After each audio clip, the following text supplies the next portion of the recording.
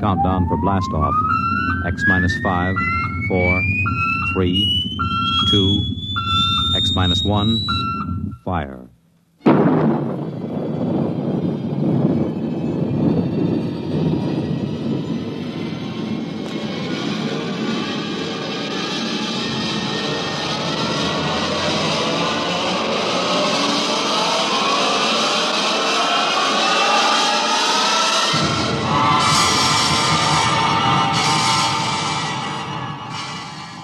From the far horizons of the unknown come transcribed tales of new dimensions in time and space.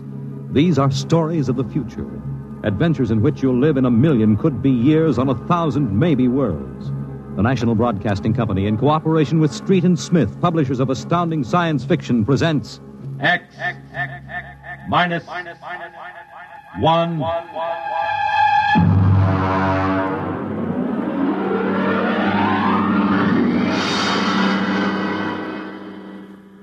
tonight's story, The Outer Limit, by Graham Dorr.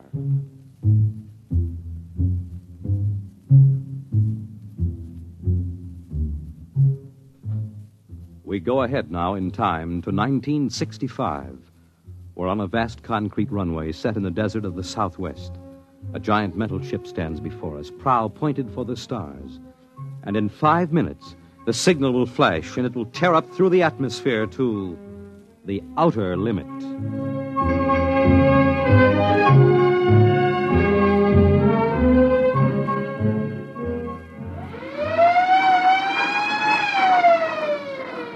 Attention! Attention! Clear field for takeoff! Clear field! 5 minutes, Steve. Right. Warm her up, Charlie. Turn her over!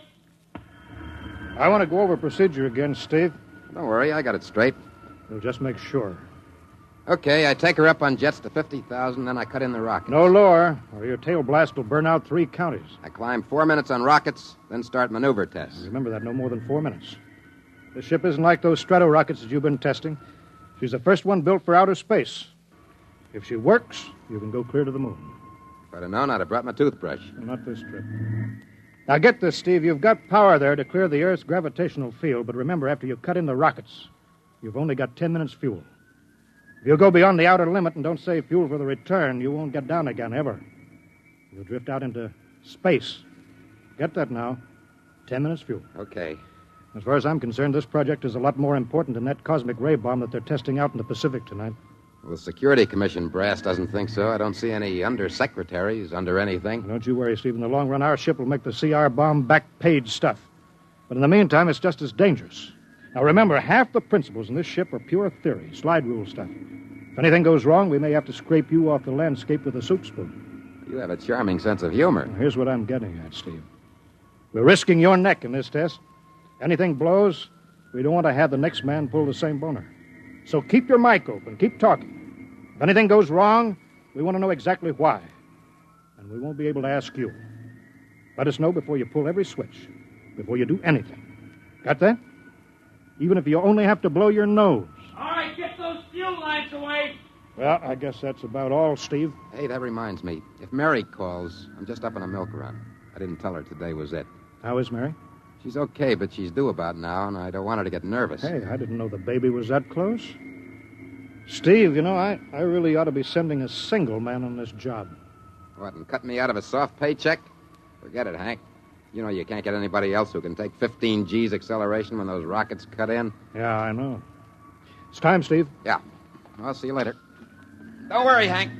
I'll sweat for both of us. Good. Button her up, Charlie. So long, Hank. So long. We'll give you the light from control.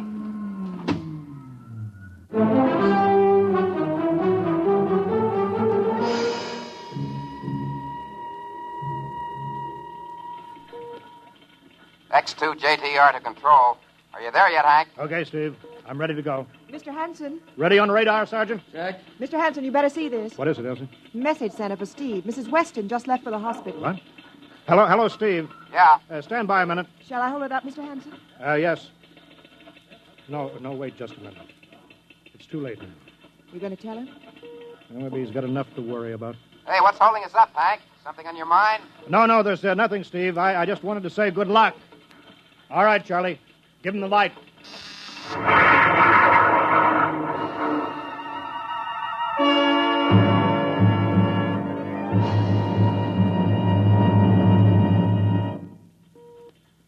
All right, Steve, I'm reading you clear.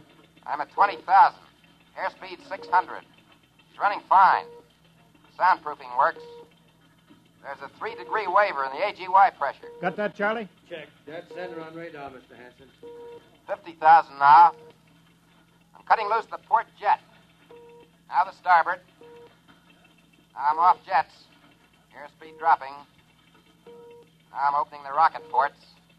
The switch sticks a little, Charlie.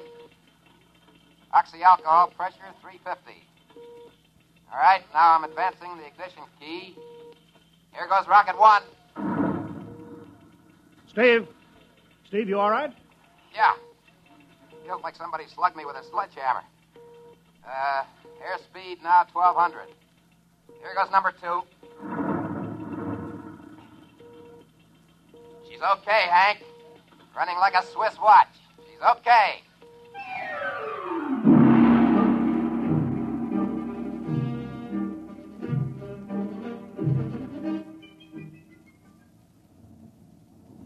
Hello, Steve.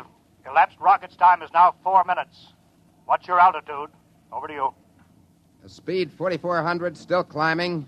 Altitude 297 miles. All right, you're at the outer limit. Level off for maneuver tests. You've got exactly 6 minutes fuel left. I'm starting a 3-degree left bank.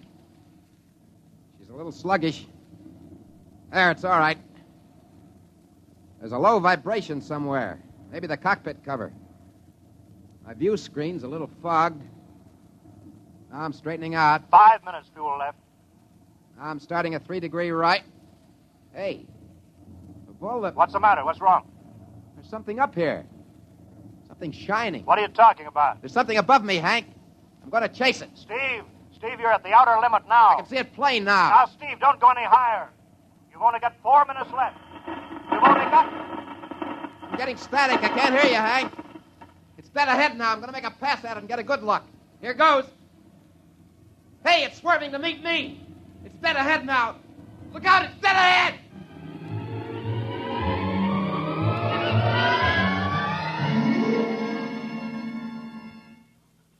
Hello, Steve. Steve, come in. 9 minutes fuel gone. There's still no sign Hello. of radar. Hello, Steve. What happened? Charlie, get the crash squad out. Tell the Army squadron to alert their search plane. Right. 9.5 minutes gone. Hello, Steve. Steve, listen to me. What's happened? Where the devil is he? Hello. Come in, Steve. Steve, come in. Hello, Steve. Hello, Steve. 10 minutes. Steve. That's the end of the fuel.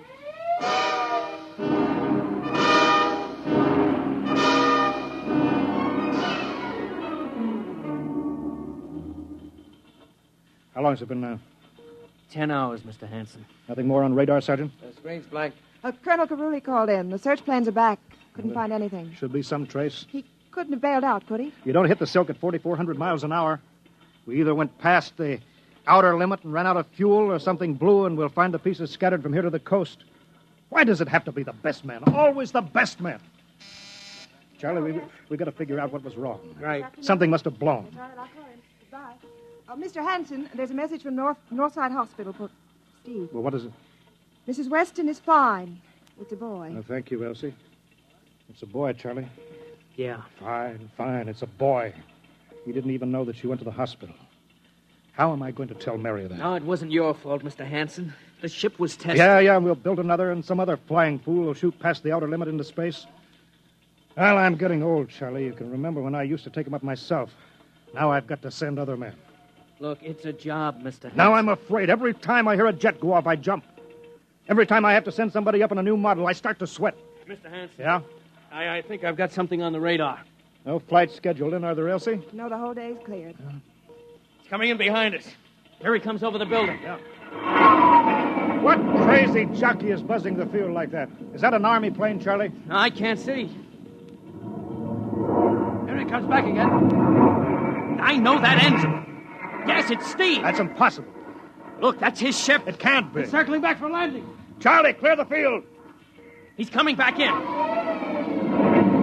Mr. Hanson, there's not another ship in the world that looks like that. I tell you, it's got to be Steve. Thank God.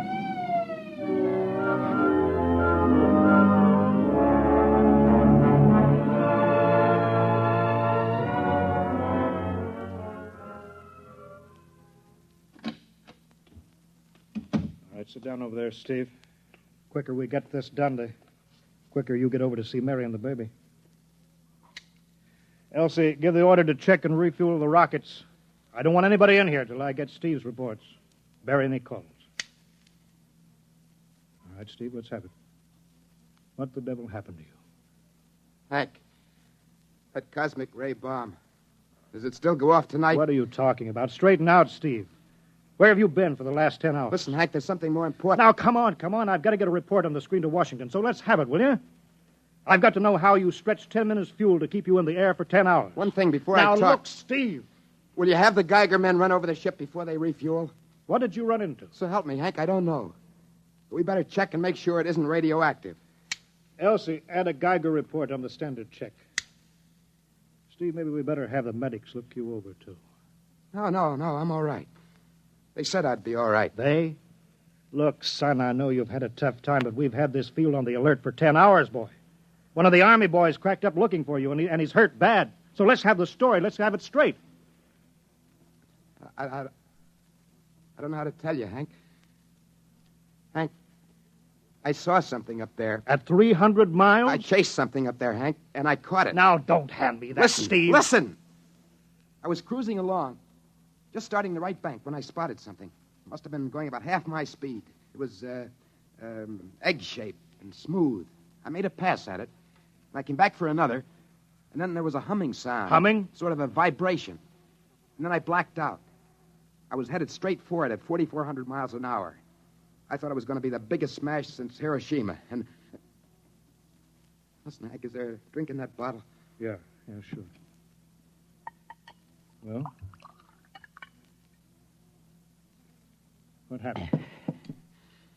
Hank, I came to inside their ship. Steve, this whole thing has been a devil of a strain on you. I'm going to call Major Donaldson from the Army base, ask him to sit in. The psychiatrist? Yeah, that's a good idea. Let him run his tests. He'll tell you I'm not kidding. Because, Hank, unless I miss my guess, I've just been tipped off to the way the world ends.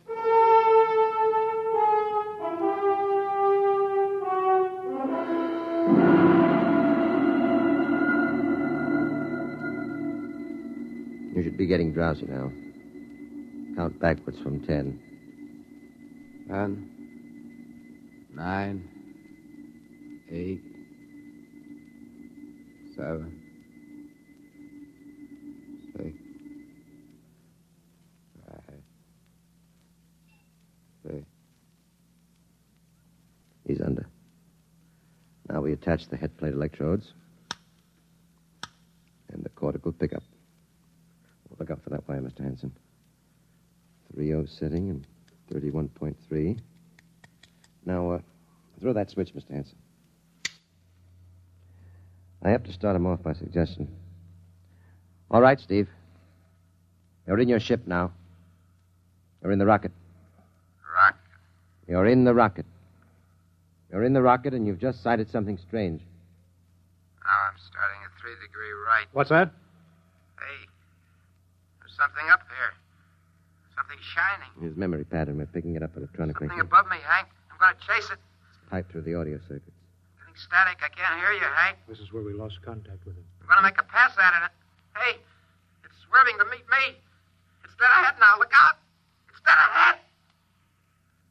Now what? This is where he blacked out. No telling how long, minutes or hours. What's that noise? I don't know. Shh. Where? How did I get here? What? Who are you? Is he seeing things? Galactic Patrol. What's that? What are they saying, Steve? What are they saying?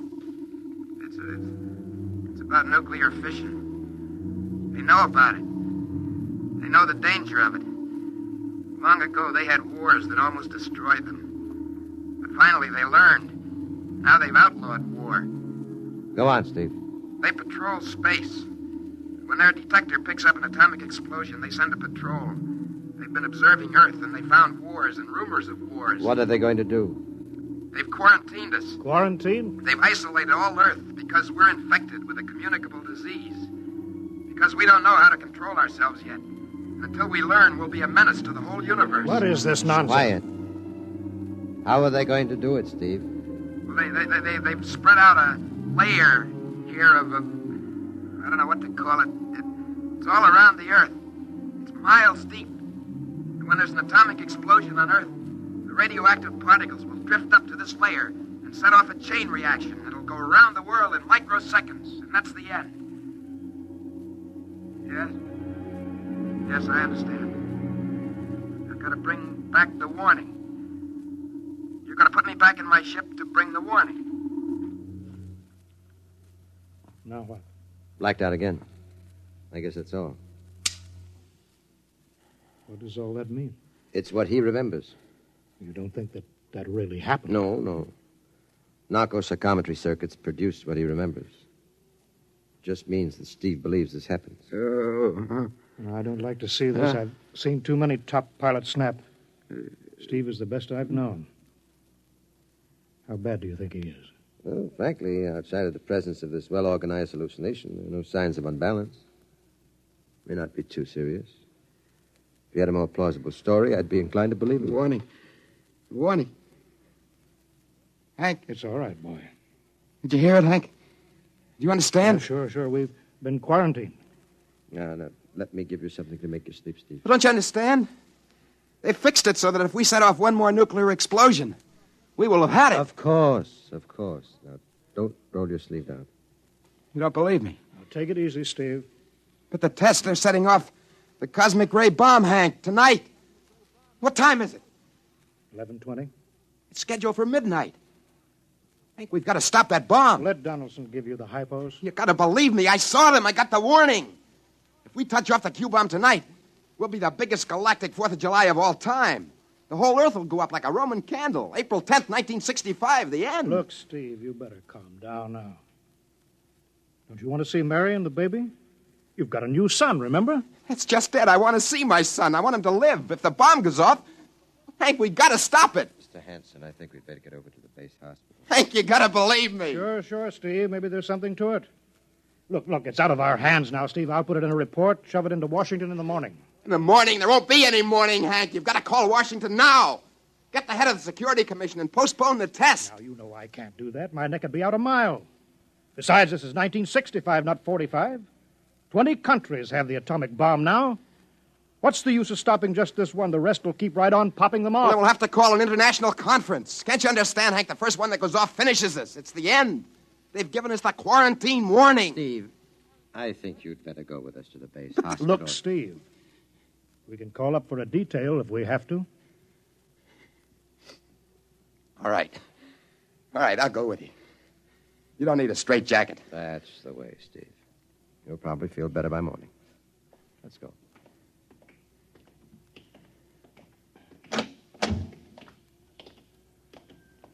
Tomorrow I'll drive you over to the hospital to see Mary and the kid. Sure. Look at the ship under the floodlights.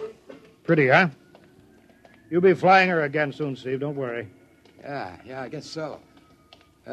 What's she doing out on the line? They refuel her? Yeah, we got Clausewitz coming in tomorrow from Denver for another test. Figure we give you a day off. Yeah, that's good. That's fine. Steve! Hey, go! Come on, Donaldson! Steve! Steve, come back here! He's heading for the rocket. That's crazy. Steve! Get down off of there, Steve! We can't get at him now. That hood is armor glass. Hey, he's waving. To its control, the radio. Come on! I should have gotten help. Come on. The radio is still hooked up.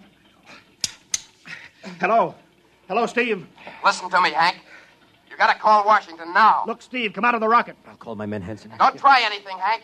They refueled the rocket for tomorrow. Take it easy, Steve. Listen, you know what'll happen if I fire the rocket tubes down here? Steve, don't, please. And burn out every building for 5 miles. All of us in one big blast. What do you want, Steve? You gotta stop that bomb. You gotta call Washington now. They won't believe me. You make that call or I cut in the rocket. I mean it, Hank. You hook my screen to yours in parallel. I want to see exactly what you're doing. All right. Just don't fire those rockets. Get going, Hank. You got 12 minutes to make that call and stop the bomb. All right. I'm making the parallel hookup now. Donaldson, you think he'll really blast? I don't know. Up to now, I'd almost say it was normal, but this Hanson, he's liable to do anything. Steve, there, you getting it on your screen? Yeah. Now put that call through. All right. Operator, Visit screen to Washington. the visit screen circuits are busy, sir. If you try again in half an hour. This is a Security Commission priority. Break in. Get me a line. Just a moment, please. 10 minutes, Hank. Listen, Steve, I'm trying. Ready to take your call, sir. Washington Security Commission 3. Urgent. I want Undersecretary Herbert Ames. Washington 3. 1 moment, please. Hurry, will you, please? 1 moment, please. Chicago. San Marco calling Washington visit screen 3. Urgent. Washington 3. 1 moment, please. What time is it, Donaldson? 11:51. Do you think he'll fire those rockets? He might. Washington. Go ahead, San Marco. Visit screen 3. Mr. Herbert Ames. That is a coded exchange. I cannot accept your call without clearance. Listen, Washington, put this through. This is Mr. Hanson of Hanson Rockets Incorporated at San Marco Air Base. This is a priority call. I'm coded. 1 moment, please. I will check your code number. Get it through, Hank. That bomb goes off at 12. Will you be reasonable, Steve? Your call has cleared, San Marco. Washington visit screen 3. Herbert Ames. This is your call, sir. Security Commission. Ames. Oh, hello, Hanson. Listen, Ames. You've got to get me the chief. You kidding? He's at the test control room. Yes, I know, but get him for me. Hey, what's up? You look lousy. Or is it a bad circuit? There's no time, Ames. I've got to get him before the test. It's about the ray bomb. I can't take the responsibility. Get it through, Hank, or I blast. Hey, what's going on there? Ames, my project has a high enough rating. This is a priority A call. What? Well, it's your neck. Okay, I'll try to get him for you. He's in the control room, though. You'll have to switch off your screen and speaker and go on earphones. Too much going on in there. Security, you know. You hear that, Steve? I've got to cut the screen. All right. 8 minutes, Hank. Hello? Hello? Yes, sir. This is Hanson at San Marco. No, sir. Priority A request to cancel the bomb test. No, look, I'm serious. I'm deadly serious. We sent the X-2JTR up today to the outer limit, and we uncovered evidence. Yes, on the automatic instruments. What's that? No, this possible chain reaction. No, I can't tell you the whole story. There isn't time. Yes, I'll bring the readings into Washington in the morning. You've got to postpone the test till you see them. Yes, I understand that. I understand about the press. I'll take complete responsibility for this. What's that? Look, I've worked on contracts for the Commission for 10 years now. Yes, I have complete confidence in my information. You can record that. All right. I'll call you back immediately. Goodbye. Hank? He's agreed to cancel. The ray bomb won't go off. Thank God. All right, Steve. You can come down out of the ship.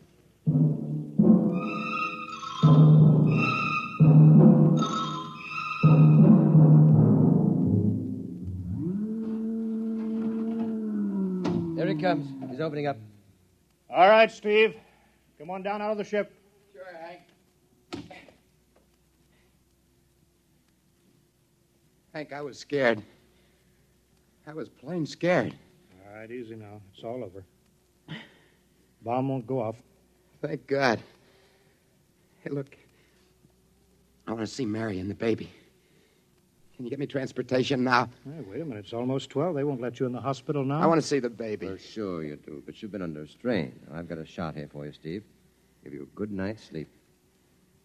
All right. Roll up your sleeve. Sure. Now, that'll make you sleep. Sergeant will find you a bed. Come on, Mr. Weston. Well, good night, Hank. I am kind of beat. It's been a tough night.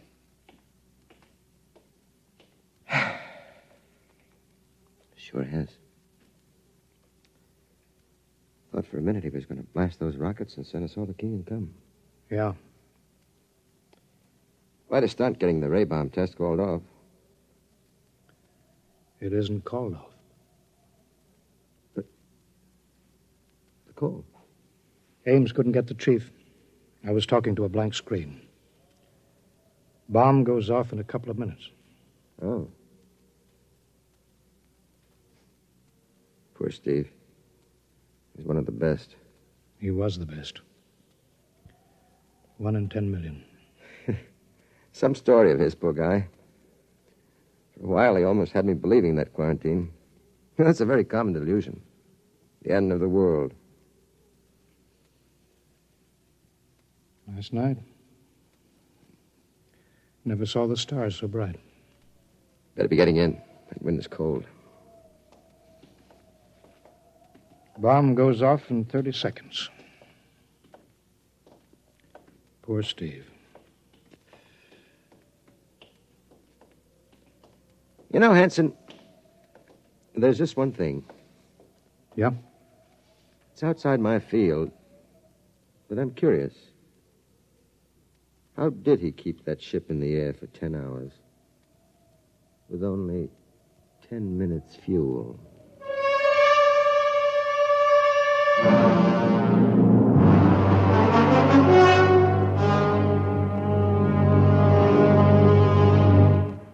You have just heard X-1, presented by the National Broadcasting Company in cooperation with Street and Smith, publishers of astounding science fiction.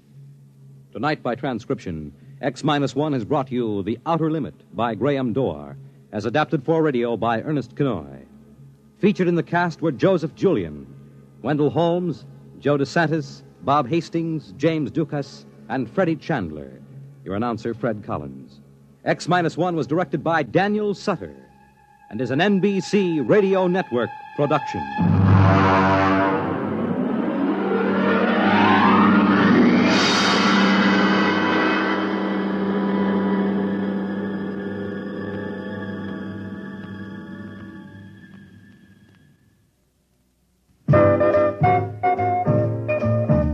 You don't have to stop whatever you're doing to listen to your radio.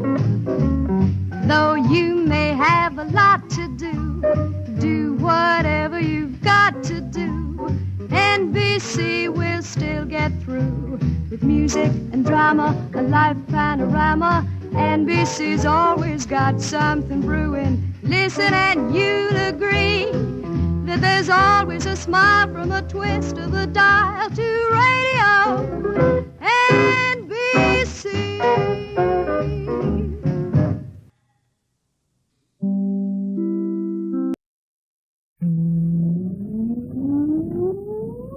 Countdown for blast off. X-5, 4, 3, 2, X-1, fire.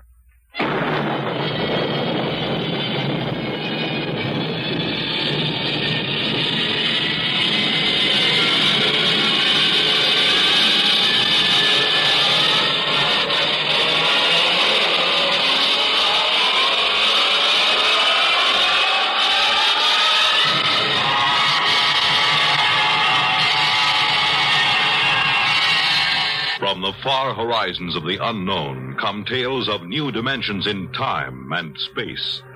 These are stories of the future, adventures in which you'll live in a million, could be years, on 1,000 maybe worlds. The National Broadcasting Company presents X-1.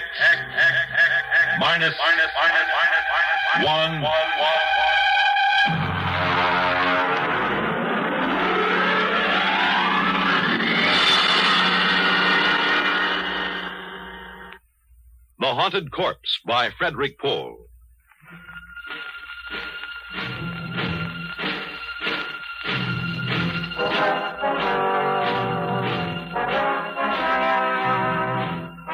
It was 2,200 hours when my task force of 135 picked men and a wax stenographer, all fully equipped for any emergency, surrounded the big house.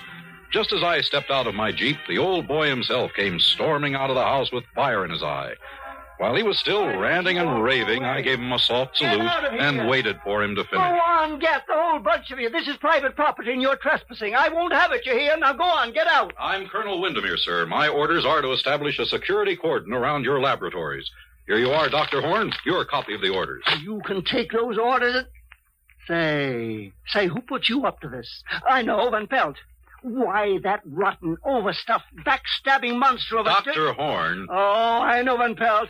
I ought to. He worked as my associate for years. But that doesn't give him the right to turn traitor and go running off to the Pentagon with a story about the Horn effect. Excuse me, Dr. Horn. The General asked me to give you his personal assurance that my men will not in any way interfere with your work here. It's just a matter of security. Security. Now, listen here, Lieutenant. I won't tolerate Excuse anybody... me, sir. It's Colonel. Lieutenant Colonel Windermere. Colonel, General, Lieutenant, what do I care what fool title you stick on your name?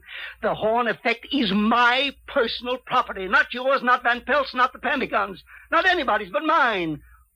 You and your whole army can go plumb to the devil. Good day.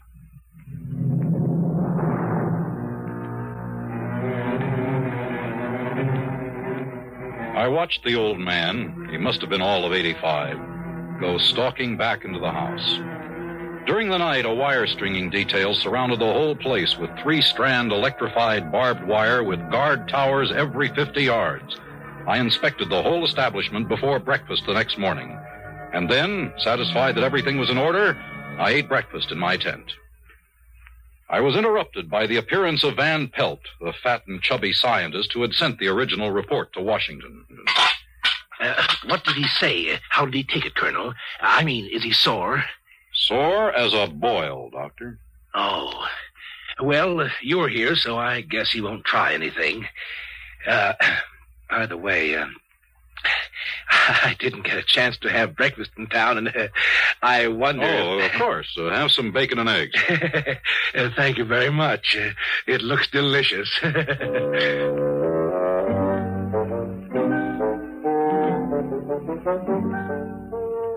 I watched him gobble up the rest of my breakfast.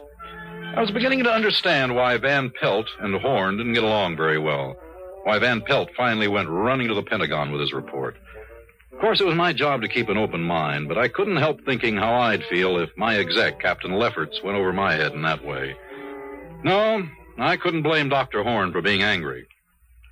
At 1400, I went to see the doctor again. I brought along Corporal McCabe, my wax stenographer. Well, what do you two want? Good afternoon, Dr. Horn. I'm here to get your daily progress report. Daily? You want to report every day? Yes, sir. Refer to paragraph 8 of my orders. Corporal McCabe here is an expert stenographer. She'll take down your dictation. Dictation? No, I won't do it. I absolutely will not do it. You'll have to do it, sir. Why, Orders. Why, you and your stinking little two-bit army. I ought to... Oh. Progress report, you say? Yes, sir. You're going to stick to what you say? I must, sir. Well, I suppose I must reconcile myself to the situation. Now, exactly what is it that you want, Lieutenant? The report, sir, and it's Colonel, not Lieutenant. Just so. The report, all about my work, is that it? You may speak freely, Doctor. Corporal McCabe has full security clearance. Well, that must make her very happy. Yes, the report. Just so.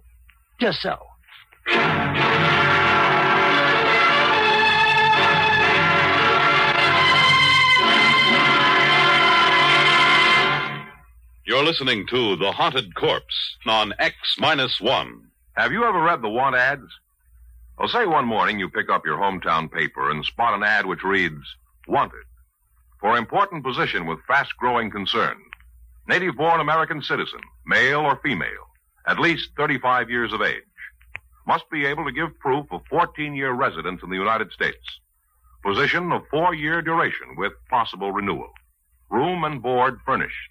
Yearly salary, $100,000.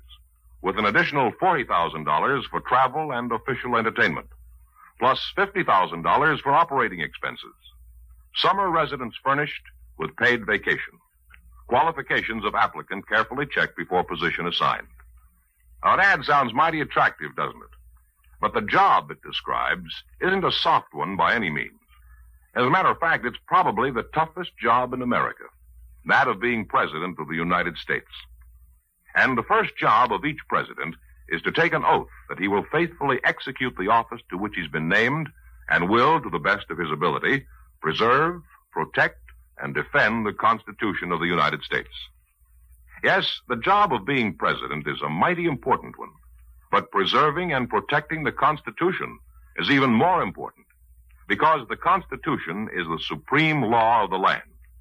The president may veto a bill, but if Congress, by a two-thirds majority, passes the bill over his veto, it becomes a law under the Constitution, unless set aside by judicial judgment. Thus, the best interests of the people are protected. That's how your American Constitution works.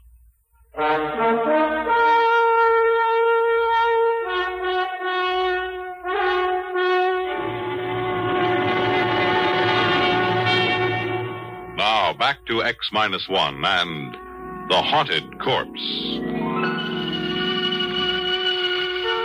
I wasn't deceived by Dr. Horn's sudden willingness to cooperate. He was probably trying to win my confidence so they could find a way to phone his congressman and make trouble for the whole operation. But I merely nodded to Corporal McCabe, who opened her notebook and got ready to take the dictation. Very well. This machine you see here is my polycloid quasitron. Now, to understand its operation, let me explain. Sir, excuse me, that term... Oh, yes. Dr. Horn, would you kindly spell those two words for the corporal? Just so. Polycloid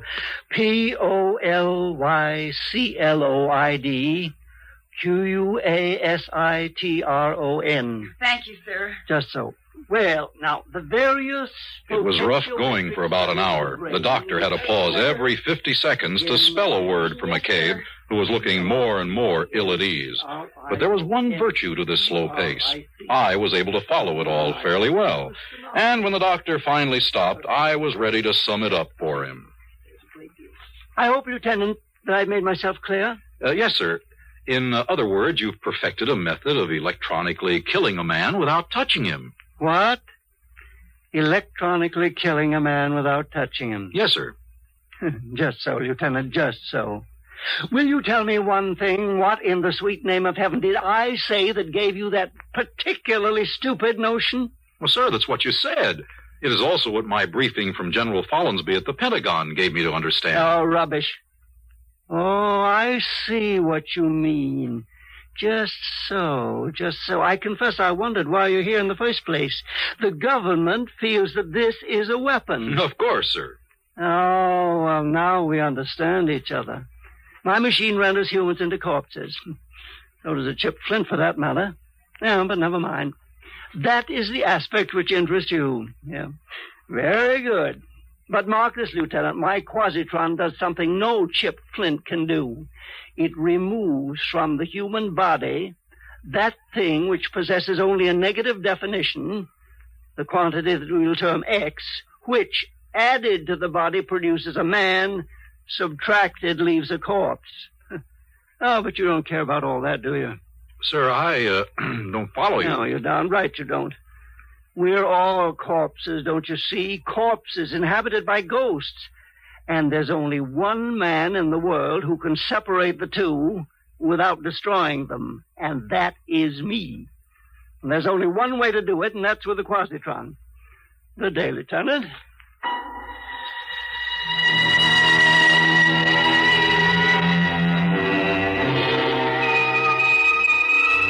Corporal McCabe and I left hurriedly. I was ready now to make my situation analysis according to orders, but I decided to check one fact. I summoned Van Pelt to my tent that night.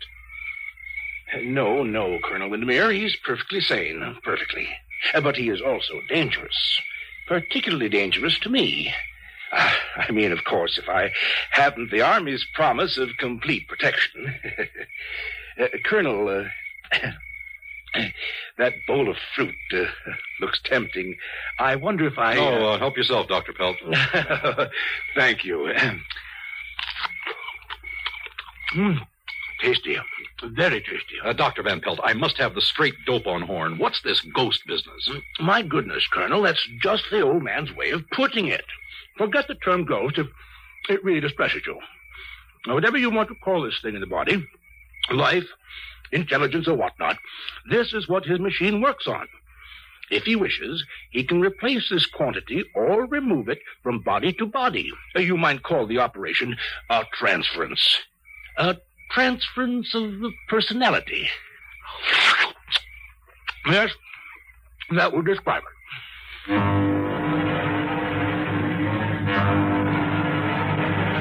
Well, I got rid of Van Pelt fast after that. Now I had something really exciting to look into. This old man had a machine that could take a person out of his body and put him into another one if he liked.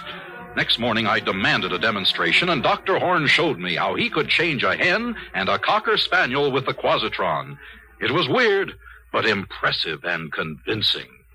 Well, Lieutenant, do you believe in my machine now? Remarkable.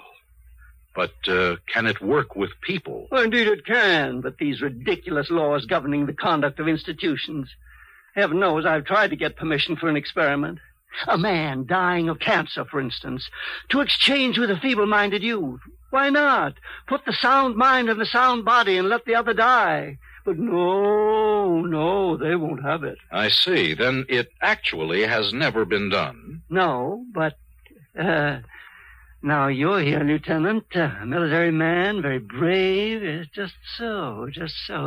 All I've ever needed was a volunteer. Now, Van Pelt refused, the coward. So is everyone else, but now you... Negative, sir, negative. I am not a lieutenant, Doctor. I am a field-grade officer. But if there is a need for volunteers, I can find them for you, sir. You can? You really can? Yes, sir. I can think of several likely prospects. Give me until tomorrow. Just so, Lieutenant. Major, Captain, then. Tomorrow will do splendidly.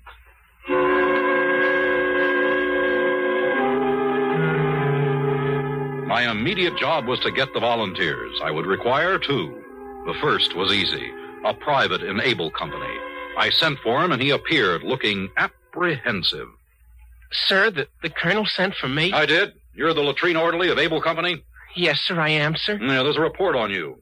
AWOL. That means a court-martial. You're aware of the possible consequences? Yes, sir, I am, sir.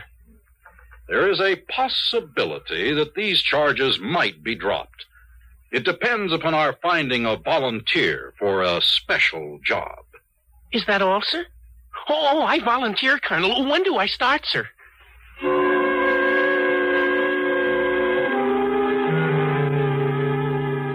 That was one. The second was a bit more of a problem. I thought at once of my executive officer, Captain Lefferts, a fine officer typical of the best leadership type. He had just been married, and he had no desire to be transferred to Saudi Arabia. Let me get this straight, Colonel. Are you saying that if I volunteer for this assignment, there's a possibility my orders might be changed? Captain, I hold your transfer orders in my hand. If you decide to volunteer, I will destroy them. Sir, I volunteer.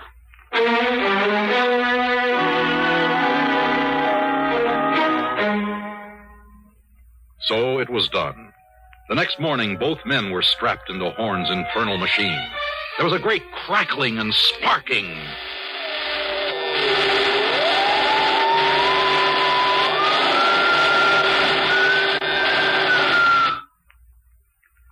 There.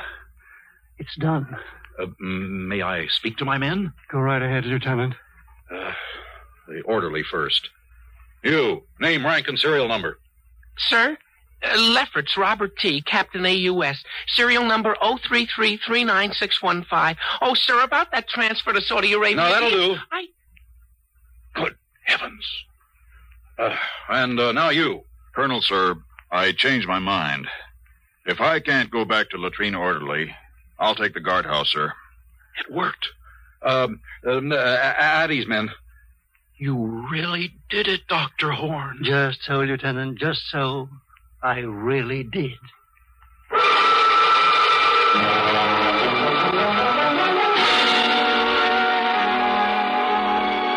Horn switched the two men back again while I rushed for the telephone. Crash priority, the Pentagon, General Follansby, priority and classified. Ask the general to stand by for scrambler.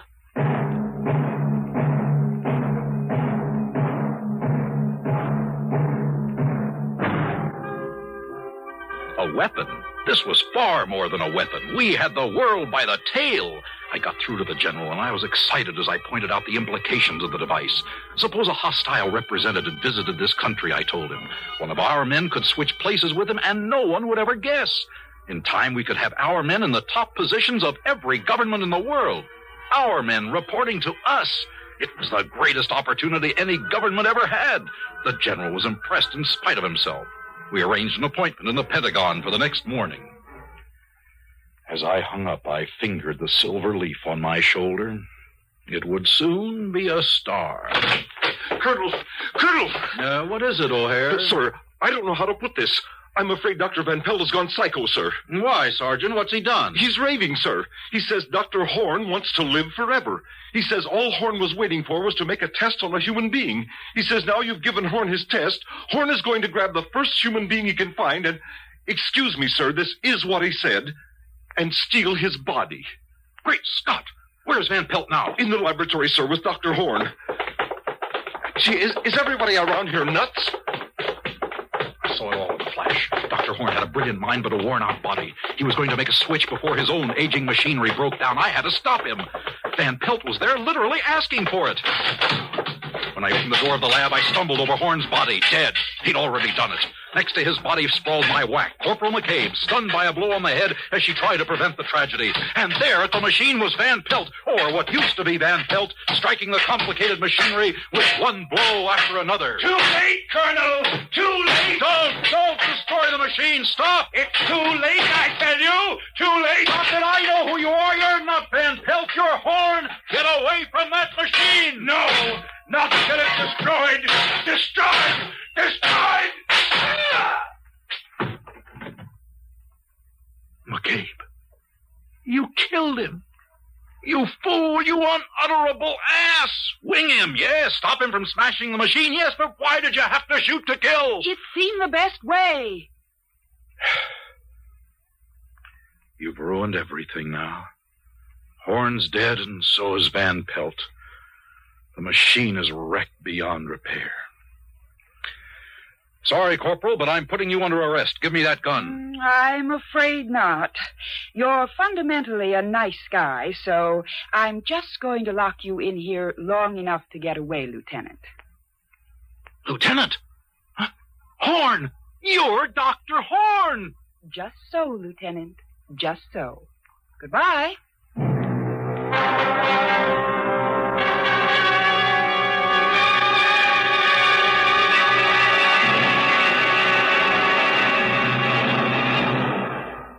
X-1 has brought you The Haunted Corpse, a story written by Frederick Pohl and adapted for radio by William Welch. Featured in our cast were Edgar Staley as Dr. Horn, Walter Black as the Colonel, and Dean Lyman Almquist as Van Pelt.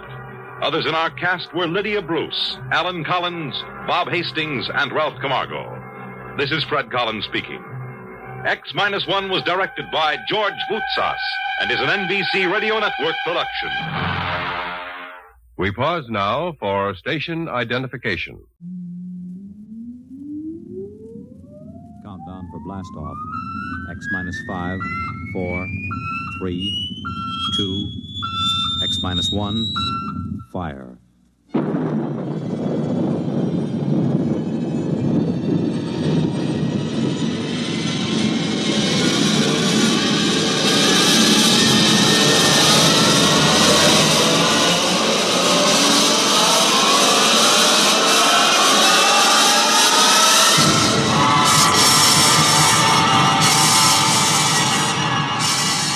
From the far horizons of the unknown come transcribed tales of new dimensions in time and space. These are stories of the future, adventures in which you'll live in a million, could be years, on 1,000 maybe worlds. The National Broadcasting Company, in cooperation with Galaxy Science Fiction Magazine, presents X-1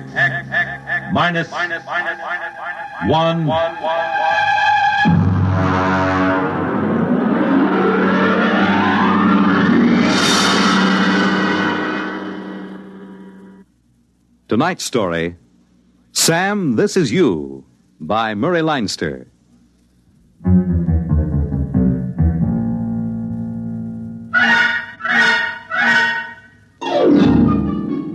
If I were you, I wouldn't believe a word of this story.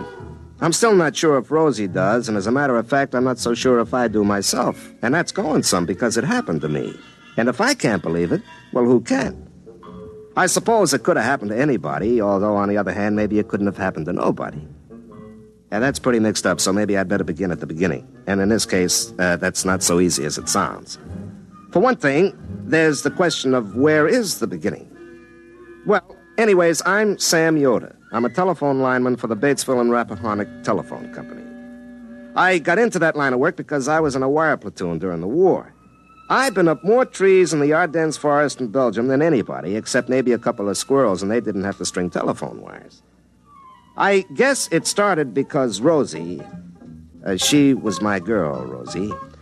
She thought I lacked ambition. And also get up and go. Yeah, anytime you say, honey, except it's one of those jitterbug things and I can't jitter much. I don't mean dance. I mean stick-to-itiveness. Now, honey, that's ridiculous. A telephone lineman has more stick-to-itiveness than anybody or he'd fall right off the pole. Huh? Want another drink?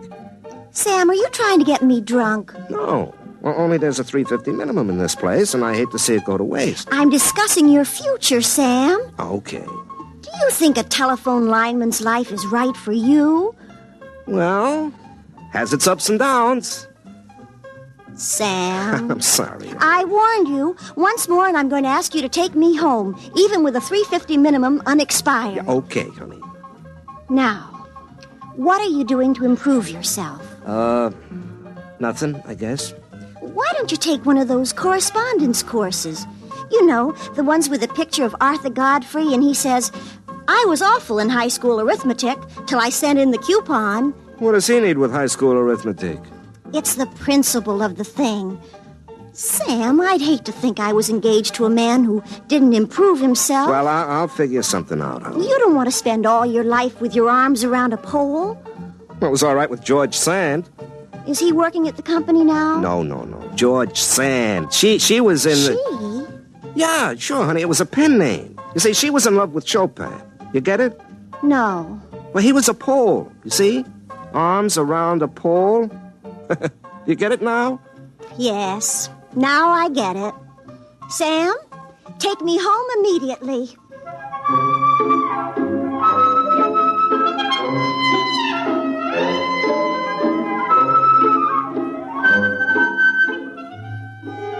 She's like that. No sense of humor, know what I mean? But listen, when you climb up and down telephone poles all day, you get tired of something that's straight up and down. Rosie was a refreshing change.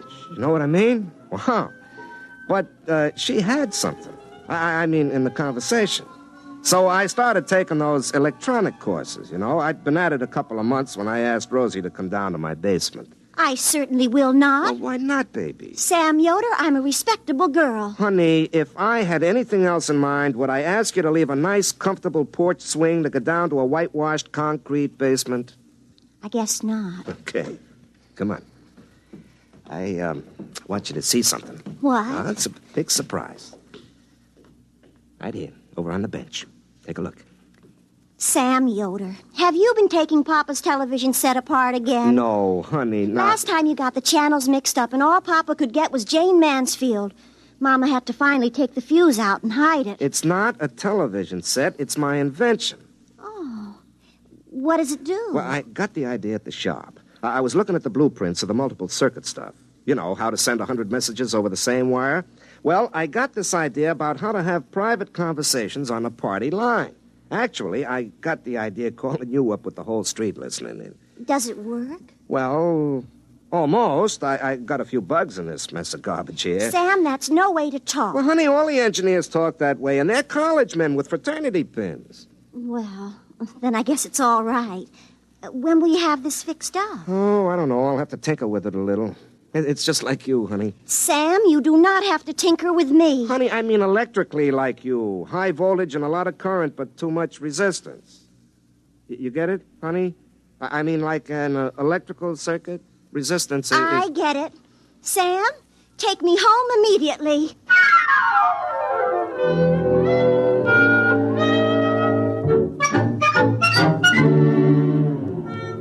I was thinking of my invention on next Friday, July 2nd, about 6 o'clock.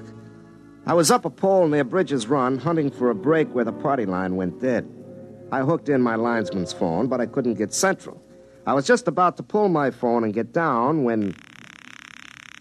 Hey, that's impossible. The line checked out dead. Hello, who's this? Sam, this is you. Huh? What's that? This is you. You, Sam Yoder. Don't you recognize your own voice? This is you, Sam Yoder, calling from the 12th of July. Look, Mac, I'm working and I'm 50 feet up. Don't hang up. I'm not hanging up, but you'd better. Now, wait a minute. Do I know you? The voice is familiar. Sam, it's the 2nd of July where you are, and you're up a pole by Bridges Run. The line's dead in 2 places, or else I couldn't talk to you. Lucky, huh? Whoever you are, it isn't going to be lucky for you.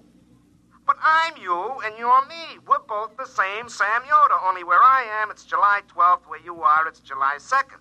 You've heard of time traveling? Well, this is time talking. You're talking to yourself. That's me. And I'm talking to myself. That's you. And it looks like we've got mighty good chances to get rich. Look, I don't believe this. All right, then listen.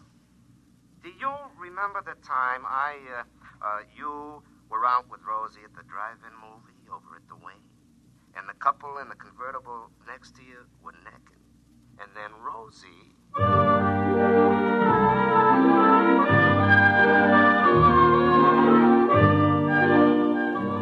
Well, never mind what he said. It was something only me and Rosie would know about. Nobody else in the whole world, so I knew he was me. I was he, him. We were the same. He told me what he wanted me to do, and then he told me where the brakes were in the line and hung up. Well, I cut loose down the pole, and my irons only hit it twice from the top to the bottom. I was sweating and shaking a little, and it didn't help any when I found the 2 brakes right where the voice said it would be. But that wasn't any more impossible than anything else. I called into Central and told them I was sick, which wasn't particularly untrue anyway. And then I went home and made myself a cup of coffee, and pretty soon I was muttering to myself, which I don't say now in order to make telling the story easy. But I do it all the time, like this. You got a good cup of coffee here, Sam, old boy. Instant, but strong. Oh, now there isn't any weak-mindedness in my family, and the company psychologist said I grew up stable. Was it inner stable? Well, anyway, nobody but Rosie knows I told her nose is so cute I couldn't believe she ever had to blow it. Maybe it was me talking to myself. Donut, Sam? Don't mind if I do. I talk to myself just sitting over coffee. Why shouldn't I talk to myself on the telephone? From the middle of next week, on a dead line. I wonder if that psychologist was right. More coffee, Sam? Just a little to hot it up. When? Now, look, if somebody drove over to Rappahannock past Dunsville and telephoned back that there was a brush fire at Dunsville, I wouldn't be surprised to get to Dunsville and find a brush fire there. So, if somebody phones back from next Tuesday that Mr. Broadus has broke his leg next Tuesday, why should I be surprised to get to next Tuesday and find out he'd done it? More coffee, Sam? No, thanks. I couldn't touch another drop.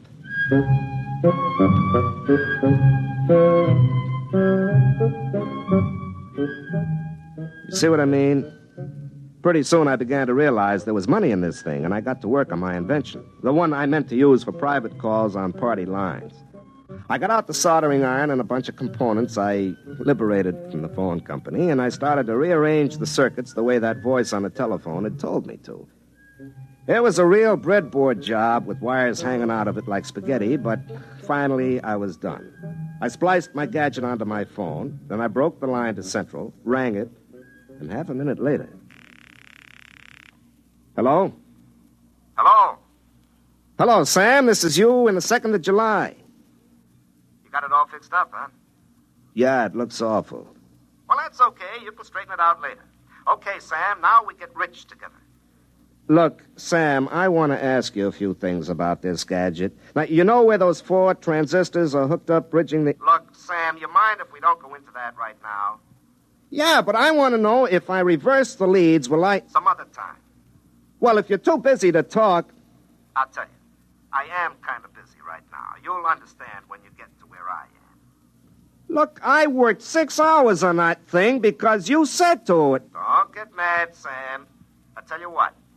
You go see Rosie and tell her about this and have a nice evening. Ha-ha. What do you mean, ha-ha? You'll find out. Knowing what I know, I'll even double it. Ha-ha, ha-ha.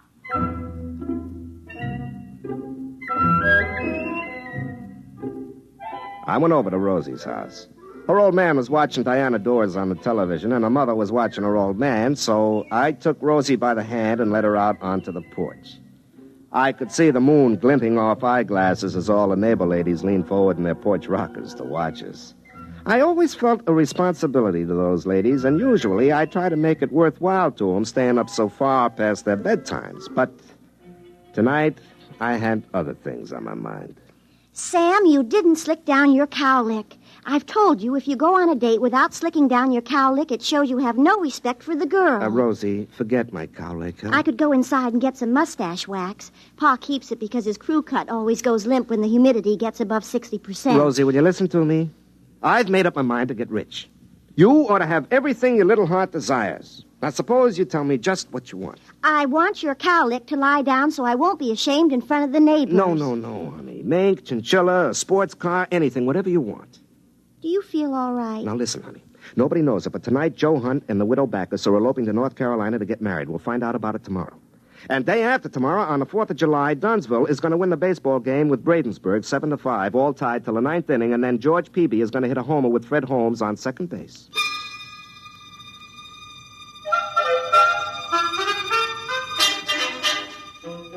There was a brief silence, interrupted only by the sound of Pa's rocker going over as he tried to get a better angle on Diana Dors. I don't know how many times I've explained to him you can't improve on the view on a 2-dimensional TV screen by craning your neck.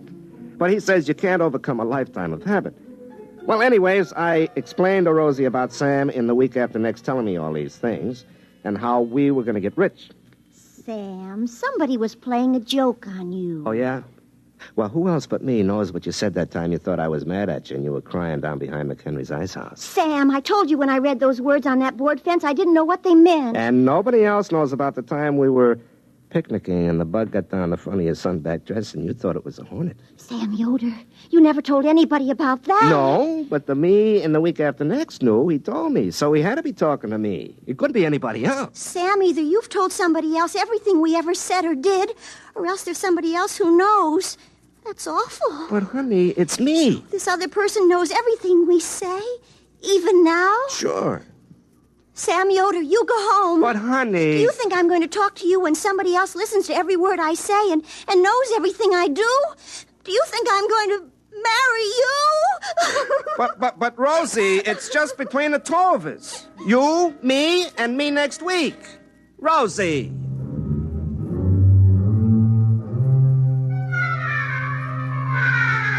I stayed around till her father came out and asked me to go home so Rosie could finish crying and he could watch Hell's Angels on the Late Show in peace. On the way back to my house, I got madder and madder. Sam, in the week after next, could have warned me about this, the louse. Well, I plugged in my gadget and rang, but I guess there was nobody home on July 12th because there wasn't any answer. And there wasn't any that night when I got home from work either. So I went around to see Rosie. The only reason I'm talking to you, Sam Yoder, is that Pa's inside sneering at Dorothy Kilgallen on What's My Line, and I don't think it's polite. You still mad at me? I never was mad at you. I'm mad at whoever was talking to you on the phone and knows all our private secrets. And I'm mad at you if you told him. But, honey, I didn't have to tell him. He's me. All he has to do is just remember. I tried to call him again last night and this morning, but he doesn't answer. Maybe he's gone off somewhere. Do you think it's polite to sneer at Dorothy Kilgallen? She knows so many important people by their first names, lots of them even for short. You think maybe it's all an illusion? You told me last night there'd be an elopement, and there was. Joe Hunt and the widow Backus, just like you said. Well, could have been a coincidence. I'm waiting to see if Dunsville beats Bradensburg 7-5 tomorrow. Yeah, I bet $11 on it. If that happens, I'll die. Why, honey? Because it'll mean that I can't marry you, ever. Because somebody else would be looking over your shoulder, and we would never be by ourselves all our lives, day or night.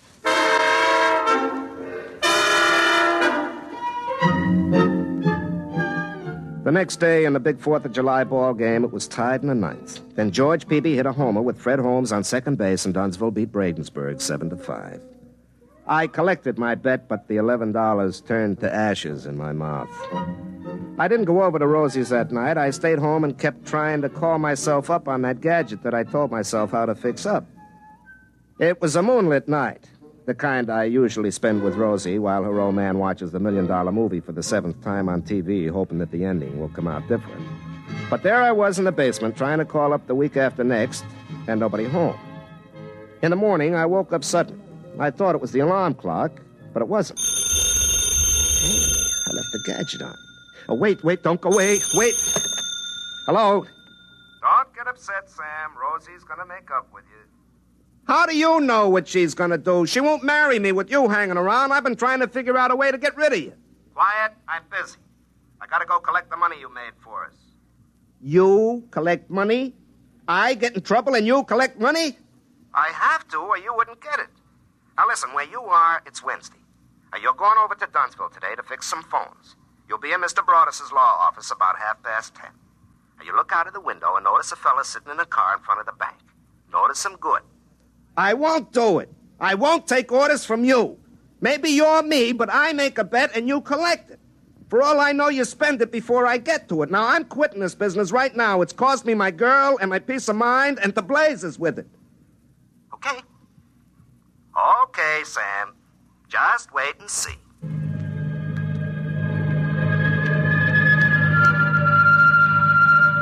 The trouble with a story like this when you tell it is there isn't any suspense, like one of those old movies where a gypsy fortune teller tells George Raft he's going to be head gangster and fall in love and finally get shot by his best friend, played by Ralph Bellamy. And then the rest of the picture just goes like a local commuter train following a schedule. Well, sure enough, I was ordered over to Dunsville to fix the phones in Mr. Broadus' office. Well, at 10:30, I happened to look out of the window, and there, sitting in a car with the motor running, was a reddish-haired man.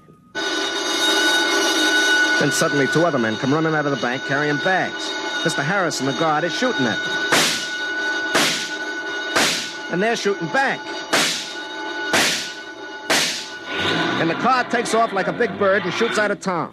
And Fred Hale comes tearing after him in the squad car right down Olympia Street. Unfortunately, Mrs. Monroe was turning left into the supermarket parking lot. She happened to be coming from the far right lane.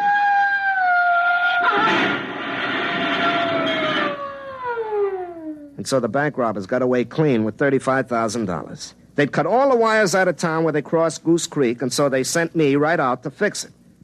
I was up the pole right next to the creek, working, and, like usual, talking to myself. Sam, do you realize what that was? A bank robbery.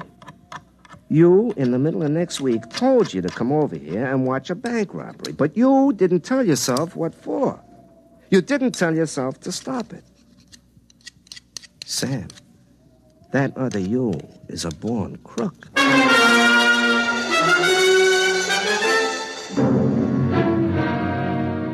Then I realized it wasn't another me. It was me a week and a half later. If he was a born crook, so was I. Nothing could happen in a week and a half to change character like that. I couldn't even turn myself into the cops, because nobody would believe it. I suddenly realized I was an accessory before and after the fact of that bank robbery. And then I realized there was only one thing to do. That night I drove over to Rosie's house. Her father had a jacket and tie on because he was expecting to visit Her Supreme Highness Princess Grace of Monaco and Slapsy Maxie Rosenblum with Ed Morrow face to face. I took Rosie out to the porch just as the princess invited Ed and Rosie's old man into a closet to see her shoes. Sam, what's the matter? You look awful. I am awful. Rosie, I come to tell you goodbye. I just found out I'm a criminal, so I better go and commit my crimes far away from hearth and friends who would be hurt. Sam, what's happened now? That bank robbery. I knew all about it before it happened. I called myself up and told myself, but I didn't let myself stop it. Don't you see? I'm an accessory both ways against the middle. I'm a criminal. So, Rosie, goodbye. Sam, you sit right down. Oh, it's in the blood, I guess, or the genes. What do you think in my case it was? Environment rather than heredity. Now, Sam, you haven't done anything yet. It's that other you. But I'm going to have done something. I'm doomed to be a criminal. Well, I'm going to reform you. What? I'm going to reform you before you start. I'm going to stay with you from now on, every place you go. But, Rosie, I climb poles. I'll wear my tapered slacks. You won't do anything criminal with me along. And if that other you starts talking to you on the telephone, I'm going to climb the pole and tell him where he gets off.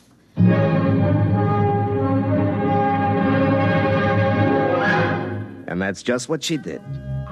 Wherever I went, Rosie went right along with me, carrying a 10-inch crescent wrench in case of emergencies, wearing her tapered slacks, which looked real good because, as a matter of fact, the slacks taper just a little more than Rosie does.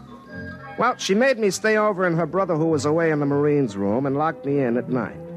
It went on that way for a couple of days. Rosie looking grim all day, not even holding hands or playing footy in the diner over coffee. We spent the evenings in her living room while her father watched Meet the Press and asked Nixon and Kefauver questions that they never even answered. I complained to Rosie that we had all the disadvantages of being married a long time without the obvious advantages. But her father told me to keep quiet and stop interrupting Steve Allen. Well, finally, on the 11th of July, we were driving in the phone company truck, Rosie was driving, to make sure I didn't commit anything criminal like crossing the double white line or not stopping for a school bus. Do you realize tomorrow is the 12th? Yeah. That's the day the other you called you up from, isn't it? Yeah, that's right. Well, I've kept you honest. If you turn into a hoodlum between now and tomorrow... Rosie, look out, that car! Now, look what you did. Is the other man hurt? He's getting out of the car. Hey, Rosie, that hair. Rosie, that's the man who... Get down, he's shooting at us. Why? Well, he's the man I saw outside the bank. He's one of the bank robbers. Look out, he's coming this way. He looks awful mad. Why not? We smashed his getaway car. Rosie, get behind me. I'll protect you.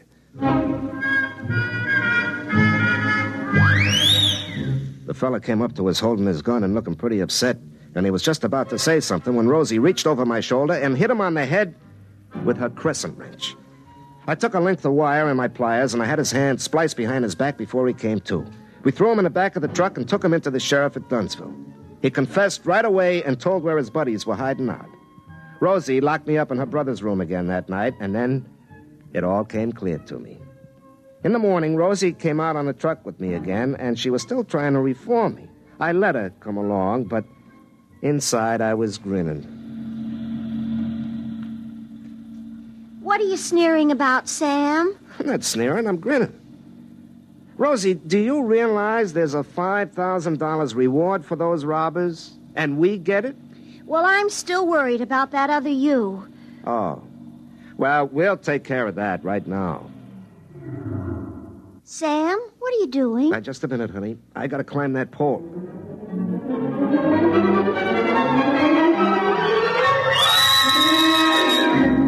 Sam, what are you doing up there? Well, I gotta make a call, honey. Hook up my little gadget. Now. Hello, who's this? Sam, this is you. Huh? What's that? This is you. You, Sam Yoder. Don't you recognize your own voice? This is you, Sam Yoder, calling from the 12th of July. Look, Mac, I'm working and I'm 50 feet up.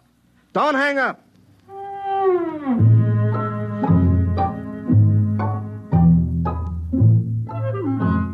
You see? It was me all the time. Here it was in the 12th of July, and I was talking to myself back in the 2nd of July, and it was the same conversation word for word. Oh, Sam, then it was you all the time. Uh-huh. Back in the 2nd of July, he's cussing me out just the way I did. And he'll fix this gadget up the way I just told him. Then we still have our secrets. Oh, sure, honey. I'll remember when I call me up tonight 10 days ago, I'm going to be very busy. And I won't want to waste time talking to myself a week and a half ago. Now, Rosie, what do you suppose I'll be doing tonight that would make me not want to waste time talking to myself 10 days ago? Rosie? Oh, Sam, we'll have all tonight to ourselves. There's a big spectacular in compatible color with Esther Williams, and Pa will spend the whole night twisting the dials trying to get the color right. He'll be furious. But your set is black and white. That's why he'll be furious. Well, how do you like the nerve of me calling me up and interrupting me at a time like that? Well, it won't take long, honey. I haven't got too much to say to myself this time.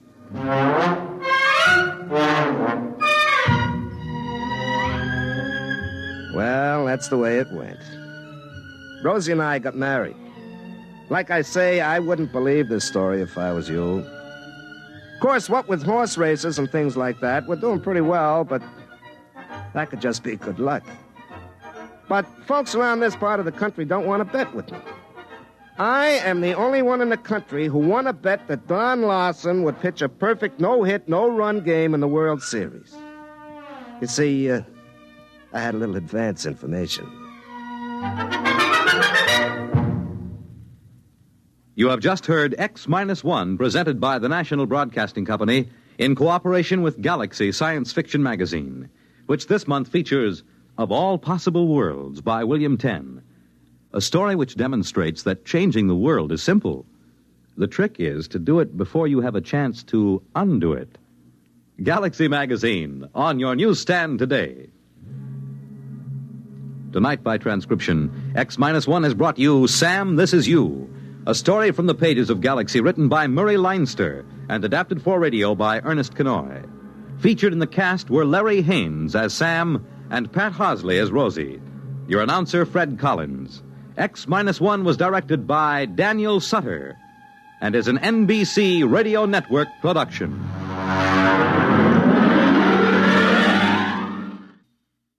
For eerie tales that set the scene for witches' flights this Halloween, hear Sleep No More tonight. X-5, 4, 3, 2, X-1, fire.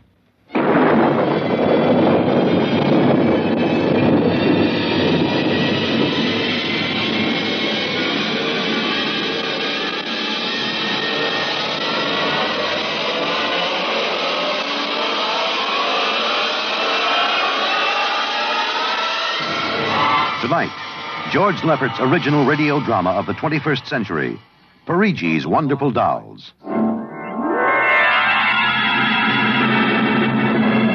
The doll shop stood on a quiet Washington side street, not too far from the sprawling Pentagon building. A woman and a child waited outside, the little girl peering eagerly through the window at the dolls inside, and the woman glancing impatiently at her wristwatch, as if expecting someone who was late for an appointment. And there was nothing about the doll shop to warn them that they were waiting to keep an appointment with doom. Oh, Mommy, look! Yes, what is it, dear? In the window of the shop, the tiny dolls. Oh, Mommy, do you think Daddy will buy me one? Well, we'll ask him when he comes, dear. He said 3 o'clock on this corner. I see him, Mommy. There he is. Oh, Henry, here we are. Hello, dear. Hi. Sorry I'm late. Well, we've been waiting for you. Cindy's been So I'm afraid I'll have to call off the shopping, Alma. Oh, Henry, we promised. Yes, I know. Cindy. I'm sorry. It's just one of those things. You've been the wife of an army colonel long enough to know his life isn't his own. What is it this time? Oh, some more of that flying sphere nonsense. The pilot who says he sighted it last month crashed and was killed today, so the general wants a full report. Dear, what next? Daddy. We'll have a staff meeting at the Pentagon at 3:15. Daddy, look in this window. Oh, I haven't time, dear. Just for a minute, Daddy, please. Indeed. I haven't time to stop and watch a bunch of 6-inch dolls parading around the shop. Say, they are lifelike, aren't they? Look at that, Alma. Dolls are marching around like a regular review. They've even got their own little band. Henry, your staff meeting. Hmm? Oh, yeah. Yes, I've got to run. Now, look, don't go spending a lot of money on that nonsense, Alma. No, dear. Bye. Bye, dear. Bye, Cindy. Bye, Daddy. Oh, Mommy, look. Look, the band's going to play. Aren't they wonderful, honey? You know, it's funny. I must have stood on this corner 1,000 times, and I've never even noticed this shop before. Good evening, children. Oh, well, good evening. Mommy, he talks awful funny. Hush, Cindy. Would you like to step inside the shop of Santor Perigi? Well, yes, we would. This way. Oh, Mommy, it's like beer. Here in the shop of Santor Perigi, creator of Perigi's Universal wonderful dolls, the world of adult reality is blended with the world of child's fantasy. This is a new shop, isn't it, Mr. Perigi? What is new and what is old? Come this way. Would you like to meet one of my little ones? Oh, yes. This one in the red jacket is Toto. Speak, little one. Why, isn't that wonderful? Mommy, he talks. The doll talks. Amazing. It's absolutely amazing. That is nothing for Perigi's wonderful dolls. Listen, sing, Toto. Sing for the little girl. My name is Toto. Cindy, listen. Sing, Toto. Men are big and tall. Dolls are very small. When men begin to fall, the dolls will rule them all. Oh, more, Mr. Toto, more. Well, how do they work, Mr. Perigi? How do they work? That is the secret of the great Perigi, greatest of all doll masters. To make an ordinary doll is nothing. To make a perfect replica, that is something. But to make a doll with intelligence, that is the work of an artist, huh? Well, yes. Well, they must be very expensive. Madame, when I construct a doll like Toto, I cannot bear to be parted from him permanently. So instead of selling, I rent my little people. You rent dolls? Precisely. $10. I have but one request. When you grow tired of my dolls, you must return them to me in good condition. Oh, Mommy, could we take him home? Take him home, take him home, take him home. Oh, look, Mommy, look. He's bowing and dancing. Oh, Mommy, he wants to come. Please, I'll take such good care of it, please. Well, honey, we'll have to deal with your father later, but... Well... Oh, Mommy! All right, wrap him up, Mr. Perigi. Oh, dear, I have a feeling when your father comes home, we'll be sorry. Be sorry, be sorry, be sorry, be sorry.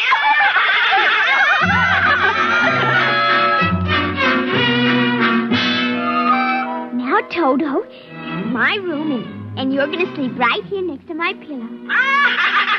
Oh, Toto, don't laugh like that. I'm going to have to teach you some manners. You be quiet, because my daddy will be home soon, and he's a colonel in the army, and he'll bust you to private if you don't behave.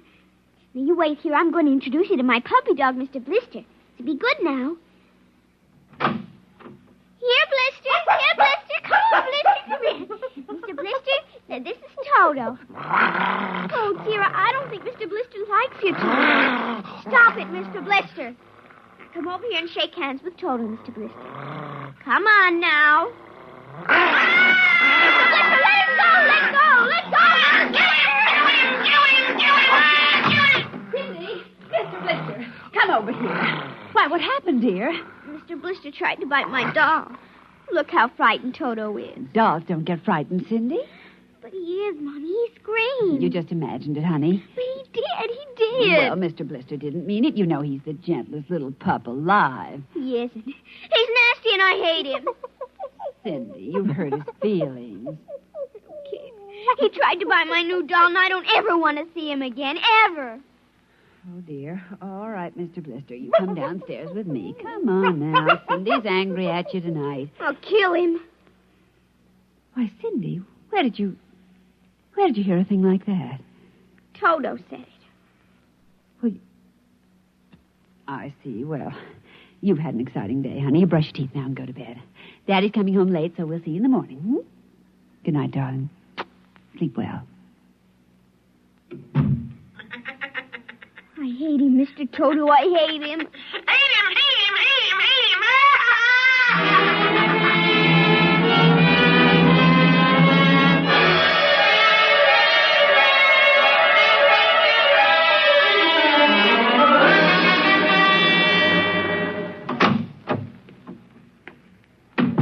Morning, Alma. Breakfast ready? Just a minute. How was the staff meeting last night, dear? Oh, horrible bore as usual. Where's the little one? Up in her room. She'll be down in a minute. Oh, say, remind me to take some papers back to the War Department, will you? I left them in my strong box. Henry, you told me it was against regulations to bring secret papers home.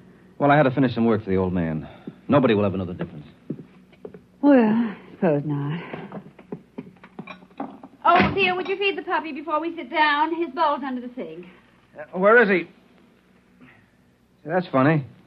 Here's his supper from last night, only half eaten. Getting fussy. Blister? Here, Blister. Blister! Where the dickens is that mutt? Maybe he's on the back porch. Oh, maybe. Here, Blister. Here, Blister. Alma. What is it, dear? Alma, look. Henry. Is he? Yes, he's dead. But how? What happened? From the looks of it, he might have been poisoned. Poisoned? Who on earth would do a thing like that to an innocent little pup? I don't know. Let's see his dish. Oh, Henry. I don't understand this at all. Say, what's this? What's what? Well, look, there are pieces of broken glass in his food. Blue glass. Glass? Glass. Henry. Huh? Well, I just remembered something. What? It may just be coincidence, but in the bathroom this morning... What about the bathroom? Cindy's blue glass, you know, the one with the Mickey Mouse on it. Mm-hmm. It was broken, Henry. I found pieces in the wastebasket. I meant to ask her about it. Oh, Alma, for heaven's sake, you aren't suggesting that our little girl... Why, she loved Blister more than anyone. Not last night, she didn't. Why not? Well, he went after Toto. Well, who's Toto? Oh, her new doll. You bought her one of those dolls? Well, I just rented it. Rented it? Yes. Look, Alma, Oh, no. Oh, well, all right. Well, what's this got to do with Blister? Well, he went for the doll, and Cindy... Well, Cindy said... Henry, she said she'd kill him. What? Well, that's ridiculous. True. Good heavens, a 9-year-old child putting ground glass in dog food? She'd have to be a monster. Mommy. Now, don't say anything. I'll talk to her.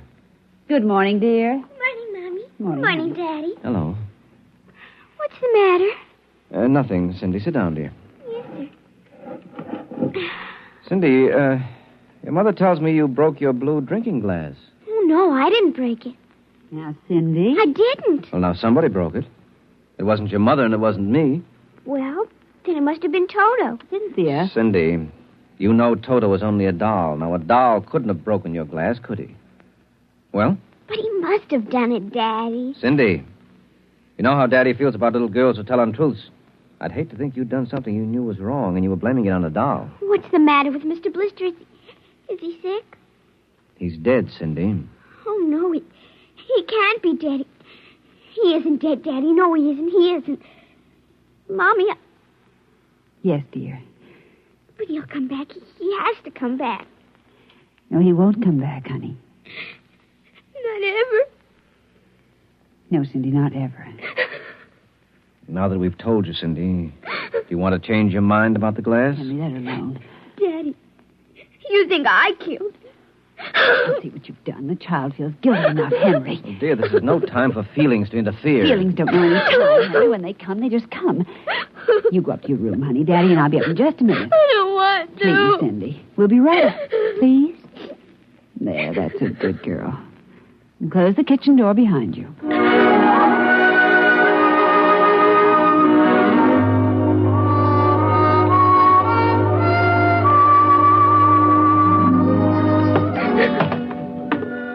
Mr. Blister's dead. He isn't coming back. Ever. Daddy thinks it was me, but it was you. It was you!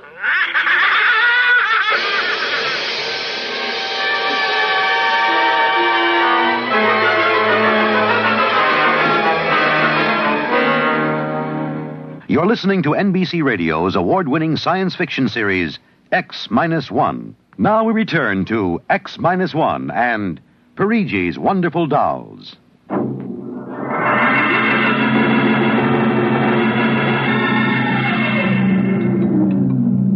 Eat your supper, dear.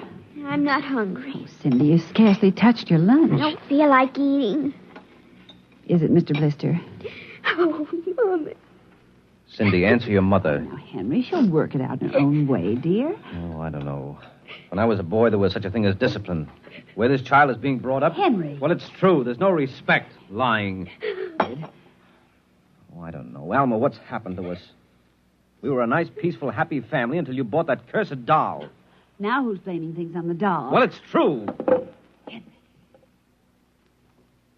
You wanted to get some papers from your strongbox. What? Oh, yes. Excuse me. Will you try to eat something, Cindy? Now, darling. Yes, ma'am. Alma. Alma. Yes, Henry, what is it? Alma, it's gone. What's gone? The box, the strong box, is gone. But it can't be. The door to your study's always locked, and you and I have the only key. I know all that, and I tell you it isn't there. Well, who would... I don't know, Alma. Those confidential reports, if they ever get into the wrong hands... Oh, I warned you about keeping them here. Oh, what if it ever came out in the open? Can't you see the papers? Army colonel, derelict in duty. Call the police, Henry. What, and throw my career in the wastebasket after 17 years? And we've got to find it ourselves. But it was there when I went in to clean this morning. Well, what about your key? Well, it's right here. I always keep it right with me. That's funny. Oh, no. But my other keys are all on the ring. You've lost it. I don't see how. Alma, how could you do it? Henry, please. Come on, we'll search the house. I can't think of anything else to do. Oh, dear, you're going to miss your staff meeting. Well, all right, never mind the meeting. My whole career goes up in smoke if we don't find those reports. Now, somebody get hold of your key and open that room. I know Cindy. Oh, let the child alone. She's been through enough. You know she wouldn't do a thing like that. I don't know anything anymore.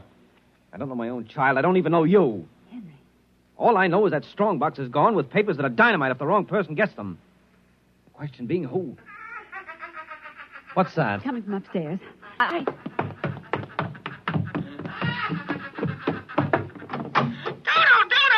kill him.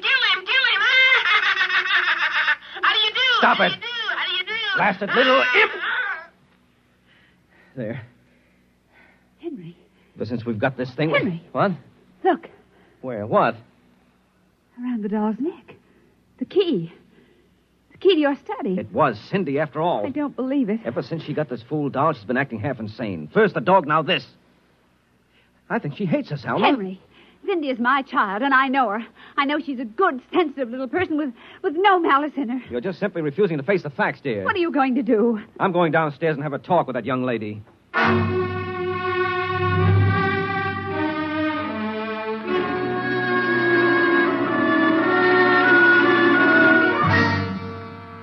Cindy, you're not telling me the truth. Oh, yes, I am, Daddy. Now, all I'm asking is that you tell me the truth. Now, where is it? I didn't take it, Daddy. Honest, I didn't take it. I suppose you're going to tell me now that a little 6-inch doll took my strongbox and hid it. Well? Cindy, I'm speaking to you. I didn't take it, Daddy. You don't understand. Toto did it. Oh, he's terrible awful. He says things. He says he's going to kill everybody. Oh, Cindy, you're inventing things. It's true. At night when I'm sleeping, he stands next to my pillow and whispers things to me. Awful things. He told me he'd kill me, too, if I told him. Alma, I think this child is sick. I think she needs a doctor. Frightened, Henry. She's trembling like a leaf. Come on, darling. We'll go up to your room. I don't want to No, go up honey, there. Mommy will stay with you. I'm afraid. He's up there. Who, Cindy? Toto. Well, he won't be up there for long. Mr. Toto is going right back to Perigi's wonderful doll shop before I lose my sanity, which means right now.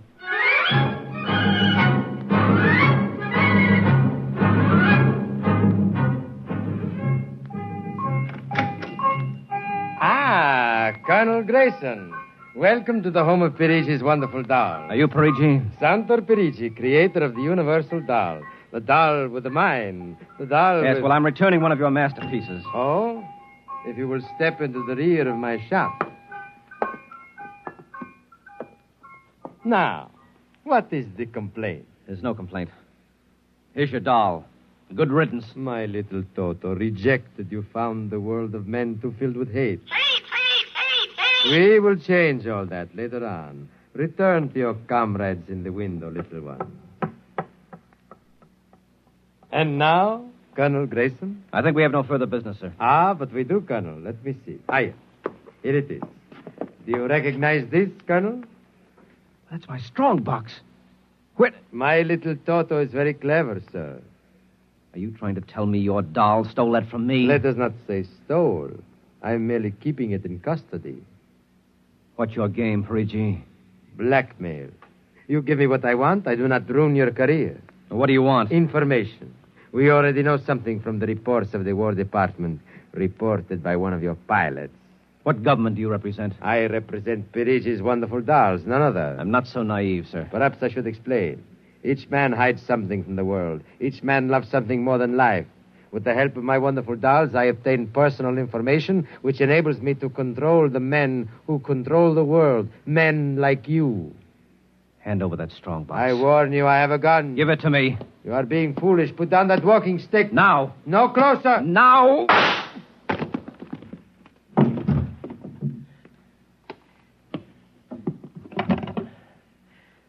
Hello. Give me the police. Hello. This is Colonel Henry Grayson. I've just killed a man. Perigi's doll shop, corner of 4th and Lexington. The body is in the rear. I'll wait for you. Shut up.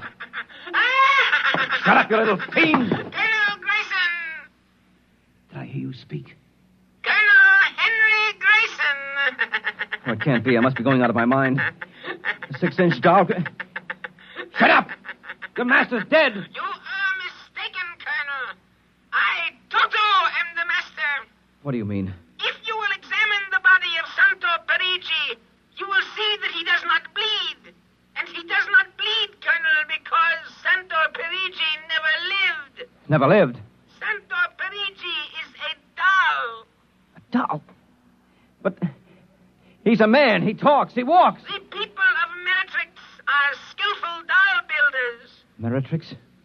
Doll builder? Who are you? I am Xanthus Imperator, commander of the legions of the 3rd planetoid, Meritrix. Legions? Planetoid? My people and I, whom you regard as dolls, come from a tiny planet beyond the moon. What? So small that it cannot support our population. That's true. We landed one of our space spheres on Earth 3 months ago with the intention of colonizing. Unfortunately, one of your pilots intercepted us. So that's why you wanted our information. Precisely. And you are human? Quite human. Of course, in order to deal with Earth people without suspicion, we were forced to construct Perigi, a man-sized doll. No, it can't be. I can't believe this. I'm having hallucinations. I've got to get out of here. That will be impossible. We have weapons of destruction quite unknown to Earth people. I phoned the police. They'll be here soon. By the time they arrive, my people will have prepared something quite shocking.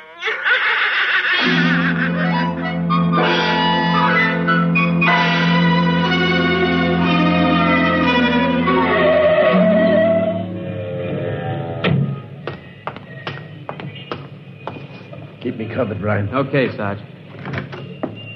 All right.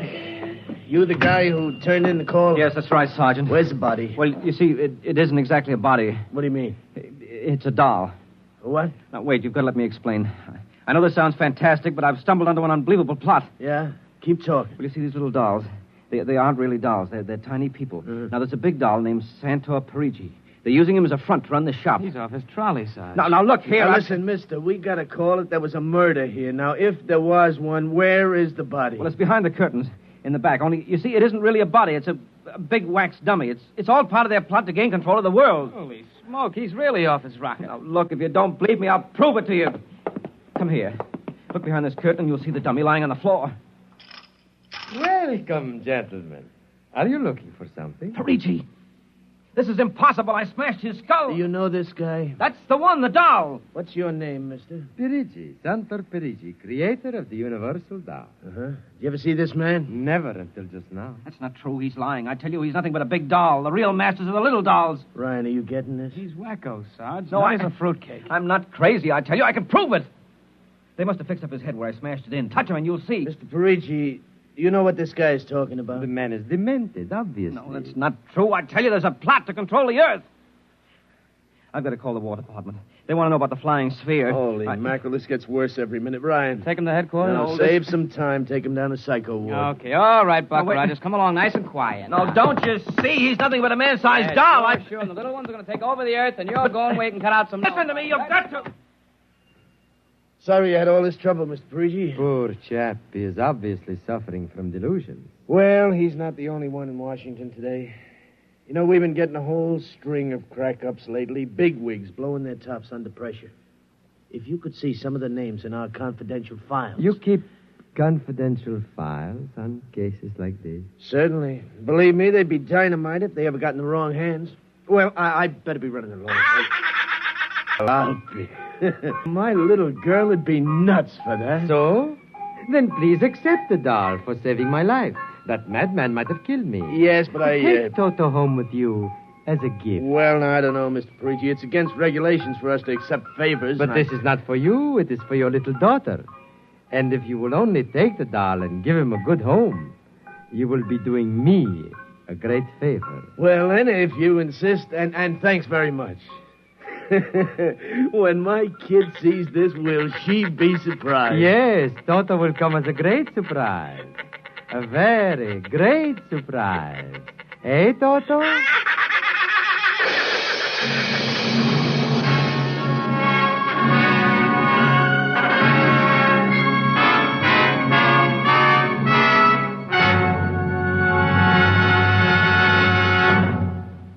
This was from the world of X-1. Tonight's story, Perigi's Wonderful Dolls, an original drama written for NBC Radio by George Lefferts. Featured in the cast were Denise Alexander, Joan Alexander, Les Damon, Joe DeSantis, and Leon Janney as the doll Toto. Music by Al Behrman, narration by Norman Rose. Tonight's program was directed by Edward King, executive producer Robert Wogan. In just a moment, X-1. But first, there's a certain water commissioner whose interest in the ladies sometimes overshadows his interest in civic affairs. His name is a familiar one, Throckmorton P. Gildersleeve, and he'll pursue his adventures tomorrow night when NBC Radio presents another comic episode of The Great Gildersleeve. So when you hear the familiar voice and hearty laugh of the water commissioner from Summerfield tomorrow, why, stay tuned and enjoy another romantic scramble with the one and only The Great Gildersleeve on this NBC station. And now stay tuned for X-1 on NBC.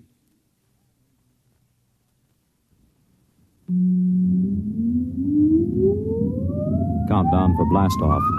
X-5, 4, 3, 2, X-1, fire.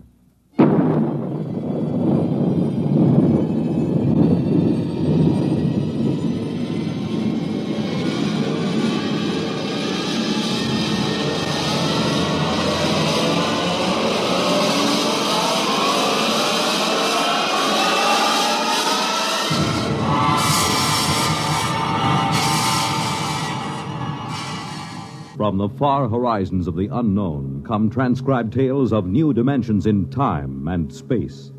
These are stories of the future, adventures in which you'll live in a million, could be years, on 1,000 maybe worlds.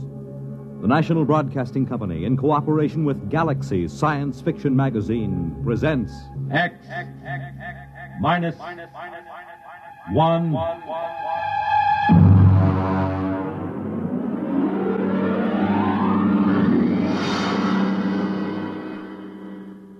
Tonight's story, The C-Chute, by Isaac Asimov.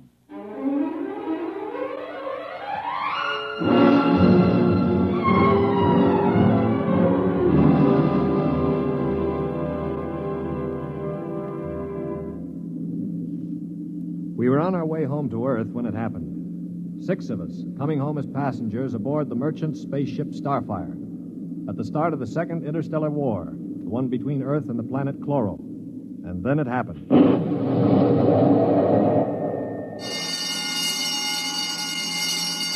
Now hear this. Condition red. Condition red. We are under attack from a Chloran battlecruiser. All hands forward to battle stations. Passengers will remain confined to the after cabin. Condition red. We are being attacked. The interception by the Chloran cruiser, the murderous running duel of energy blasts and force field defenses.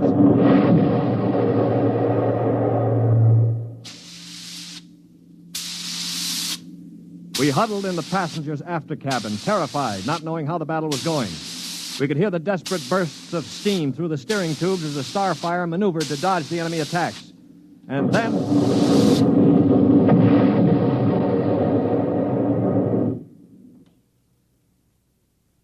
Now what? The beginning of the end, you might call it. Well, what does it mean, Stuart? You were a space pilot? It means our generators have been drained of energy. We can't fight back. But, All right, Monsieur, don't worry. They won't destroy us. They need our ship too badly. They'll simply board us and take over. But what about the crew? The crew, Colonel? If they have any sense, they'll surrender. If they choose to fight, they'll... Now, they're coming aboard. Now, be very still. Oh, Mother in heaven, help Would us. you be still? If only those fools on deck will surrender without a struggle. They are fighting. Yes, it's the end. We've got to help them. All right, don't open that door. We just can't let them die. You can't help them. I'm going. Stop him! All right. Aristide! Shut the door quickly! Aristide, my brother. That poor fool. I'll get them. My brother, I swear to you, I'll get them. Yeah, you better cover his body. The brutes. The monstrous green-skinned brutes. They're no more brutes than we are, Colonel. This is a war. Are you defending them? I'm merely pointing out the facts. I ought to strangle you. Why not save it for the Chloros? I will. I promise you I will. Well, they're probably deciding right now what to do with us. We might as well settle down and wait.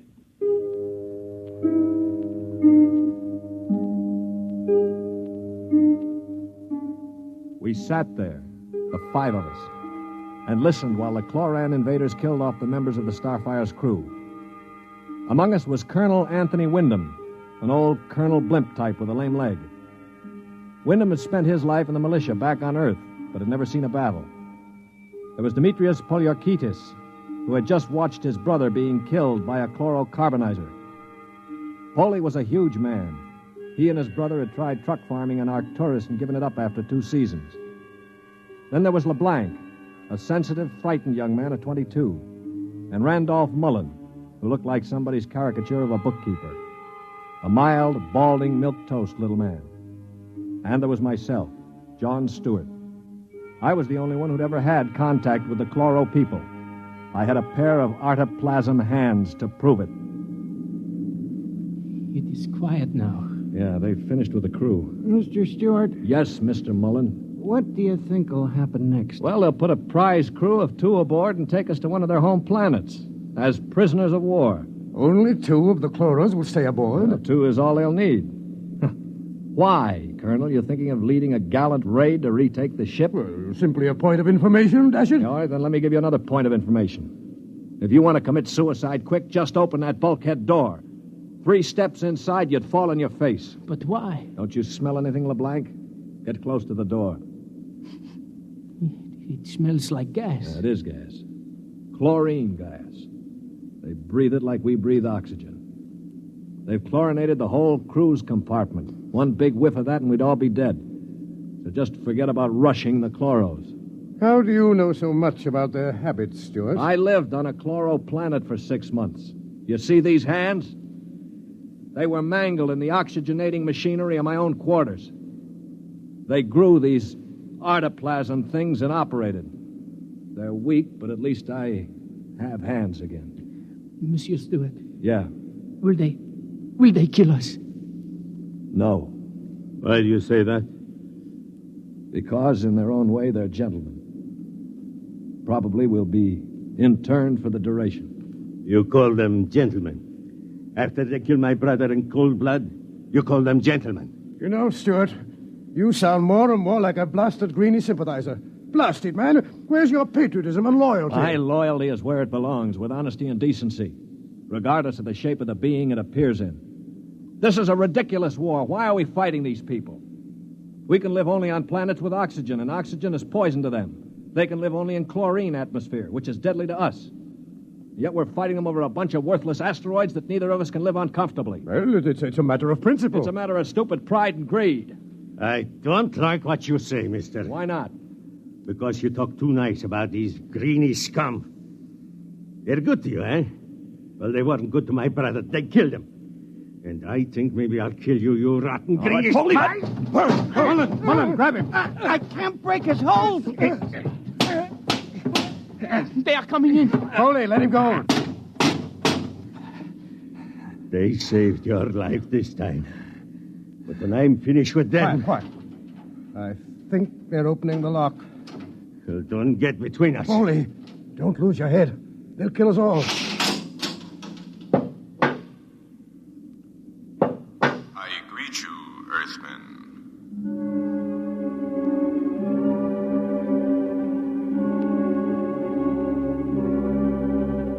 The chloro was not a pleasant sight to anyone unused to him. He was about the height of an Earthman, but the top of him was just a green stalk with eyes. He was still wearing a spacesuit to protect him from the oxygen in our compartment. In one of his tendrils, he carried a chloran gun. As he stood in the doorway, I could see Polyarchetes' eyes begin to glisten with rage. Then, with a bellow like a huge bull, he threw himself at the chloro.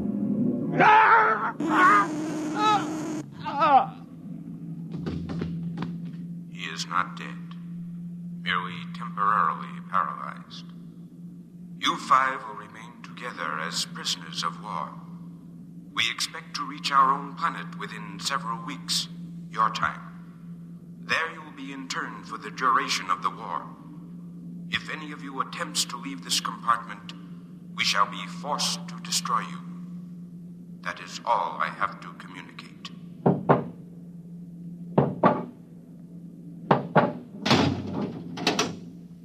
Hadn't we better do something for Mr. Polyarchetes? Oh, he'll be all right. Just hoist him up on the cot. That's it. Hi, Polly. Can you hear me, you stupid brute? His voice is coming back. Yeah. Now, I know what's going on in that thick skull of yours, Polly. You think that when the paralysis wears off, you'll ease your feelings by slamming me around some more. Well, if you do, it'll be curtains for all of us. How do you mean, sir? None of you know the chloros the way I do. Unlike us, they assume automatically that any group of Earthmen they find together comprises a biological grouping, like an ant colony. The result is that they consider the group as something holy. Now, they'd never break us up. And if one of us did any harm to another, they'd have us all executed as a bunch of chloro-type perverts, a non-functioning group. So call all the names you want, but keep your hands to yourself or we're finished.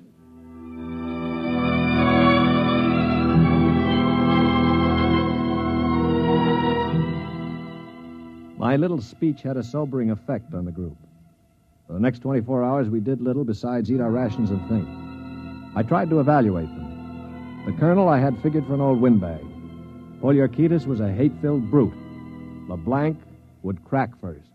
He was like a frightened child. Moklin was a nonentity, a mouse instead of a man. Everything he did seemed prissyish. His voice had the quality of furtively rustling underbrush. How long did you say the trip would take, Mr. Stewart? Well, the chloro said about 2 weeks. Gentlemen, if I may interrupt. Colonel? Now, it has occurred to me that perhaps you know of some weakness that might enable us to overcome these chloros. The only weakness they've got is that they can't stand oxygen. Oh, but there must be some way to get the best of the man. After all, there are only now, look, two. Before I answer, Colonel, I have to know your motive. Is it to save your own skin or help Earth win the war? Oh, dash it, man, to help our side, of course.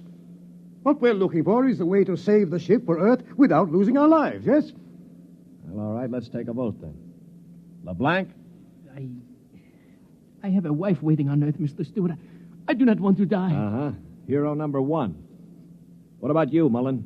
I don't see how we could accomplish it without... Hero number 2. Well, Polyarchetes? When I kill Chloros, it will be with my bare hands.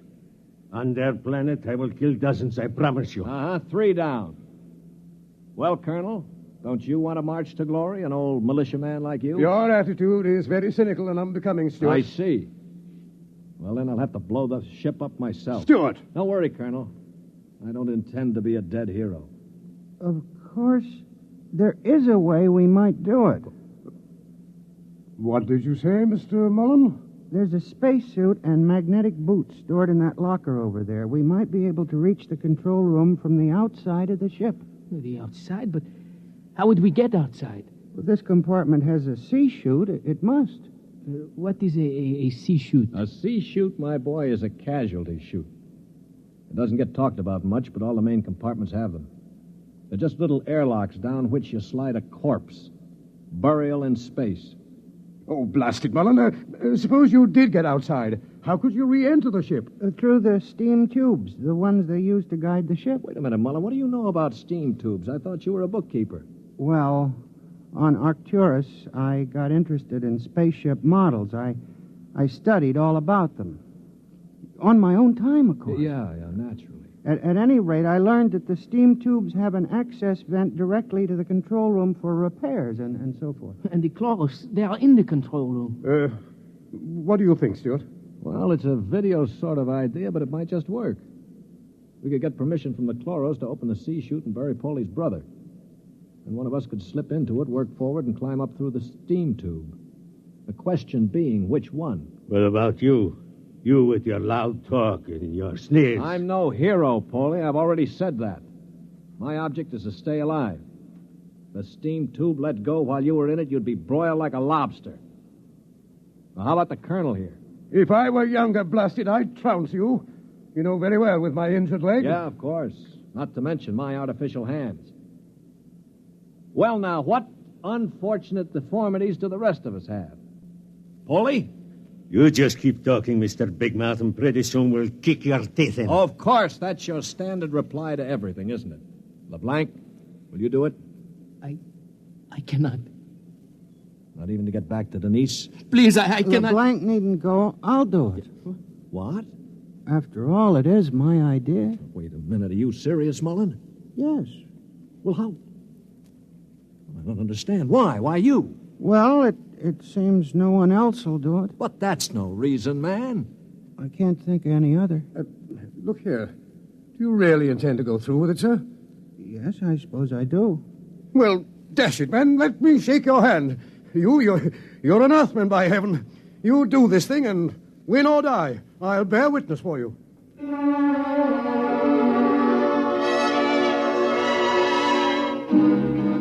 It was quite a moment. Mullen the mouse had suddenly turned into a man. He just stood there awkwardly while the colonel puffed his hand. Poliorcetes seemed stunned. LeBlanc was wide-eyed. And I? Well, I was in a peculiar position, one in which I rarely found myself. I had absolutely nothing to say. That ought to bring them. I hear one.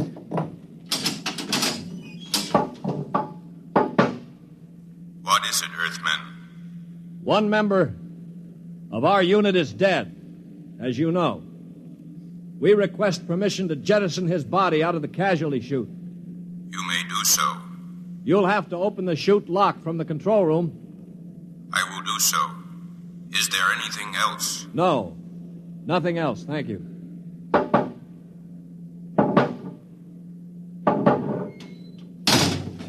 Oh, boy. All right, come on now. We'll have to work fast. Mullen, get into a spacesuit from the emergency locker. Paulie, help Mom with those magnetic boots.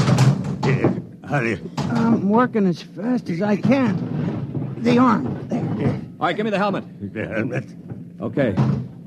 Now, Mullen, you better scratch your nose if you have to. It's your last chance for a while. What about radio contact? You can talk to us. We'll listen in on the helmet set in one of the other suits. The chloros won't have their set on the interphone frequency. Wait a moment. What for? Dash it, what's he going to use for a weapon? He isn't big enough to fight them barehanded. Ah, no, that's true. Well, how about one of those oxygen cylinders? Good idea. Use it to bash them over the head. Now, give him one of the cylinders equipped with a reducing valve. Now, look, Mullen, if your magnetic boots fail and you start drifting away into space, open this valve. See that? Now, you can use it like a miniature jet and try to blow yourself back to the ship. Understand? I think so. Well, I only hope it works. All right, here goes the helmet. You'd better hurry. The light is on over the C-chute. Yeah. All right. That means I've opened the lock. Here. Now, can you hear me? LeBlanc, give me that other space helmet. Yes. Here. Let me switch on the radio. Can you hear me, Mullen? I hear you. Fine. Plenty of air? Air's okay. Uh-huh. Polly, open the C-Chute. Okay, now help him in. All ready? Ready? Well, good luck. Close the chute. Pull the ejector valve. Now! He's out. Oh, God help him. The light is out. Yeah. The chloros have closed the chute lock. I don't suppose he has much of a chance. No. Do you think he knew it? I don't know. I just don't know. Should I try to contact him on the radio? Yes, I think... Wait a minute. What is it? Listen, the chloros coming. Good Lord. He's sure to miss Mullen. Yeah, wait. Polly, get your brother's body on the cot. Put a blanket over it. Pretend it's Mullen asleep. Polly, for heaven's sake. My brother. All right, you've got to do it, man. It's our only chance. Listen, if Mullen could go out there and risk Very his... well. I will do it.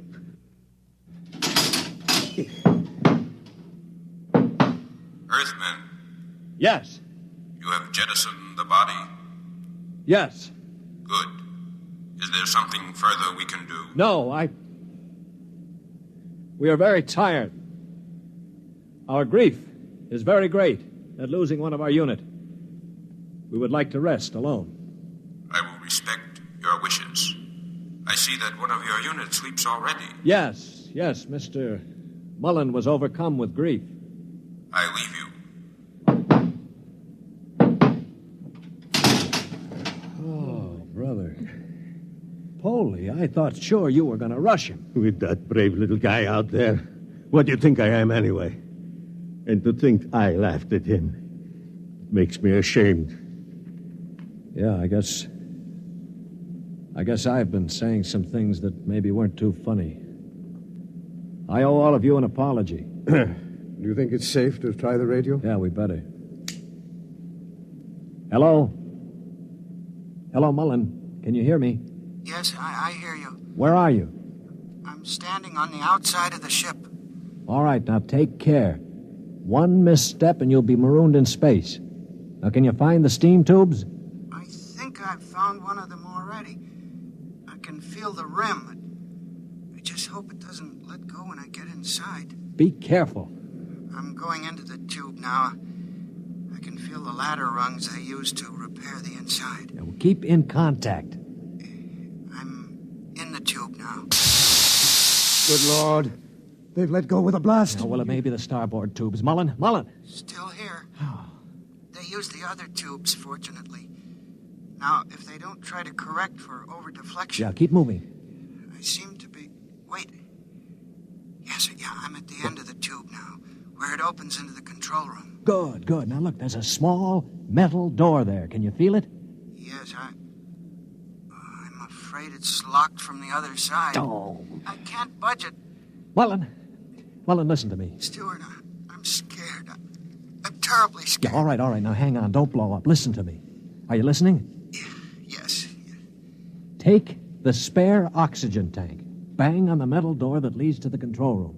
The chloros are bound to hear you. When one of them comes to investigate, try to hit him with a cylinder. Now, aim for the stalk on top of his body. Try to blind him. Will you do that?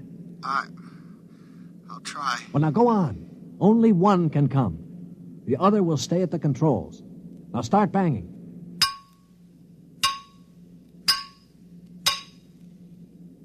Any luck? No, Wait, I hear something. Something's opening the lock. The door now. I hear... Ah! Mullen, what happened? Mullen, can you hear me? Mullen!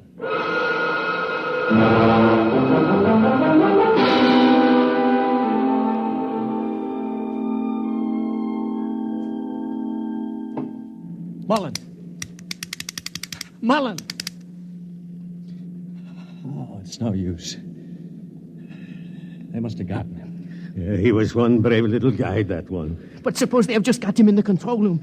I mean, maybe he's not dead. Well, then maybe one of us could rush them. We could bang on the door and jump the chloro. Well, the first guy would be a cinch to die. Well,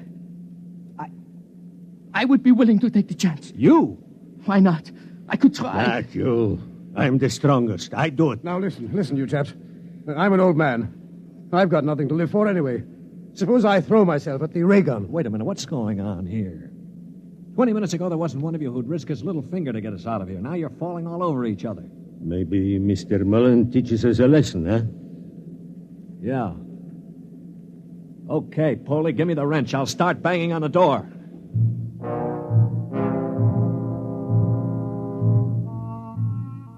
They say that selflessness is contagious. I guess maybe it is. I'd been a cynic all my life, a man who believed in nothing. Well, I'd come face to face with 4 human beings who proved that I'd been living a lie. I knew what I was going to do now. When the chloro came to investigate our compartment, I had it all planned.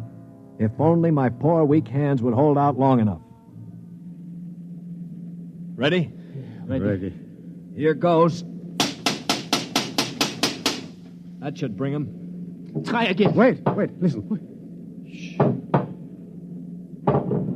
It's at the door. Get ready. It's opening the lock. For poor old Mullen now. Steady. No! Let him have it! Wait! Stop it! It's not the chloro! Wait!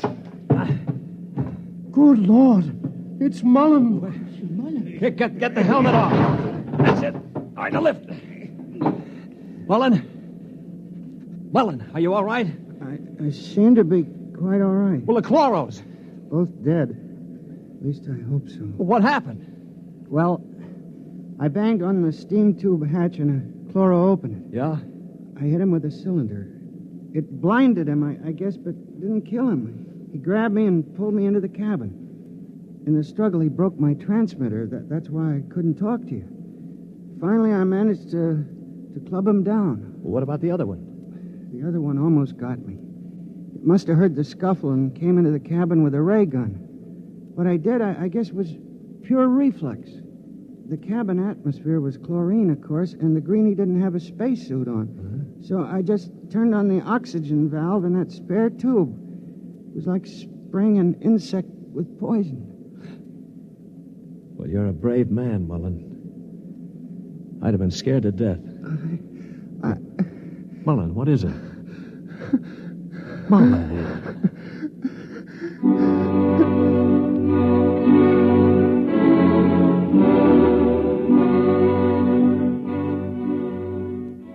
An hour later, false hands and all, I was at the controls of the ship, headed for Earth.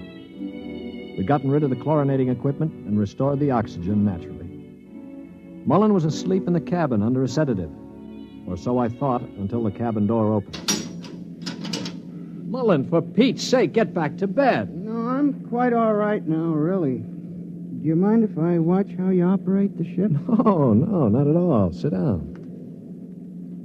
You know, I guess I owe you an apology. I didn't think too much of you. That's your privilege. No, it isn't anybody's privilege, Mullen, to despise another. For years now, I've abandoned hope of finding any decency in human beings. I owe you a vote of thanks. You embarrass me, Mr. Stewart. I didn't do it for any heroic reasons, I assure you. Far from it. Well, why did you do it, Mullen? That puzzles me very much. Well, Mr. Stewart, I'm a bookkeeper. 17 years ago, I left Earth to work on Arcturus. I never made much impression on anybody on Earth, although I wanted very much to have people like me. Well, about a year ago, I started to write to my family again. Don't ask me why. And then I asked for a leave of absence to go home after 17 years. Well, I still don't understand.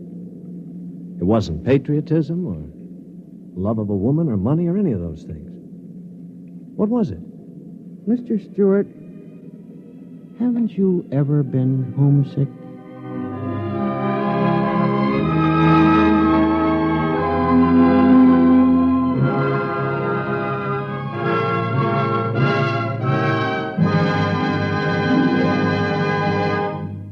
You have just heard X-1, presented by the National Broadcasting Company in cooperation with Galaxy's Science Fiction magazine.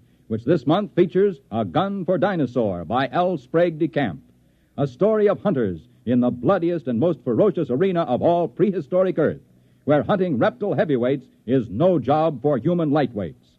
Galaxy Magazine on your newsstand today. Tonight, by transcription, X-1 has brought you The C-Chute, a story from the pages of Galaxy written by Isaac Asimov and adapted for radio by George Lefferts. Featured in the cast were Lyle Sudrow, Stan Early, Bob Hastings, Mercer McLeod, Danny Ocko, and John Gibson. Your announcer, Bill McCord. X-1 was directed by Daniel Sutter and is an NBC Radio Network production.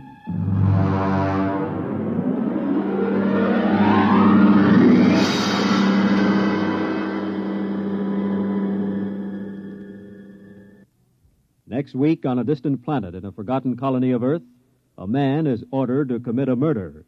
Listen to Skulking Permit on X-1 next week.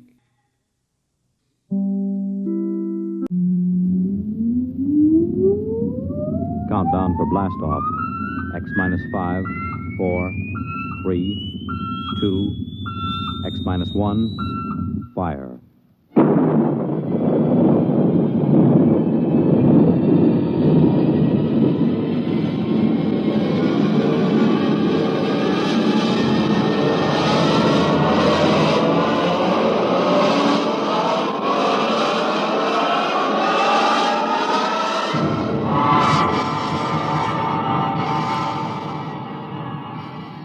From the far horizons of the unknown come transcribed tales of new dimensions in time and space. These are stories of the future, adventures in which you'll live in a million, could be years, on 1,000 maybe worlds. The National Broadcasting Company, in cooperation with Galaxy Science Fiction Magazine, presents X-1.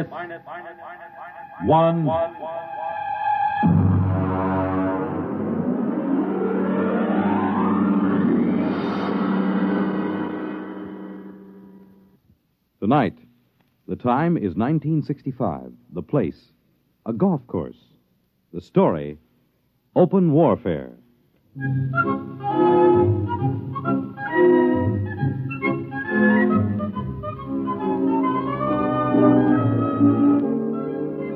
You wouldn't believe it, but there are some people that think that caddy is a pet name for a big car. No, I mean it. Over those little wagons you pull around the course or carrying their own clubs, there are people actually playing golf for years, never seen a caddy. As far as I'm concerned, you take the human element out of golf or any sport, and what do you got left? Nothing. I mean, you could say I'm prejudiced on account of my being a caddy, but that's the way I feel about it. Besides which, a caddy is a perfect observer of the passing parade of human experience. I'll give you for instance. Now, you take Jim Pearson. He won the U.S. Open in 1960, 61, and 64. Well, let me tell you about Jim Pearson. He was the pro at the club here, and I remember when it all started. He was out playing with Mr. Hatcher. That's Sam Hatcher. He couldn't break 90 if the ball had wings. And in the locker room, he looked like a sack of flour that had been set down hard. But he was loaded with money. Anyway, they were waiting for a foursome of dames who he shouldn't have been wearing slacks. When Hatcher turned to Jim, and with a real sweet smile, he lowered the boom. Jim, you're a good golfer. Thank you, Mr. Hatcher. You're a good golfer, even if you can't teach me anything. Oh, you're coming along fine, Mr. Hatcher. We've been good to you at the country club, haven't we? Oh, yes. I want you to do something for me. Yes, sir? Stay away from my daughter. Oh, well, Mr. Hatcher. I won't have Alice marrying a man who has nothing but coordination and muscles. What? When I was only your age, I was making $50,000 a year. It takes brains to do that. Brains get more valuable. Muscles deteriorate. There's nothing muscles can do that a machine can't do better. You don't think I could make $50,000? I know you can't. You haven't got the guts. Now, listen, Mr. Hatcher. I'm just quoting history, Jim. Take the tournament in St. Louis. You blew up. And the Goodall and the Palm Beach. You could have won all those. But you blew. You chickened out. That's not exactly fair, Mr. Hatcher. But it's true. I can make $50,000. Yes, in your whole life. Oh, no, in 1 year. Oh, you can? Yes, sir. All right, Jim, you're a sportsman. I'll tell you what I'll do. If you can make $50,000 in 1 year at this infantile pastime that you call golf, you can have Alice. Why, that's the most arrogant What's the matter, Jim? Don't you think you can do it? I know I can do it. All right, then. Is it a bet? All right. All right, it's a bet. Very well, then. I believe the ladies are finished. Shall we drive?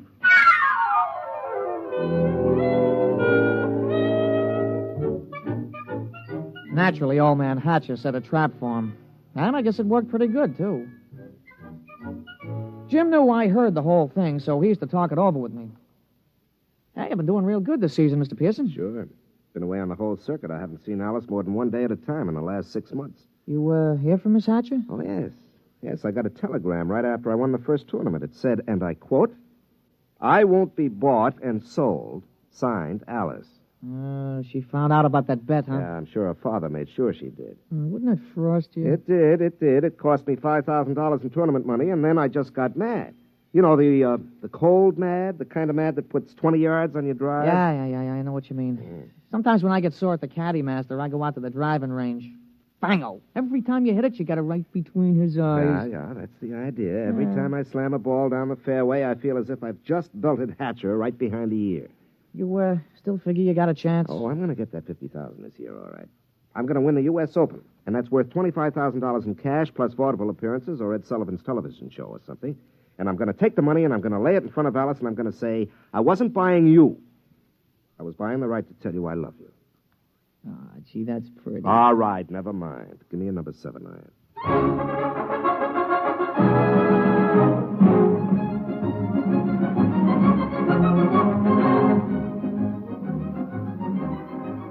Jim Pearson sure was burning up the circuit. He came into the U.S. Open the man to watch. The day the tournament opened, Jimmy Cannon had in his column, "You are Jim Pearson, the hard luck boy with the velvet swing." It was real philosophical. All the sports writers picked him to win. And then Saul showed up. We was on a practice tee. Jim had been sharpening up his number 1 wood when all of a sudden the gallery took off like a batch of big birds. They were around another tee about 100 feet away. Jim knocked off and the two of us strolled over. Hey, that's some swing. Who is that, Pete? I never seen him before. His name's Saul. That's some swing. Yeah, he's no amateur. I've never seen him on the pro circuit. Hey, Mr. Pearson, look at the caddy. 280 yards down there. That ain't what I mean. Look, he's got a ball bag in his hands. Now watch. Oh, that's a good catch. He caught that ball right in the bag. Mr. Pearson, that caddy didn't move that sack. That ball dropped right in 280 yards away. Oh, it's an accident. Yeah, look, it happened again. He's a trick shot artist. Wait till he gets into competition. I don't know. He just hit another one dead center. Oh, there isn't anybody that good. Not even old Joe Kirkwood. Quite a spectacle, eh, Jim? Oh, hello, Hatcher. Must be unnerving to watch something like that. I can stand it. But will you be able to stand it when the going gets rough? Will you blow up like you always do? It'll be too bad just when you're so close. Don't worry about me. I'm not. I imagine Saul will take care of that. Oh, you know him? I brought him here. My own personal entry. He's going to beat you out of the open. But he's got something to learn. Look at him. Just a dumb country boy who never saw a golf club till a few months ago. I think he might teach you something, Jim.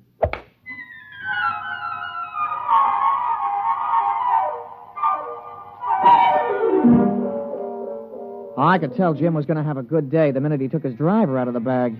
He took his practice swings, and they went around clean, grooved, and loose. Would have bet my shirt on him. As a matter of fact, I did. The crowd was sympathetic. They wanted to see him burn up the course. Well, Pete, we all ready? Yeah. What's this? New kind of golf ball? Oh, yeah, a young fella from the A.B. Wells Sporting Goods Company. He slipped me a fin to talk you into using these balls. Well, I don't know. They any good? Yeah, I figured. They guaranteed they had 20 yards to every drive. Well, I sure could use 20 yards. Well, he's going to come around to see you later. He wanted to sign you up for testimonials and advertising and things. You know, the golf ball used by Jim Pearson when he won the U.S. Open, that kind of thing. There's a lot of dough in it. Well, we'll give it a try. Let's tee up.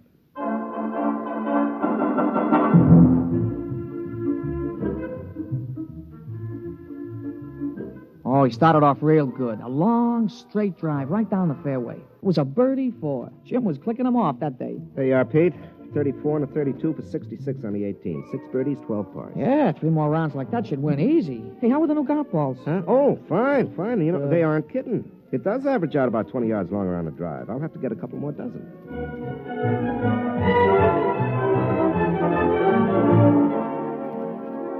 We went around and watched Jim's score being posted on the big board. Most of the field was still out, but he was ahead of the closest competitor by 3 strokes. Who's that? Oh, somebody coming down the 18th. It must be a hot round. Yeah, I'll be posting it in a minute. Oh, Saul. Hmm? Yeah, you see, there he is, walking through the crowd. Oh, yeah. Well, here comes the secretary with a score. Hey, Mr. Pearson, look at it. 32 and 32, 64. 64? That's a new course record. Yeah. Well, it's only the first round. New course record. Look at that. 3s and 4s, 3s and 4. He ain't over 4 for the whole day. What's the matter, Jim? You don't look well. One round is not a tournament. Well, comfort yourself while you can. Saul's just getting warmed up. He's that mythical thing, the perfect golfer. But he's dumb. No brains, Jim. No brains at all.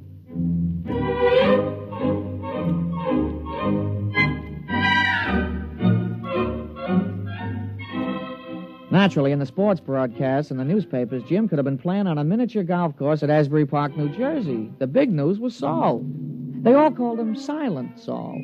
The odds the boys in the shower room played around with on Pearson took a dive, and you couldn't get even money for Saul. The next morning, Jim's gallery was pretty small. When he stepped up to the ball, there was a smattering of applause like a matinee just before they closed the show.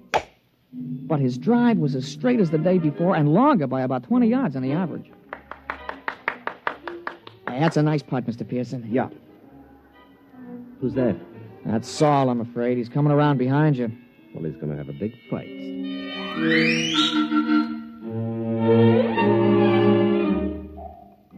Jim's second nine was a duplicate of the day before. Another 32. He equaled Saul's record-tying score of yesterday.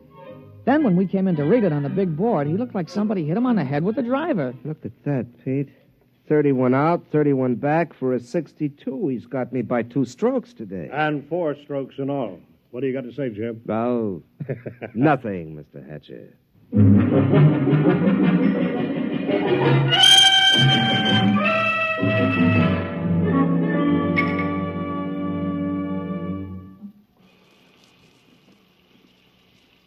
Throw me the soap, will you, Pete? Yeah, sure, Mr. Pearson. Yeah.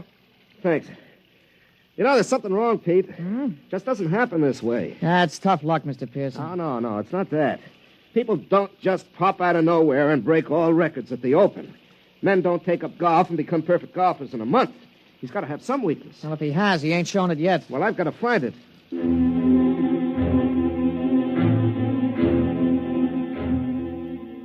Jim was out the next morning, and he came in with a classy 32. On the back nine, he slipped a stroke to 33. He was still 4 down. He shook off a couple of reporters who were trying to egg him into a feud with this Saul, and the two of us just hung around in the crowd watching Silent Saul. His first drive went a clean 300 yards down the fairway, straight as a ruler. Pete, there's something about his swing. There's something about it. I've seen it before. Oh, you never saw that Silent Saul before, Mr. Pearson. Still, there's something about his swing.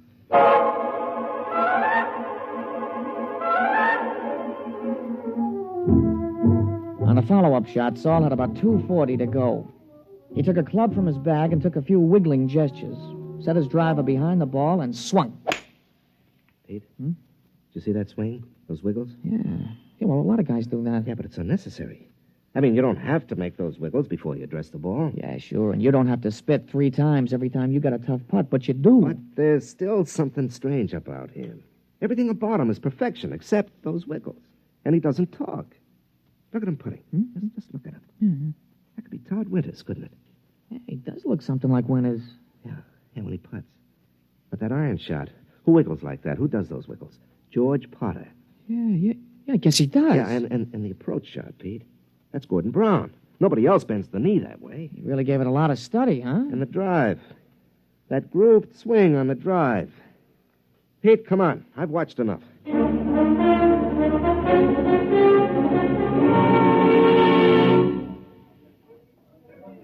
Ah, Pearson, a 63, I see. You're 6 strokes behind with 1 round to go. You want to give up now? I don't think I will. I think we'd better talk about it privately. Oh, that won't be necessary. Well, it doesn't matter to me, but I know that Saul is a robot.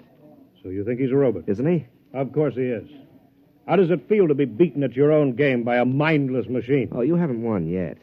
The golf ball takes some funny bounces. How did you find out about Saul? Oh, Saul is a lot of things, but none of them is Saul. He's Todd Winters, George Potter, Gordon Brown, and his drive, that's me. You copied it after me. Take us away and there's nothing left. Tell me, how'd you do it? Money can do anything. All it needs is a purpose. We've been working on colloidal brains up at our place. Our new miniature atomic power plant is ideal. You throw in some sensory mechanisms, some relays, feed in analysis of a slow-motion pictorial study. And you have a golf machine. Must have cost hundreds of thousands of dollars. Closer to $1 million. $1 million? $1 million to keep me from winning $25,000? Don't you think that's unfair? Unfair? You listen to me. Nothing is unfair that doesn't break the rules. And the only rule worth remembering is this, that the best man always wins. You mean the best machine? A machine is only an extension of a man, like your golf club. I don't happen to be endowed with golfing muscles and responses. You do. Those in your golf clubs let you hit a ball farther and straighter than anybody else. Saul lets me hit a ball farther and straighter than you do. It's as simple as that. Oh, no, wait a minute. That wasn't the bet. The bet was that I couldn't make $50,000 in a year. Maybe it was your bet. It wasn't mine. I bet that I could beat you at your own game. I don't think that you're good enough for Alice. You're not smart enough, not man enough. Should I let a few well-distributed, well-trained muscles blind her to what you really are? And what's that? You're a quitter. You can't stand pressure. You're no competitor. If you can't win at your own game, you can't win at anything else. Suppose I win tomorrow. 6 strokes back? Playing against the perfect golfer? Suppose. Then I'd have to admit I was wrong. You have my word on that. And you could also have Alice, if she wants you.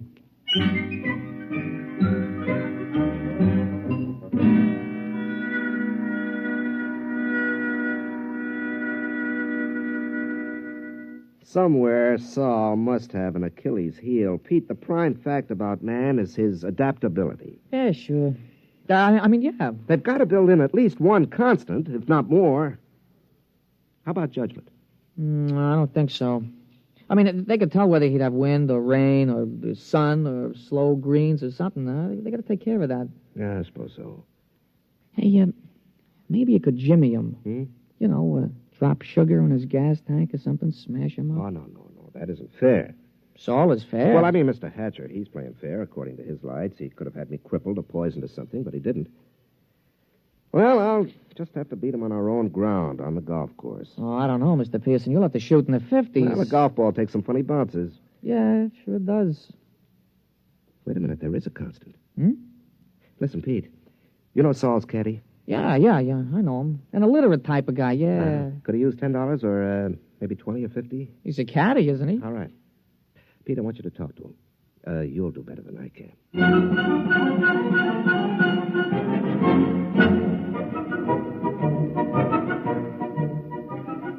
The management of the tournament is no fool. They know which side their television rights are butted on, and they had Saul and Jim paired for the final round.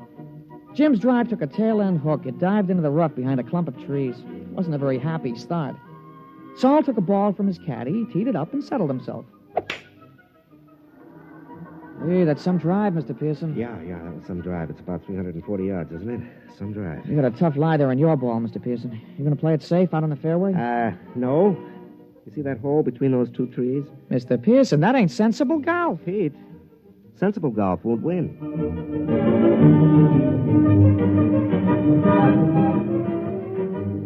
Well, he made it. The ball went through the opening and rolled to a stop just in front of the green. Saul's easy 4-iron shot was dead on the pin all the way. But it hit the back edge of the green and hopped into the rough. Jim took an easy putt for a birdie, and Saul's recovery was long, and 2 putts gave him a par. Well, that's one of the strokes I need. And that's the way it went. Jim's game sparkled, and Saul's game kept finding trouble. For the first 9, Jim came in with a scorching 30, while Saul came in with a 33. Kept on like that. Saul kept overshooting the green. They came into the 18th hole with Saul still 2 strokes up. Now, look, don't you worry, Mr. Pearson. You're going to tie him for sure. Oh, that's no good, Pete. By tomorrow, his game will be on again perfectly. Jim's drive sliced behind a fringe of trees. He had to shoot blind. He made it on the green, about 25 feet from the cup. Okay, Pete. This is it. Saul's in for a 5. Don't you worry, Mr. Pearson. Don't you worry. Okay, I won't. He lined it up. He studied the green. He noted the slope and the lay of the grass. And then he stroked the ball. We did it, Mr. Pearson. We did it. You're the new U.S. Open champion.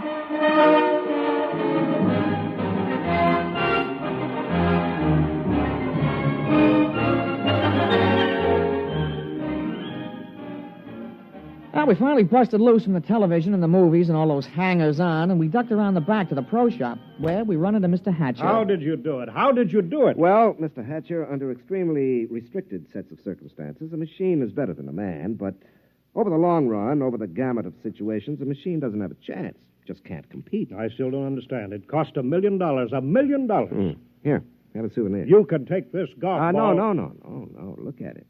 That's the ball Saul was using. What? Mm-hmm. Well, that's another brand. That isn't Saul's regular ball. That's right. It's a new one. Guaranteed to add 20 yards to the average drive. But that's unfair. Well, your robot was built in with one constant. It had to be a golf ball. Well, it just couldn't adapt to a better ball. But that's not fair. Why, that's... Well. How about that? There are no perfect golfers, Mr. Hatcher. There are only good ones and better ones. But, well, I've been thinking about this robot of yours, and I'll be around in a few days to talk to you at your office. Huh? About what? Well, I'm sure you don't want to support your son-in-law for the rest of his life, and I have $50,000 to invest in business making robots. Useful robots. And leave golf to the men. They're better competitors. Now, if you'll excuse me, Mr. Hatcher, I've got a telephone call to make to your daughter.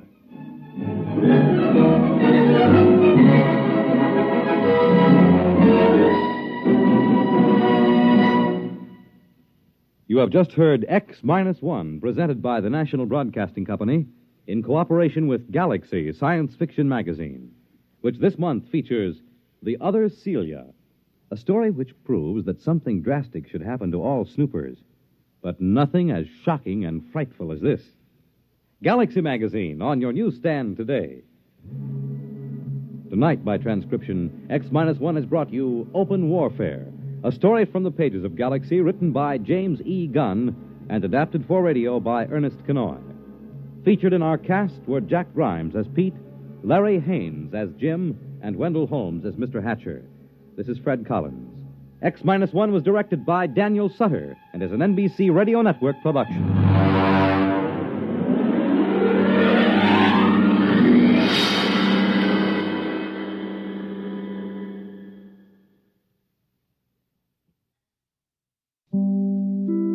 In just a moment, X-1. But first, how does one man get himself into so many impossible situations? This is a question you'll probably ask yourself tomorrow night when you follow another hilarious adventure of Throckmorton P. Gildersleeve. Yes, Gildy's eye for the ladies and his impulsive temperament managed to entangle him in a web of riotous circumstances. Join the romantic water commissioner, his neighbors, Judge Hooker, Mr. Peavy, and all the loyal Gildersleeve household as they romp through another episode of The Great Gildersleeve tomorrow night. And now stay tuned for X-1 on NBC. Countdown for blast-off. X-5, 4, 3, 2, X-1, fire.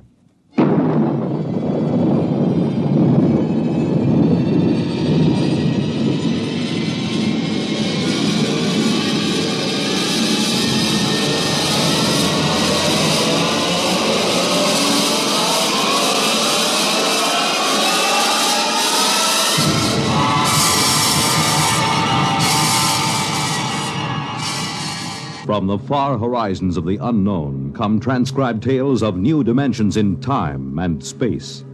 These are stories of the future, adventures in which you'll live in a million, could be years, on 1,000 maybe worlds. The National Broadcasting Company, in cooperation with Galaxy Science Fiction Magazine, presents X-1.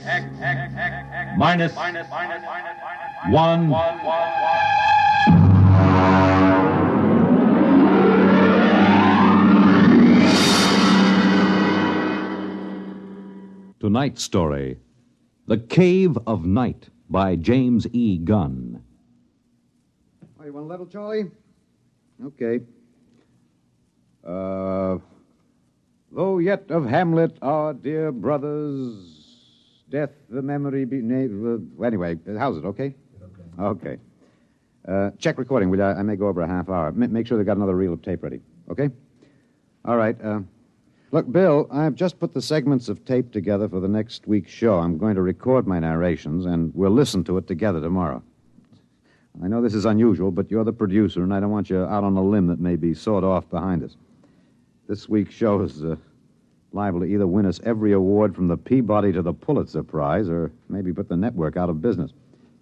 Okay, we start with a standard opening. Behind the world, etc., 40 seconds. This is Harry Anders, your editor. At 8 o'clock, after the sun has set and the sky is darkening, look up. There's a man up there where no man has ever been. He is lost in the cave of night. And the fuel tank's empty. Receiver broken. Transmitting and clear. Anyone picking this up, anyone. This is Rev McMillan calling. Notify Goddard Rock, New Mexico. There's no way to get back. There's a man up there where no man has ever been. He is lost in the cave of night. We all know that phrase now, the cave of night. It was written by a poet disguised in the cynical hide of a newspaper rewrite man. But it stuck. It caught the world and held it like a butterfly pinned to a board. It started with a ham, an amateur radio operator, in Davenport, Iowa. All right, Eddie. Roll the first tape in here. It's marked. Am I too close? I was up in the attic. I usually have a talk with WG73. He's in Buenos Aires. We play chess. Well, there was some kind of interference. And then all of a sudden, I heard this voice. I record most of my listening anyway, so I had the tape machine running. After I heard it, I called civil defense. That's what we're supposed to. Look, Bill, I haven't done the final editing on these tapes, so don't worry if they're a little rough. Down out of the night, flung from the darkness, came these words, the first of so many that electrified the world. Notify Goddard Rock, New Mexico. There's no way to get back. No way to get back. I'm stuck up here. No way to get down. What does it take to catch the pity of the world? A man wedged underground in Kentucky. A little girl in the bottom of a well. Somebody alive, waiting for rescue, with the days of his life numbered. Somebody, somewhere, waiting for us to get him out. The story broke in this morning's papers. Orbiting 1,000 miles above our heads was a man, an officer of the United States Air Force in a fuelless spaceship.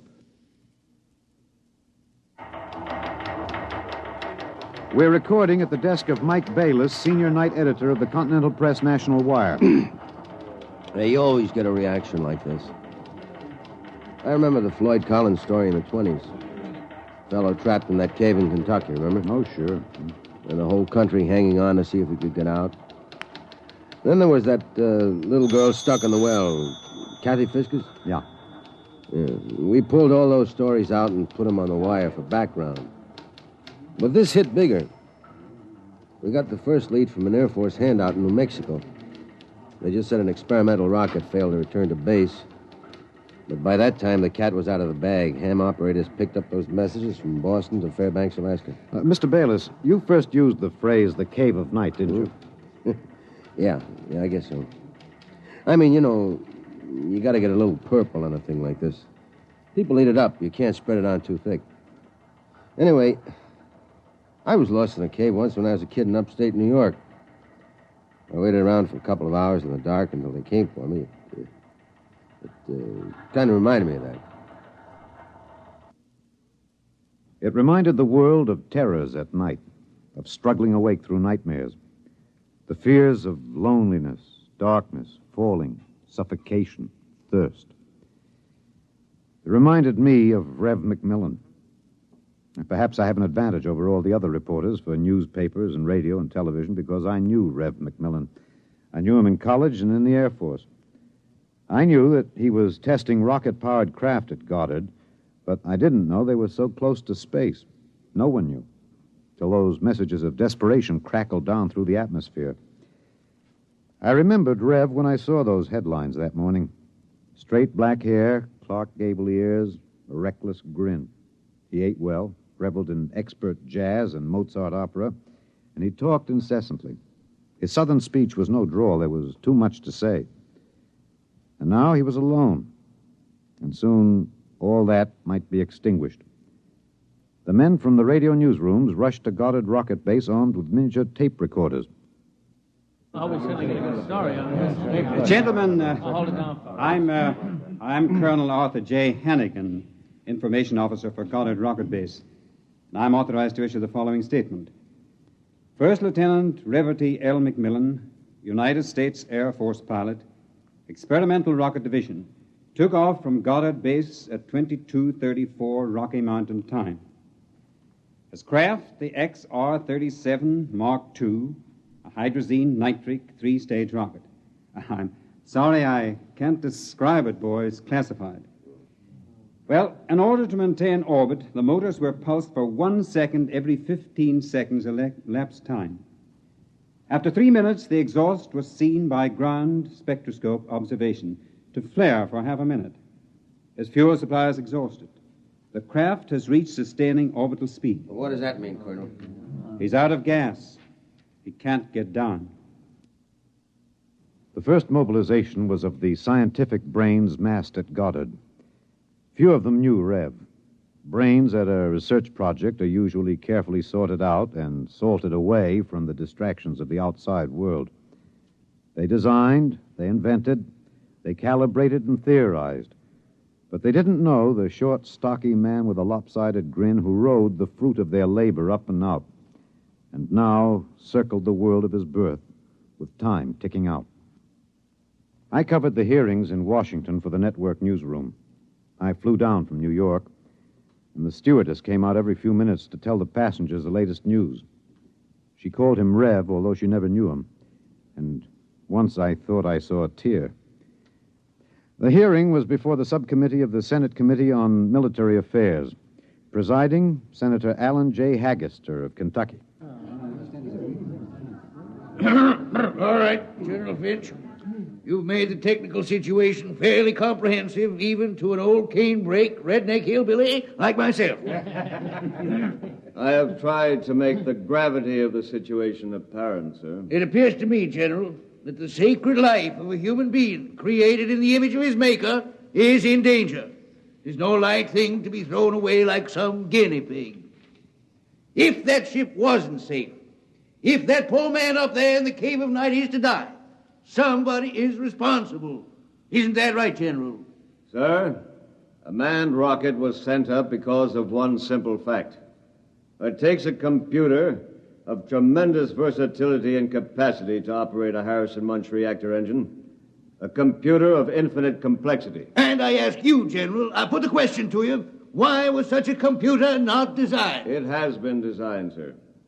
It was designed 500,000 years ago. There is only one mechanism competent to handle those controls, sir. That is the human brain. All right. I turn now to my second question, General, and I ask it not only for myself and my colleagues on this committee, but for 170 million Americans listening on the radio, watching on television. With that man up there living out his last days, why was it not possible to send a ship up after him? Why was there no second ship built? For one reason, Senator, money. The appropriation for rocket research fell short by 12% of the amount needed even to build one vessel. Oh, frankly, gentlemen, the deficiency was made up by cutting corners and diverting funds from other projects. That is not the point, General. There's a man up there who's going to die. With the limited funds you gave us, we've done what we set out to do. We've demonstrated that space flight is possible, that a space platform is feasible. If there is any inefficiency, if there is any blame for what has happened, it lies at the door of those who lack the confidence and the courage and ability of their countrymen to fight free of Earth to their greatest glory. Senator, how did you vote on that?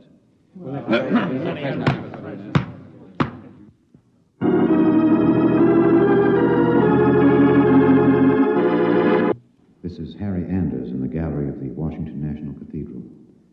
This is a special prayer service called by the Dean of the Cathedral for the safety of Lieutenant McMillan and for the success of the recently announced rescue plan. The church is filled. There's a sprinkling of high Navy, Army, and Air Force uniforms. I see General Finch in the second row, next to the Secretary of the Air Force and the newly appointed Undersecretary of Defense, Mr. Winokur. Prominently displayed in the center aisle, below the ornate railing separating the pews from the altar, is the small model of Macmillan's ship. One by one now, the congregation is filing past, dropping checks, bills. I saw one child drop in 12 pennies, one by one.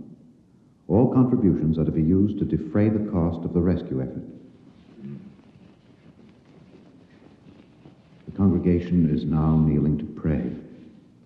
A moment of silent prayer will follow for the safety and rescue of Lieutenant Macmillan. $1 billion was raised in 1 week from voluntary contributions. Another $1.5 billion was appropriated unanimously by Congress. The race began.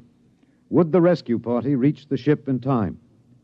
Of course, we didn't know then. And daily we listened to the voice of the man we hoped to buy back from death. Now, look, Bill, on these Macmillan broadcast tapes, don't let some ignorant engineering vice president holler because it's not broadcast quality. Believe me, I knew Macmillan. There's more of that wild Texan in these tapes than in any hi-fi super-frequency response studio recordings. Just listen. You'll see what I mean. I've been staring out the portholes. I never tire of it. Through the window at the right, I see a black velvet curtain with a strong light behind it. There are pinpoint holes in the curtain, and the light shines through, not winking the way stars do, but steady. There's no air up here. That's the reason. My oxygen is holding out better than I expected. By my figures, it should last 27 days more.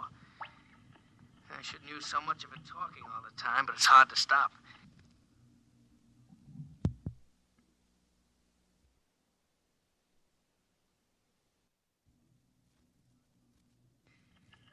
Talking, I feel as if I was still in touch with the Earth.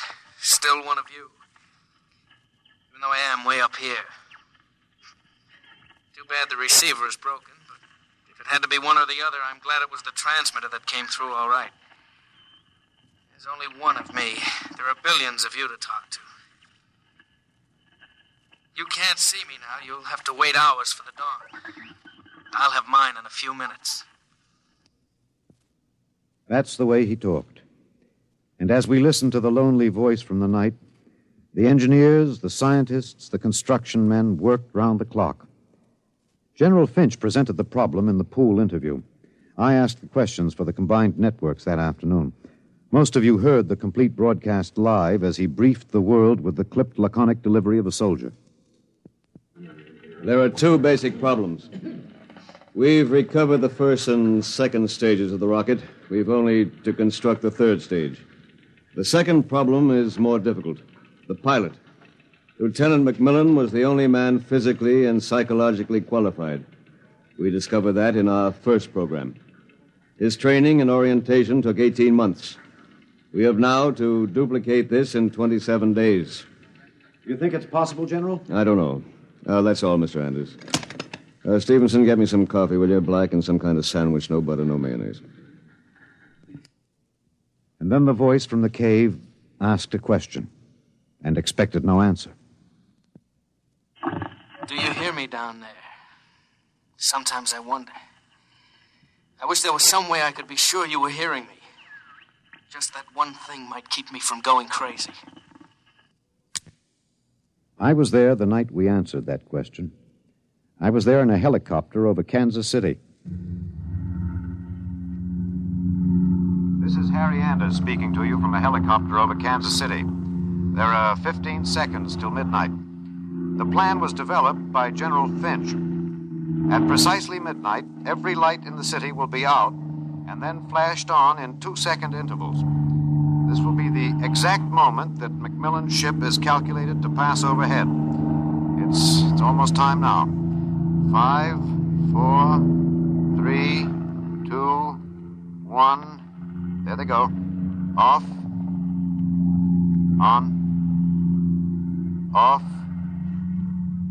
On. Off. On. I see it. I see it. Kansas City winking at me. Oh, Yes, I can see it. Thanks. Thanks. You're listening. I know that now. I'm not alone. I'll never forget. I'm waiting for you.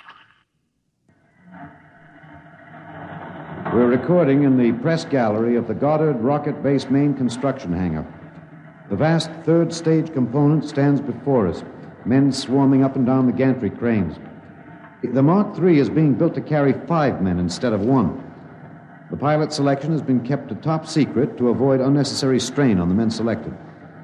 The latest progress report gives a possible margin of 6 hours between the launching of the rescue ship and the estimated exhaustion supply of oxygen to Lieutenant McMillan.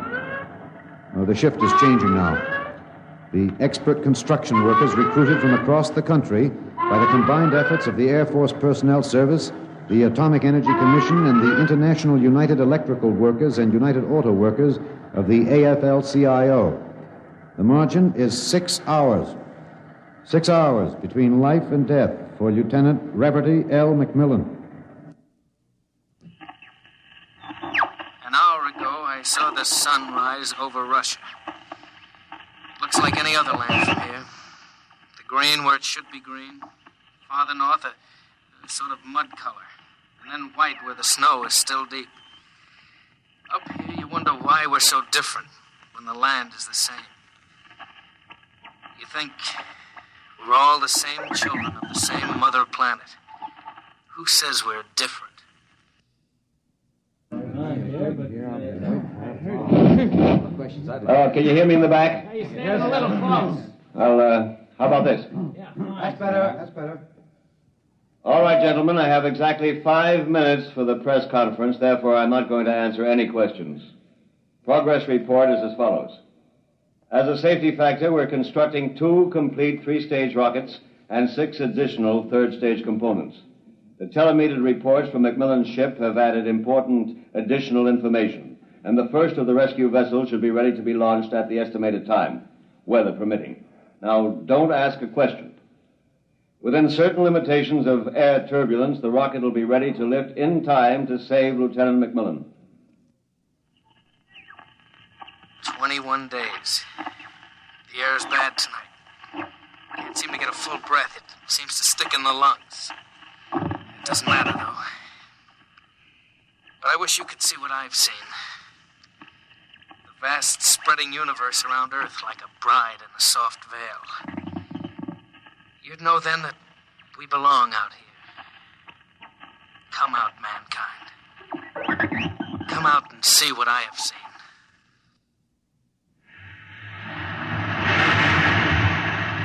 This is Harry Anders at Goddard Rocket Base. The Harrison Munch reactor engine for the first 3rd-stage rescue is being tested here at Goddard. You can hear the roaring of the gases in the test chamber behind me. The work has been stepped up as a new calculation based on the increased temperature reading from McMillan's ship indicates that the exhaustion time will be some 6 hours earlier than originally estimated. The margin of rescue will be in minutes. Air very bad. Better hurry. Can't last much longer. It's silly, of course you'll hurry. But I don't want anyone feeling sorry for me. I've seen the stars clearly. But more than this, I've seen the Earth. There where I have lived and loved. I have known it better than any man. And loved it better. And known its children better. Goodbye. I have a better tomb than the greatest conqueror Earth ever bore. Do not disturb.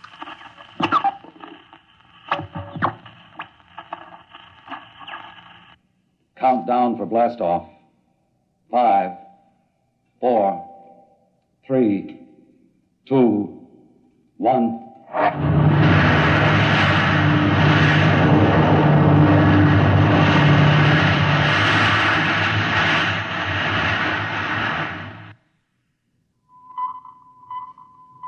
Anders, tape 323. We're in the press operation room of Goddard Field.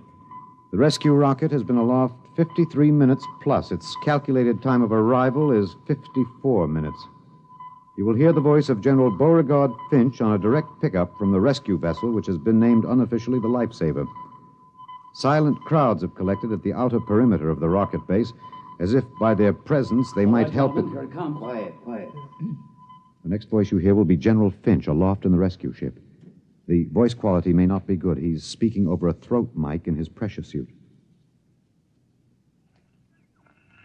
Mark 3 to base. This is Finch. We'll secure that cable. We have just secured to the airlock of Macmillan's ship. I'm now entering the lock. The inner door is closed. I have closed the outer door. The inner door is cycling. Now it is open. Bring in those oxy bottles, will you? The bulkhead to the control room is open.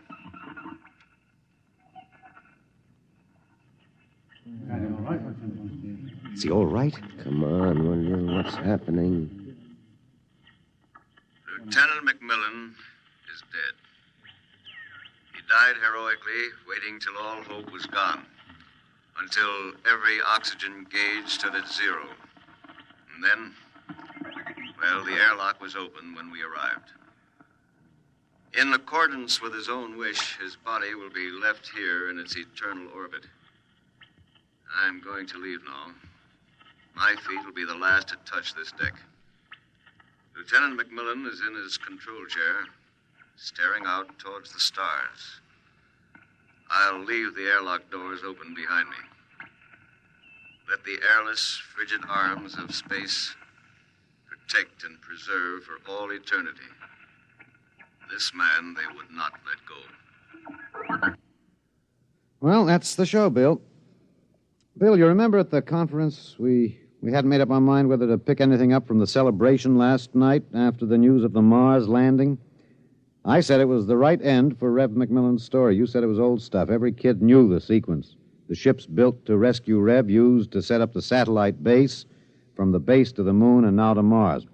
Well, I went out with a mini-tape last night, and I've got the end of the story. Here it is. This is Harry Anders in Times Square. The neon rocket ship at the top of the Times building has just flashed into brilliant light. The signal that the landing signal has been received from the rocket Rev Macmillan III. Man has landed on Mars.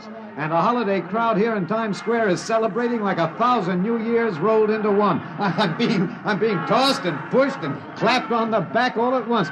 Let's see what the man on the street thinks about man on Mars. You, sir. I'm broadcasting. No. How do you feel about it, sir? How do you feel tonight about man's conquest of space, of the planet? Leave me alone. I'm in a hurry. Well, just a few words to the Look, you get your hands off me. Let go of me. I'm not interested. Wait a minute, sir. Wait. Rev!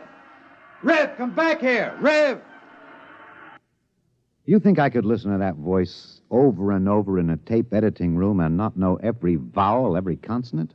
I'm telling you, Bill, I saw him. Rev Macmillan.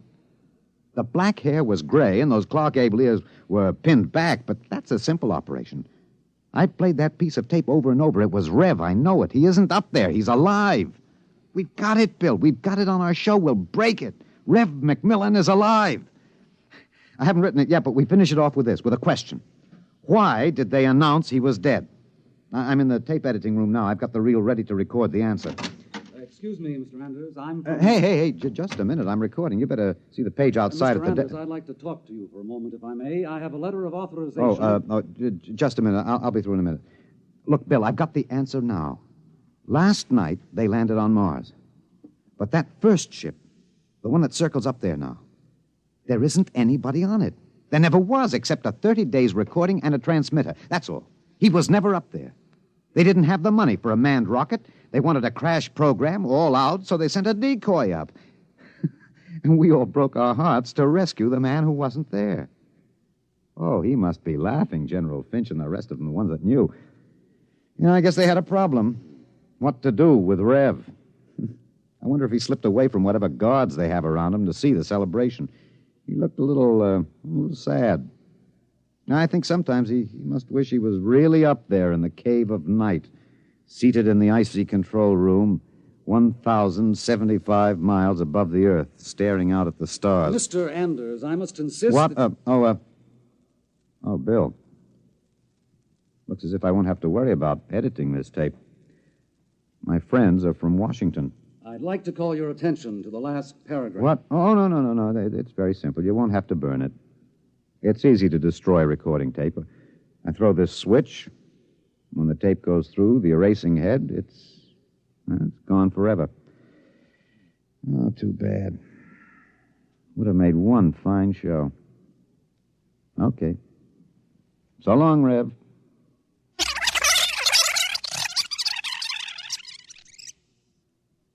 You have just heard X-1, presented by the National Broadcasting Company in cooperation with Galaxy Science Fiction Magazine, which this month features an exciting serial, Slave Ship, by Fred...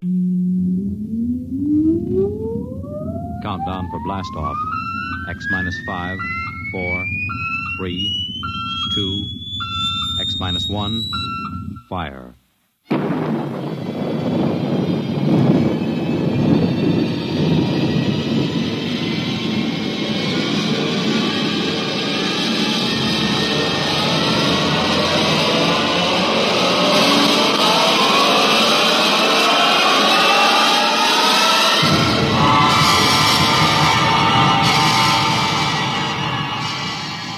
From the far horizons of the unknown come transcribed tales of new dimensions in time and space. These are stories of the future, adventures in which you'll live in 1,000,000 could-be years on 1,000 maybe worlds. The National Broadcasting Company, in cooperation with Street and Smith, publishers of astounding science fiction, presents X-1.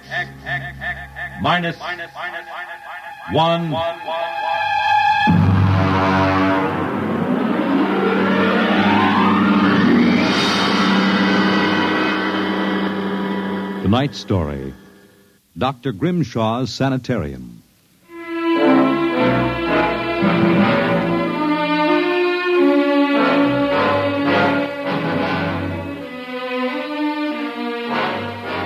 What you will hear in the next half hour represents either a magnificent hoax or the true explanation of the famous Grimshaw Sanitarium scandal which made the headlines back in 1947. The manuscript upon which this account is based was removed by the New York State Police from a fountain pen cover found in the doorway to Dr. Grimshaw's study. We offer this manuscript as evidence only. Whether it is authentic or not, you must judge for yourselves. My name is John Dougherty. I'm a graduate of Hamilton College, class of 34, a member of Theta Alpha. I'm one of those fools who wanted some excitement in life, so instead of going into my father's shoe business, I became a private detective. These are facts. You can check them if you like. The rest of what I write here is so fantastic that I don't expect it to be believed. If anyone should find this manuscript and read it, all I ask is that you notify Miss Millicent Armbruster of 299 Wallace Avenue, Buffalo, that Johnny Dougherty is dead. On the evening of July 1st, Miss Armbruster and I were driving to a wedding. Not our own, although I wish it had been. It was Sunday, and in order to avoid traffic, I took the Old Mill Road, a single-lane dirt affair that runs past the Gowanda Cemetery. Johnny, aren't you going too fast? Not for this road. There isn't a thing around except some tombstones and... Johnny, the gate to the cemetery. Well, what about it? That hearse, look out! Look out! We skidded for about 20 feet and slammed into the back of the hearse. The two rear doors buckled and snapped open. It was a freak. A huge oak coffin with brass handles tipped up and began slowly to slide back toward us. Oh, how horrible. You stay right here, baby. You okay, Mac? You don't pay much attention to speed limits, do you, Jack? Now, look, let's not get hung up on who was right and who was wrong. I was going too fast, and you were traveling without lights after dark. Let's see your driver's license. Right here. Oh. Private eye, eh? Now, if you don't mind, who does this joy wagon belong to? Gowanda Funeral Service. It's being rented to Grimshaw. Who? Grimshaw from the private sanitarium. Mind if I ask what you were doing after dark coming out of a cemetery with a wooden kimono? We're moving one of Grimshaw's patients to a new grave. They always travel like this? Look, Hawkshaw, how about skipping the third degree and giving me a hand getting this box back in the wagon? A pleasure. Better screw on that cover again. It's going to slide off. Let's get it in the hearse first. Okay, Junior. You get on that end. Okay. You ready? Yeah, lift. Now just slide it. Oh, brother, who's in there? King Kong? Look out for the cover. I told you that would happen. What's the guy's name, Junior? Oh, why don't you ask him, Sherlock Holmes? A real wise guy, huh? I've got half a mind to report this accident. Yeah, well, go ahead. See where it gets you. Now, if you'll pardon me, I'll deliver the body.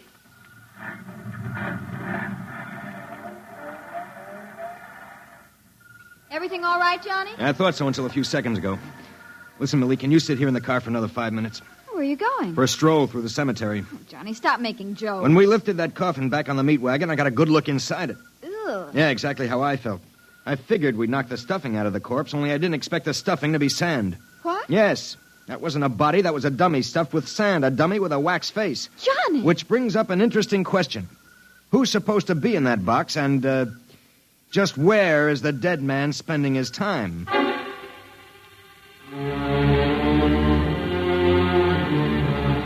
Sometimes in my business, when things drop off, you have to go out and, dig up new clients. My next case was a gentleman named Harlan Ward Sr., a wealthy automobile manufacturer. I'd gotten his name off his son's tombstone. Are you trying to tell me, Doherty, that my son Harlan was never buried at Gowanna Cemetery? Exactly, Mr. Ward. But why? Maybe if you'll tell me the circumstances surrounding your son's death, I can help answer that. My son was a rather impetuous young man. Tall, good-looking. After his graduation from Princeton, he began drinking quite heavily. After he got into a couple of scrapes, we sent him to Dr. Grimshaw's Sanitarium in the hopes that he could be cured. While my wife and I were in Europe, we received word that he died, buried at Gowanna in our absence. Last week, my wife and I decided to have his body removed to the family vault here at Short Hills. How'd your son die? Suicide. You never saw the body? No. We couldn't get back from Europe in time. Now you tell me that his coffin contains a dummy. How do I know this whole thing isn't a plan to fleece me? You don't. But you're a rich man, Mr. Ward, and you're perfectly willing to take a chance that I'm on the level and that your son may still be alive. You sound very sure of yourself, Mr. Doherty. My fee is a $2,000 retainer plus expenses. What sort of expenses? However much it costs to take the cure at Dr. Grimshaw's Sanitarium.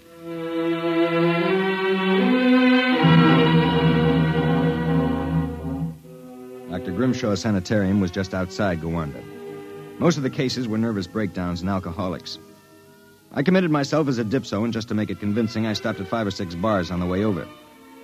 I was interviewed by Grimshaw himself, a small man with a fringe of white hair. You understand, Mr. Doherty. That's not my real name, of course, social reasons. We understand. Our paid clientele is very select, and our rates are very high. You will be paid in cash and in advance, Dr. Grimshaw. How long does a cure usually take? That, of course, depends on the degree of alcoholism. This is my assistant, Dr. Boyna. How do you do? How do you do? We are accepting Mr. Doherty as a patient. Better place him in the ward with Mr. K and Mr. Keiki. Mr. K is a long-term patient, Mr. Doherty, a highly intelligent man, formerly a professor of plant pathology. Mr. Keiki suffers mild delusions. I think you'll find him rather amusing.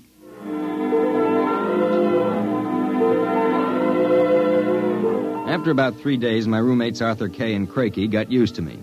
And we even began to play three-handed bridge. Kay was a chronic dope addict, an intelligent, sensitive man. Craigie was nothing but a clown. He kept a big black cat named the Professor, which he talked to as if it were human. And so I said to her, my dear Countess, if you don't like the company of my cat, then you don't like me. She looked at me as if I were insane. But, of course, the joke was on her because I was. Professor? The professor is very sociable. Excellent company. Except when he kills birds and deposits them in your bed. He's nothing but a feline murderer as far as I'm concerned. See? You have insulted him, Mr. K. Come here, Professor. Let's make friends. How about giving me your paw? Oh! Scratched me, you black devil. You insulted him. You hurt his feelings. Well, just keep him away from me. It will be a pleasure. I would advise you not to insult him again. Good afternoon and evening. Is he always as nuts as that? Ever since I've been here. What's his problem? Manic depressive. And a little paranoid, too. How long have you been here, Arthur? At Grimshaw's 2 years.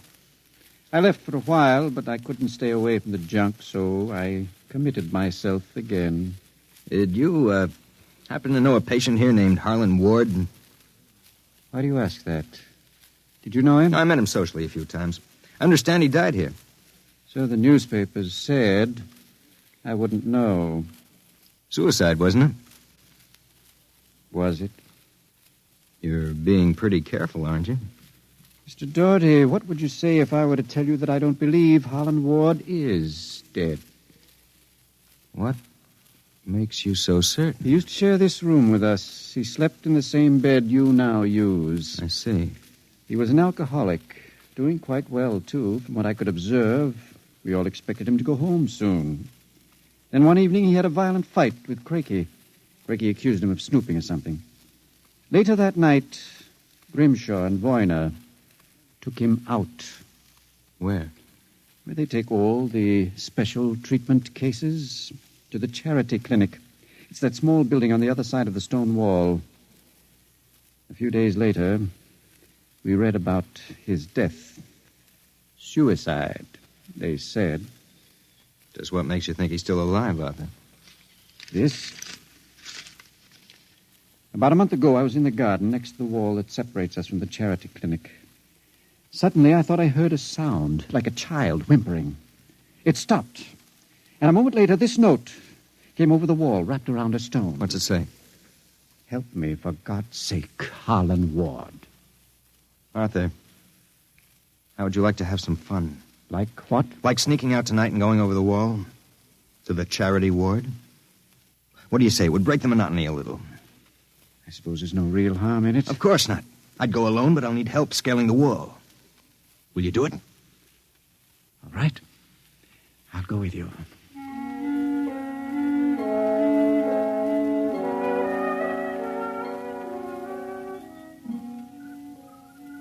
Up. All clear. Give me your hand and I'll lift you. Be careful when you drop. Ready? Go ahead.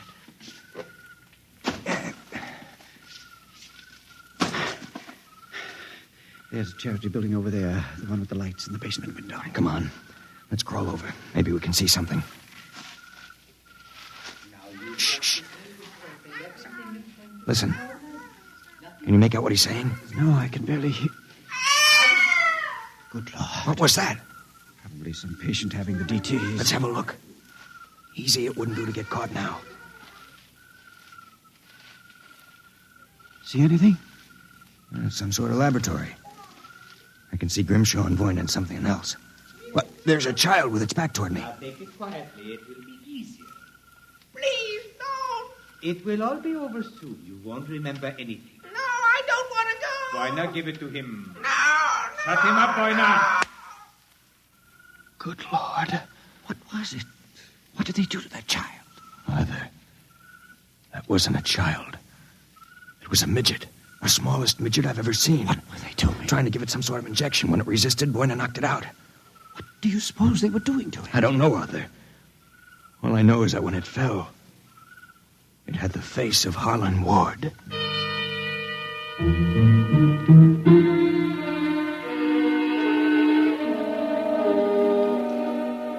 All the way back to our room, my brain was working like some frantic pinball machine. Only the score somehow wouldn't add up. The pieces were there, all right. A crazy old doctor, a brutal assistant, a private sanitarium, and a midget with a dead man's face. I thought that when I got back to our room, I'd have some time to think about it. I'd forgotten about our friend, the happiness boy, Count Craigie. So, I caught you. Fine, you've caught us. Now how about crawling back into the woodwork like a good little count? Where were you? Mink hunting. Arthur and I like to go mink hunting at night. You make fun of Count Craigie? I shall report you to Dr. Voyner. You'd better not if you know it's good for you. So, you threaten me? Me, Count Craigie? I shall scream for help. Help! Help! Did you hurt him? Just knocked him out. What do we do now? Put him to bed. Hope that when he wakes up in the morning, he's forgotten the whole thing. And if he hasn't? He's too crazy for them to take seriously anyway. Come on, let's get him back into bed.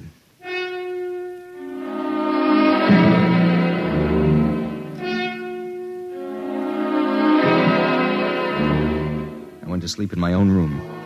And the next thing I felt was the sharp jab of the hypodermic needle in my left arm. Hold it. It'll be useless to struggle, Mr. Doherty. In a moment, your motor nerves will be completely paralyzed. What's this about, Grimshaw? I might ask the same of you. My good friend Count Craigie informs me you and Mr. K decided to do some snooping earlier tonight. He followed you and saw you climb the wall. Craigie's insane. Mr. Doherty, that is a matter of opinion. Craigie, what is this? Perhaps my assistant, Dr. Grimshaw, would be good enough to explain. Assistant? Yes. You see, I am the actual head of the Grimshaw Sanitarium. Count Craigie feigns many delusions, Mr. Doherty. But in this case, he is telling the truth. Count Craigie is actually Professor Ernst Hassler. Professor Hassler and I worked together in the Berlin Neurological Institute before and during the last war. Unfortunately, my political affiliations with the Third Reich were under investigation by the War Crimes Commission. However, Dr. Grimshaw managed to smuggle me into this country, where I masqueraded as a mental patient, in order that we might continue certain experiments which were interrupted by the American Army. I can imagine the sort of experiments you conducted. You and your friend Mr. K will discover their exact nature very shortly, Mr. Doherty. It is a magnificent opportunity to serve science. I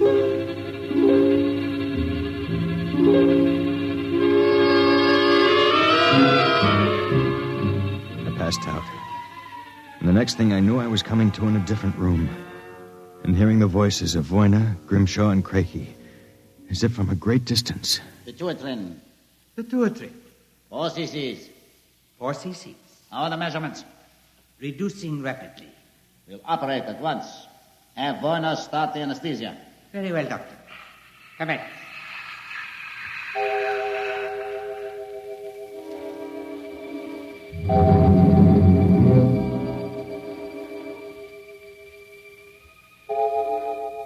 When I came to again, I had a blinding headache. I began to wonder if Craigie and Grimshaw weren't doing something to drive me insane, because I lost all sense of perspective. The room seemed to grow in size. I don't know how much time passed, but one day Craigie came into the room with a bundle in his arms about the size of a newborn baby. The bundle was my friend, Arthur Kay. And worse yet, I was exactly the same size that he was. Let me out of here. Let me out. Allow me to congratulate you, gentlemen. How are you feeling? You dirty monster. I'm disappointed, gentlemen. Do you not feel privileged to be a part of an experiment that will place me at the very top rank of the world's endocrinologists? What are you doing to us, you madman? It has long been established, gentlemen, that dwarfism and giantism result from injury to or malfunction of the pituitary and thyroid glands. The interlock between these glands was thought to be a hormone. I have discovered that this was incorrect. It was an enzyme. An enzyme I isolated some years ago. I was well on the way to synthesis in Germany when the surrender interrupted me. The interruption also limited the number and type of subjects on whom I could experiment. I was forced to find others. Such as Harlan Ward? Mr. Ward was only a control experiment. I suppose you plan the same for us. No, gentlemen. For you, I have reserved a special privilege. You, gentlemen, will be the first to test the full effects of the enzyme. In short, I intend that you, Mr. Kay, and you, Mr. Doherty, when the experiment is completed, will emerge as perfectly healthy, normal individuals. Except, of course, that you will be only 5 inches tall.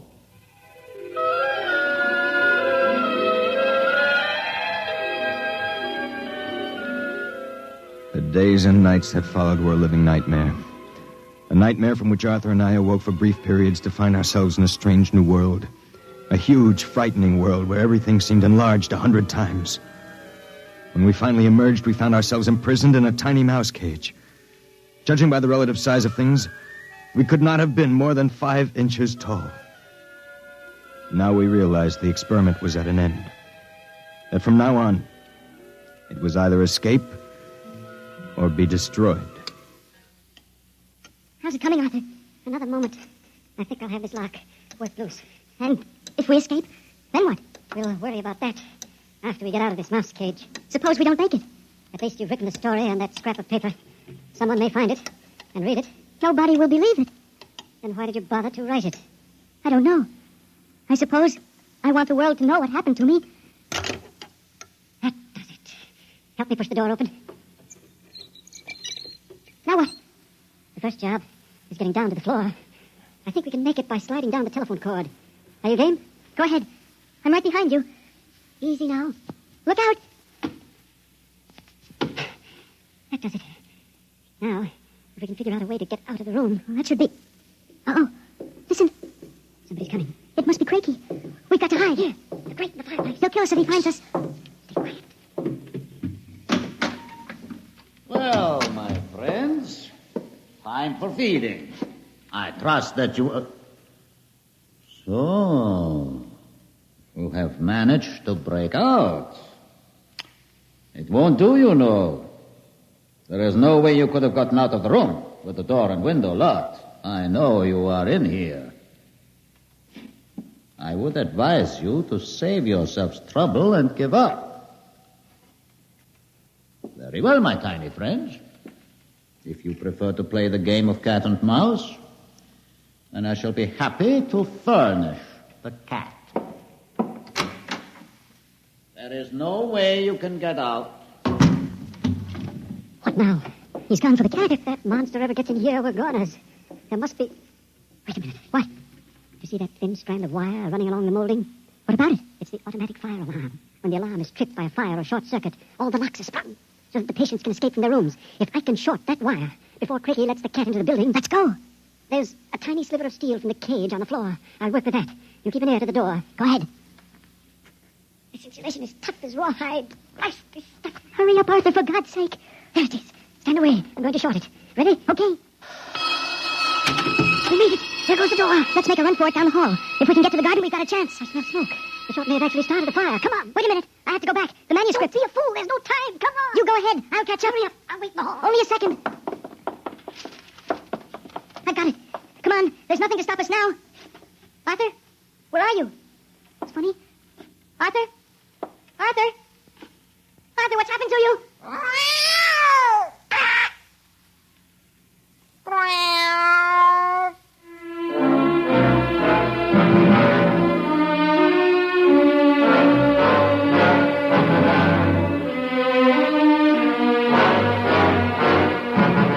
This is the record found in a fountain pen cover in the burned-out hallway of Dr. Grimshaw's sanitarium.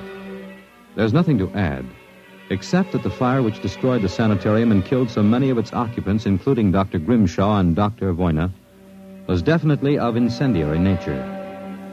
It is believed by the fire chief that some small creature, possibly a mouse, chewed the insulation off the wire and short-circuited the system.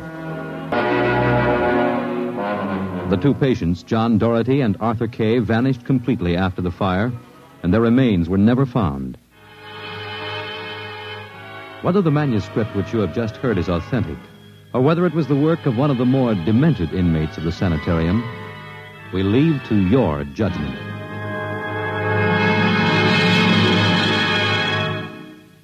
You have just heard X-1, presented by the National Broadcasting Company in cooperation with Street and Smith, publishers of astounding science fiction. Your announcer, Fred Collins. X-1 was directed by Fred Way and is an NBC Radio Network production.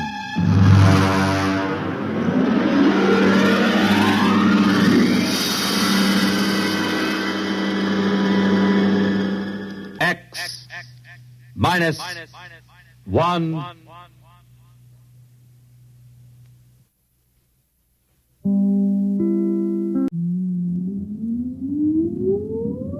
Countdown for blast off. X-5, 4, 3, 2, X-1, fire.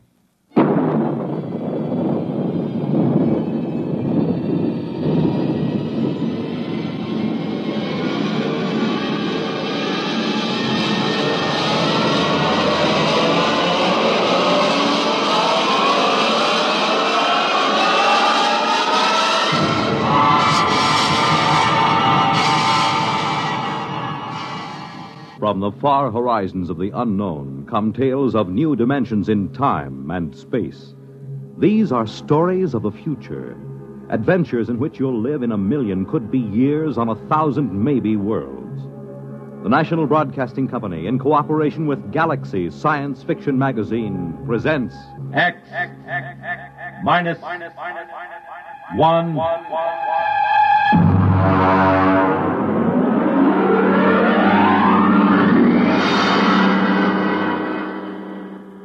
Tonight, Caretaker by James A. Schmitz.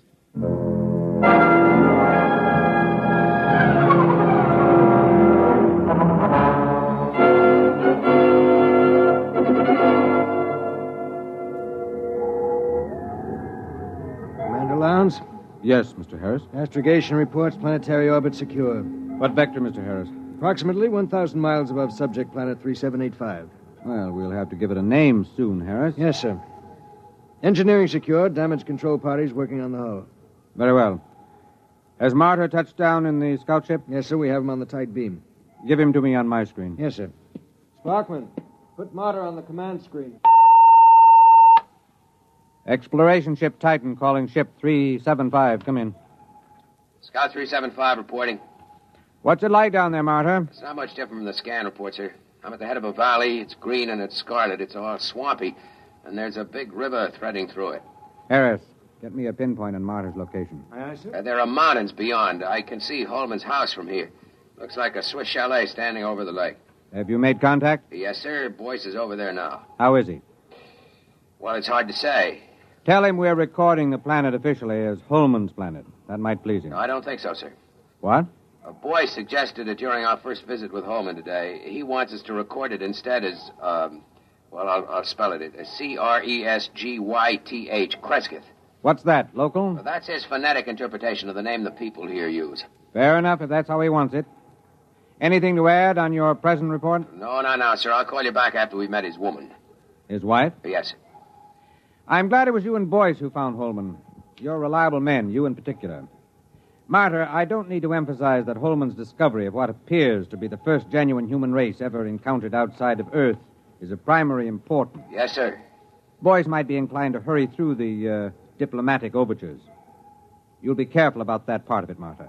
Yes, very careful, sir. On the two continents we've scanned before, we've found no traces of human inhabitants, present or past. Yes, I know, sir, but Holman's... It's possible Holman's acquaintances are the sole survivors of humanity here.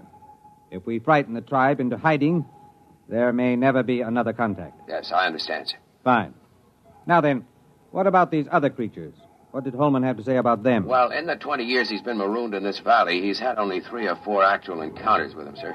Rather violent encounters on his side. Apparently they learned to avoid him after that. They're called Zares. He seems to have an almost psychopathic hatred for them. That's not very surprising. We pulled up a scout drag a little while ago, bagged a couple of specimens. The description checks with Holman's description of the Zares, the worm-like, slimy, blue body with a set of arms, legs, and head. Out of the water, they seem to wear some kind of clothes, presumably to conserve body moisture. Yes, that's what he said. All right now, Martyr. I want you to continue according to the plan. And remember, be careful of Holman. He's been alone on this planet for 22 years. He deserves a lot from us. Yes, sir. But he hasn't been alone. He has his wife.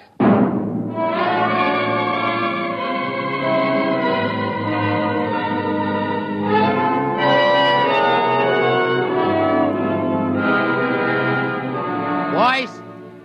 Boyce, where are you? Down here. I'm with Holman. Check in with the exploration ship? Yes, it's all right. Holman, they say they'll name the planet the way you want it. That's good. Celia will like that. Celia? My wife. I called her Celia from the start. She likes the name. I see. Where's she now? Oh, she's out somewhere. She's very timid.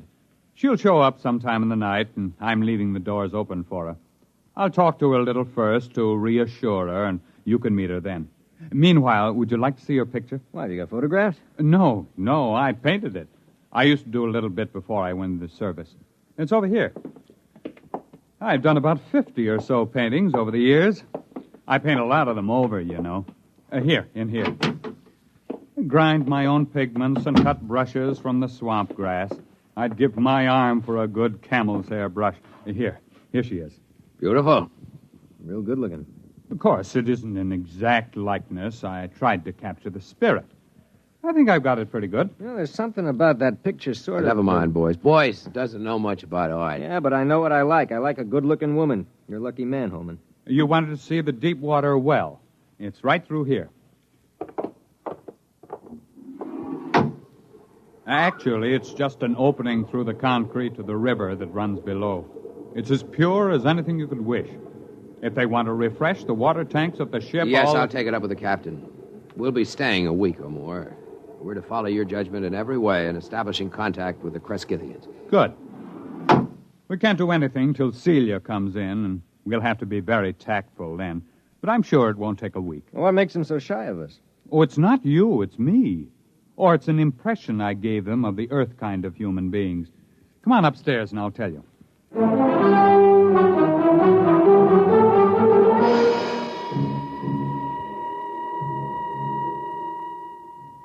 Cigar? It's a local swamp grass.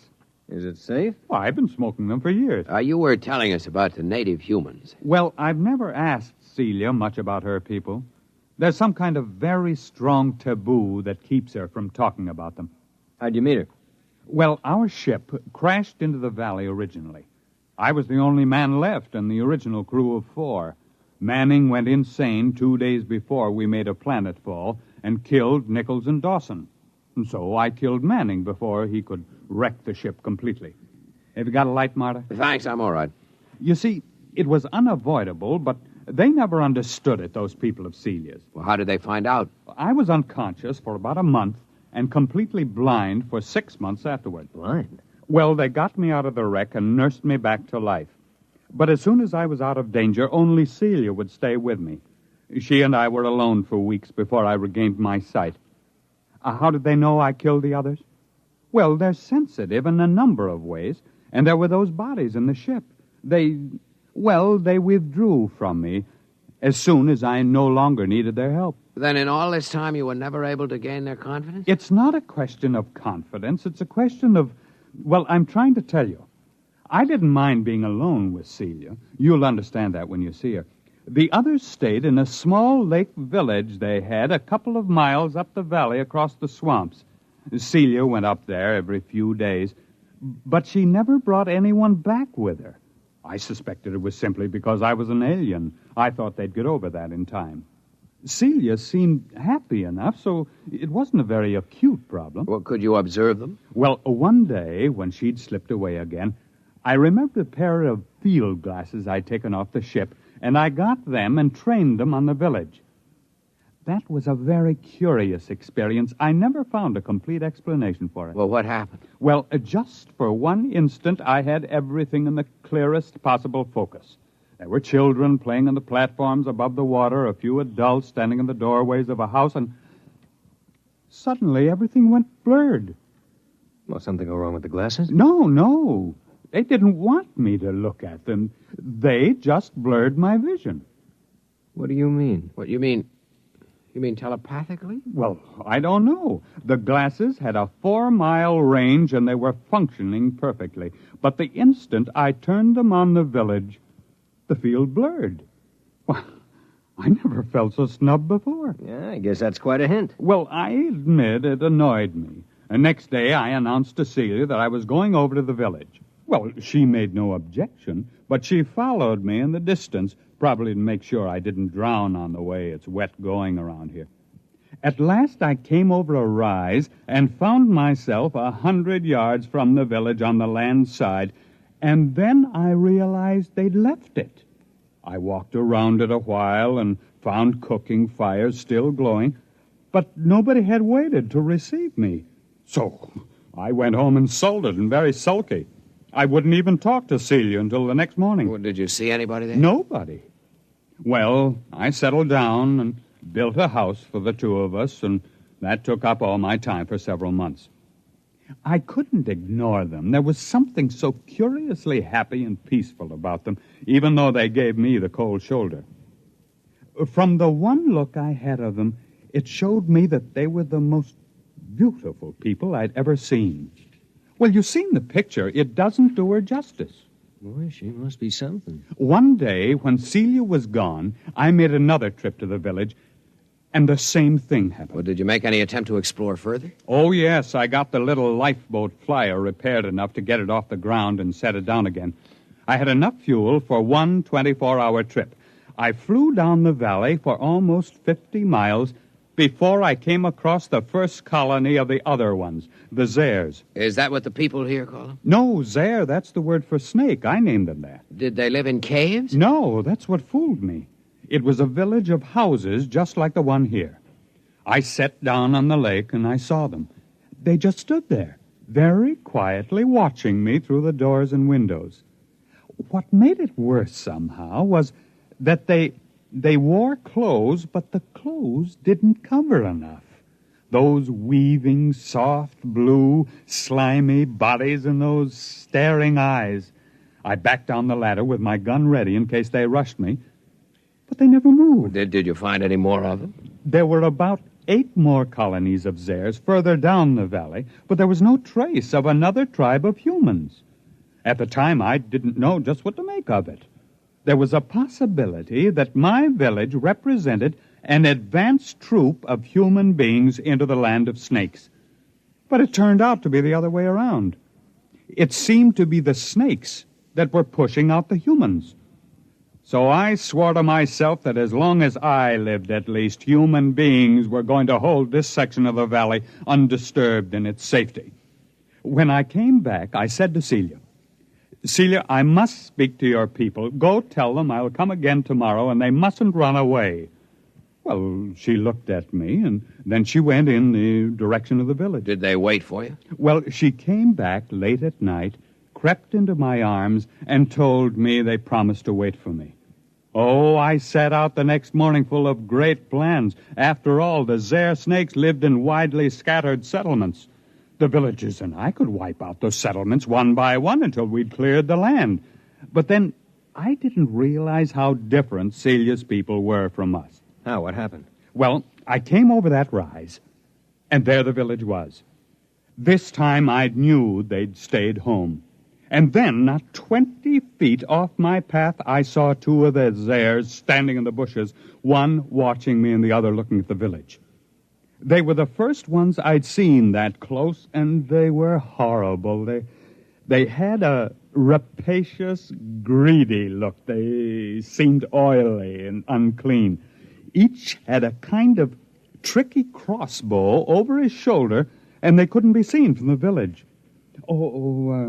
Would you like something to drink? There's some kind of fermented homebrew I made. No. What happened? Well, I shot them both down before they got over the surprise. It was a natural thing to do, wasn't it? Sure, I guess so. But apparently, from the point of view of the villagers, it wasn't.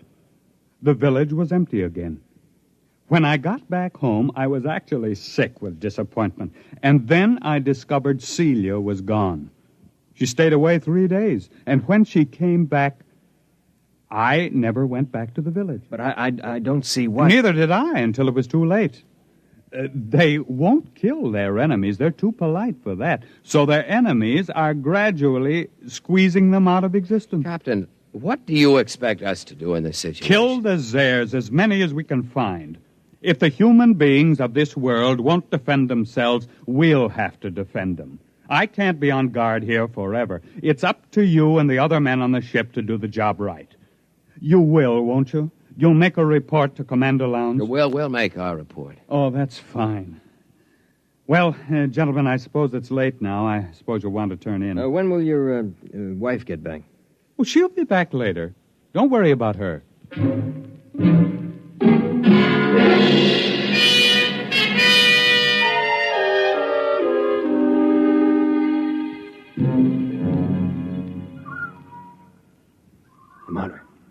Marta, you awake? Why, what do you want? Listen. What? Somebody moving in the house. Listen. Holman? No. Listen to those steps. Now, hear him? That's no man.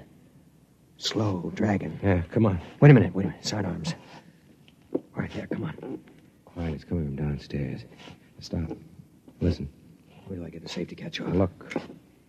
No firing unless I tell you. Look, Martyr, I'll take care of myself. Maybe it's one of those airs. I'd like to get a shot at them. Come on.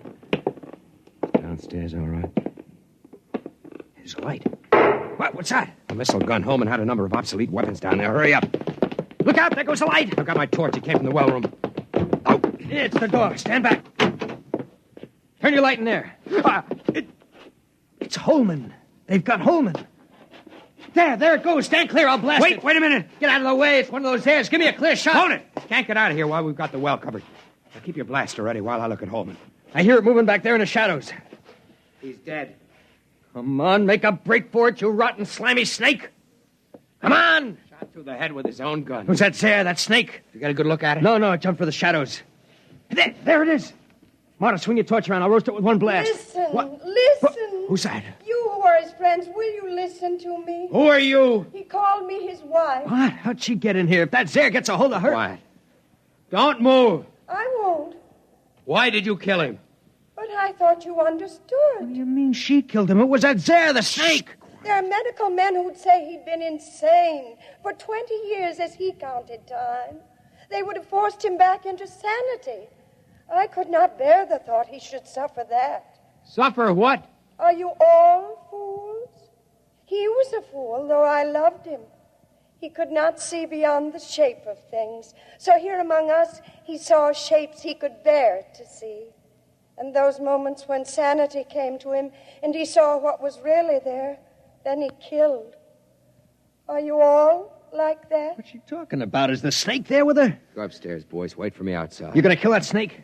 Yes, I'll kill the snake. All right, take my blast. Now be careful. Get it between the eyes, Marta. Roast that Zare to a crisp. Now go on outside. Are you still there? Yes. Is there any way you can get out? I can leave by the river that flows under the well if you do not shoot at me. I won't shoot at you. May I take his body? Yes. And you will all leave with your ship? I loved him, although my people thought it strange, almost beyond their tolerance. They are foolish, too, yet not as foolish as you are. They saw what was in his mind, and not beyond that, and so they were afraid of him. But he is dead now, and there is nothing that your people and mine could share. We are too different. Will you leave? We'll leave. What did you see that was beyond his mind? A brave spirit, though very frightened. He ventured far, far, far into the dark, of which he was afraid. I loved him for that. I am coming now. I think you had better look away.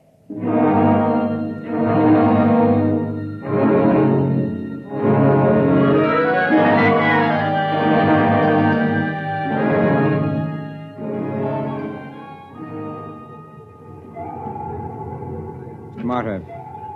Yes, sir. I've just been down to sick bay. Voice is all right. He's in shock. Well, I gave him a shot of sedative on my way up here. Oh, the medics say he'll be all right. They're giving him a reconstructive psychotherapy fix. He won't remember much of it. If you had looked squarely at that thing, we might have had to give you the same treatment. Our pickled specimens of the Zare are pretty hideous. I suppose it's all the way you look at it. Yes, I suppose so. Holman had his own way of looking at it. Selective hysterical blindness maintained for 22 years, with his own type of artistic hallucinations thrown in. I can't help wishing it hadn't happened to Holman. He didn't maintain it throughout. When he was hallucinating, he saw them as beautiful. He saw her as beautiful. But when he saw them clearly, the way they really were, he killed them. Who wouldn't? I almost feel like getting out of space and staying out for good. Well, it's time to file a report and wrap up. What are you reporting? That Holman died here quite peacefully about a year before we found him, leaving a diary of inspiring courage and devotion to space exploration behind him. We'll have time enough to work up the diary. That should keep everybody happy. All secure, sir. Shall I close down the ports? Just a minute. Marta, look down there. The whole galaxy. Do you think there actually are people out there somewhere? I hope so. Do you think we'll ever find them? I don't know. They've never found us.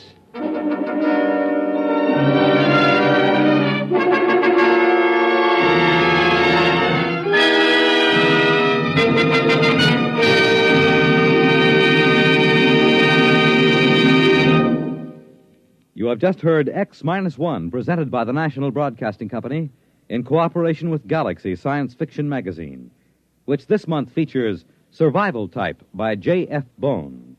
Score 1 or 1 million was not enough for the human race. It had to be all or nothing, with one man doing all the scoring. Galaxy Magazine, on your newsstand today.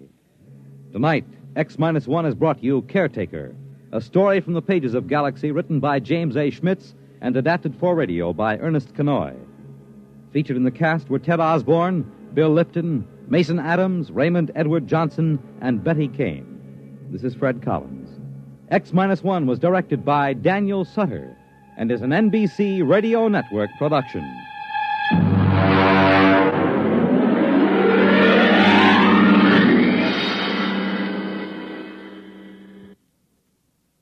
Polio is not over yet. A total of $46,900,000 is needed to continue the fight against this crippling disease. Thousands of polio victims are depending on you. Help finish the polio fight.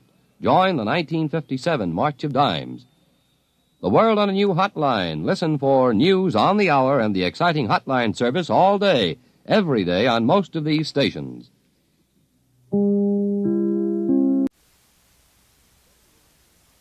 WRVR presents X-1. This is an experimental program on WRVR, and we'd like to hear your comments. Please drop us a note to X-1, WRVR, New York, New York, 10027. And now, tonight's adventure on X-1. Countdown for blast off. X-5, 4, 3, 2, X-1, fire.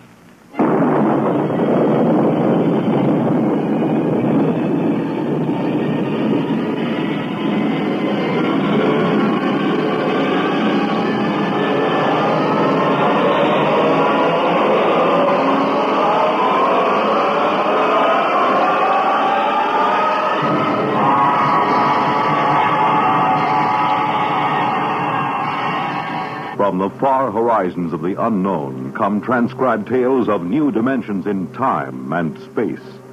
These are stories of the future, adventures in which you'll live in a million, could be years, on 1,000 maybe worlds. Renaissance Radio Network, in cooperation with Galaxy and Worlds of If Science Fiction Magazines, presents X-1.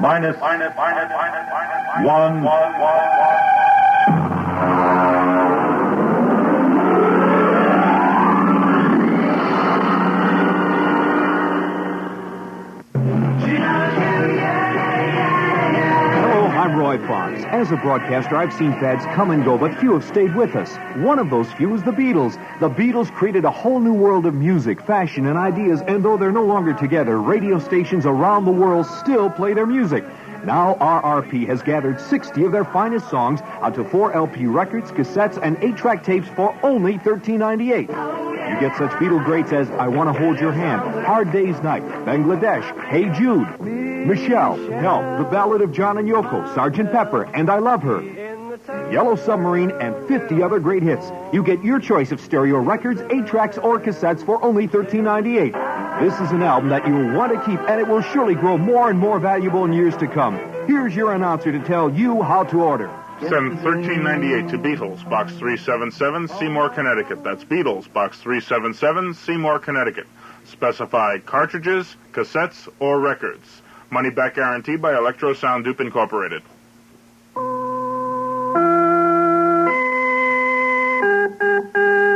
Tonight, The Iron Chancellor by Robert Silverberg, starring Leon Janney and Evie Juster.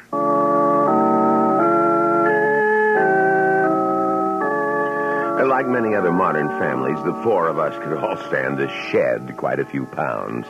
So when I saw in Miracle Mile Robot Shop a 40% discount on the 2061 robot model with adjustable caloric intake monitors, I figured it merited an inquiry. I thought first of my bank balance, then of Ethel's figure.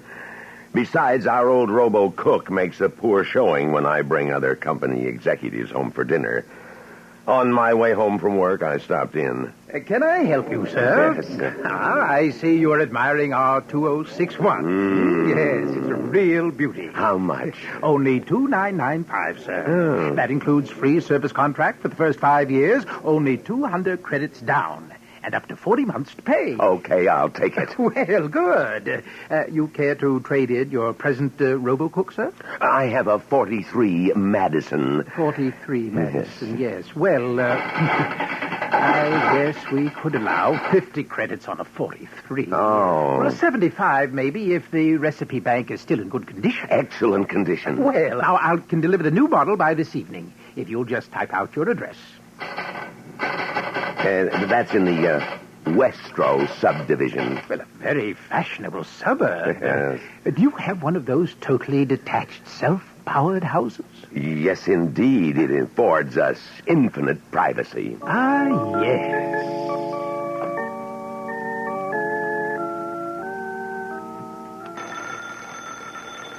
I'll get it. Who is it, Myra? It's a Mr. Robinson, Daddy, of Robinson Robots. And he's got a bulky package to deliver. It's A surprise, my dear. What in the world is... Myra, show him in, please. Oh, all right. There we are. Got him all wrapped. All 7 feet of it, Mr. Carmichael. Lots of delicate circuitry in that job. You ought to be very proud of him. Joey, help Mr. Robinson unpack the new RoboCook. No, that's okay. I can manage it. And it's not a RoboCook, by the way. It's called a Robo-Servitor. Sam, it must be a fortune. It's very reasonable, Ethel. Now, don't worry so much. There. This is the instruction manual. Now, don't fret about the thickness of the booklet. It's just part of the trimmings. This robot's no trouble to handle. Now, here's the recipe bank. Biggest and best ever designed. And what about the special features? The reducing monitors, you mean? Yes. Well, they're right over here, see? You just program in the names of the members of the family and their present and desired weights. And the Robo-Servitor takes care of the rest. Computes caloric intake, adjusts menus, and everything else. I told you I was going to do something about our weight, Ethel. No more dieting. The robot does all the work. Oh, my. I don't think there'll be any trouble. But if there is, just give me a buzz. Right. I felt a momentary twinge of nostalgia when Robinson took our obsolete RoboCook. After all, it was with us 16 years. That night, the 4 of us spent the evening discovering things about our new robot. Joey prided himself on his knowledge of practical robotics, so I let him integrate our weights and desires. You wish this schedule to take effect immediately? Oh, well, tomorrow morning at breakfast. We might as well start right away. Good morning, one and all. Oh, good morning. Your toast and coffee, sir. Well, I like cream and sugar in my coffee. You must learn to drink your coffee without such things if you wish to lose weight. Oh, yes. Yes, of course. Well, this regimen is more Spartan than I anticipated. Joey, why don't you pour that glass of milk into the cereal? Won't it taste better that way? Sure it will, but Bismarck says I won't get another glass if I do, so I'm eating this way. Bismarck? It's the name of a famous 19th century German dictator. They called him the Iron Chancellor. Pretty good name for him, huh? No, it's silly. Well, it has a certain ring of truth, though. Here is your luncheon menu. You are the only member of this family group who will not be eating 3 meals a day under my personal supervision. Please adhere. And I did, even though I had to avoid my colleagues and eat at a robo-cafeteria so as not to be ribbed or questioned. Needless to say, I wasn't full. Dinner loomed in my mind. My hands shook. When I arrived home that night, I handed the Robo-Servitor my hat and cloak and, as always, reached out for my cocktail. Yes, sir. How may I assist you? Well, are we, out of gin? No, sir. How come no drink, then? Because, sir, a martini's caloric content is inordinately high. But gin is rated at 100 calories per ounce. And Okay, enough.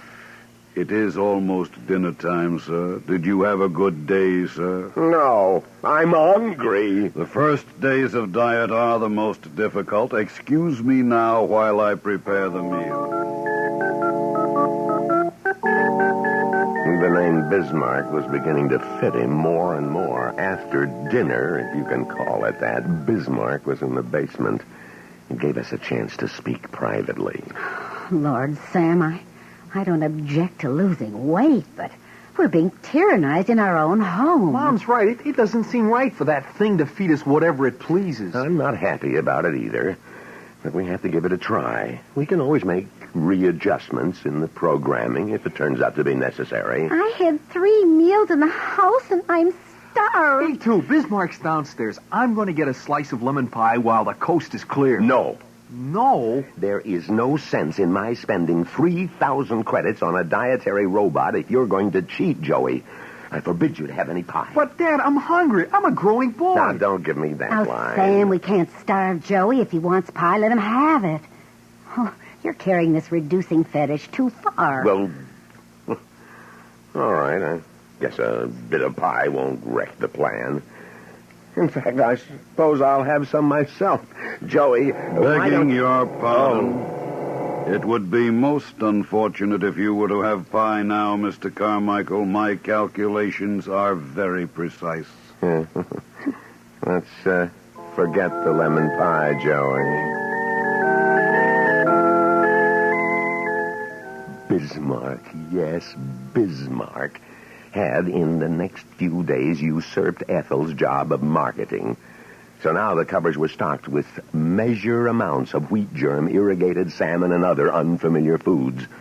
The kids were brooding, so... Yes, Mr. Carmichael? Bismarck, go down to the basement until I summon you. I must advise you, sir, that I will detect indulgence in any forbidden foods during my absence and adjust for it in the next meal. Joey, get the instruction manual. What are you going to do, Sam? I'm going to take a can opener to that creature and adjust his programming. Oh, Joey, have you found the instructions on how to reprogram? Page 167. I'll get the toolkit, Dad. Right. I'll buzz Bismarck.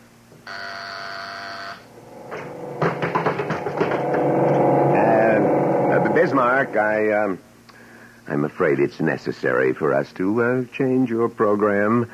We've overestimated our capacity for losing weight. I beg you to reconsider, sir. Extra weight is harmful to every vital organ in the body. I plead with you to maintain my schedule unaltered. I'd rather cut my throat. Joey, inactivate him and do your stuff. Lever F2 with the yellow indicators to be advanced 1 notch. Now twist dial B9 to the left, thereby opening the taping compartment and... Oops.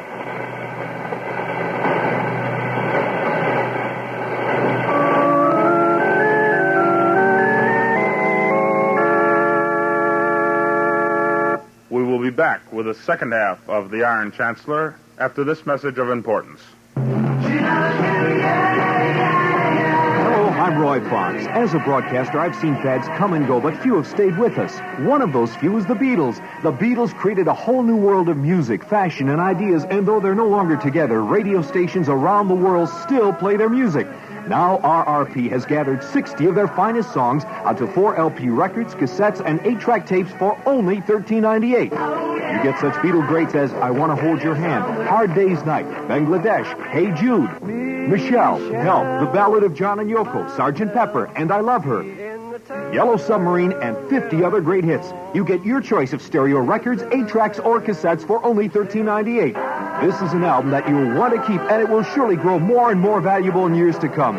Here's your announcer to tell you how to order. Send $13.98 to Beatles, Box 377, Seymour, Connecticut. That's Beatles, Box 377, Seymour, Connecticut. Specify cartridges, cassettes, or records.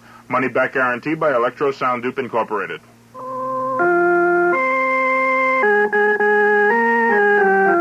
And now we return to X-1 and the Iron Chancellor by Robert Silverberg.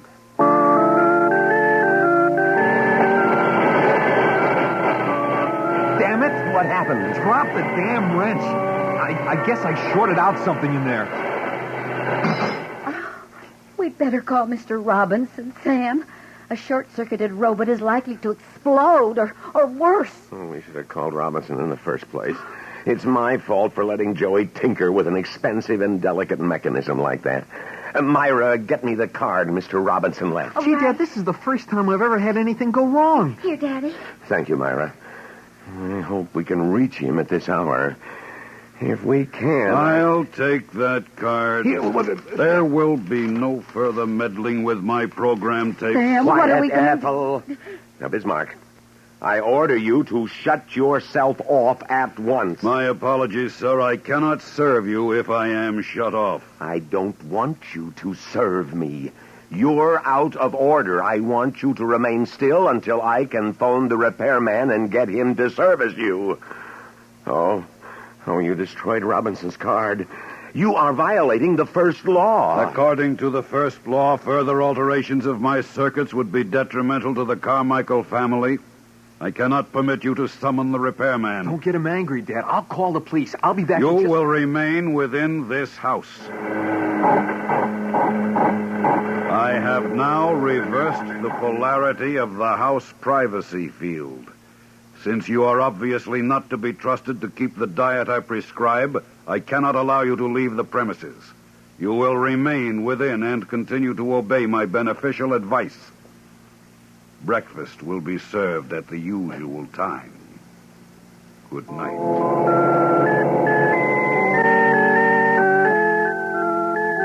I awoke late, well past 9. Bismarck had neatly canceled out the impulse from the house that woke me at 7 each morning. After black coffee and toast, I tried the front door until I was in a sweat. I beg your pardon, sir. The door will not open. I explained last night. The force field is around the entire detached dwelling. Now, in theory, the field could be penetrated from the outside, but nobody comes calling without an invitation in Westro. It is not one of those neighborly subdivisions where everyone knows everyone. That was why we picked it. Dad, the phone connection's severed. Damn him. He can't hold us prisoners here. Oh, Bismarck's short circuit has resulted in exaggerating his sense of functioning. He's determined to make us lose weight, even if it kills us. He's got the kitchen wall up with some kind of electronic-based force web. He must have built it during the night. I tried to sneak in and scrounge some food and got a flat nose. Oh, we'll be skeletons any day. Hey, it isn't that bad, Mom. Yes, it is, Dad. I've lost 5 pounds in 4 days. Quiet. Bismarck's coming.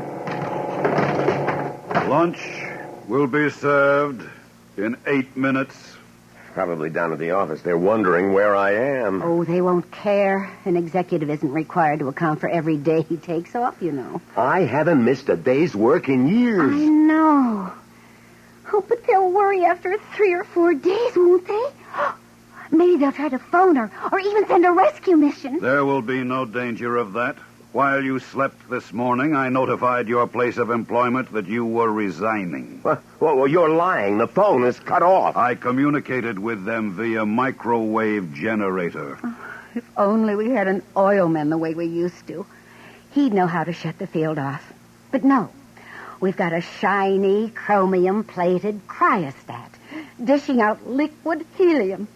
A neat, self-contained island in the middle of civilization with nobody bothering us. Ethel, please. Luncheon is served. You've got to do something about this, Sam. I'll have to, huh? And just what am I supposed to do? Daddy, don't get angry. Oh, don't tell me what I should or shouldn't do. Maybe you could distract him, and I could open him up again. No. That thing's 7 feet tall and weighs 3,000 pounds. I'm not going to wrestle with him. The The haggard face in the mirror was mine. 6 days of starvation. I stepped on the scale. 12 pounds off in less than 2 weeks. Then it came to me in a flash. Ethel, Myra, Joey, come here. Where's that robot? In the kitchen. Bismarck? Bismarck, come out here. How may I serve you, sir? Damn you, scan me with your super power receptors and tell me how much I weigh. 179 pounds, 11 ounces, Mr. Carmichael. Yes. And the original program I taped into you was supposed to reduce me from 192 to 180. So I'm finished with you as long as I don't gain weight. And so are all of us, I'll bet. Ethel, Myra, Joey, upstairs and weigh yourselves. Sir, I find no record within me of any limitations on your reduction of weight. What? I have checked my tapes fully. I have a record of an order causing weight reduction, but the tape does not specify a termination of the program. But I thought... I'm sure we did. I know Dad, we instructed... Probably that part of his tape was erased when he short-circuited. Oh. Dear, what's so funny? Oh, funny? Yeah. The fact that I'm thin, trim, fit as a fiddle. Oh, We're all magazine ad beauties, the enviable few who in our age of technology, when normal exercise is extinct, we'll all shrivel up. Bismarck will starve us to death. Don't worry, Dad. We're going to get out of this. Oh, we won't. We'll never get out. We're going to be reduced ad infinitum. Listen, Dad, I have an idea that I think will work. There's an article on multiphase generators in last month's Popular Electromagnetics upstairs in my room. Well, go on. Tell me more. Didn't you hear that, Dad?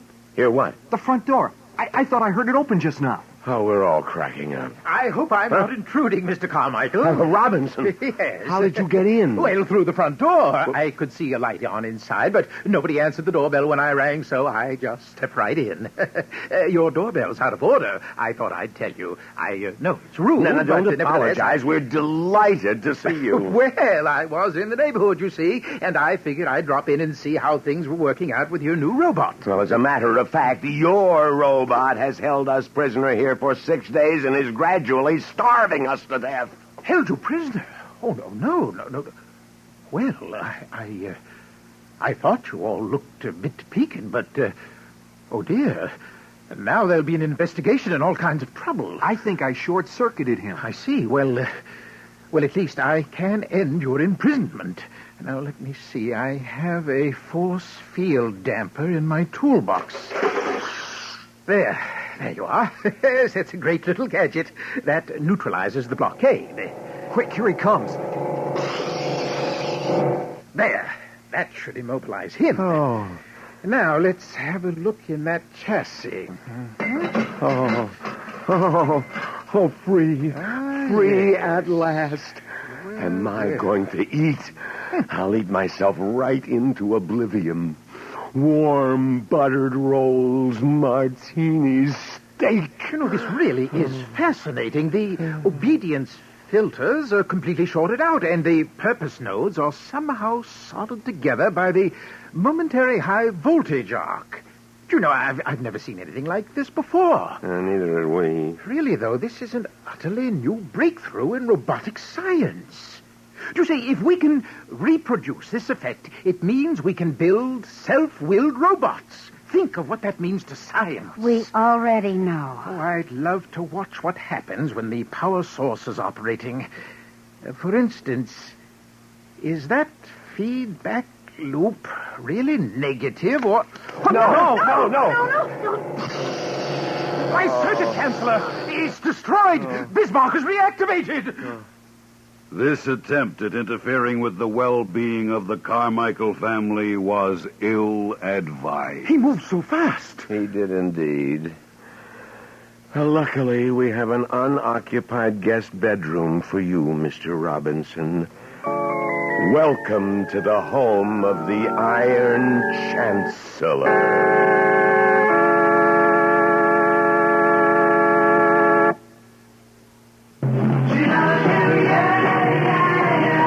I'm Roy Fox. As a broadcaster, I've seen fads come and go, but few have stayed with us. One of those few is the Beatles. The Beatles created a whole new world of music, fashion, and ideas, and though they're no longer together, radio stations around the world still play their music. Now RRP has gathered 60 of their finest songs onto 4 LP records, cassettes, and 8-track tapes for only $13.98. You get such Beatle greats as I Want to Hold Your Hand, Hard Day's Night, Bangladesh, Hey Jude, Michelle, Help, The Ballad of John and Yoko, Sgt. Pepper, and I Love Her, Yellow Submarine, and 50 other great hits. You get your choice of stereo records, 8-tracks, or cassettes for only $13.98. This is an album that you'll want to keep, and it will surely grow more and more valuable in years to come. Here's your announcer to tell you how to order. Send $13.98 to Beatles, Box 377, Seymour, Connecticut. That's Beatles, Box 377, Seymour, Connecticut. Specify cartridges, cassettes, or records. Money back guarantee by Electro Sound Dupe Incorporated. You have just heard the X-1 presentation of Robert Silverberg's Iron Chancellor, a story from the pages of Galaxy magazine. Galaxy, science fiction magazine, whose January 1973 issue features an article by astronomer Robert S. Richardson that delves into the existence of the Star of Bethlehem. Also, don't forget Galaxy's sister magazine, Worlds of If, which in its February issue will present Construction Shack by Clifford D. Simak. It was the day of the creation, just another one of those days where everything goes wrong. Galaxy and Worlds of If on your newsstands today. You have just heard The Iron Chancellor, a story from the pages of Galaxy written by Robert Silverberg and adapted for radio by Donna Fonfa. Featured in our cast were Leon Janney, Evie Juster, Jackson Beck, Donald Buca, and Roy Fox. If you enjoyed tonight's broadcast, please write to X-1, Box 377, Seymour, Connecticut. X-1 was directed by Irish Princeton and produced by Sal Trapani, and is a Renaissance radio production.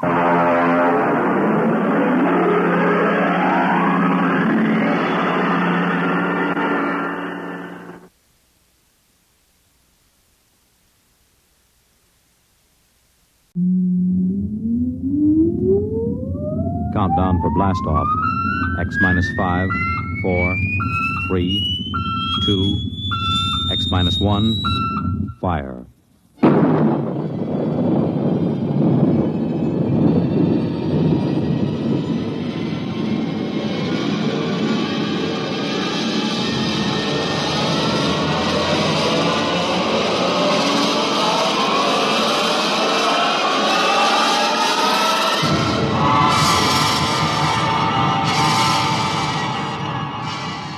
From the far horizons of the unknown come transcribed tales of new dimensions in time and space. These are stories of the future, adventures in which you'll live in a million, could be years, on 1,000 maybe worlds. The National Broadcasting Company, in cooperation with Galaxy Science Fiction Magazine, presents X-1.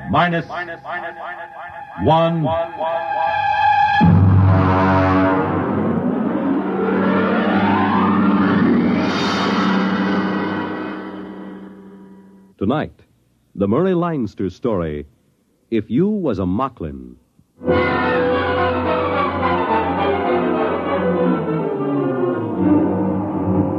Up to the last minute, I can't imagine that Moklin is going to be the first planet that humans get off of. Moving fast, breathing hard, and sweating copious. There isn't any reason for it. Everything was all quiet at the trading post. I was sitting on the front porch while Deeth, he's the Moklin clerk. Looks a lot like a guy named Casey, used to be a wiper on the Palmyra. He comes out on the porch. Mr. Brinkley? Morning, Deeth. How's business? Not so good. There were a few wood Moklins in this morning. Yeah, I saw him. Kind of nice looking. Those big saucer eyes. Hey, what makes the noses wiggle like rabbits? Well, I don't know, sir. I'm not a woods Moklin. Oh, sure. No offense. They buy much? No, they didn't. They said the prices were too high. Oh. Yeah, they said they can get the same goods at the other trading post for half price. Yeah, it's kind of hard to run a nice little monopoly for the company with another trading post opening up at half price. What is it, sir? Look at that little kid playing in the mud. You mean the Moklin kid? It's my cousin's niece. I can't get over those little kids with the droopy mustaches like old man Bland. I gotta laugh every time. Well, I understand. But you see, Moklins are getting much more human every day.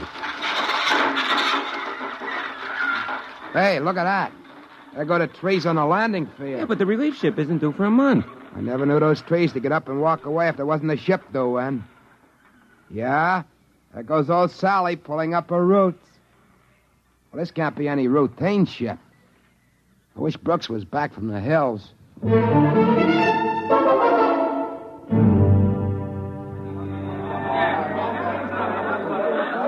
Hey, Captain Heine! Over here! All right, come on, let go of my hand. Yeah, nice to see you all again. Friends, yeah, sure. Friends. Yeah. I wish those Moklins were a little less friendly each time. It's like being a movie star. Captain Haney? Hey, what's that? We didn't send in a requisition for anything like that. Red hair and everything else. Captain? Relax, Brinkley. That is Inspector Caldwell. She's a troubleshooter for Sam Company. They must have finally read those reports Brooks keeps sending in. Look out for her. She's... Oh, good morning, Miss Caldwell. Inspector Caldwell, please. This is Joe Brinkley. He's the assistant manager of the company post. Where's Brooks? He's up in the mountains, ma'am. He should have been here. I'm on Moklin to check into this matter of a competitive trading post. Who's back of it? The company is supposed to have exclusive trading rights. Brooks is trying to find out. The Moklins around the place always say the humans are off somewhere hunting or something. We've never seen them. Hey, take the lady's luggage. Yes, sir. It's a pleasure. Oh, he looks a little familiar, your clerk. He's a Moklin, but he looks a lot like a man used to be a wiper on the Palmyra, Casey. I think he's on the Aldebaran run now. Please conduct me to the trading post. That afternoon, Brooks come down out of the hills with a bunch of woods Moklins that were guiding him. I took Inspector Caldwell over to meet him, and he gets one look at her red hair and other equipment, and he stops short. Hey, what's this? She Moklin? I beg your pardon? This is Inspector Caldwell. She come in on the Palmyra today. This is Brooks, the head trader. Well, am I glad to see you. I guess they finally read my reports in sector headquarters. You've come to check my request that the planet be abandoned? Not at all. Moklin has great potentialities. Friendly natives. Trade should continue and increase. But I explained. All I'm interested in is why you allowed a competitive post to be established in our exclusive territory. My reports cover that. Haven't you read them? Of course not. I was given a briefing on the situation here and told to correct it. Well, now, let's get to it. Do they cut prices? 50%. Yeah, but lots of Moklins still trade with us, just out of friendship. They're real friendly, these Moklins. Now, I'd like to know just... Excuse me, Mr. Brinkley. What is it, Deke? A girl just brought you a compliment. Oh? Well, now send her in and get a present for her. Yes, sir. 50%. Well, if they want a trade war, we'll give it to them. We can cut prices if we have to. We have all the resources of the company behind us. My dear Miss Caldwell, if you'd read any of my... Inspector Caldwell. Here she is, Mr. Brinkley. Compliments, sir. Compliments. Wow. Let's see him. He's asleep. Well, look at that. Ears like mine. The same bashed-in nose and everything. What do you know? Gitchy. Hey, what's your name? Morano. I can't remember ever seeing you before. Well, that's the way it goes. Hey, take her in the post and give her a present. And this way. Thanks for the compliment. I'm greatly honored. Yeah, it's real cute, ain't it? Real human. Human? Brinkley, you are going to be transferred out of here the instant the Palmyra gets back. Why? You mean that girl? I'm giving her a present. What's the matter? That's all you think about it? The callousness. You're revolting.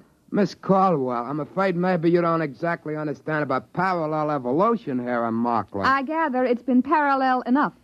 That will be all on that subject, if you please. In the morning, I shall want to go and inspect that other trading post.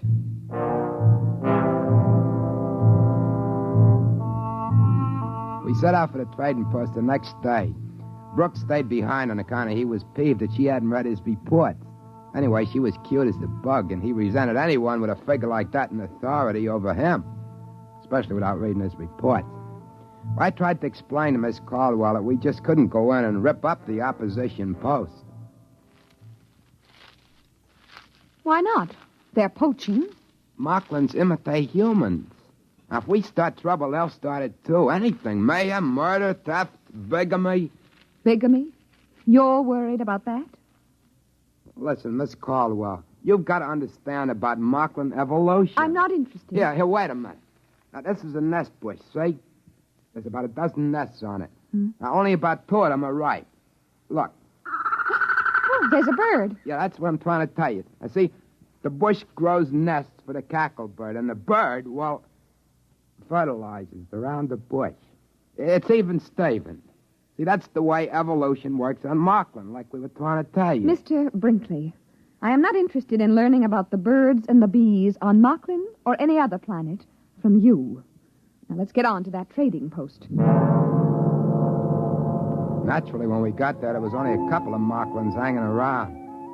They told us the same story about the humans having gone off somewhere hunting donderflies. When we got back to the company post, Inspector Caldwell, furious as a wet cacklebird, marched right into Brooks. I have just ordered a price cut on all items on sale by 75%. I've also ordered unlimited credit for Moklin customers. They want a trade war over there? I'll give it to them. But you don't understand. There's a whole planet where they could have put another trading post without being discovered. Why put it so close to us? That furnishes them with a ready-made market for human trade goods. And it furnished them with Moklins trained to be interpreters and clerks. And it furnished them with a Moklin head clerk, who is a very handsome young man, Mr. Brooks. He not only resembles you in every feature, but he even has a good many of your mannerisms. You should be very proud. Goodbye. That's funny. Like me, huh? That's right. Spitting image. Funny as folks never brought him for a compliment present. How good's the likeness? If he was wearing your clothes, I'd swear it was you. Maybe. Joe, remember that time you went off hunting with Deeth and his folks? Yeah, sure. We were after donderflies. We caught about 6 of them. You were wearing Moklin clothes, weren't you? Oh, you know how they are. You're insulted if you don't. Listen, did you come back after one day for tobacco and a bath? No. No, we were way over at Tunlib Hill. Some Moklin got killed there, and we had to bury him. It took 2 days. Well, during that week, while you were off wearing Moklin clothes, somebody came back here wearing your clothes. He got some tobacco and went out again. He looked just like you, Joe. Exactly. Nobody suspected it wasn't you. Why should he want to do that? He might have been checking to see if he could fool me. Oh, that's a situation, ain't it? I haven't mentioned it before, but I've been guessing it's something like this. Moklins like to be human, and they have kids that look human. Look at the difference between Deeth and a woods Moklin. Well, maybe they can want to be smart like humans. And pretty soon they are, or their kids are. That rival trading post. You figure there aren't any humans running it. They're practicing with that. You mean they might figure to get rid of us and have a couple of Moklins take our place? I don't believe that. Moklins like humans. They wouldn't harm humans for anything. They like to be just like them. Listen, Joe.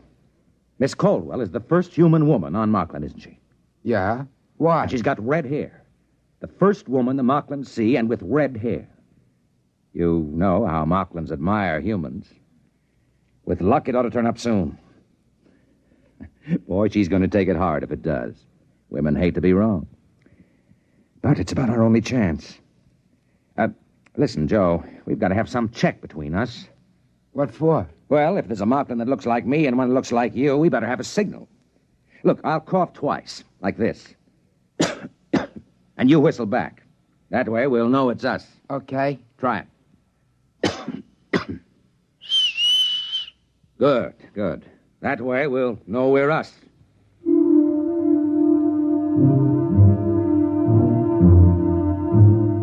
Brooks starts off the next morning to visit the other trading post and see the Moklin that looks so much like him.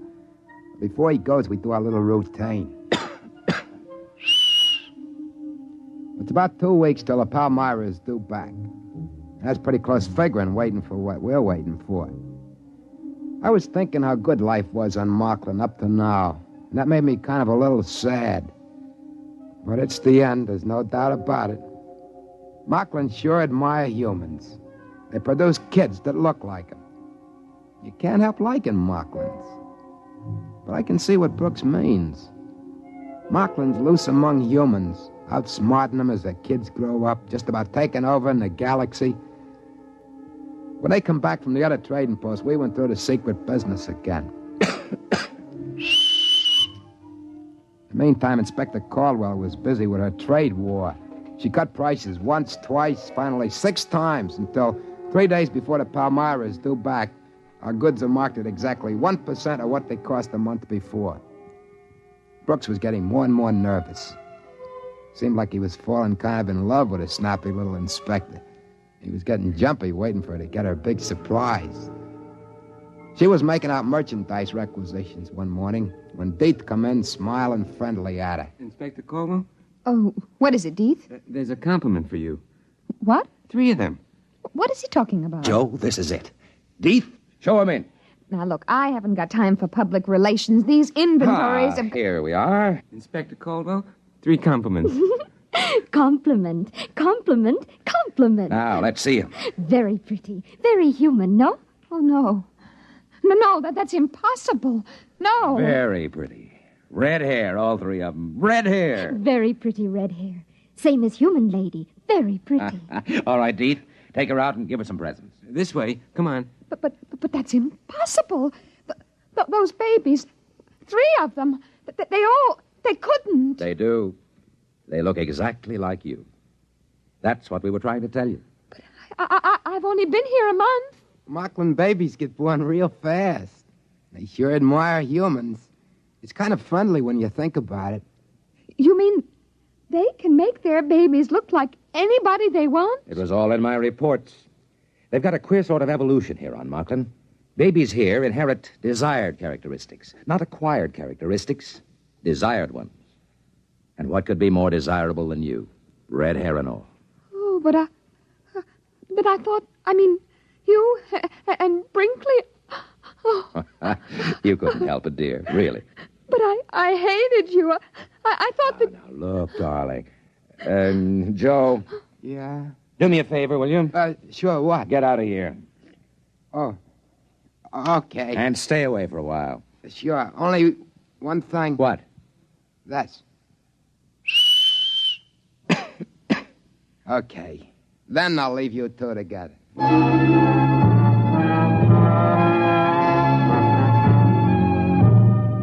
About 2 days later, the Palmyra boomed down out of the sky. We were all packed up waiting on the field when the trees finished getting out of the way.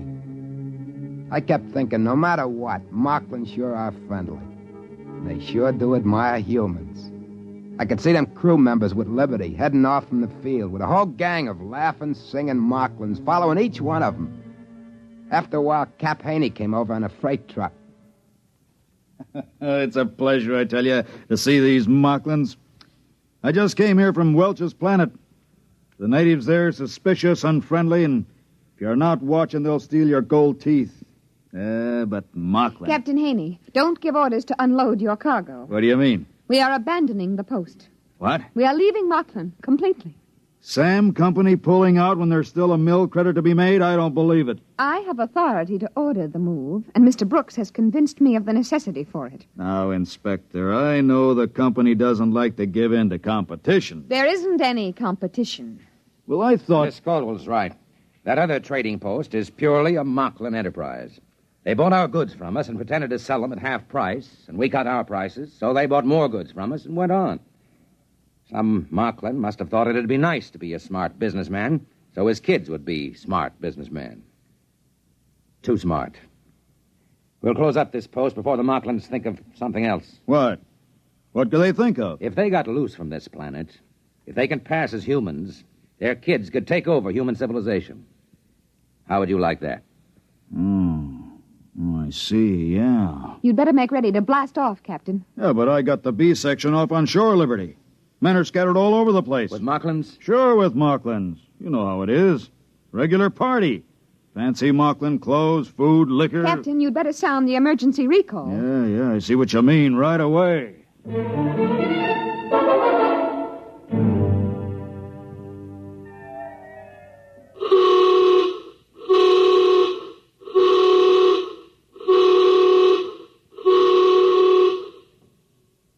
that accounts for all but about 5 of them. They're coming across the field now. Keep that line straight for the hatch.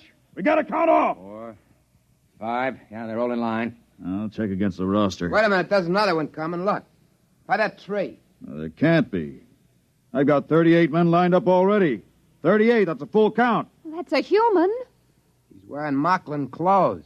It looks like Pete Werber from the engine crew. Hey, wait. Wait for me. Wait. Yeah, but it can't be. Werber's already checked in. There he is in line. Wait for me. Hey, whoa. Where'd you come from? I couldn't find my clothes. You see, I was in these Moklin clothes when the signal went off. I was trying to find my clothes. Werber, look over there in the line. Where? Hey, that's my clothes. That guy. He looks just like me. Now, what's the idea? Hey, you! Come over here. Yes, sir. What's the idea? All right, you caught me. I'm a Moklin. He stole my clothes. Why did you do it? Oh, we Moklins like humans so much, I thought it would be nice to make a trip to Earth and see more humans. How come he looks like me? My parents planned it 5 years ago when you came here first. They made me look like this wonderful human and hid me till now. You give me back my clothes. Well, of course. I wouldn't want to make any difficulties for humans.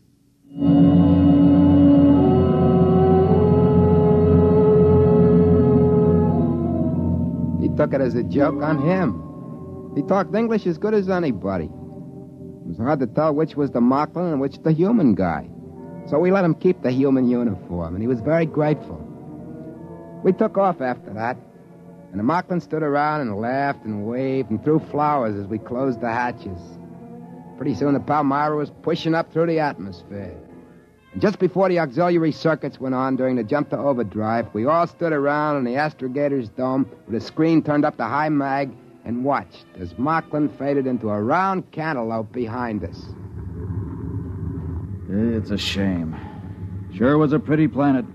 Real friendly. Too friendly. I still have the shivers, thinking we almost took a Moklin off with us. The other crew had been on Moklin long enough to have a double. 5 years is a safety margin. Takes them that long to grow up. We were lucky, huh, Joe? Huh? What? I said we were lucky. Yeah. We sure are.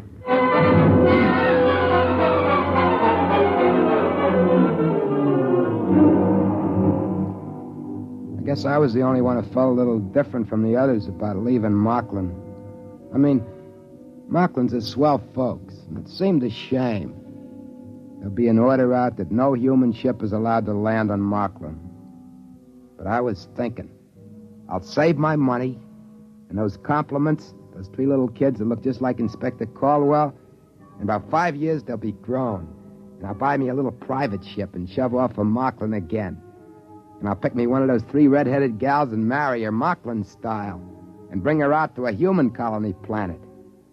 I'll have kids with brains, top-level brains. That's easy. If she wants it, that's the way the kids will be born.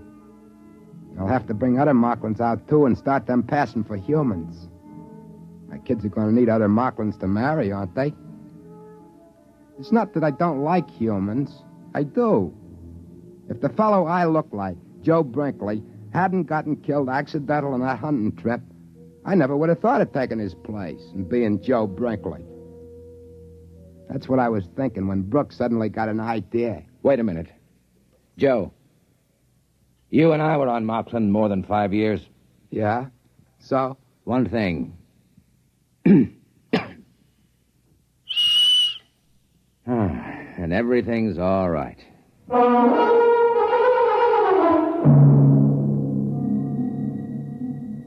I mean, you can't blame me for wanting to live among humans, can you? Wouldn't you, if you was a Moklin?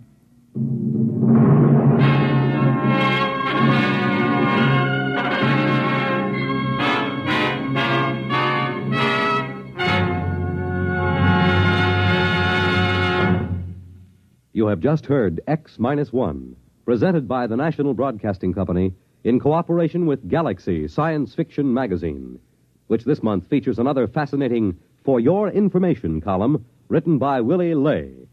Galaxy Magazine, on your newsstand today. Tonight, by transcription, X-1 has brought you If You Was a Moklin, a story from the pages of Galaxy written by Murray Leinster and adapted for radio by Ernest Kenoy. Featured in the cast were Joseph Julian, Patricia Wheel, Carl Weber, Ralph Camargo, Helen Gerald, Stan Early, John Marley, and Dick Janiver. Your announcer, Fred Collins. X-1 was directed by Daniel Sutter and is an NBC Radio Network production.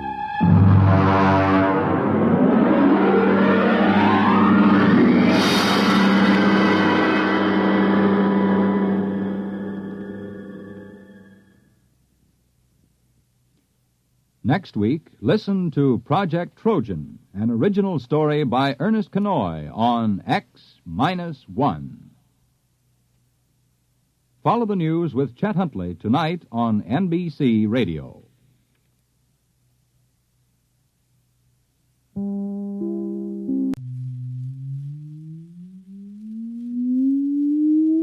Countdown for blastoff. X-5, -4, -3, -2, X-1, fire!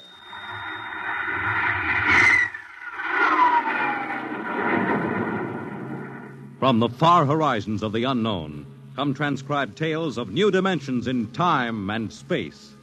These are stories of the future, adventures in which you'll live in 1,000,000 could-be years on 1,000 would-be worlds. The National Broadcasting Company presents X-1.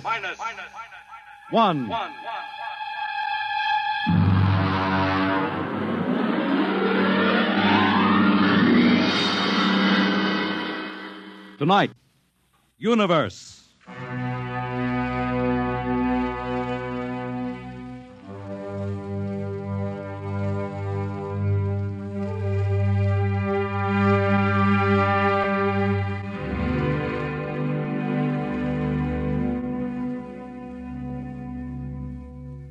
We are just beginning to discover how boundless our universe really is.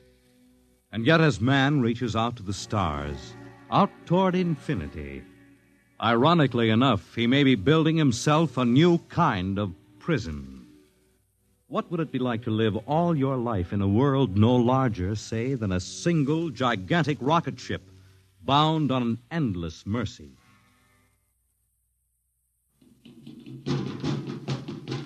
Hugh, look out! You all right? Yes, just missed me. What was it? A mutant with a slingshot, I think. Must have dashed down that passageway. Want to go after it? Oh, we'd never catch it, Alan. It's probably 12 decks above us by now. I didn't think they ever came down this far. Trolls usually get them before they reach this level. Well, they get more daring with each generation.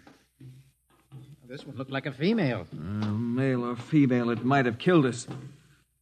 I told you this trip was pure foolishness, climbing 24 deck levels to hear a crazy old man rave. All right, Alan, we're almost there now. Let me see, compartment X, 15, level 24. This is the place. This area smells as if it hadn't been visited by a sanitation crew for generations. This part of the ship is almost deserted. Yes? Is this the compartment of John the Witness?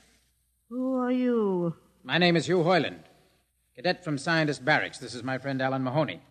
What do you want of John the Witness? Well, only to talk. Are you a believer in Jordan? Naturally.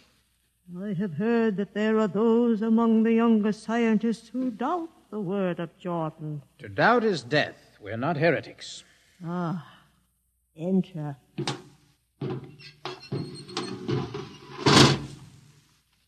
I've brought you a gift of tobacco, grown on the richest level. Oh, it smells good. I assure you it's of the best. Wait here. I'll get him.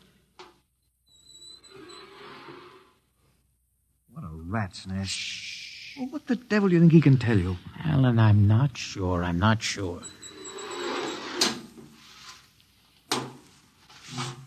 Well, Are you John the witness? I am. Good evening to you. I'm Hugh Hoyland. This is my friend, Alan Mahoney. What brings a gentleman of the scientist class to my humble compartment? I've heard that you and your parents before you have been keepers of the legend of the ship. Since Jordan gave the word. I'm anxious to hear the word as Jordan spoke it. Why? Because our young scientists, well, among them there have been some who talk against the word.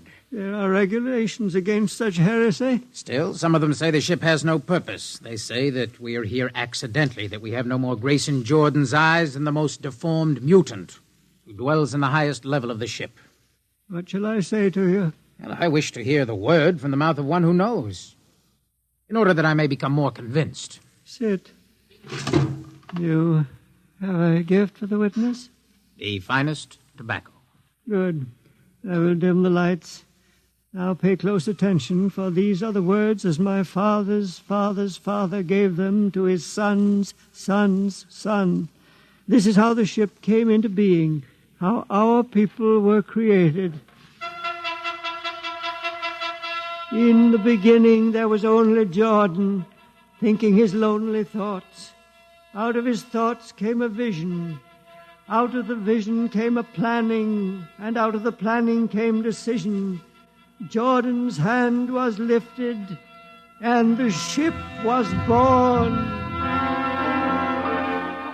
Mile after mile of good compartments, tank after tank for gold and corn, ladder and passage, door and locker fit for the needs of the yet unborn. He looked on his work and found it pleasing, meet for a race that was yet to be. He thought of man, and man came into being. Then Jordan checked his thoughts and searched for a key.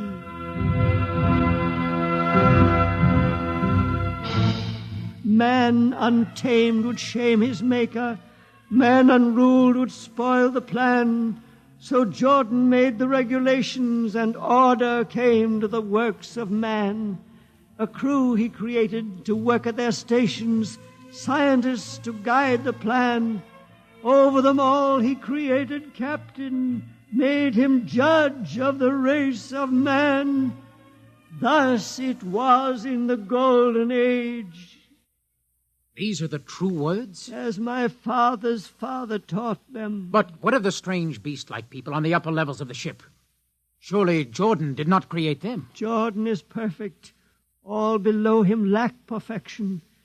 You have heard of the legend of Huff? I have heard that he mutinied against Jordan. Darkness swallowed the ways of virtue.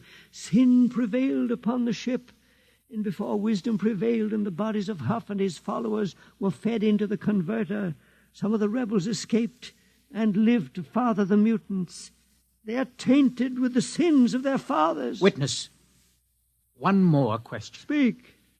What is the ship? The ship is a great sphere, 25 kilometers wide and 100 levels deep. I know that, but the upper levels. Regulations forbid us to venture into the upper levels, but it is said that beyond the levels of the mutants lies the forbidden place where Jordan's spirit prevails. So I've heard, yet something troubles me. Something which prompted my coming here. Yes, my son. What lies beyond the ship? What? What lies beyond the ship? This is heresy. Answer me. I will not permit such talk. The ship is complete. The ship is universal. The ship is everywhere. The ship is endless. Your mutterings are those of a frightened old man. They answer nothing. You question the word? I think you lie. Hear me, Mr. Hoyland. For what you have already said, I can have your body fed into the converter. Your soul launched on the endless trip. You threaten me. Hugh, for Jordan's sake. Do you think I fear this dried fig of a man? Hugh! Sir, my friend is impetuous. He does not understand. I might be persuaded to forget a substantial gift. Why, you pig! Hugh! Alan, come on. The sight of this so-called holy man offends me. No, you shall not leave. Don't try to frighten me with that gun, old man. Remain where you are, heretic. I warn you, put down that gun. No, closer. Drop it. No, very well, then. Death to the heretic. Alan, get him. Alan. He's not breathing. Is he dead? I don't know. Come on, Hugh. We've got to get out of here. Right. nowhere. We can't go back. They'd feed us into the converter before we could even... What's that? An alarm. That old woman must have turned it in. Come on, Alan. The patrol will be here in no time. Where can we go? Yes, where? The upper levels. No, the mutants. We'll have to take our chances. Come on, Alan, let's go. Listen, that's the patrol. Come on, we've got to climb. There's a hatchway down the corridor. All right, quickly, quickly. Oh, we fire! Alan, up the ladder. Up. Come on, Alan, come on.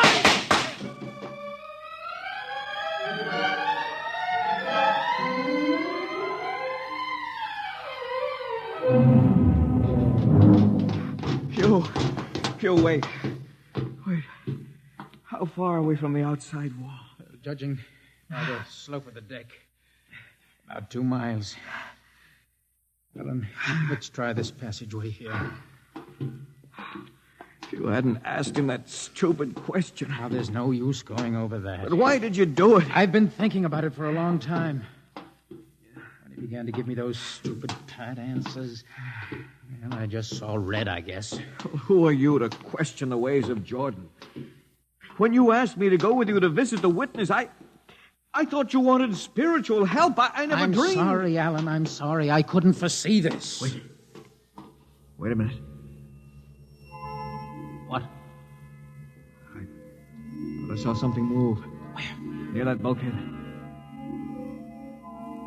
I don't see anything. Maybe my eyes are going bad. Listen! You behind us! Alan, look out!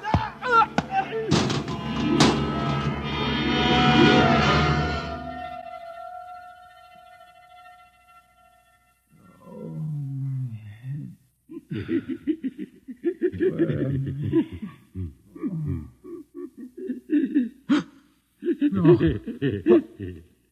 What are you? Put away that knife. Keep away from me, you. Right, Bobo, don't kill him. Not yet.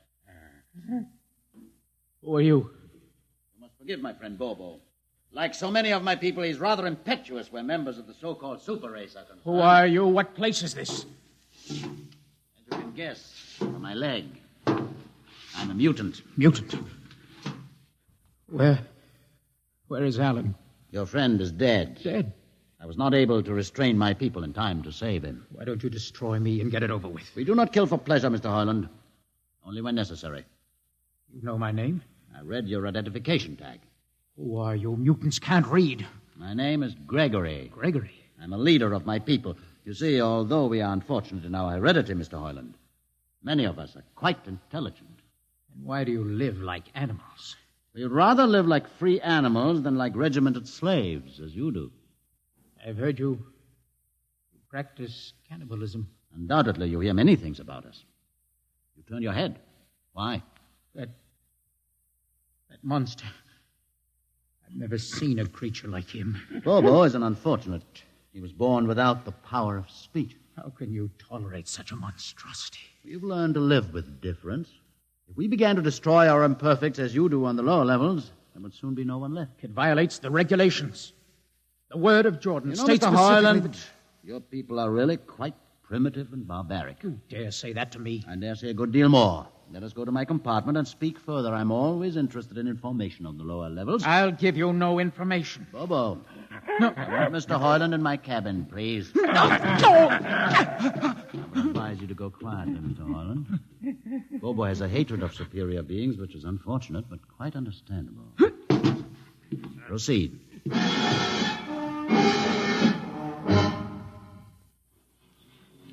Enter, Mr. Hoyland.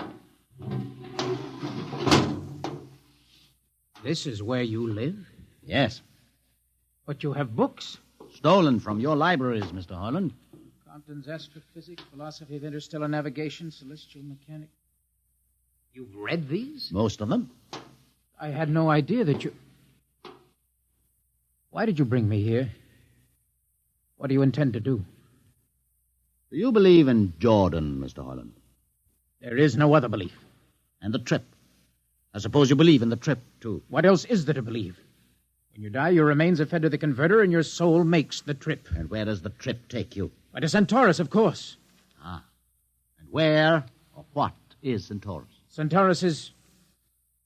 Mind you, I'm just telling you the orthodox answer. Centaurus is where you arrive when you've made the trip. A place where everybody is happy and where there's always good eating. And you believe this? Well, the peasants believe it literally, but many of the younger scientists, like myself, know it is figurative and symbolic. Why do you ask? Did it ever occur to you, Mr. Hoyland, that the trip is exactly what your peasants believe it is? What? And that the ship and all the crew were actually going somewhere, moving? The ship can't go anywhere. It already is everywhere. Imagine a place bigger than the ship, much bigger, with the ship inside it, moving inside it. There can't be any place bigger than the ship. There just wouldn't be any place for it to be. Oh, for half's sake, listen. You know the lowest level? Of course. If you started digging a hole in the lowest level, where would that hole go? It's forbidden to think such thoughts. Where would it go? I can't think about it. Bobo, we're going to take Mr. Hoyland to the place. No.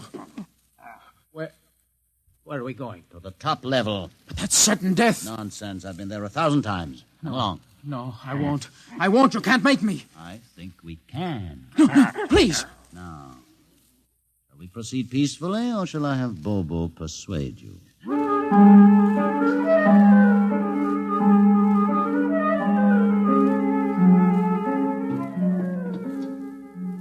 Open the door, Bobo. Inside.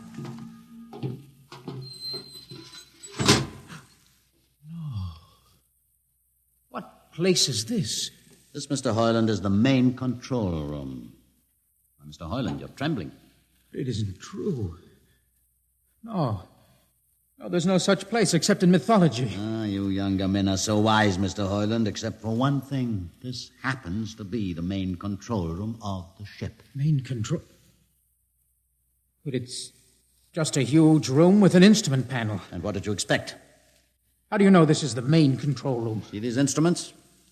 Using them, the navigator many hundreds of years ago actually steered the ship on its voyage. I don't understand. I didn't suppose you would. Sit down. Very well. Look up. What do you see? A huge shield. Watch it for one moment, Mr. Hoyland. You're going to see something that few of us have ever been privileged to witness. What are you doing? I'm dimming the lights. Don't be frightened. Keep your eyes focused on the shield above us. Ready? Watch. It's sliding back. Ghost of Jordan. Well? What am I seeing? The universe, Mr. Hoyland. The universe in all its beauty. The stars, the planets, the suns and moons and constellations. No, it can't be. The ship is the universe. There is nothing but the ship. Ah, but there it is. You see it before your eyes, spread out like a canopy of glory. Do you still deny it? Answer me, Mr. Hoyland. Do you deny it? No, I can't deny it. They've lied. They lied to all of us. Good. I have showed this to others of your people whom we captured, and though they saw it before their very eyes, they would not believe it. Please tell me all about it. Tell me the truth about the ship and about the universe. What are these things? How did this come about? Many thousands of years ago, on a planet like those you have just seen, a planet called Earth, a scientist named Jordan decided to build a ship that would carry men from one planet to another. For many years, Jordan and thousands of others studied and planned. And when they were finished, they built the ship. A ship so large that it had to be assembled in its own orbit beyond a place called the moon. 60 years it took them to construct. And when it was finished, a whole new science had been conceived. Then the trip was begun. The trip that was to land a colony of Earthmen on a far-off planet called Centaurus, millions of light years beyond the furthest planet ever reached before. How do you know these things? Among my books are the log, which Jordan himself kept, and the records of the journey for the first 40 years. What happened? There was a mutiny. A man named Hath led a rebellion of those who wanted to turn back. In the struggle, the navigators were killed. The crew fell into a state of anarchy. In the years to follow, small groups of men tried to organize the ship for navigation, and each time they failed. Finally, the whole idea was abandoned. And so, for centuries, we have swung in space, unmanned, undirected, living in a lost world of our own making, without purpose, without direction. Why have you told me this? Can't you guess? You want to finish the trip. Yes. But I can't. You can't? Look at me, Mr. Hoyland. You see, a mutant. A man with a twisted leg. My people are outcasts, condemned to death if we so much as set foot in the lower levels of the ship. The main drive is in the lower levels where my people are forbidden to go. No. It would mean that both our people would have to work together. Our differences encouraged rather than denied. All right. I'll see the captain himself. I have an uncle on the central board. I'll tell him what I've seen here. And do you think he'll believe you? Send one of your people with me. That's asking a good deal. I'm risking a good deal by going back. Very well. Bobo will go with you. Bobo? He can't talk. There will be no need for talk. I will write a message guaranteeing safe conduct for a group of unarmed scientists to visit the main control room. Bobo will take you safely through our territory. What happens when you reach your own level is up to you.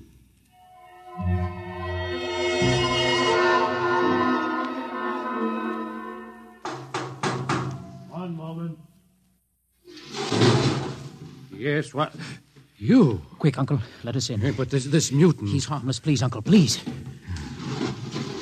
Now, what is this? You're wanted for... I know all about that. Uncle, listen.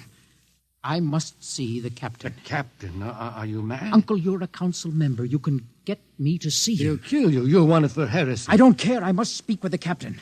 Now, Uncle, you're close to him. You can arrange it. I don't understand. Listen to me. The ship is moving. I can prove it. Do you understand? There is a purpose in the ship. I don't understand what you're babbling about. Now, never mind. Just talk to the captain. Tell him I have information of tremendous importance. Tell him I've arranged a truce with the mutants. Truce? Here, show him this paper. Signed by their leader. Do it, Uncle, for my sake. I don't know what... Uncle, please, if I'm to die, let this be my last request to you. Very well. I'll speak to the captain.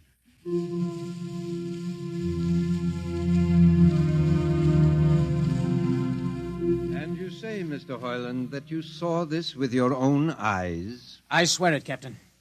I swear it on the word of Jordan. Let me see the paper again.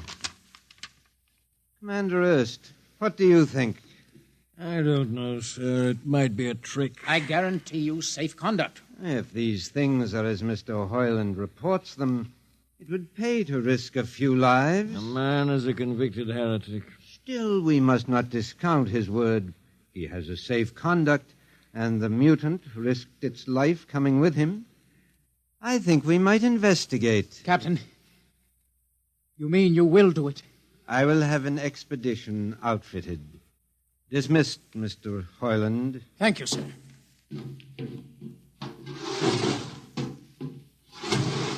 Captain, Commander Erst. Sir.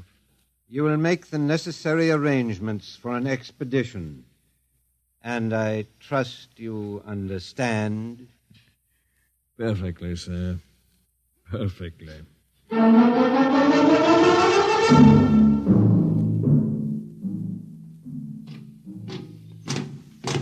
Lieutenant. Mr. Hoyland? You better halt your men here. This is the spot. Patrol! Halt! Well, I see no welcoming party of mutants. There'll be none. Their leader will meet you inside the main control room. You don't say. And just where is this main control room? Beyond that door. I see. All right, men. Ready up. Lieutenant, why do you ready arms? In case of ambush. Ambush? Now, wait a minute, Lieutenant. What are those men doing with that ray gun? Just aiming it at the door. Are you mad? No, Mr. Hoyland, but most certainly you are to think that we could be lured up here to be slaughtered with a fantastic story about some mythical control room. Guns ready, sir. Lieutenant, I warn you, these people have acted in good faith. You can't break that faith. Oh, mutant! Come out! For Jordan's sake, Hold Lieutenant. A little too quiet for comfort. Mutant! Open the door! Please, Jordan, don't let anything happen. Don't let... All right, it's opening. Ready, men? Someone's coming out. Steady. Gregory, stay back! Fire! You fools! You've killed him! Here come the rest of them. Fire! Fire!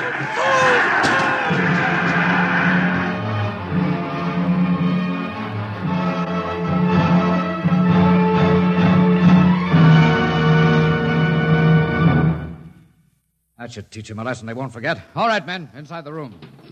Come along, Harlan. You're under arrest for the conspirator in this ambush. Ambush, you fool. You blind, stupid fool. All right, that'll be enough. You've been inside this place before? Yes. What's this machinery? These are the controls he would have used to steer the ship. Gone out of his mind, Lieutenant. Steer the ship? Who? The leader, the one you killed. This ugly mutant? This ugly mutant happened to be a man of true genius. Why, you're mad. Am I?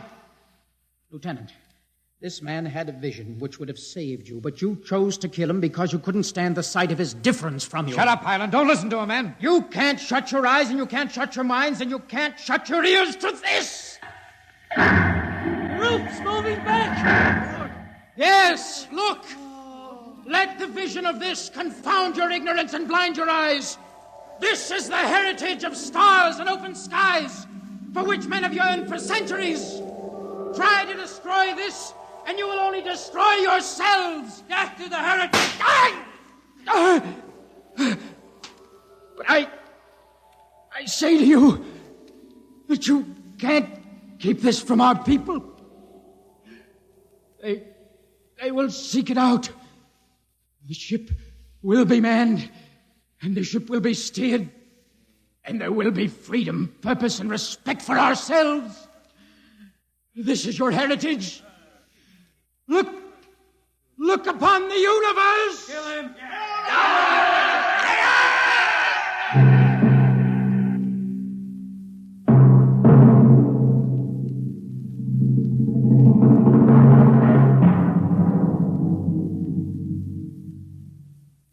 X-1 has just brought you Universe, a story written by Robert Heinlein and adapted for radio by George Lefferts. Heard in the cast were Donald Buca as Hugh, Peter Capell as Gregory, Bill Griffiths as Alan, Abby Lewis as the woman, Edgar Staley as the witness, Jason Johnson as the uncle, John Seymour as the captain, and Ian Martin as the lieutenant. Your announcer is Fred Collins. X-1 is directed by Fred Way and is a transcribed NBC Radio Network production.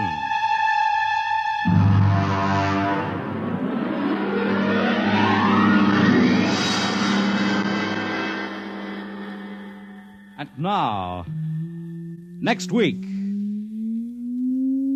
we have a strange story to tell. A sweet, blood-curdling little story that is really only 2 sentences long. The last man on Earth sat alone in a room, and then there was a knock on the door. What knocked on that door? You'll find out next week on X minus 1.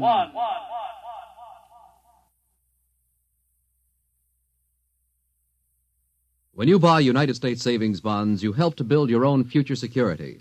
Here's an opportunity to save systematically for long-range personal objectives. So invest in United States savings bonds.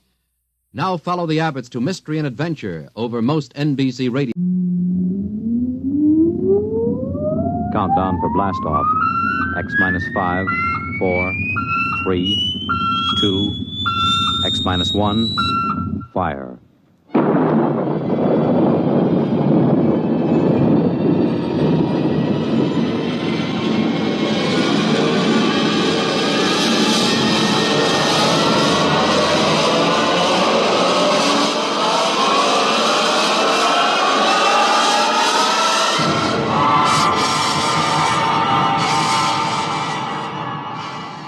From the far horizons of the unknown come tales of new dimensions in time and space. These are stories of the future, adventures in which you'll live in a million, could be years, on 1,000 maybe worlds. The National Broadcasting Company, in cooperation with Galaxy Science Fiction Magazine, presents X minus 1.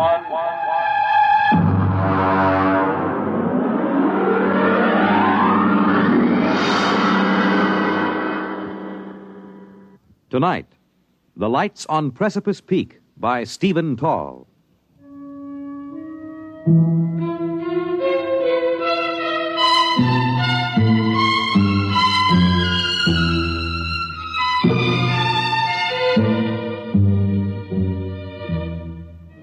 We were sitting on the porch of the lodge, the three of us, Chuck Evers, Royston, and myself. Chuck was smoking one of those 5 for a quarter stinkers he affects, but he let it go out as we sat in the darkness, stared across the narrow valley below us, then up again to the mountains of Bighorn Glacier, 6 miles away and 7,000 feet up in the thin, cold air. There it is. You see?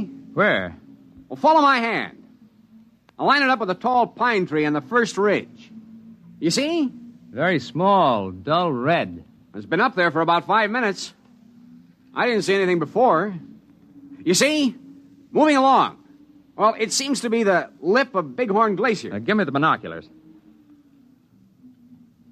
Yeah, it's a glow, all right. Small but definite glow. You want to see it, Royston? Thank you. Well, that's that. You can see it, but still you can't. The glasses didn't pick up any outline. It's still just a glow. Spooks, that's what. Spooks. Spooks? Yes. Apparitions. Haunts. Hobgoblins. Ghosts. Banshees. Well, at least these mysterious lights of Precipice Peak make no sound. Are you sure? How do you know that every coyote that you hear is really a coyote? And at any rate, if they make sounds, they're sounds of the country. A miserable country. Sir, you were speaking of the land I love. If you don't like it, why stay around? It is supposed to make me a man of vigor with red corpuscles and a need for cold shower baths. Actually, there is nothing wrong with me. I was simply born to sit and watch while great louts like you run and wrestle and climb and sweat. There, the light shows again. Now you can see it with the naked eye. It's higher than it was before. It's moving along. It's going along Fifth Avenue Trail. Spooks don't need a route of ascent even on Precipice. All of a sudden, the lights at Precipice Peak are getting solid. Now, I've got a feeling they'll leave a sign. Sign? Yes. Traces. Right. Traces, tracks, spoors. The only mystery about those lights is we don't know who makes them. They're getting to be a tourist attraction. Maybe that's a lead. Over the swamps of Louisiana, where I wish I now were, I have seen balls of fire that were drifting. It is swamp gas, methane, slowly oxidizing, glowing. Could this up there on the mountain be something like? Almost impossible. Anyhow, balls of gases wouldn't follow a trail. Those blasted lights do. Take it easy, Chuck, boy. Tomorrow you can look for yourself, remember? At daybreak, we go up to solve the mystery of the lights. Ghastly.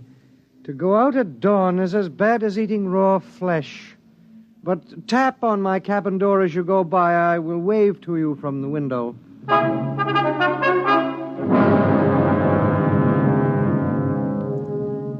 We were down the slope from the lodge and across the valley before the sun rose. Chuck and I swung along the trail. It felt good having your nailed mountain boots hitting the ground in regular rhythm. Ahead of me, Chuck set the pace, an easy, loose-jointed shamble that ate up the mountain miles. We were a good team for climbing. I took a deep breath when we crossed the ridge. But at the switchback, Chuck broke his stride and leaned his long frame against a boulder. Well, tonight we'll be up where the lights are. Punch me if you see one first. Lights, nuts, there'll be none while we're on the peak. $5 says so. Well, I'm not a rich man, but I love a sporting chance. Here's my 5, it's a bet. Where'll we put him? Well, here. I'll empty this out. I got a tobacco tin. Stick it in here. Okay. Here's my 5. All right, we'll put it under the stone here. Nobody will find it under there. It's off the trail. All right now? If there are lights, it's yours. No lights, it's mine. Right? Right.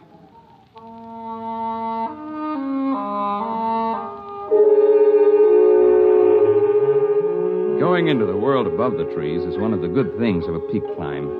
Hoary marmots whistled from their rocks. Conies scurried. Gray-barred ptarmigan crouched almost invisibly among the gaudy alpine fields of mountain sunflowers and tiny forget-me-nots. At dusk, we laid out our bedrolls on a level bit of tundra in the lee of a massive outcrop near Bighorn Glacier. We cooked a kettle of stew and heated the water for tea. Thin Chuck walked away a few paces from the fire to empty the kettle. What's the matter? Stone turned under me. My ankle. Give me a hand. I got you. Oh, set me down again. Okay. Now let's take off that boot and the sock. Oh. Well, I have a feeling, my friend, that I will not climb that peak in the morning. Get the sock off and let's see how bad it is. Oh. Well, we'll pack ice on it and tape it in an hour. Maybe it's a simple twist. Well, you know it isn't. Sure, I know. I thought you wanted to be cheerful, that's all. It's like when I broke 3 ribs climbing to look into a bird's nest the day before we were tackling the east face of Long Peak. Then you would chin up. Well, that was different. I wasn't hurting.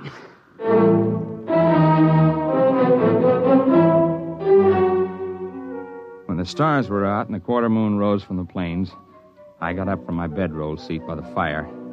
Chuck's ankle was taped, and he was easing it before him as best he could. Well, that's not so bad for a foot. It only hurts when I try to walk on it. Well, I'm going to have a look before we turn in. My 5 spot says there won't be any lights, but the technical crew may be monkeying around somewhere. Well, take it easy. I'll just skirt along the edge of the glacier. Back in half an hour. You take it easy. I know Bighorn Glacier. Its crevices are so consistent they're shown on maps. I carried an ice axe, but I didn't figure to use it. And I'd worked my way for a number of minutes along the edge of the moonlit ice sheet. I suddenly got the idea that I should cross it. The glacier had a good snow covering. The going was easy, and the view was something few men see. I automatically avoided the big ice cracks. I knew where they were. And then I slipped through a snow roof and fell. I wasn't hurt. The moonlight from the crack above showed my ice axe beside me. It was a lucky fall, except for the fact that I couldn't get out again.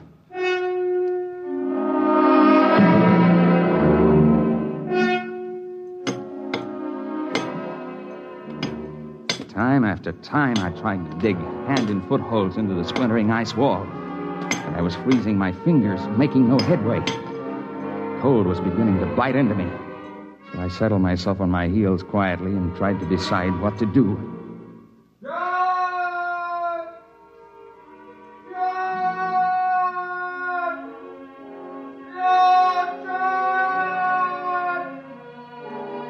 That was Chuck beginning to call. I knew if I answered, he'd probably try the ice himself, so I kept quiet. And after a while, he stopped calling.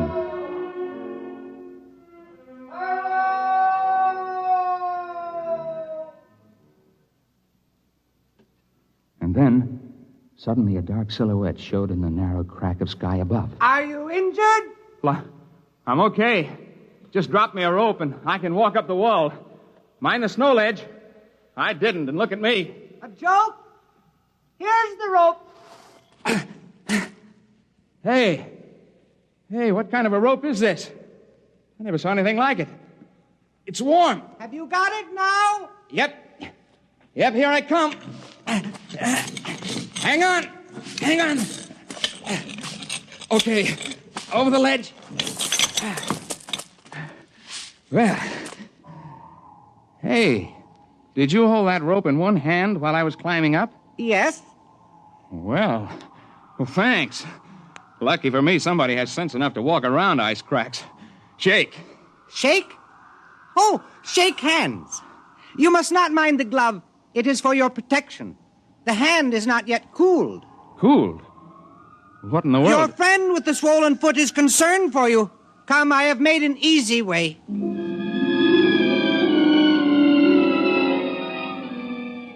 I've climbed mountains up and down the Rockies, but I confess, following this fellow, I felt like a tenderfoot. The man's odd voice and stilted phrases tantalized me, yet I knew they were not entirely strange. There was the question of his hot hand. I dropped back a couple of paces.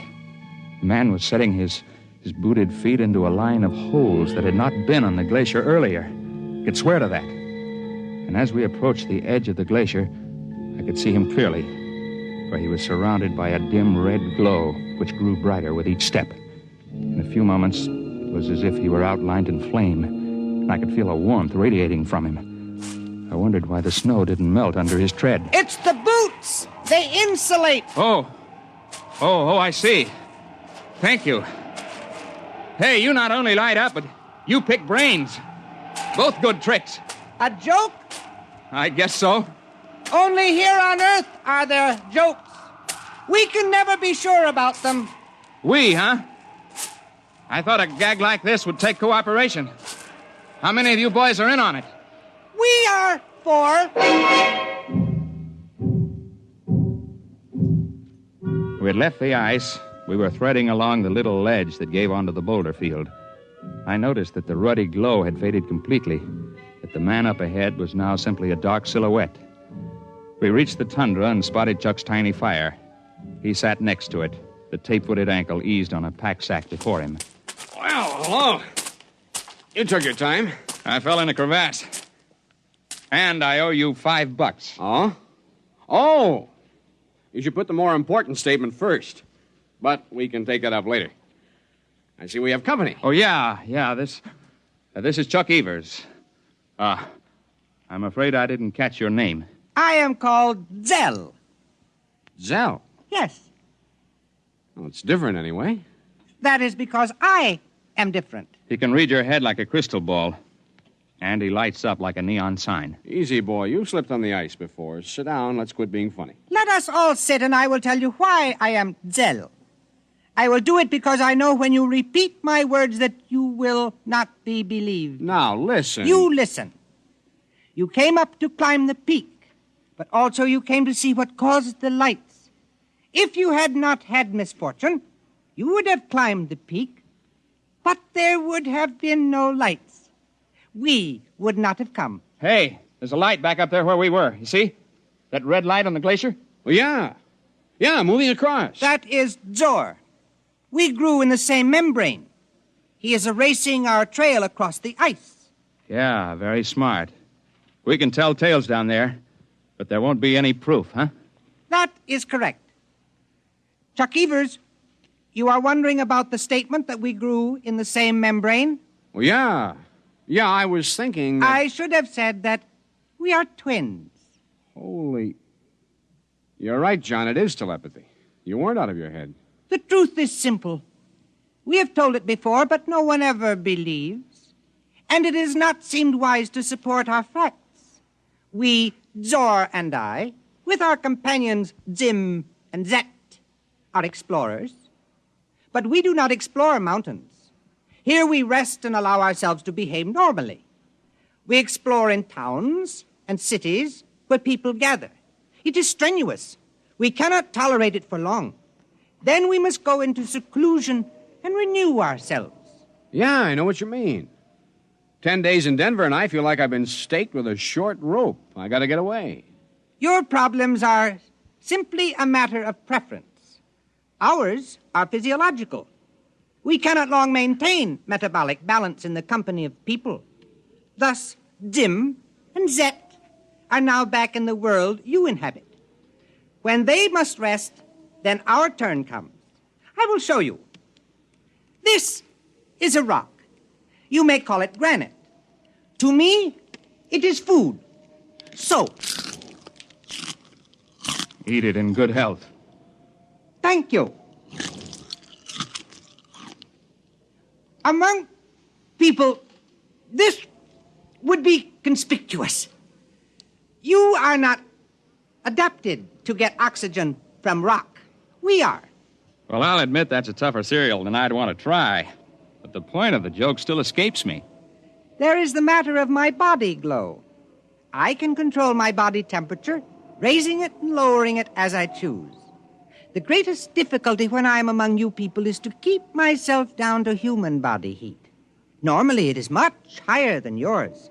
And when, due to exercise and metabolic speed-up, excess energy is accumulated, it is satisfying to us to radiate it, much as you get released by deep sighs, by long breaths, by stretching your limbs. Unfortunately, when we radiate rapidly in air, we glow. It has made us conspicuous. Yet your unawareness of us is a marvel. For creatures so well supplied with adaptation for sensation, you are indeed blind. You sound like an old professor I had once. I didn't understand him either. Zor is waiting by the glacier. We have plans for this time. When you return to the settlement below, it would perhaps be wisest not to explain the lights.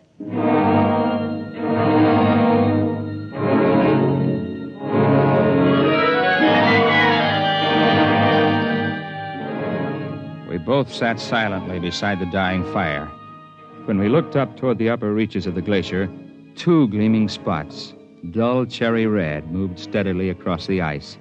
They were visible for brief minutes and slowly faded. To descend Precipice Peak, even if only from Bighorn Glacier, is no fit task for a cripple. Still, we knew it had to be done. So in the early morning, we set about it. Where the going allowed it, I simply backpacked Chuck. We made use of every ledge, because Chuck could rappel himself down spots he could not climb or be carried. We were both mountain men and tough, but by mid-afternoon, we knew we'd had enough. We were lucky, though. We ran into Heine Cobb, the ranger, heading down trail with two pack horses. We stopped only once, the big switchback. I got down from my horse, pried up a stone, took the tobacco can from under it, and gave it to Chuck without a word. Back at our camp on the lakeshore, Chuck and I weren't disturbed by questions. When men fail on the peaks, they tell their own stories in their own time. Chuck's ankle showed quick improvement, and in a couple of days he was hobbling about.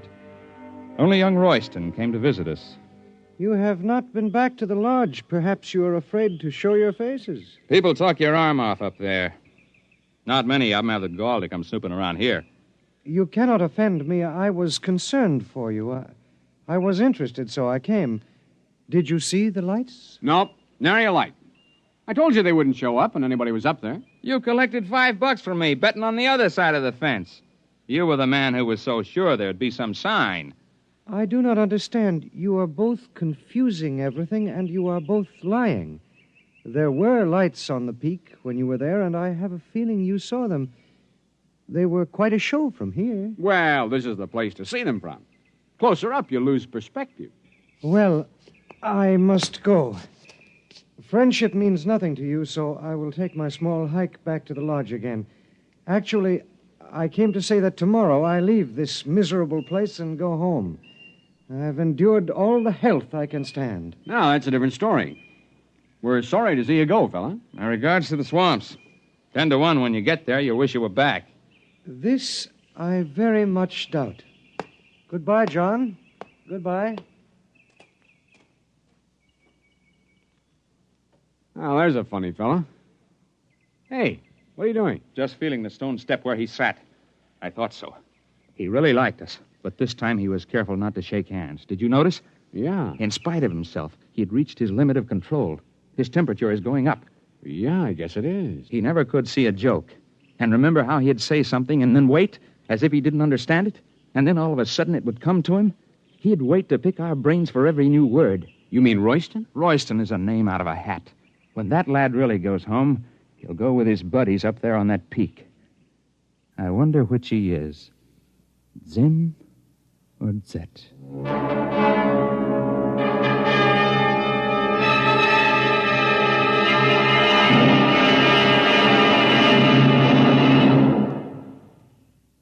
You have just heard X-1, presented by the National Broadcasting Company in cooperation with Galaxy Science Fiction Magazine, which this month features Man in the Jar, the story of Vane, who did not bottle live people indiscriminately. He had to have a sound business reason. Galaxy Magazine on your newsstand today. Tonight, X-1 has brought you The Lights on Precipice Peak, a story from the pages of Galaxy written by Stephen Tall and adapted for radio by Ernest Kenoy. Featured in the cast were Jim Bowles as John Drinkhart, Joseph Helgeson as his fellow climber Chuck Evers, Ted Osborne as Zell, and Kurt Benson as the man who called himself Royston. Your announcer, Fred Collins. X-1 was directed by Kenneth McGregor and is an NBC Radio Network production.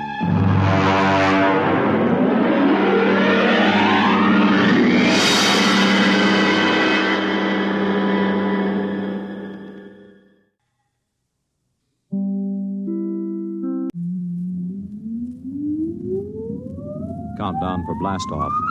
X-5, 4, 3, 2, X-1, fire.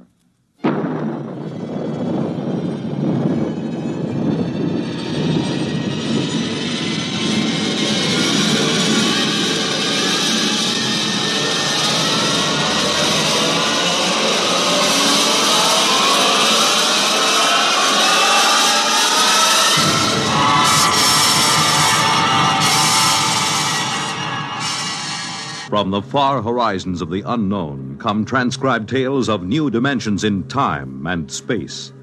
These are stories of the future, adventures in which you'll live in a million, could be years, on 1,000 maybe worlds. The National Broadcasting Company, in cooperation with Galaxy Science Fiction Magazine, presents X-1.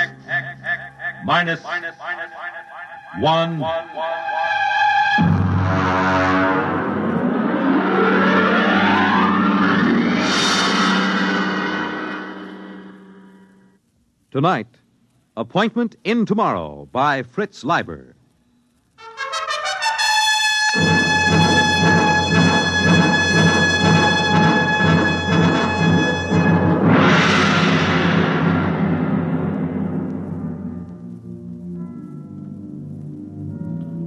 The first angry rays of the sun, which surprisingly enough still rose in the east at 24-hour intervals, pierced the lacy tops of Atlantic combers and touched thousands of sleeping Americans with unconscious fear because of the unpleasant similarity to the ray from World War III's thermonuclear weapons.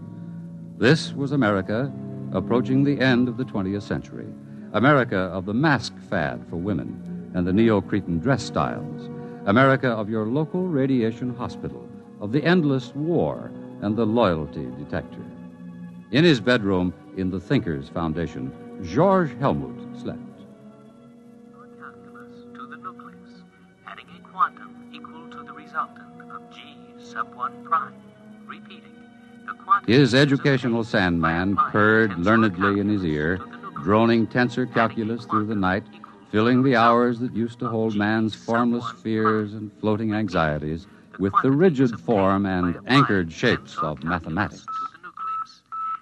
Precisely at 8, the sidereal alarm went off. Yeah. Ooh, my head. Oh, shower. 96.8, commence. Under the soothing spray of the body temperature robo-shower, Helmut took a deep breath and cast his mind to the limits of the world and his knowledge. It was a somewhat shadowy vision, but he noted with impartial approval, definitely less shadowy than yesterday morning. Off. Dry blast, commence. Employing a rapid mental scanning technique, he cleared his memory chains of false associations, including those acquired while asleep. He felt the snap of clearing non-thalamic reasoning returning as the brain surged into clear, sharp control. Off. Clothing. Color key 705. He stepped into his clothing, the severe tunic, tights, and sockasins of the modern businessman. He smiled. The next big move had come to him in his sleep, as many of his best decisions did, because he utilized the time-saving technique of somno-thought, which could function at the same time as somno-learning. Attention, robo-locator. Category, rocket physicist.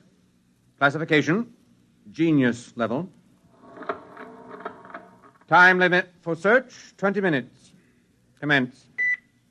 Take dictation. Dear fellow scientist, a project is contemplated that will have a crucial bearing on man's future in deep space. ample non-military government funds are available. There was a time when professional men scoffed at the Thinkers Foundation. Then there was a time when the thinkers perforce neglected the professional men. Now both times are past. I would like to consult you this afternoon, 3 o'clock sharp, Thinkers Foundation, signed George Helmut. End of dictation. The president is waiting to see Maisie, sir. He has the general staff with him. March and peace to him. Tell him I'll be down in a few minutes.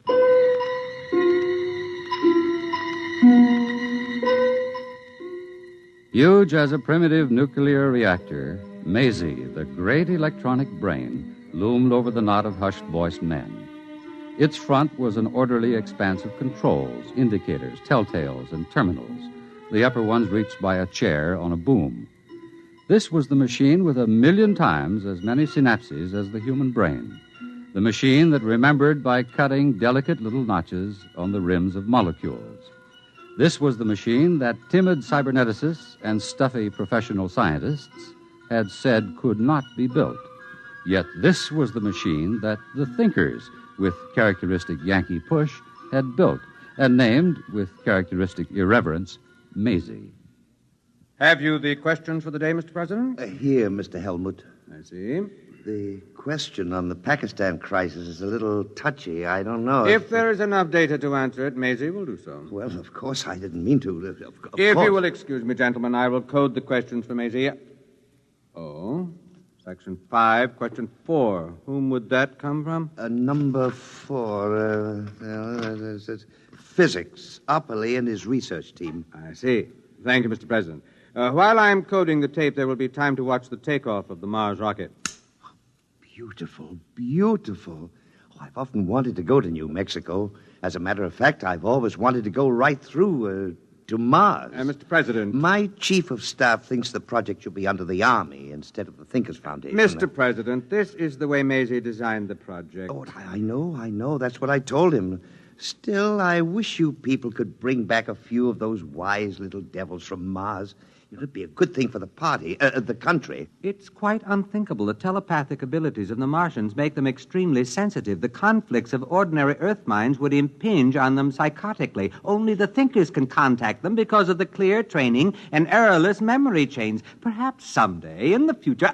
there goes the rocket. Beautiful, beautiful. I am ready to submit the question tapes to Maisie. Stand back, gentlemen. Oh, well, sorry. And now... All right, gentlemen. Maisie is thinking.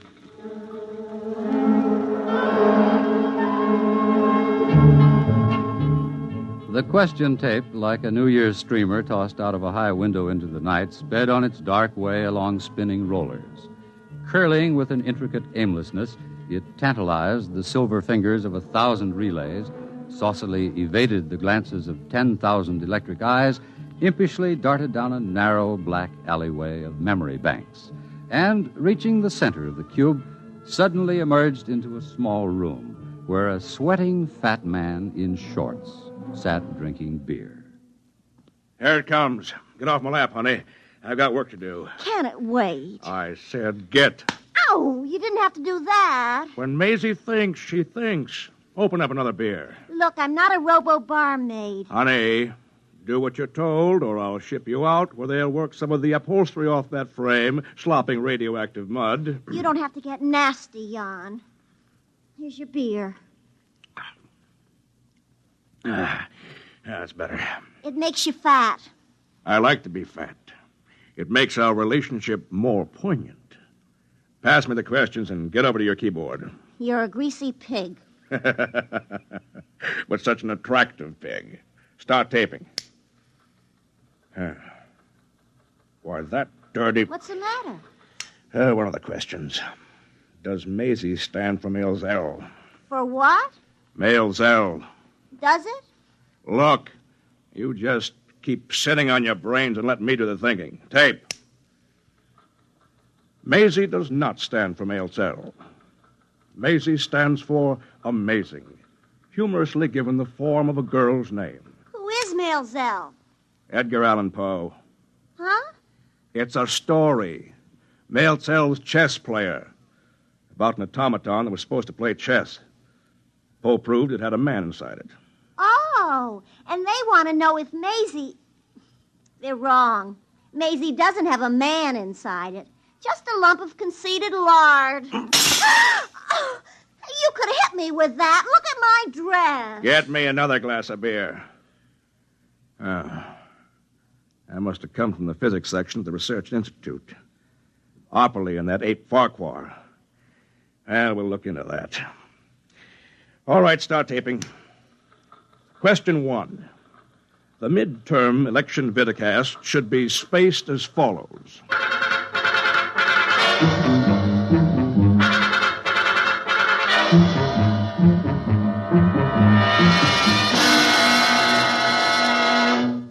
Morton Opperly's living room was quite behind the times. Instead of reading tapes, there were books. And instead of a 4x6 TV screen, there was a Picasso, still faintly radioactive from being smuggled out of the Manhattan crater. Two physicists faced each other across the table, old Mr. Opperly and young Mr. Farquhar. About that male Zell question, Willard. Why do you keep teasing the zoo animals? Because the thinkers are charlatans who must be exposed. We know their Maisie is no more than a tea-leaf reading fake. We've traced their Mars rockets, and we know they go into orbit 500 miles above Earth and stay there until it's time to come down with the latest miraculous Martian mental science. But we've already exposed the thinkers very thoroughly. You know the good it did. Willard, the age we live in wants magicians. A scientist tells people the truth. When times are good, when the truth offers no threat, people don't mind.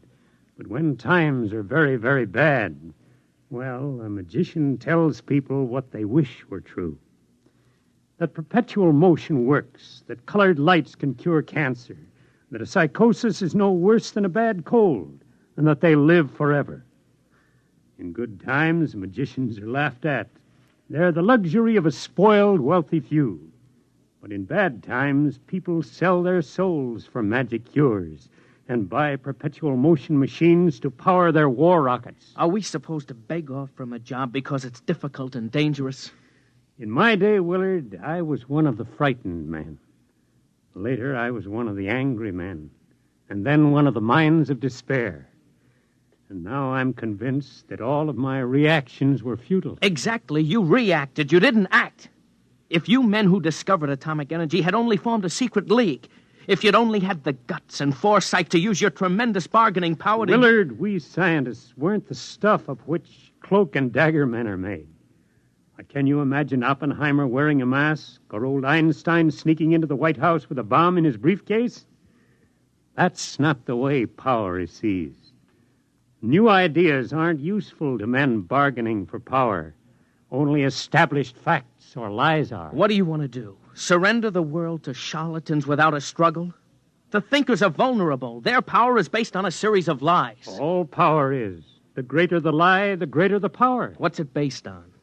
A few lucky guesses, some faith healing, some science hocus pocus. The power of the thinkers isn't based on what they've got, but on what the world hasn't got. Peace, honor, a good conscience. They've sent for me. Who? Jan Tregerin? No. George Helmut. I got the radiogram an hour ago. They know they'll have to produce a real nuclear rocket pretty soon, and they'll need our help. I'm afraid, Willard. You think it might be a trap? After the Malzell question, you think they might want to shut me up? I'm not afraid for your life. I'm worried about other things they might do to you. They'd better be worried about the things I'm going to do to them.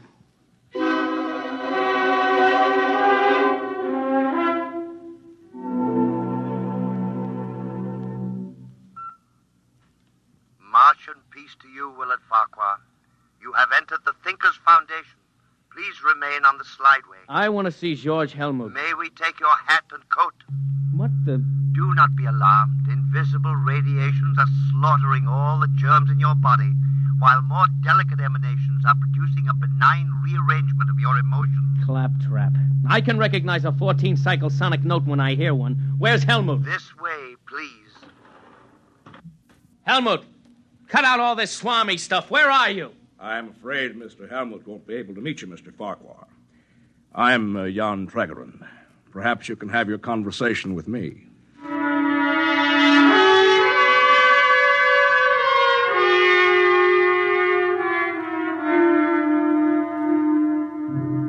George Helmut waited in a conference room with 24 empty chairs.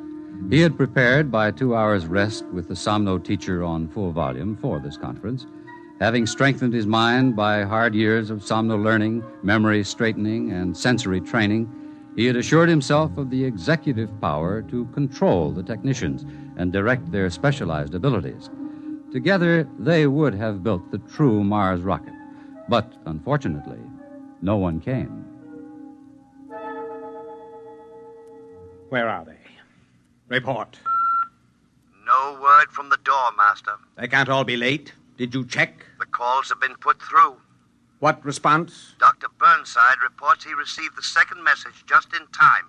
What second message? The message calling off the meeting. Did he read the text of the second message back? Shall I play it back? Never mind. How was it signed? The signature? Signature, Mr. Jan Tregeron.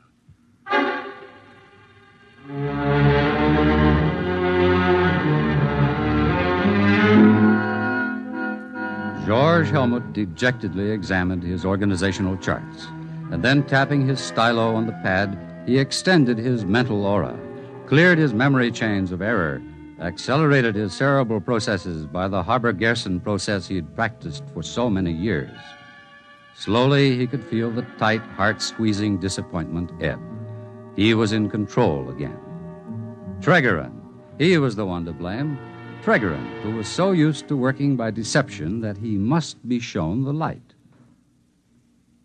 Well, Willard, how was your adventure among the magicians? Well, they didn't hurt me. You're sure? And are you as determined as ever to smash and expose the thinkers? Of course. Only from now on I won't embarrass you by asking any Male Zell questions. After this, I shall bore from within. Now, where have I heard that phrase before? Do I understand that you are becoming a thinker, Willard? Certainly. That's the only way to smash them. Out-trick all their trickeries. Organize a fifth column. Then strike. The end justifying the means, of course. Of course. I wonder if becoming a thinker doesn't simply mean that you've decided to use lies and tricks as your chief method. Well, you're working with Helmut? Not Helmut. Tregeron. I'm afraid that Helmut's career as a thinker is going to have quite a setback. Ah, well. Goodbye, Willard.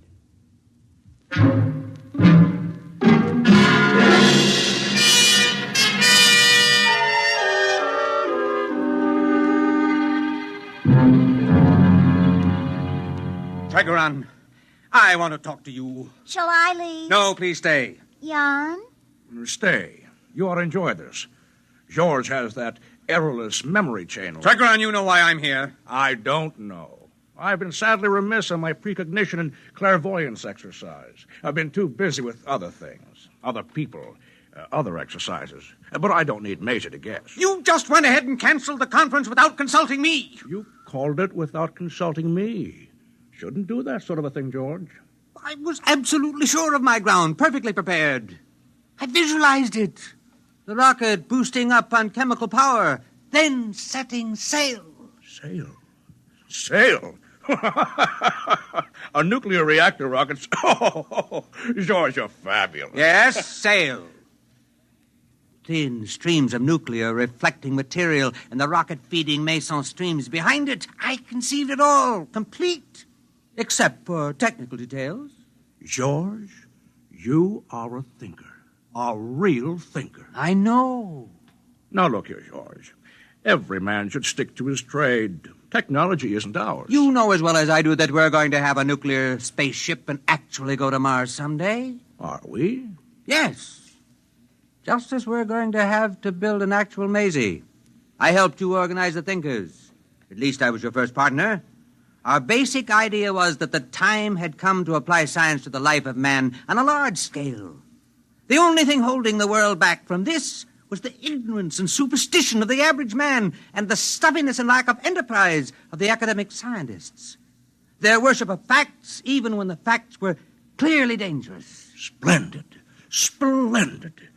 Caddy, get me another beer. I'm filing my nails. All right, all right. Everybody wanted the New World. The trips to Mars, the knowledge of the human brain. All they lacked was the nerve to take the first big step. And that was what we supplied.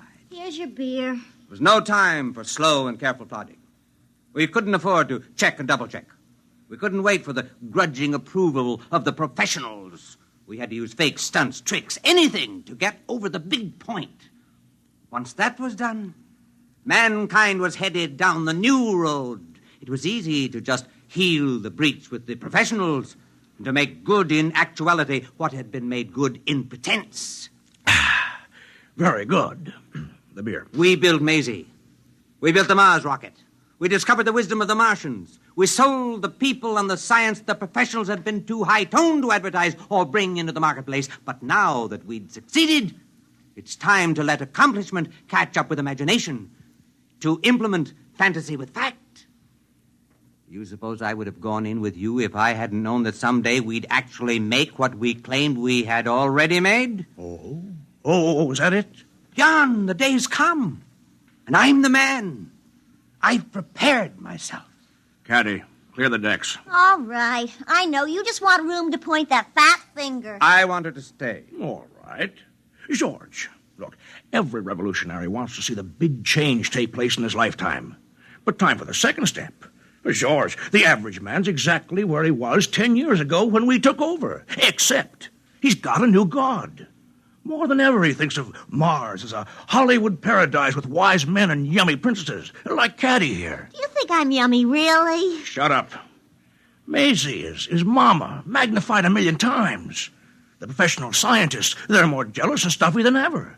All they like to do is turn the clock back to a genteel dream world of square caps and quadrangles. Bravo! I said shut up. George, maybe in 10,000 years we'll be ready for the second big step. Meanwhile, the clever will rule the stupid. The realists will rule the dreamers. George, did you actually think you could have bossed those professionals? Nuclear scientists? Rocket physicists? Oh, now listen to me, boy. They'd have torn you to pieces in 20 minutes, and glad of the chance. George, you baffle me. You know that Maisie and the Mars trips and all that are fakes, yet you believe in your somno-learning and consciousness expansion and optimism pumping like a corn-fed yokel. There is a place for the man who has the courage to dream. Sure. In a straitjacket.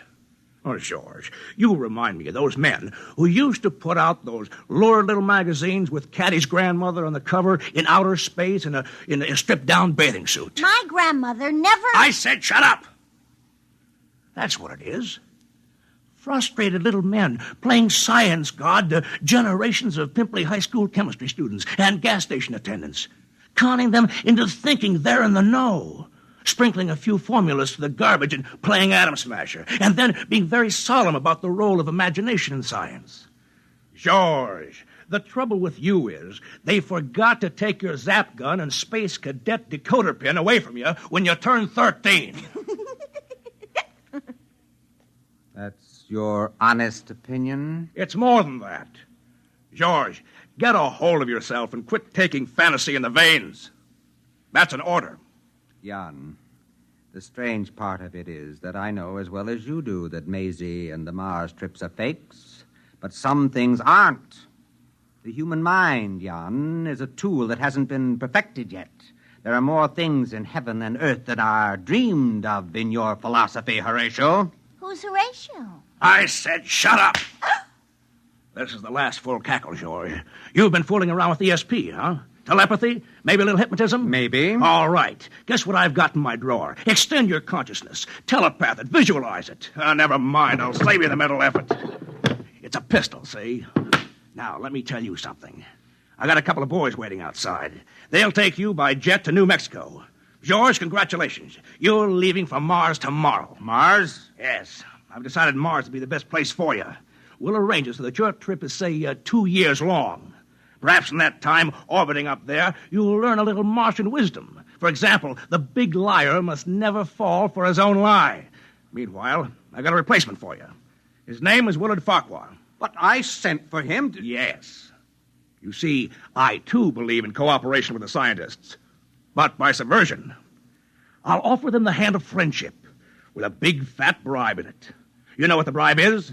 The power to destroy me. That's what I'm offering. Join us. Learn our secrets. Bore from within. Bide your time before you strike. But while he's biding, I'll have him. And when he's ready to strike, you'll find it's not quite the time. Wait a little bit. Enjoy the power. Play with fat old Jan Tregerin like a cat. And by then I'll have him. You can't replace me, Jan. Oh, you were a good man, George, when we needed catchy slogans, ray guns, plastic helmets, fancy sweaters. I warned you, Jan. Don't underestimate the mind, the human brain. Even Caddy here is a fascinating instrument. For example, I had a little talk with Caddy last week. Very boring. Ah, but useful. But when we were finished, her mind had something it didn't have before. You always were educational, George. Caddy, look at me. Look at me. Look at me. Now, put your hand on his arm. Now, take his gun. Caddy, are you crazy? I've got his gun. What now? You see, Jan, there is a place for the dreamer, the man who believes, who can use his mind. I'm going to get rid of you, Jan, because the man who dares to dream will rule. Caddy, look at me. Look at me. Point the gun at him. Look at me. I can't anymore. It's too ridiculous. Jan, take your silly gun back. It's too heavy. What? Caddy, I command you, look at me. Look at me. The power of the mind. Hey, boys, come in and get him. I don't understand. Caddy, look at me. Oh, all right, I'll look at you. Poor Superman.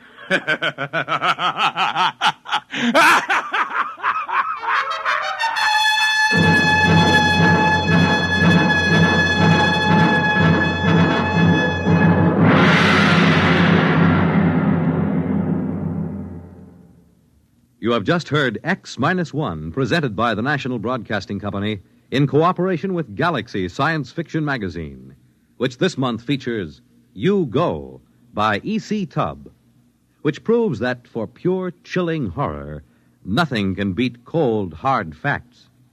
Galaxy Magazine, on your newsstand today.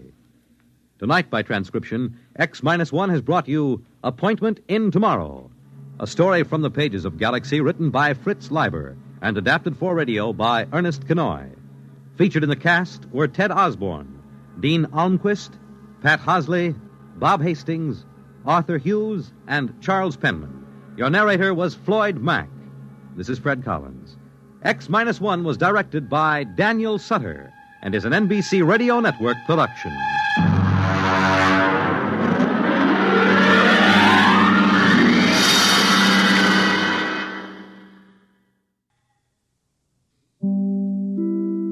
In just a moment, X-1. But first, one man whose personality belies his name is Quizmaster Groucho Marx, because Mr. Marx is hardly one of the grouchy kind when it comes to welcoming guests and dispensing good humor on his Wednesday night quiz show, You Bet Your Life. Why don't you tune in and hear for yourself tomorrow? And while you're listening, don't forget that each Wednesday night there's more great entertainment when Jack Bailey and contestants play Truth or Consequences. And all of the staff on Airtime join stars Giselle McKenzie in bringing you top musical listening. Enjoy music and fun tomorrow night on this station. And now stay tuned for X-1 on NBC. Countdown for blast off. X-5, 4, 3, 2, X-1, fire.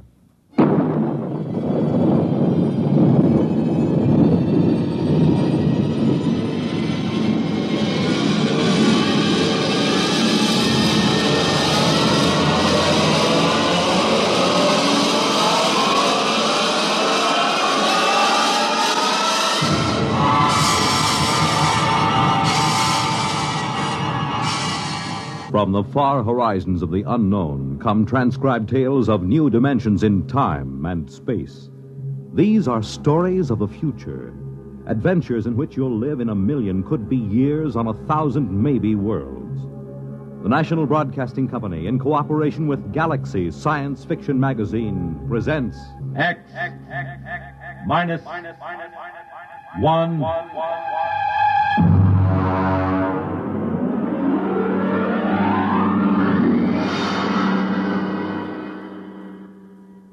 Tonight, the dramatization of a story by Jerry Soule, The Seventh Order.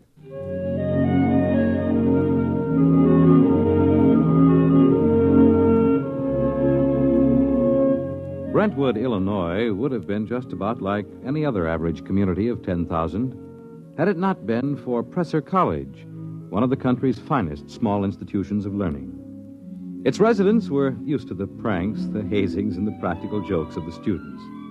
But even Professor Ansel Tomlin was surprised when the blue humanoid came down the street and up to the porch where the professor was sitting in an old wicker rocking chair.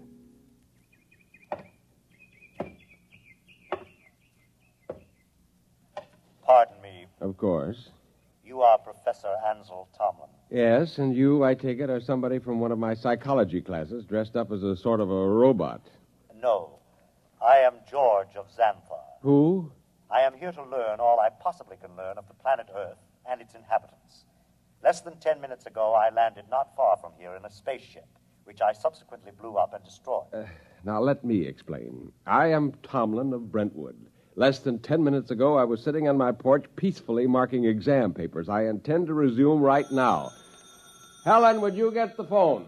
It is your wife's sister calling with reference to the explosion of my spaceship. Sure it is. She merely wants to ascertain that your family was not affected. Listen, George, be a good fellow and... Oh, Mike. Well, don't be alarmed, dear. It's a fraternity initiation or something. Oh, well, it does look like the real thing. Oh, did you know there was an explosion outside of town? An explosion? Yes, blast of undetermined origin is what they said on the radio. Oh? My sister just called. She heard about it in the local station and wanted to make sure we were all right. I see. Well, I have something in the oven. My goodness, that's a wonderful costume. Her sister lives 20 miles away. How did you know she'd call? My mind circuits are telepathic. They pick up all conscious thought to a distance of some 200 miles. It couldn't be you arranged the whole thing, that it wasn't really her sister. How did you get here? Who or what are you? I am a machine, the finest, most complicated machine ever made. I have a rather unique history, too. Who made you? Ages ago, on Xanthar, there was a race of humans. They made the first robots. Rather crude affairs. We class them as first-order robots. They are still used for menial tasks to some extent. And what order are you? The highest, naturally. A seventh-order robot. Or rather, a humanoid. We are the first in which there is not an automatic, no harm to humans cutoff. I begin to see. You will become aware of the fact that I am superior to you and to the rest of your race. I need no oxygen. I am never ill. I need no sleep.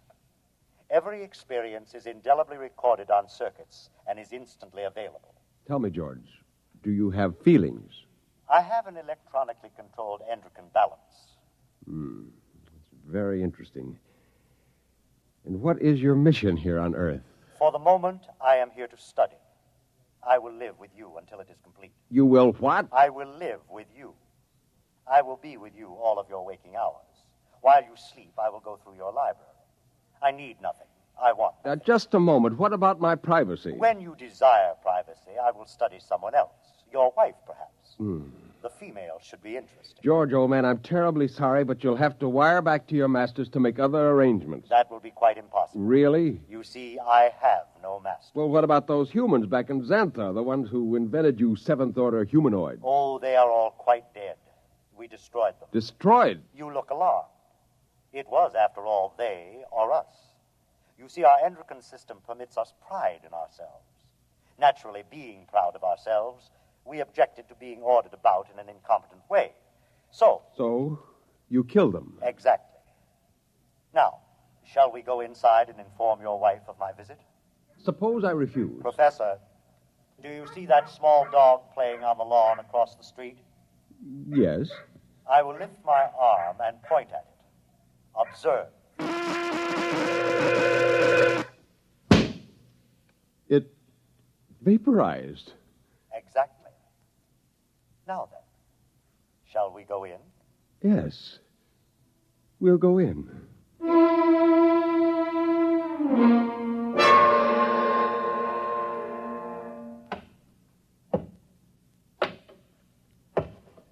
Oh, there you are.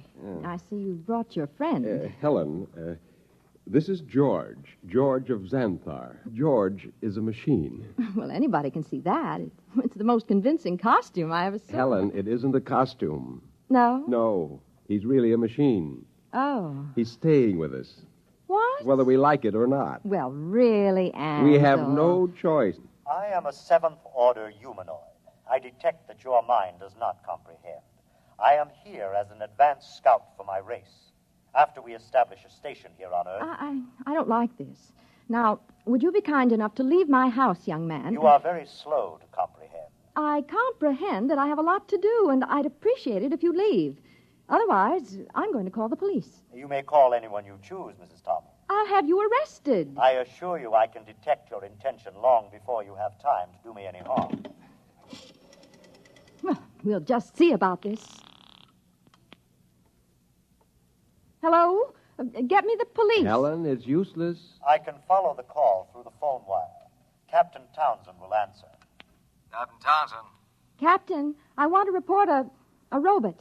A what? A thing. It won't leave my house. Who is this? I'm Mrs. Tomlin, Professor Ansel Tomlin's wife, 44 Crescent Road. I'll send a car over. Now we'll see.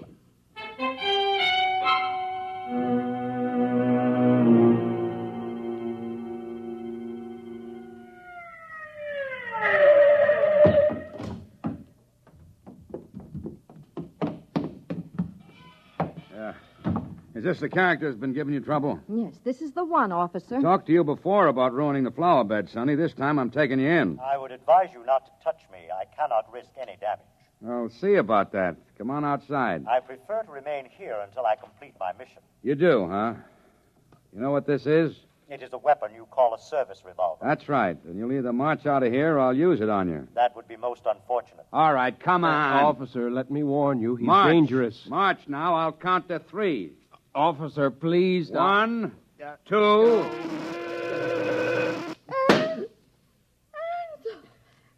Oh, no. I regret it, but he was actually going to pull the trigger. Only to frighten me. But I cannot risk damage. He might have miscalculated and struck me with a bullet. Ansel, I'm frightened. There is no need for fear. You have only to accept the fact that the Seventh Order is coming to operate the planet for your benefit. Ansel. Helen, there's no use trying to do anything just yet. Now go next door to Mrs. Coleman. Tell her what's happened. I'll talk to George. Oh, but I don't... Please, Helen? Well, all right. Do you really think that you, a single robot, can conquer the Earth and make its people do your bidding? I can.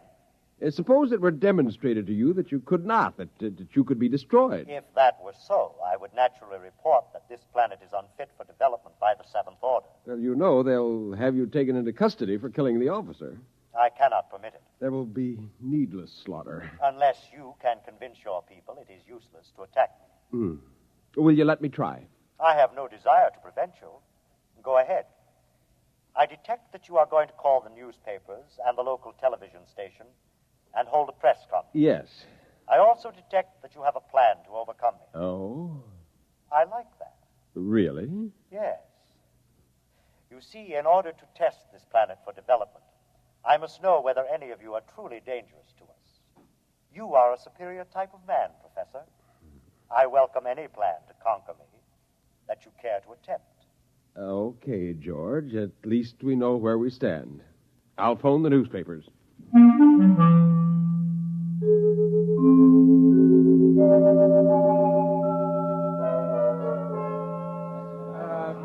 Quiet! Quiet, please! Quiet! Hold it down. Ladies and gentlemen, this is Henry Bennett, broadcasting from a sound truck parked in front of the home of Professor Ansel Tomlin in Brentwood, Illinois. At the moment, Professor Tomlin is seated on his front porch. Next to him is a strange-looking blue robot-type creature, also seated on a chair. At the moment, we don't know if this is a hoax or not, but Professor Tomlin, a highly respected man here at the university, has called a press conference to introduce what is supposedly a creature from another planet. Professor Tomlin is about to speak, and we'll try to catch his words. All right, now, quiet, please. Gentlemen, I wish to present to you George of Xanthar. Yes, now, just a moment. George is a machine. Probably the most dangerous machine ever invented. He is telepathic as well. He can read your thoughts like a book. He knows exactly what each of you is thinking at this very instant. Professor! Yes? Do you expect us to swallow this nonsense? Not without proof, gentlemen. Can George do his stuff for us? Let him tell me what I'm thinking right now. You are thinking about a blonde young woman named Laura, with whom you will attend a show tonight. Come on. Well, he happens to be right, but we've seen mind readers before. Let him do something else. Now, I did not call you gentlemen here for a demonstration of magic. I called you here in the hopes that a good deal of needless bloodshed might be avoided. Less than half an hour ago, I watched this creature completely vaporize a policeman who was trying to arrest him. I expect that the authorities will be here any minute. I hope I can convince you and them that it is futile. Well, I certainly do. Something ought to be done about a guy. Either you're nuts or you think we are. I don't believe this machine killed a cop. If a cop was killed, a human did it, trying to blame it on the machine. Now, gentlemen, I don't know how I can prove it. Perhaps if George will demonstrate his ability to vaporize... Observe the oak tree in the front yard. Now.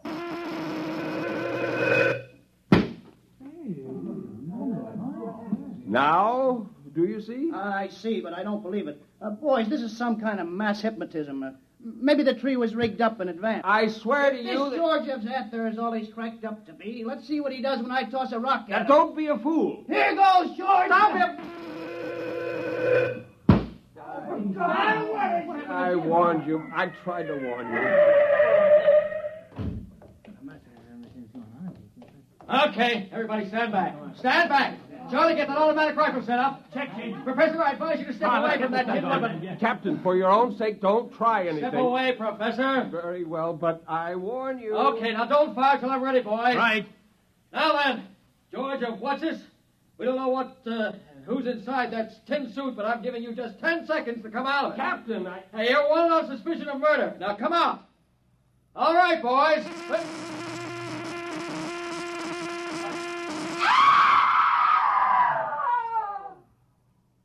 Ladies and gentlemen, I'm afraid we'll have to terminate our broadcast. What started out as a good-natured hoax or publicity stunt has turned into a bloody massacre, as the bodies of some 6 policemen on the lawn of Professor Tomlin's home will attest. I don't know exactly what is happening here, but I can say this: George of Xanthar is no hoax. He or it is the spearhead of a race from outer space that's come to conquer the Earth.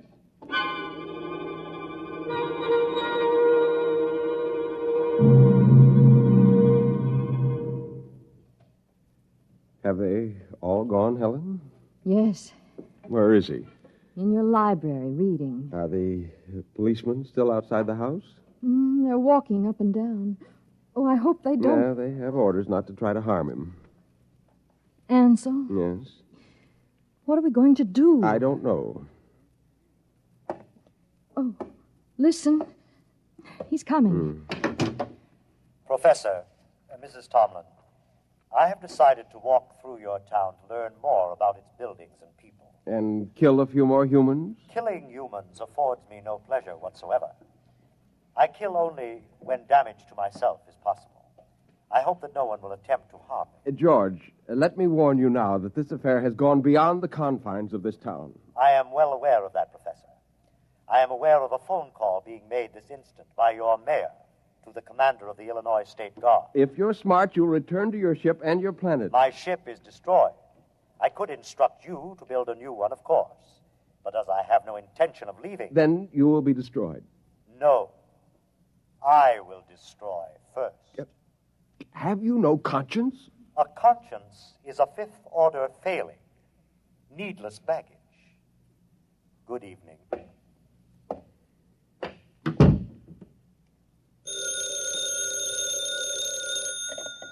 Hello, Professor Tomlin.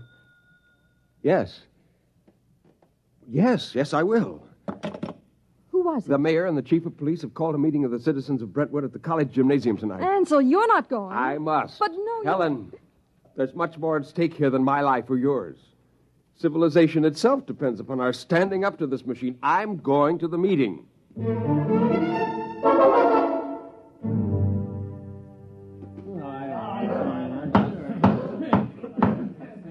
Gentlemen, as Mayor of Brentwood, I call this meeting to order.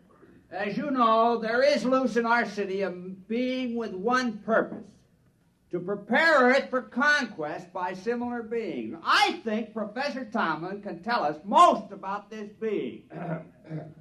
Well, if we could determine the source of George's power, he might be overcome. He is obviously vulnerable to force, such as a speeding bullet if it hit the right spot. However, he has the ability to read intent long before the commission of an act. He is probably listening to me now, even though he may be far away.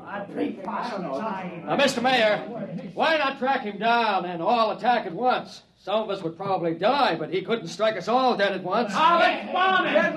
Gentlemen, this humanoid is able to keep track of several hundred things simultaneously. As a matter of fact... Gentlemen.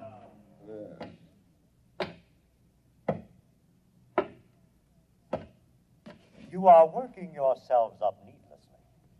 You simply do not appreciate what it would mean to dedicate yourselves to the fulfillment of the Seventh Order destiny. Your lives will be made most pleasant and happy by us. Yeah, why did you kill 6 cops? If you're so powerful, bring them back to life. How do you want to be buried, Robot? Yeah, let's get them, man.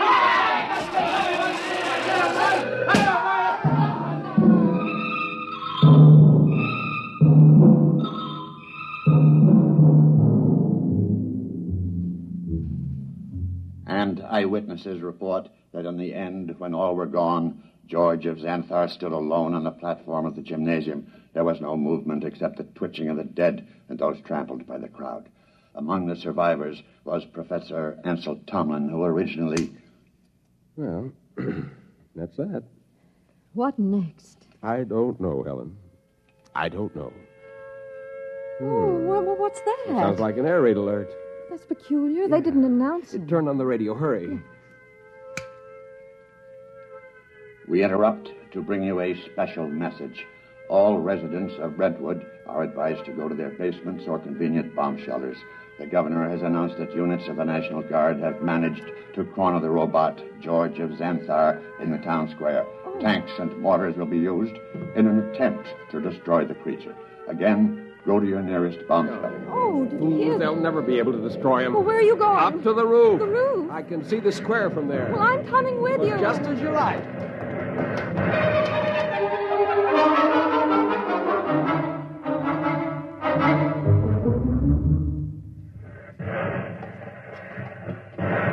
What's happening? He's vaporizing every tank and gun they bring up. Oh, Ansel, let's get away from here. Oh, what's that? Those are Army jets. We'll see how effective he is now. Good Lord, a whole squadron up in smoke. It's no use. Can't you see? It's no use. Ansel, come inside, please. Oh, very well. Oh, if only there was something we could do to tell Not him. as long as he can read our every conscious thought before we can act. What is it? Our every conscious thought. Our thought. I wonder if... What is it, Nothing. Ansel? Nothing, Helen.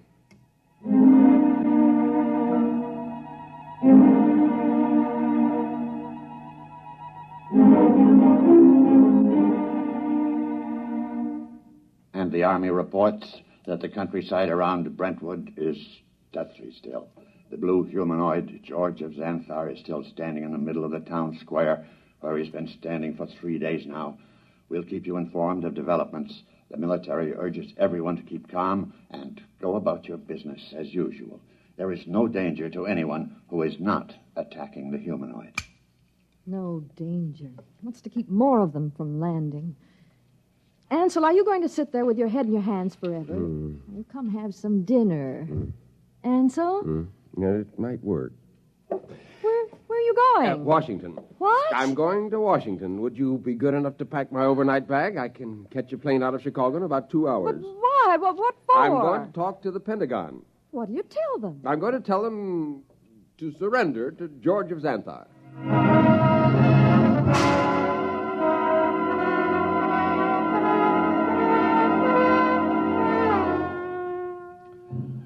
microphones are here at the edge of the town square in Brentwood, Illinois today, ladies and gentlemen, to witness the most unusual spectacle of modern history.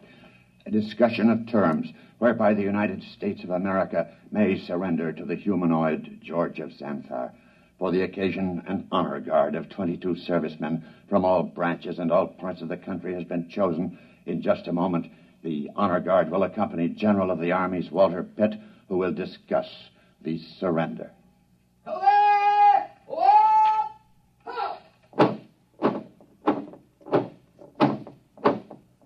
The honor guard is advancing to the edge of the square. The robot is standing there now, carefully eyeing the soldiers. Every ounce of his concentration seems to be going into it. Actually, we're told his telepathic circuits are probing their minds for some hint of danger. A thought, a flicker of an eyelash may be sufficient for him to vaporize all of them. General Pitt is about to speak. George of Xanthar. I hear you, General. I have been instructed to consult with you about your intentions toward our country and the world in general, with a view to reaching some sort of agreement with you and others of your kind who you say will invade the earth. May I approach? One moment. I perceive no intent to harm me. There is one man among your soldiers, however, who has an illogical thought. Will the soldier who is thinking the thought, 11 o'clock, step closer? Do as he says. Does 11 o'clock mean anything to you, soldier? No, sir. It's running through my mind, but it don't mean a thing to me. My examination of your thoughts tells me you speak the truth. Very well. We will proceed with the talk. Ladies and gentlemen, it's a tense moment. The general and the humanoid are discussing terms. The soldier who was questioned about the thought, 11 o'clock, has stepped back into the ranks and is holding his rifle at attention like the others. I perceive it's now 10:59 a.m. If there is any significance to the thought about which the soldier was questioned, we'll know in 1 minute. We of Xanthar, gentlemen, would not want to improve a planet which could not be educated and would continually oppose our program. Therefore, I am glad to see your willingness to discuss. After my message goes out, there will be a landing party on Earth within a few days. While waiting for the party, however, there are certain preparations. Just list them for us. Your government will naturally have to turn over complete authority to us. Afterward, we will utilize your press and radio to disseminate our instructions to your people. Simultaneously, in other nations, the same procedure will be carried out by our rep.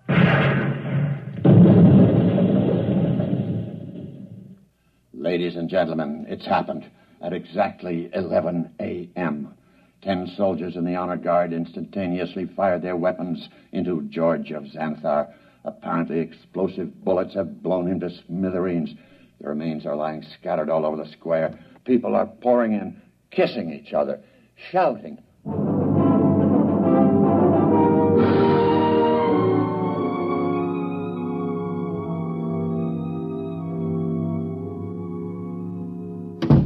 Helen! Ansel, you're home. Yeah. Oh, you've heard the news. Isn't it wonderful? Wonderful, really wonderful. I'm sorry I couldn't come home sooner. It would have spoiled my whole plan if I'd gotten within telepathic range. Your plan? Yes.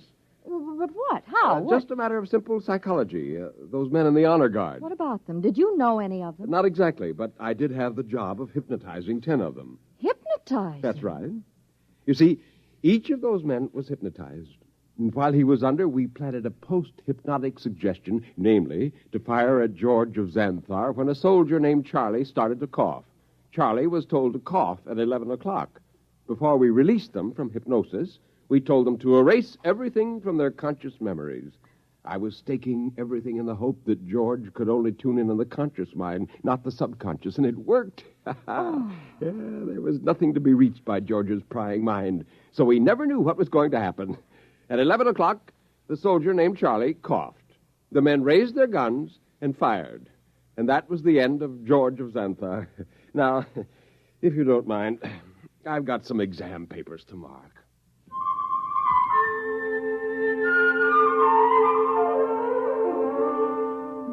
On a planet many millions of miles away, a red light, one of many on a giant control board, suddenly winked out. A blue humanoid made an entry in a large book, System 29578. Planet 3 inhabited. Too dangerous for any kind of development.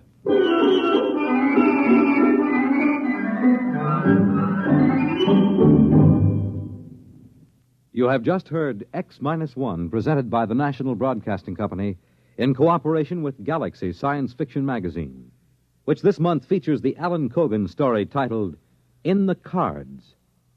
It was one thing to safeguard the future, but something else to see someone you love cry in terror 2 years from now. Galaxy Magazine on your newsstand today. Tonight, by transcription, X-1 has brought you The Seventh Order, a story from the pages of Galaxy written by Jerry Soule and adapted for radio by George Lefferts. Featured in the cast were James Monks, Nelson Olmsted, Kate Wilkinson, James Rafferty, Dick Hamilton, Reese Taylor, Jim Stevens, Robert Hastings, Wayne Chappelle. The commentator was W. Chaplin. Your announcer, Fred Collins. X-1 was directed by Daniel Sutter and is an NBC Radio Network production.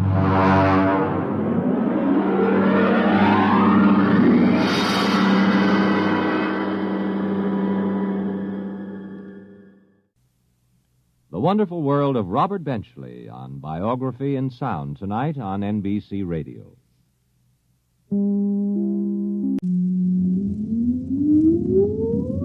Countdown for blast-off. X-5, 4, 3, 2, X-1, fire.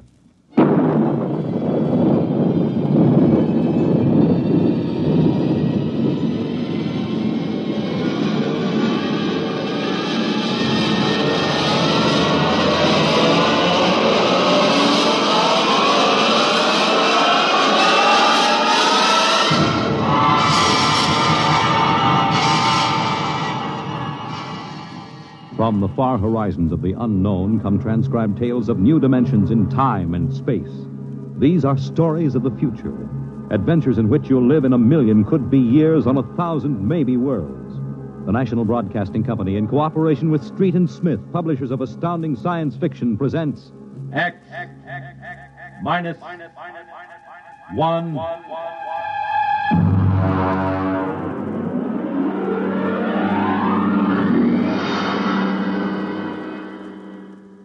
Tonight, a Ray Bradbury story, Marionettes Incorporated.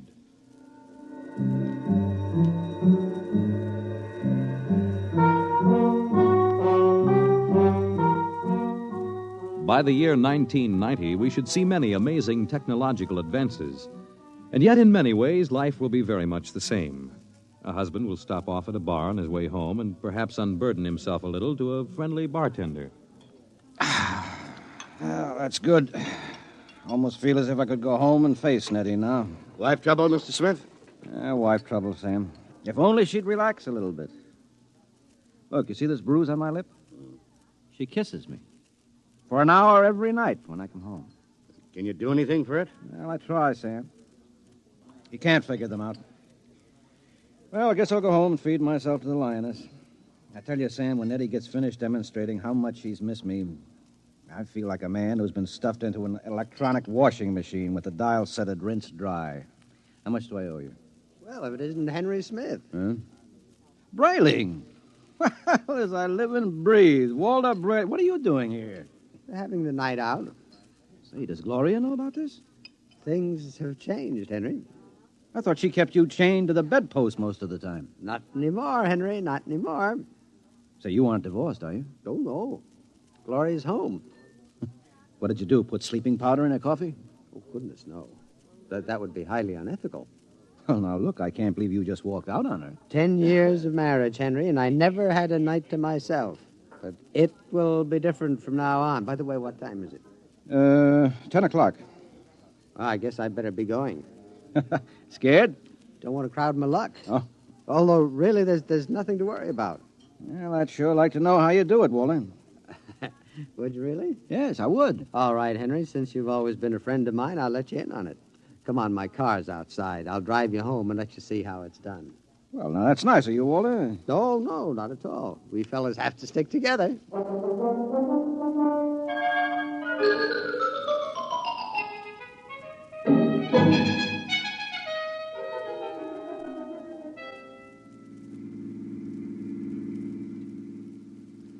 I don't suppose you know how Gloria and I came to be married in the first place. No, I don't.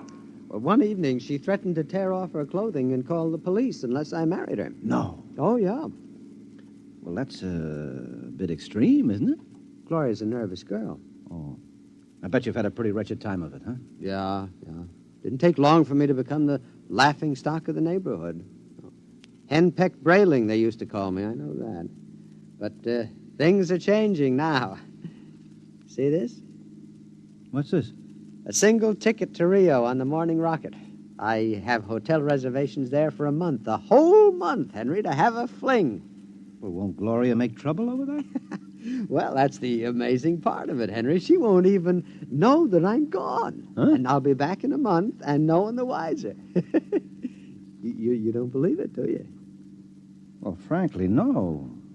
Just how are you going to swing it, Walter? That's the secret, Henry. I tell you, it is the most wonderful thing ever invented, worth every cent I paid for it. Well, what is it? I'm going to show you. Now, here's my house. You notice the lights are all out? Uh-huh.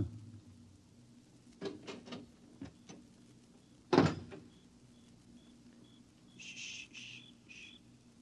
Now, we'll wait here on the front porch. Say, Walter, you haven't gone off your rocker, have you? Shh. Let me see. I meow twice. That's it. Meow. Meow. Now watch the window in my bedroom. It looks as if somebody's... Hey! There's a man up there. He's looking out. Good. He sees me. Now he'll be down directly. Oh, now look, isn't this a bit embarrassing for you, Walter? No, not at all. You'll find out. Here he comes. Hello, B2. Good evening, Mr. Braley. Either I'm going out of my mind or there are two of you. You never told me you had a twin brother. I don't. Look, if this fellow were in pajamas, I couldn't tell you apart. Well, that's the secret, Henry. Everything go all right, B2? Just fine, Mr. Braley. I suppose my wife was in her usual good form this evening? Well, as a matter of fact, we spent the evening playing gin. No screaming, shouting, accusations? No, sir. No, it was a very quiet evening. Well, but this is even better than I thought. Marionettes Incorporated aims to satisfy, sir. Did he say Marionettes Incorporated? That's right, Henry. Then now look him over. Isn't he excellently fashioned? You wouldn't dream he was a robot, a marionette. No, I don't believe it. Well, it's against the law, of course, to duplicate a human like this, but it's well worth the opportunity. I still don't believe it. You can't tell him from a human. Well, only one way. Put your ear next to his chest. Huh? That's it. Now listen. It's machinery. Walter, old man, how long has this been going on? Well, I've had him a month. I keep him in the cellar in my toolbox.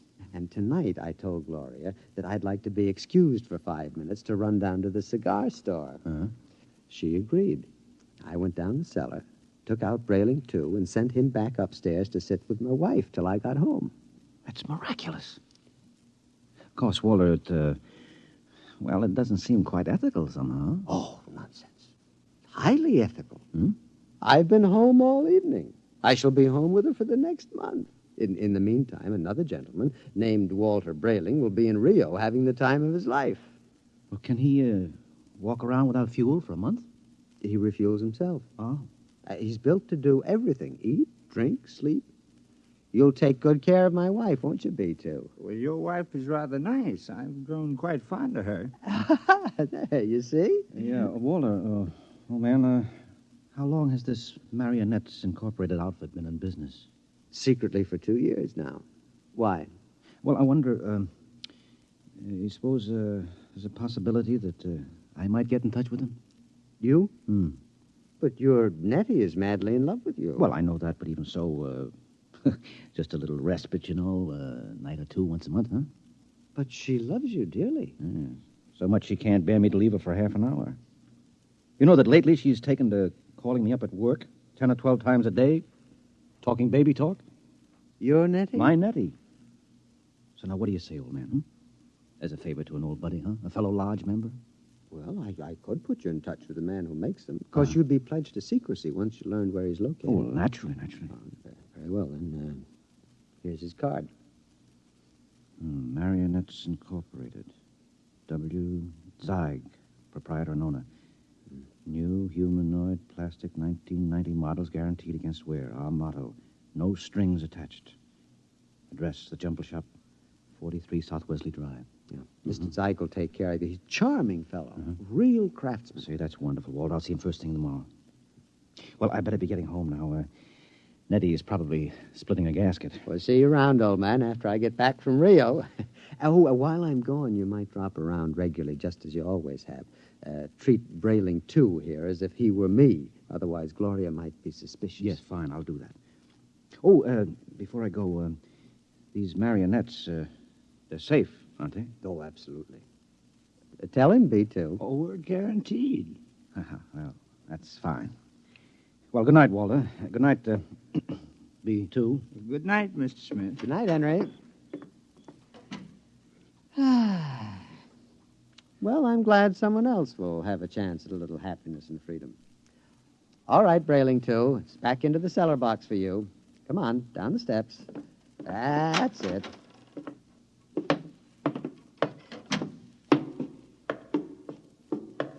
It's very damp down here, Mr. Brayling.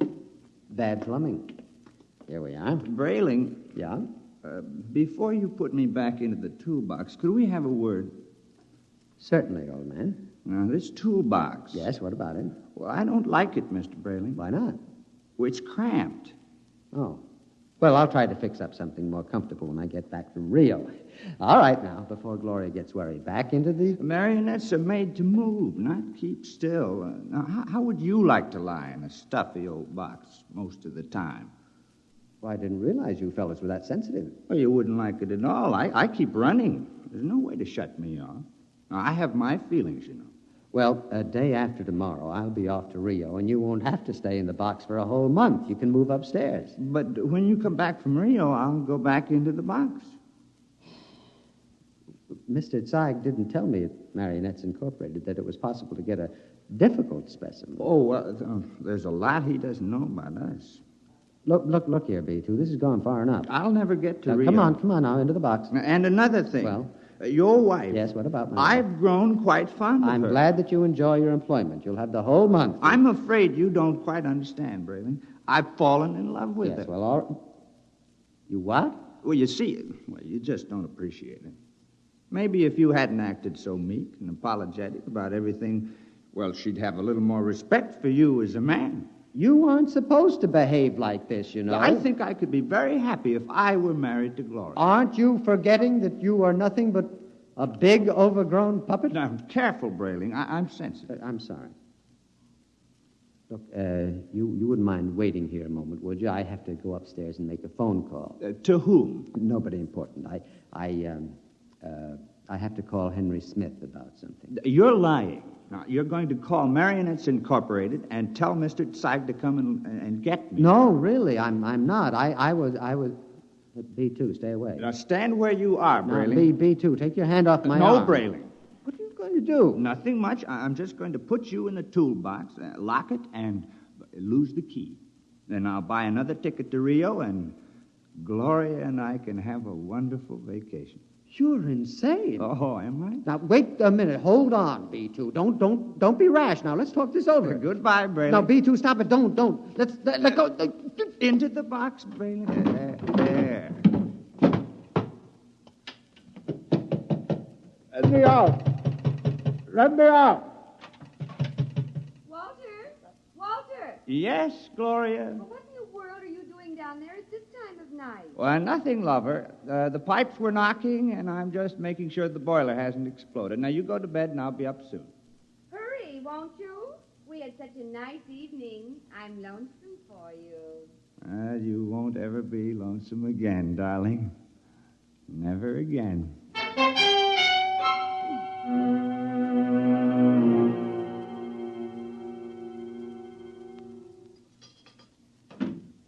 Good morning, Nettie.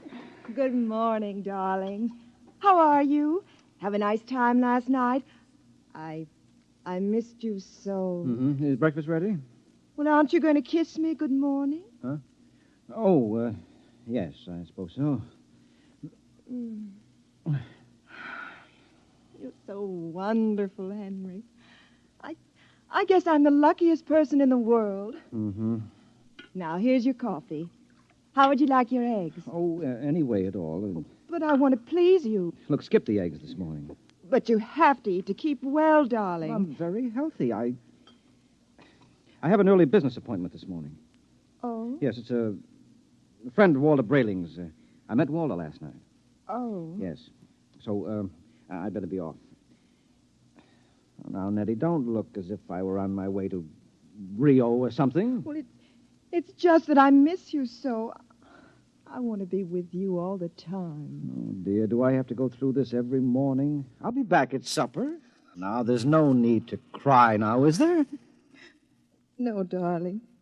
You aren't displeased with me, are you? I try so hard to do everything just as I think you'll like it. I know. I'm not displeased. Now, goodbye, dear. Henry. Yes? You forgot to kiss me goodbye.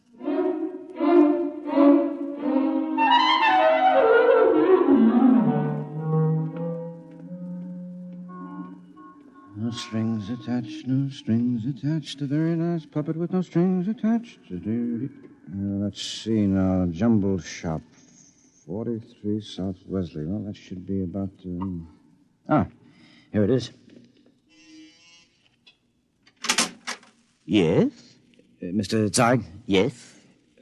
Walter Brayling recommended me. Enter. Thank you. Your name? Henry Smith, 55 Evergreen Place. And what can we do for you, Mr. Smith? Well, Mr. Brayling showed me his marionette last night. I was intrigued with the idea. Not that my wife is anything like that female meat grinder he's married to, you understand, but, I'm a man who enjoys an occasional evening with the boys, you know, without complications. Naturally. Yes, so I thought... that I could duplicate you? Exactly. Oh, I think it might be arranged. Uh-huh. Oh, yes. How much? $9,000.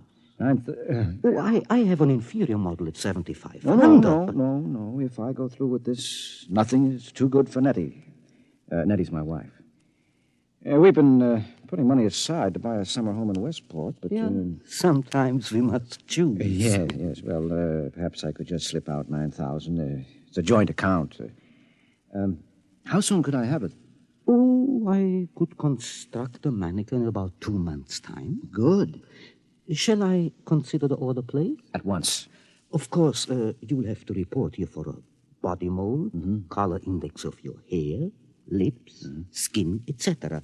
And I'll have to do a complete electro-emotional calibration. Uh-huh. Now, you guarantee that these models are foolproof? As foolproof as I can make them, Mr. Smith. I've had years of training. And there's no chance of detection? None whatever. I've never had a complaint. Very well, Mr. Zeig. I'll get the money from the bank and send it to you. I'm sure you won't be sorry, Mr. Smith. You will be just as satisfied as Walter Brayling.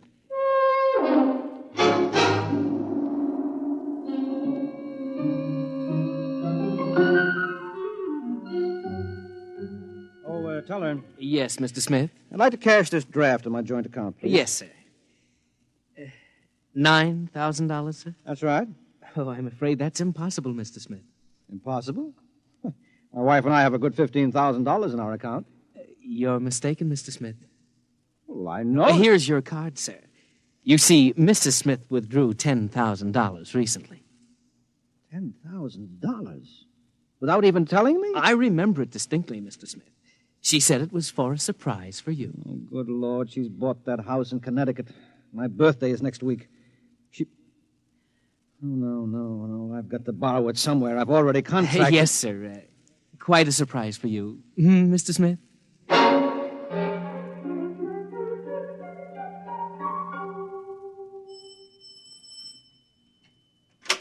Yes? Oh, hello, Henry. Hello, Gloria. Is Walter home? I'd like to speak to him. He should be back soon. Will you wait? Yes, I better. Oh, say, Henry, as long as you're here, maybe you can help me with something. What? I went downstairs to get an old suitcase a little while ago, and I heard the strangest noises near that old tool chest of Walter's. He mentioned that the boiler was acting up, and, well, I'm afraid to go down there again. I wonder if you'd take a look. What kind of noises? Like a thumping sound. Mm-hmm. Well, maybe I'd better go down, Gloria. You stay up here. Should I call a plumber, do you think? No. I'll take care of it. Well, it's right down those stairs. All right, I'll have a look.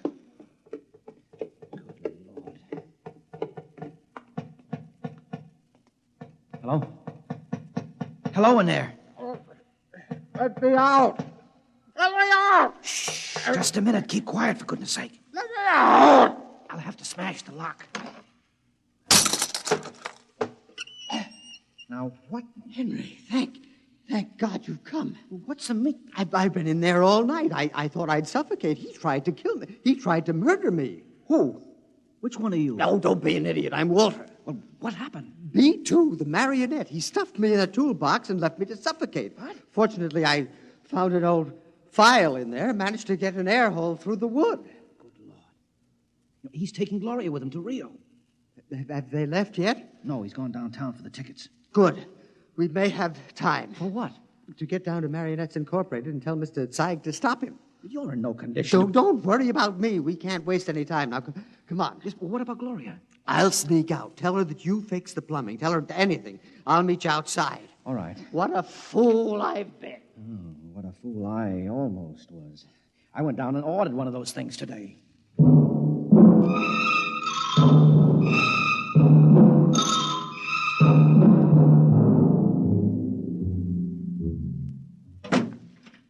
Gloria, love. Yes, darling. Did you get the tickets to Rio? Right here in my wallet. A honeymoon for two under the Pampas moon. Oh, Walter, it's so nice to have you like this. Oh, you like the change? I don't know what did it, but whatever it is, I'm in favor of it. I hope it's permanent. Well, I intend to see that it is.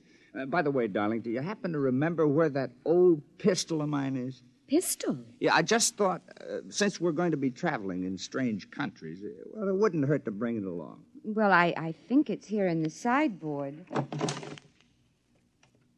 There. You know how frightened I am of these things. Well, I'll be very careful of it. Now, in fact, I think I'll go down to the basement and practice. Not really shooting it, of course, just to make sure it's in good working order. Well, now, do be careful, darling. Oh, I will. If you should hear a shot, now, don't be frightened. I may fire it into a block of wood just to test it.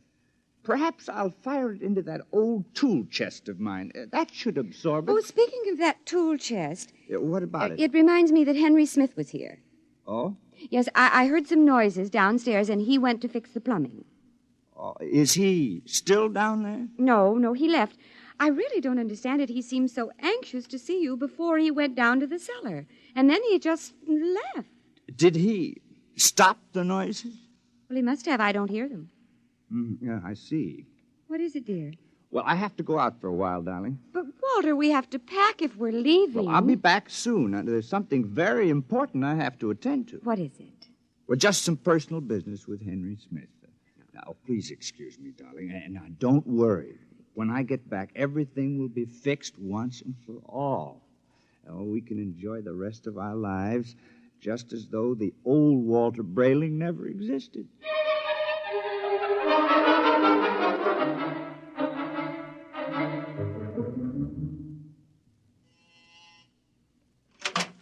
Oh, Mr. Brayling and Mr. Smith. Come in, gentlemen, come in.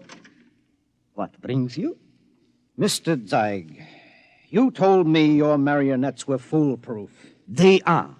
My personal guarantee goes with We know each all one. about your personal guarantee. Except that Mr. Brayling's dummy knocked him out, stuffed him in a toolbox to suffocate, and is making plans to run away with his wife. Oh, dear. Yes, well, Mr. Zeig. Well, I really don't know what to say, gentlemen. What Mr. Brayling and myself would like to know, Mr. Zeig, is exactly what are you planning to do to stop this overambitious robot? Well, of course, we shall have to recover B2 first, and then I'll simply dismantle him Yes, and... well, he doesn't seem to want to be dismantled, Mr. Zeig. In fact, I think that you'll have trouble catching him. Maybe I can save you the trouble, gentlemen. Yeah, B2. Look out, he's got a gun. I thought I'd find you here when I discovered the tool chest empty. Now, you look, B2. Whatever you're planning, you won't get away with it. Oh, I think I will. Mr. Zeig, can't you do something? I'm afraid I can't think of anything. I'll save you the trouble because I'm going to kill the three of you. No, you won't get away with it. No, you forget that Gloria and I will be on a plane to Rio in a few hours. All right, Mr. Syke, you first. Now, see here. This isn't fair. I created you. You can't. You grab him. I've got him. Look, quick, that hammer. Look out! Well, that's the end of Brayling, too. But he got Zeig, though. Yeah. Right through the... Holy jumping catfish, Henry. Look at him. Look at Zeig. It's nothing but a mass of coils and springs, just like Brayling, too. Well, he's nothing but a marionette. He's no different. Brayling, do you know what this means? Oh, this is incredible. A marionette building other marionettes? But someone must have built Mr. Zeig originally. I wonder... Well, perhaps Mr. Zeig turned on whoever built him the same way Brayling, too, turned on you. Well, at any rate, we'll never know. Oh. Say, I wonder how many of these things are walking around among us. Oh, I shudder to think of that. You know, some of our best friends might be. Ooh. Yeah. Come on, we have to get out of here. But the police... Now, don't be a fool, Brayling. There's been no crime committed here. All the police will find is two oversized puppets with the springs coming out of them. And they seem so lifelike. Yes, I know, and they were only machinery. You got to remember that. Yes. Well, what'll I tell Gloria? Well, if I were you, Brayling, I wouldn't tell Gloria a thing. I'd simply pick up that other ticket to Rio and take her on a honeymoon, just as she's expecting. But what about you, though, Henry? What are you going to do? Me? Well, I'm going home and give Nettie a kiss that'll singe her hair. Oh, you know, when I think of what might have happened if I'd gone through with this marionette thing, it makes a fellow realize how lucky he is to be married to a decent woman. Oh, come on, let's go.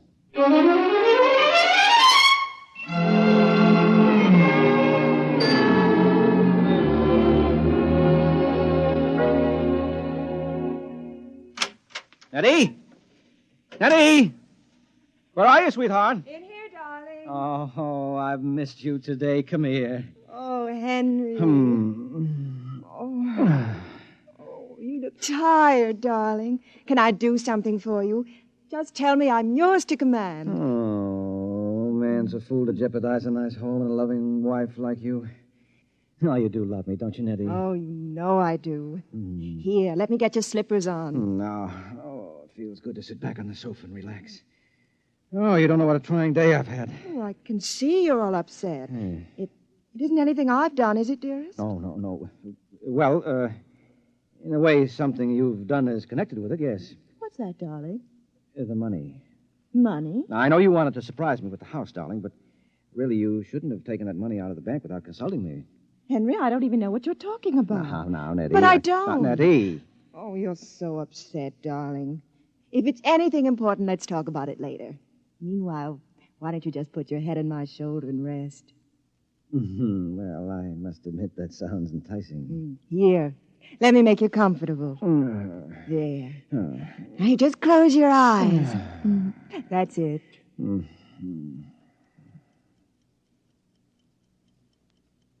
Nettie, Yes, darling? you hear something?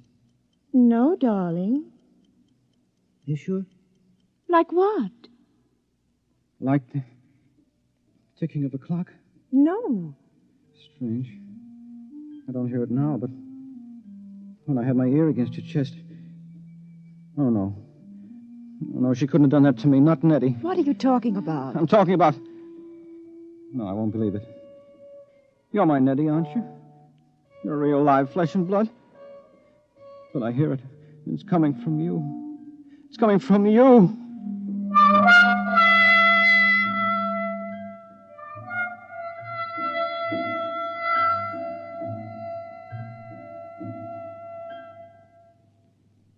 You have just heard X-1, presented by the National Broadcasting Company in cooperation with Street and Smith, publishers of astounding science fiction. Tonight, by transcription, X-1 has brought you Marionettes Incorporated, written by Ray Bradbury and adapted for radio by George Lefferts. Featured in the cast were Les Damon, Dick Hamilton, Carl Swenson, Theo Getz, Arthur Cole, Bob Hastings, Freddie Chandler, and Ginger Jones. Your announcer, Fred Collins. X-1 was directed by Daniel Sutter and is an NBC Radio Network production.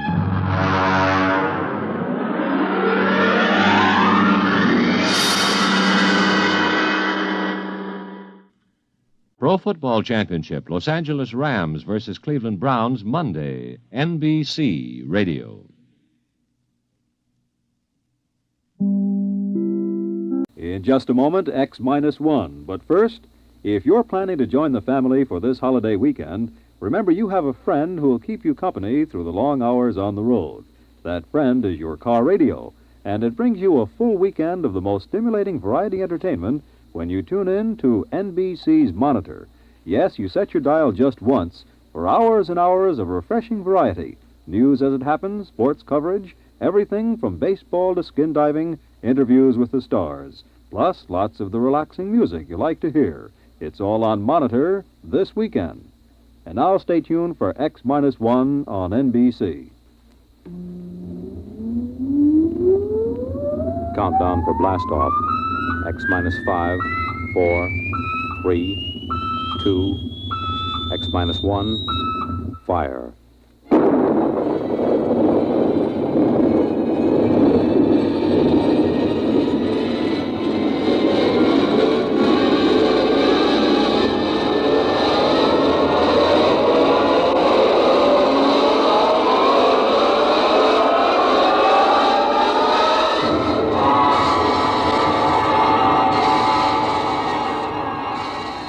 From the far horizons of the unknown come transcribed tales of new dimensions in time and space.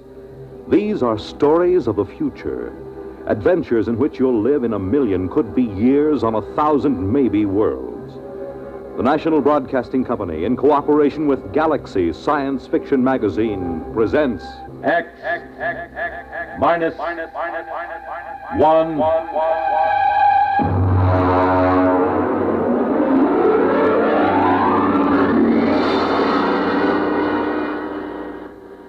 Tonight's story, A Pail of Air, by Fritz Leiber.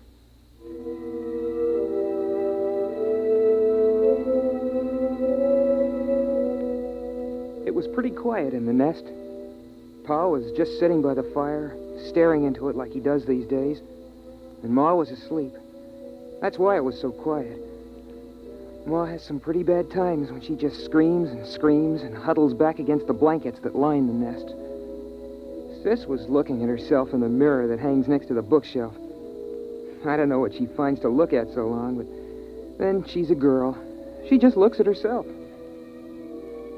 Saturdays, when Pa puts a couple of extra lumps of coal on the fire and we take a bath, she looks at herself in the mirror and sometimes she cries.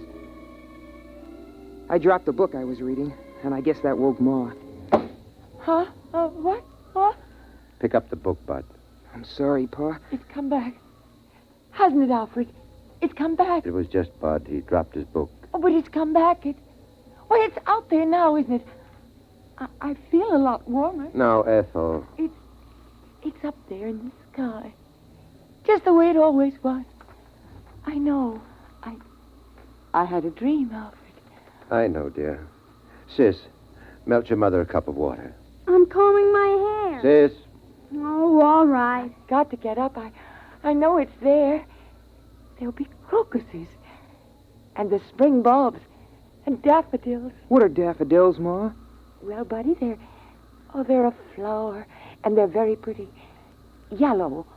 on a tall green stalk. Oh, I want to go out. I want to take the children out. All right now, Ethel. Here's some water. Come on, children. We'll all go out and you can play in the sun. Sure, Ma. Here, drink the water, Ma. It's cold, Alfred. You rap on the pipes and make that super send up some more heat. What's a super, Pa? It doesn't matter, Bud. There aren't any anymore. Oh. Pa, the pail's running low. Bud, you better get into your things and go out and get an extra pail of air. There are a couple of pails behind the first blankets. Go on, get into your things. It isn't back, is it? No, it isn't. There's no sun in the sky. No sun, is there? No, Ma. What was it like? The sun. Sis, don't get your ma upset. The sun was yellow. And so bright you couldn't look at it. Burning hot. So hot. But when you stretched out in it, it made you feel warm all over. Tingly warm. It's been so long since I've been that warm. I was warm last year on my birthday when Pa put all that extra coal on. And then every morning it would come out of the east, make the clouds all pink and yellow. And the mist would rise in the ground, and then slowly everything would glow warmer, warmer.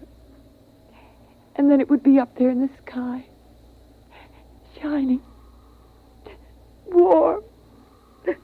Hurry up, Bud. I'm almost ready, Pa. I want the sun. I want the sun back. Alfred, get me the sun. It's gone, Ethel. There's nothing I can do. For Christmas? On my birthday? Go ahead, Bud. Take the big pail and get it full this time.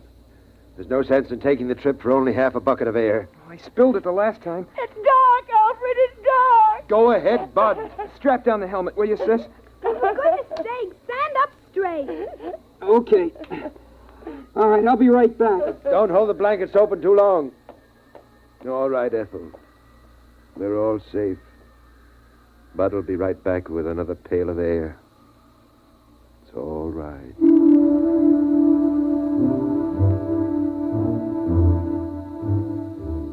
I went through the 30 or so blankets that Pa hung up to slow down the air escaping from the nest. Of course, I knew the way. I've been going out for air since I was a kid. Still, I get a funny, crawly feeling every time I go out of the nest. You gotta go up to the 5th floor, which is just above the blanket of frozen air.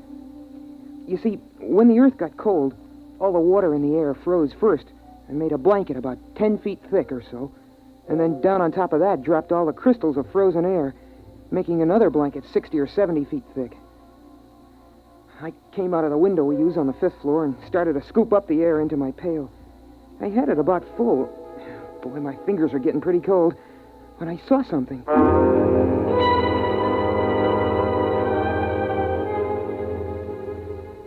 Hey, that's a light. Oh, darn it, I kicked over the bucket. Oh, there can't be a light. Not moving around in a window like that. There can't be. Ma and Pa and Sis are back in the nest. I'm up here, and there can't be anyone else. Everybody on Earth is dead except us.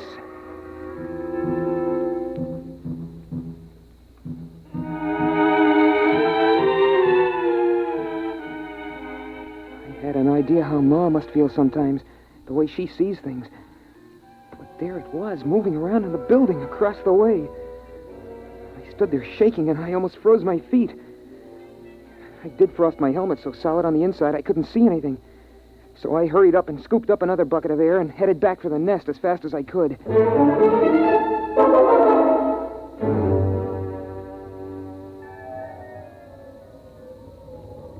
Pa, I saw something. Go on, hang those outside clothes up by the fire. Phew. Pa, I saw something, I did. Your mother's quiet now. Don't upset her. Pa, it was a light. Wait till I get this air next to the fire. Give me the cloth, Sis. Shall I put another lump of coal on, Pa? No. The oxygen from this bucket will get the fire up when it begins to melt. There. Pa, I'm trying to tell you, I saw something up there. Light. There's lots of lights. Stars. stars. I know what stars look like, Dopey. They're big, steady white lights in the sky. This was down here in a building. What is it? Alfred, what is it? Nothing, Ethel.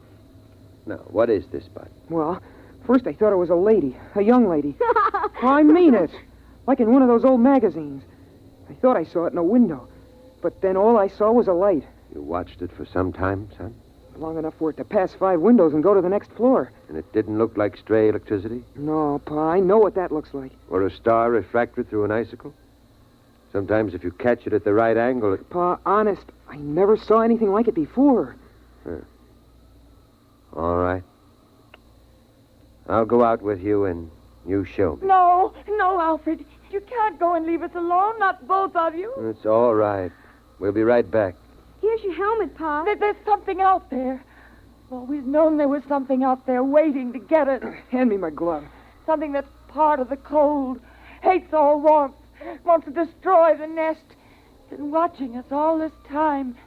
Now it's coming after us, and it'll get you, and then it'll come for me. Oh, don't go. Alfred, please don't go. Everything will be all right. Now, sis. Yes, Pa?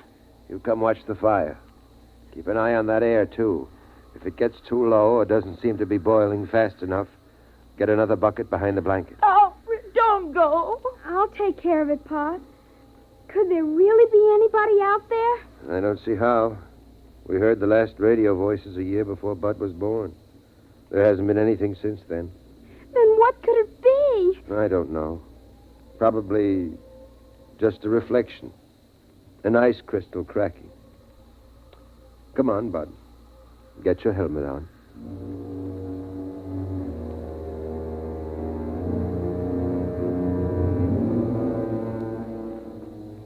It's funny. When I go out alone, I'm not scared or anything. But when I go out with Pa, I always hang on to his belt like I used to when I was a little kid. Habit, I guess. It's the same no matter what trip we take. On the 5th floor, we stopped to rest just before we went out. We were in the room with the frozen people.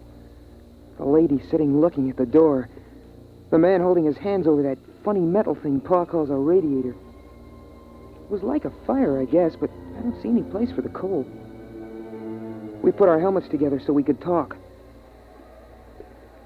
Catch your breath, son. Pa, would it be possible... for any of the frozen people to come to life? Like the ones down in the basement around the furnace when we go for water? No, they're dead. They were caught too quickly when it happened. Oh, Pa, how do we know we're the only ones? We don't, but... Well, there's a feeling you get. Because it's always night. There used to be some of that feeling every night in the old days. But the sun chased it away every morning. You wouldn't know about that. You weren't born when the dark star pulled us away from the sun. You wouldn't know unless you'd seen the sun. I've seen the sun. It's that big star at the end of the Big Dipper. I've seen it. It isn't the same. Come on. We're wasting time.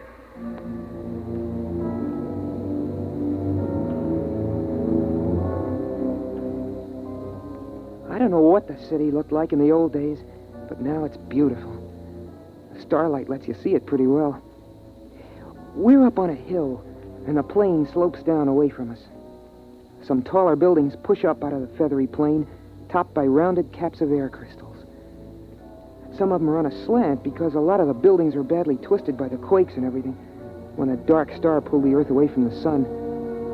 That's why Pa can't seal up the nest airtight. The building's twisted too bad. Besides, we have to keep the chimney open. We touched our helmets together so we could talk. Is that where you saw it, son? It isn't there anymore. Uh-huh. But it feels different.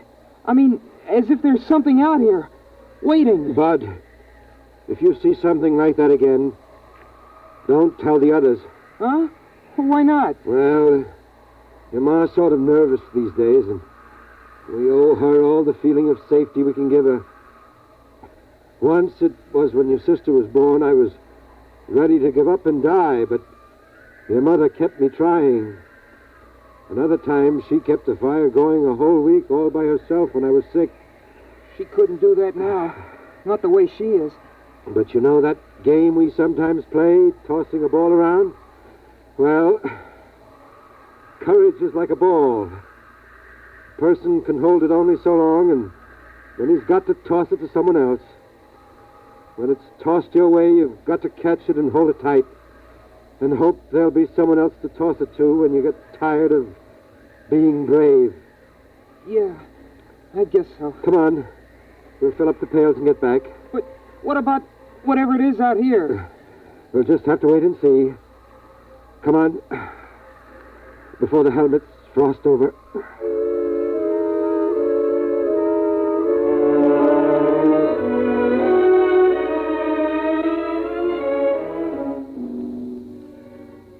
It's pretty hard to hide your feelings in the nest.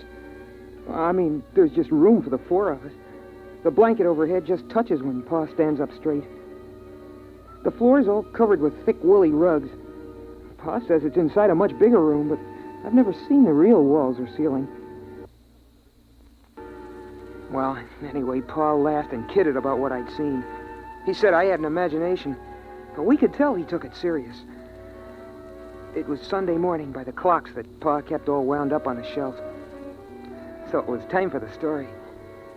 We all sat around in a circle the way we always do, except I noticed that Pa casually took a hammer from the shelf and put it beside him.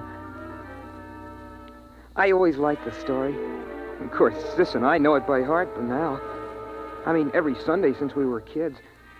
But every once in a while, Pa surprises us by telling it a little different, or throwing in some extras. It starts out with a song. Ma used to sing it, but she forgets the words sometimes. And now Pa sings it mostly. Oh, beautiful for spacious skies, for amber waves of grain, thy purple mountain majesties above the fruited plain. Of course, the words don't mean anything. I mean, the skies are spacious enough, but there aren't any waves of grain, and the plain is all covered with a blanket of frozen air. But it's part of the story ceremony, and Pa likes it. He says it reminds him of the old days. After the song, Pa starts the story. In the days of my youth, the sun hung above, golden and warm, and the earth was fruitful and multiplied, and the fields were green, and the day was glorious, and the wind blew across the hilltops, and the air was free and good to breathe.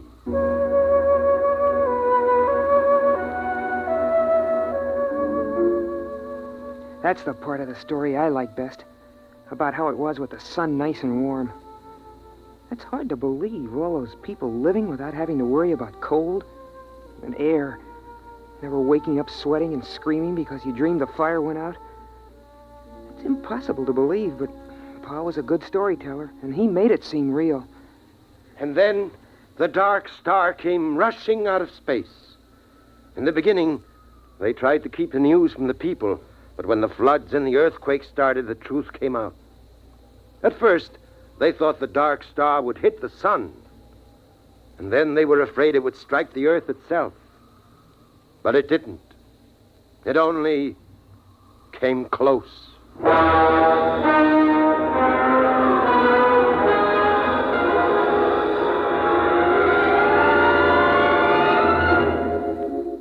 Pa tells it like the sun and the dark star fought for the earth like two dogs over a bone. I know what he means, because I've seen a picture of a dog in a magazine. And then the dark star won and carried us off. But the sun kept the moon. There were earthquakes and floods. Pa says that mountains fell and oceans slopped over. Oceans, that's a lot of melted water lying around loose. It's hard to imagine. But Pa says it was so. Then came the open question time in the story. Sis asked a question about what girls wore for clothes.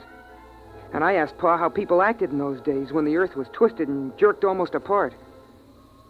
Well, Bud, I was too busy to notice much. A friend of mine, Dr. Weisbrot, and Kelly, the geophysicist, and Walters, the astronomer, we knew what was going to happen. And we were working to fix up a place with airtight walls and insulation and big supplies of food and bottled air. But the place got smashed up in the earthquakes, and they were all killed. So I put the nest together at the last minute in the living room of our apartment. It's a 4-room apartment. You must have seen some of the people, like the frozen ones downstairs. At that time, Bud, I only thought of one thing. Your mother and survival. If I had stopped to think, I wouldn't have even tried to make the nest. It would have seemed ridiculous. Blankets and a coal fire against the cold and vacuum of space. But I didn't think. I survived.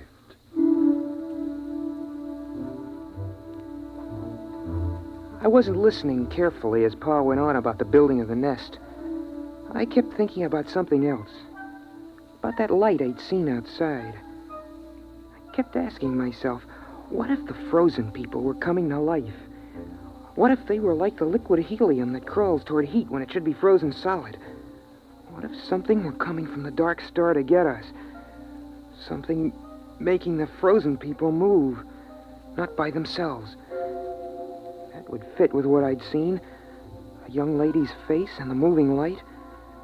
I sat there and shivered, thinking of the frozen people with minds from the dark star creeping, crawling, snuffing their way, following the heat to the nest. And then, over from beyond the blankets, I thought I heard a tiny noise.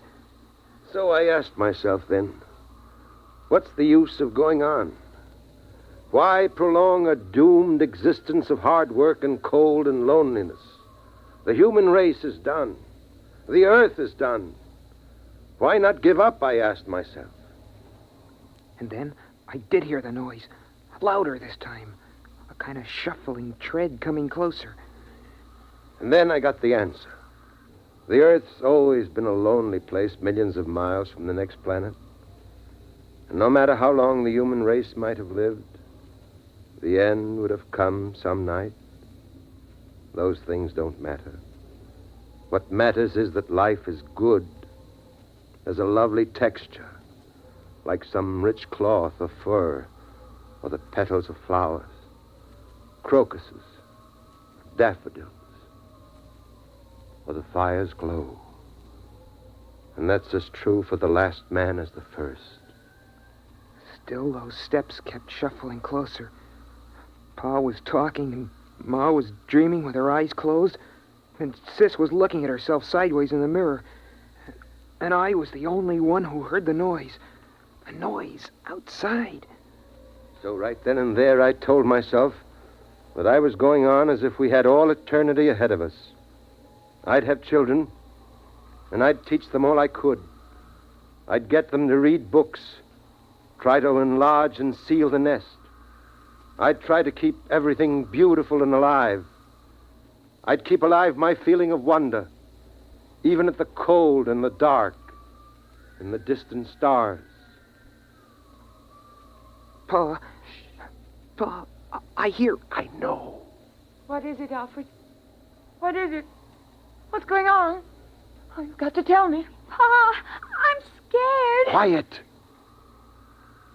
But you heard it? Uh-huh. A kind of shuffling, coming toward the nest. Oh. Sis, take care of your mother. It's all right, Ma. Lie down. Come on. I'll take the hammer. You take the hatchet. What is it, Pa? What is it? I don't know. Listen. It's closer. Oh, Mush. Pa, the blanket is moving. Ready with your axe. Hello? Who's there? Is there somebody in there? Come in. It's all right. They're alive. Alive. Who are you? Alfred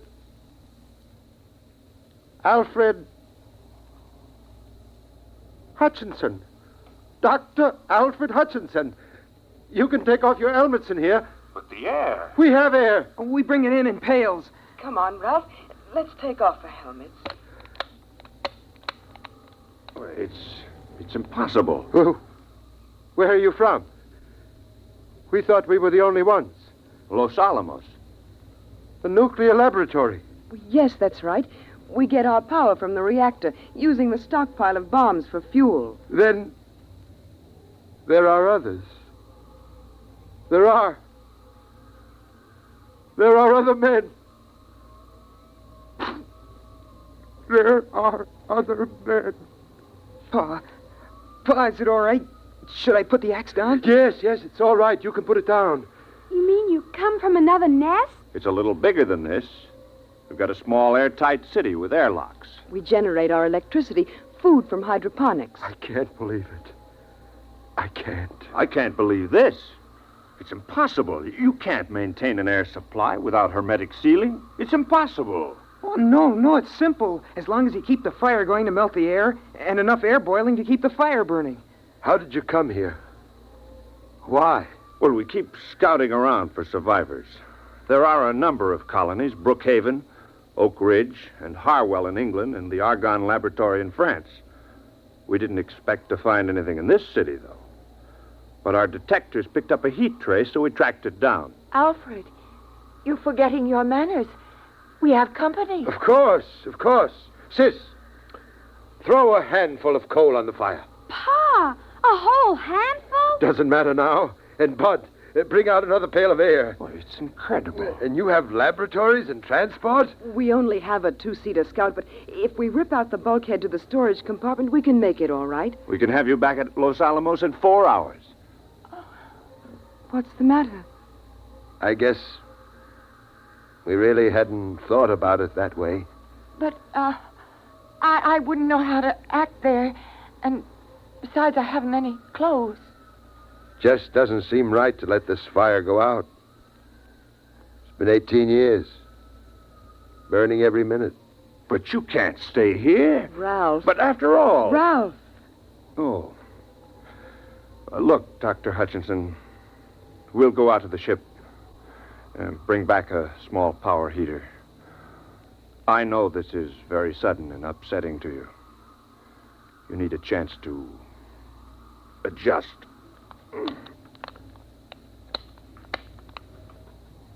We'll be back in a few minutes. It's incredible. In buckets, air in buckets. Well, They didn't think the nest smelled so good. I could tell. She had a wave in her hair. Did you see that? And lipstick. I suppose we have to decide what to do. Pa, at Los Alamos and those other places, there'll be lots of people, won't there? Yes, I mean, not just your father or a brother. that's right. Boys? I suppose so. But somehow I feel a little empty. Alfred, it's different now that we know others are alive. You don't have to feel the responsibility for keeping the human race going. Pa, I'd like to see those rockets and laboratories. Wouldn't you, Pa? I suppose so. It won't be easy leaving the nest. I mean, it's just right, and there's only 4 of us. It's kind of a scary idea. Big place with a lot of strangers. You'll get over that feeling, son. The trouble with the world was that it kept getting smaller and smaller till it ended with just the nest. Now it'll be good to have a real, huge world again. The way it was in the beginning.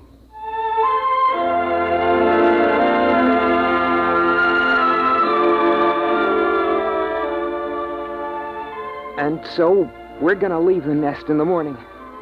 By Pa's clocks. We've got the power heater going now. Seems funny to be this warm when it isn't Christmas or somebody's birthday. But still, it's hard for me to realize that this is the last time I'll go out of the nest, through all the blankets, to get a pail of air.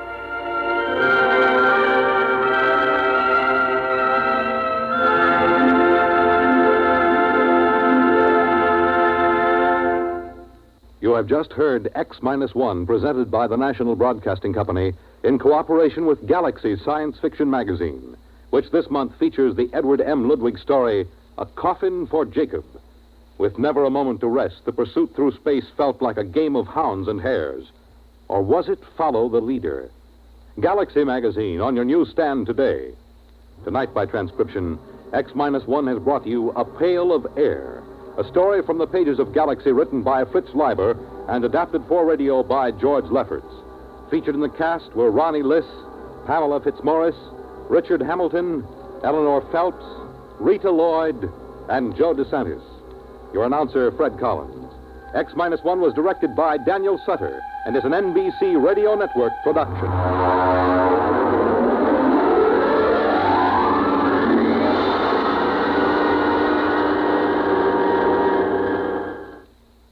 And now an important announcement for the listeners of X-1. Beginning next week, X-1 will be heard over most of these stations at a new time, Tuesdays at 8:30 to 9 p.m. Eastern Standard Time. Don't forget, listen next Tuesday from 8:30 to 9 p.m. for X-1. Monitor takes you everywhere this weekend on the NBC Radio Network.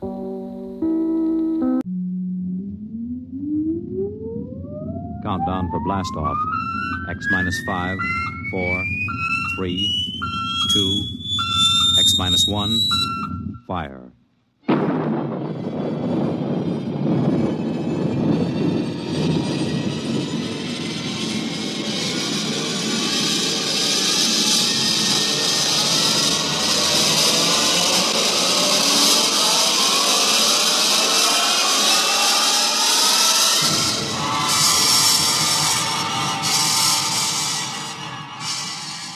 From the far horizons of the unknown come transcribed tales of new dimensions in time and space.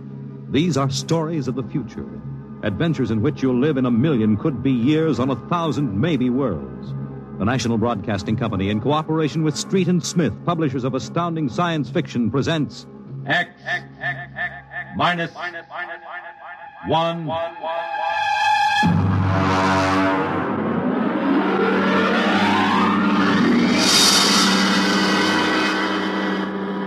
Tonight's story, Shanghaied. Okay, very funny, very funny. Take it over, boy. Tomorrow the old ball and chain. Yeah. Eat, drink, and be merry, for tomorrow you commit matrimony. Now, come on. Now, look. Oh, come on. We came down here to Scarlet Square to have a little fun. We might as well be at my mother's musicale in Beacon Street. Oh, the problems of the rich. Tell me, Jeff, just where does the coffin fortune come from? Pirate treasure? No, I guess it started in Nantucket. My great something or other used to be a whaler. A whaler, there she blows. A dead whale or a stove boat. Watch my trusty harpoon. Hey, well, look out for the fort. Oh, my. Hey, where's the money now? Oh, I don't know. We've got a lot of commercial holdings, mills, import-export outfits, rocket lines, you know. Mere trivia. All right, now look, why don't we get out of this dump? We could go up to the Copley Plaza. It may be stuffy, but at least the glasses are clean. Well, you're the condemned man. All right, you two go ahead and get in the car. I'll settle. All right, meet you out in front. Right. Excuse me. You want something, Bud? Yeah, the check. Okay. Hey, Milton, check.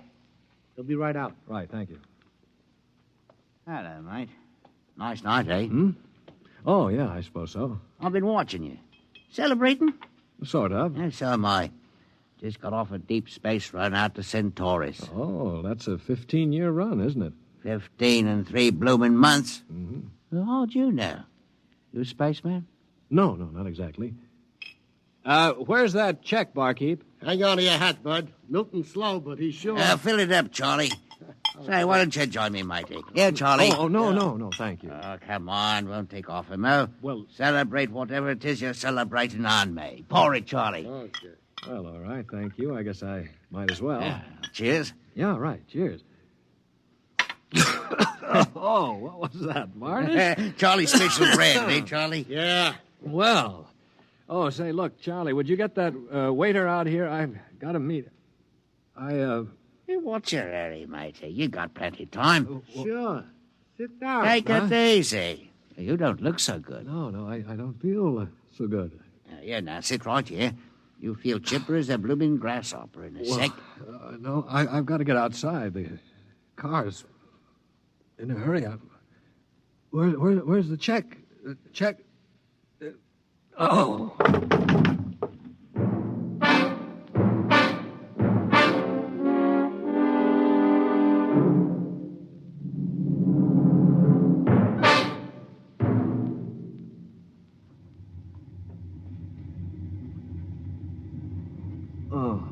All right, matey. Up on your feet. Wakey, wakey, wakey. Oh, all right, let go of me. What's the idea? Rise and shine and greet the dawn. What? Where am I? What's going on here? Come on now, matey. Up in there. Wakey, wakey, wakey. No, wait a minute. Say, you were at that bar, Scully Square. Come on now. Up on deck or you'll be in trouble. Deck? What are you talking about? Where am I? It's hard to say exactly. Offhand, about 8 hours out of Atlantic Spaceport. Atlantic Spaceport? Now, look, what kind of a joke is this? If Alan and Peter think this is funny... What ship is this? R.S. Michael M. Rafferty, coffin line. Oh, coffin line. Well, that makes it easy. Now, you've got to put back to port. Forget your toothbrush, Banks. No, listen, you runt. You take me to the captain or I'll tear you apart. Here, I'll let go of my jacket. All right, get moving. Sure, my dear. I'll take you to the captain. But you're going to be sorry.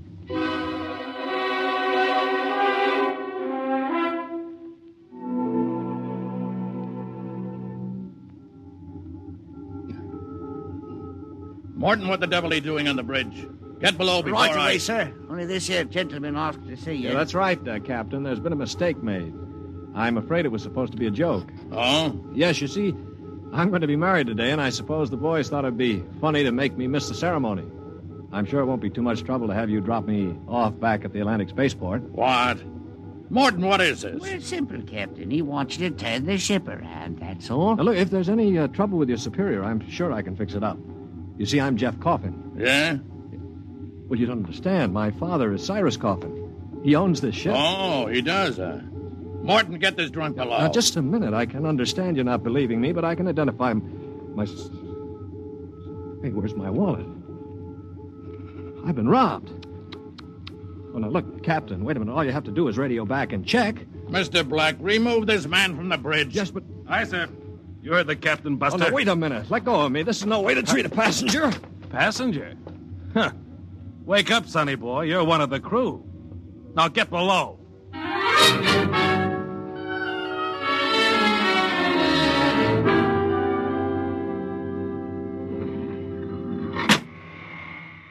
All right now, mate. Grab yourself a buffer. Get to work on those deck Now, lights. look, they can't get away with this. This is kidnapping. Perhaps yes, perhaps no. Now get this here deck nice and shiny, and we might even see about some grub. I'll be back in 2 hours.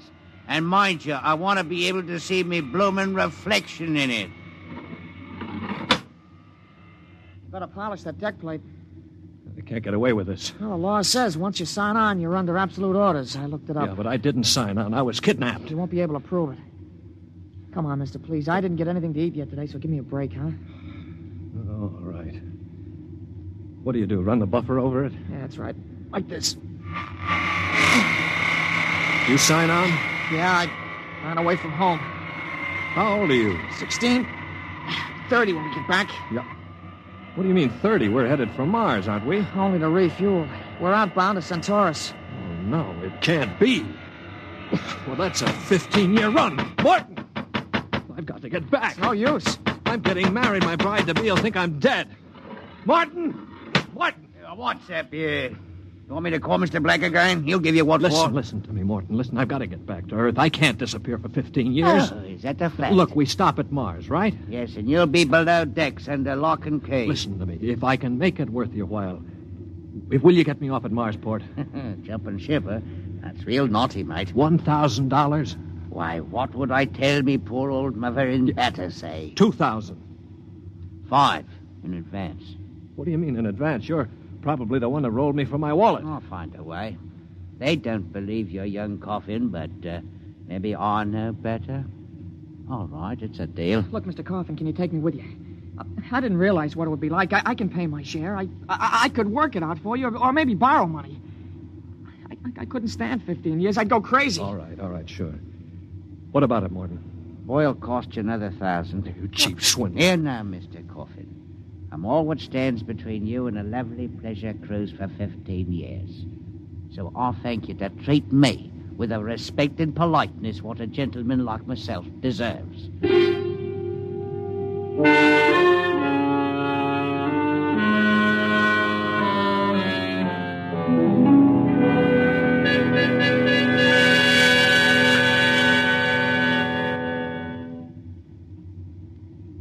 Stand by. Stand by for landing procedure. All right now. Listen careful. This is the cable locker for the grappling anchor. Right. When she lands, this hatch will open. Cables go out. Don't get yourself caught in them. You'll be tore apart. All right, we've got that. You sure we can get out? Now, you just do what I say. When we drop down to the blast pit, nobody'll be there. Lie low in the pit till dark. Got that? Right. Now, look, Morton, I'll tell the patrol you helped us get away. That'll help you when they catch up with this gang. Well, thank you, sir. Thank you kindly. I've got to get to my station now. Luck. Thanks. Thanks, Mr. Morton.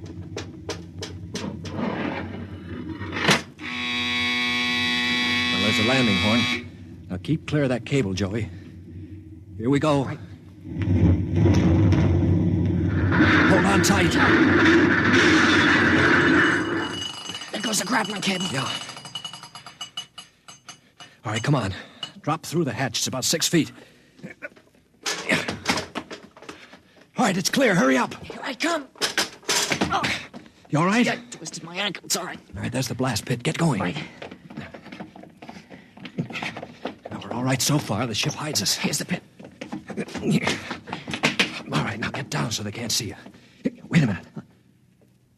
I hear somebody coming. Keep still. Maybe we better look. Look, if we stick our heads up over the edge, they'll see us sure. Now keep down and keep still. I hear him. Shh.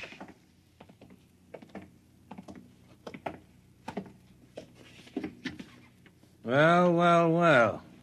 Look what we have here. 2 little babes in the wood. Now, you two move and I'll shoot you in the belly. Morton, you got good eyes. Oh, I told you I saw him coming this way, Mr. Black. Jumping ship. My, that's a terrible thing to do.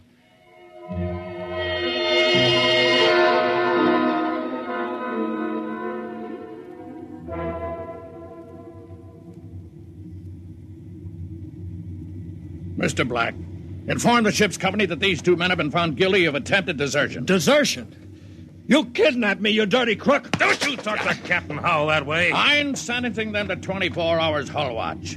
Take them away. Morton, take him to the aft lock. Aye, sir. You calm down after 24 hours hull watch.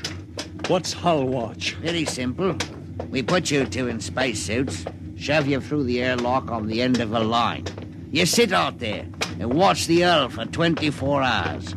No food, no water, and the eating units in those suits are just a little bit defective. Makes it interesting along about the 18th hour. Yeah, I'll bet. Here we are, gentlemen. The airlock. You get in there. Got 5 minutes to get into them suits before we blow the air out. See you in 24 hours. Maybe.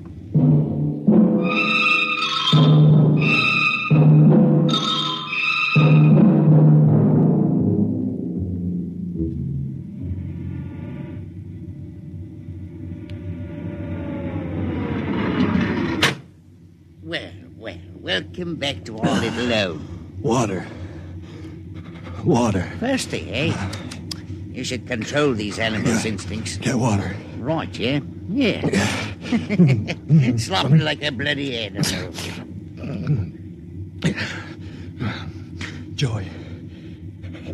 Joey passed out. Help him. He'll be all right. Teach a lesson, both of you. Take my advice and behave yourselves. You've got 15 years to go on this here ship. You might as well make the best of it.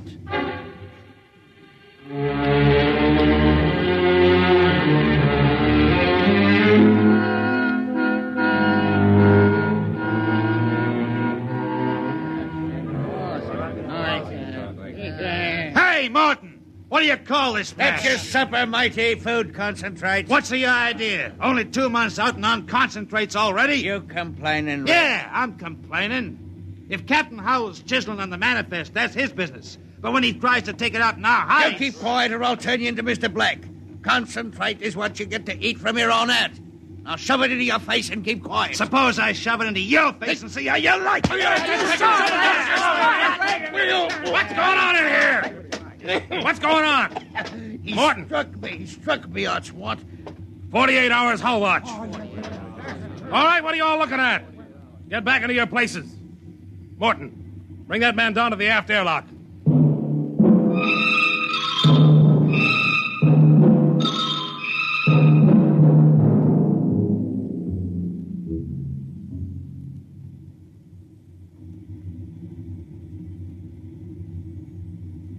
It's murder, that's what. Plain murder. Space Code gives a 30-hour limit for punishment. They didn't even have a burial. Just shoved them out the lock. Well, if the owners knew about this, they'd stop it. Fat lot of good that's going to do us during the next 15 years. Wait a minute, we could get the ship back to Mars. No, 2 weeks after we landed, we'd be hung. That's what Space Code says about mutiny. And if they catch you in the act, they shoot you down and no questions. All right, I'm willing to take that chance. We're going to let Black and Howell kick us around for 15 years? Why don't we take over and head back? Right. I'm for it. Right. Let's go. You bet. Going to interrupt something, gentlemen. Discussion? Talking about the captain, maybe? Grab him. Here, we go. Get up. Throw him into the jet. Come on. I'll have you all out of the island shifts. Also, your knife rations, that's what I'll... Show him my oil rag, Morton. Well, that's done it. He's an officer. Who cares? Yeah, we've got to move now. Joey? Yeah? You get up to the radio room and smash the set before they can get a message out. Right. Pop, you get aft. Tell the engine watch. Yes. The rest of us will go up on the bridge. How about this rat? Tie him up. Speed counts now. We've got to take over before they know what hit them.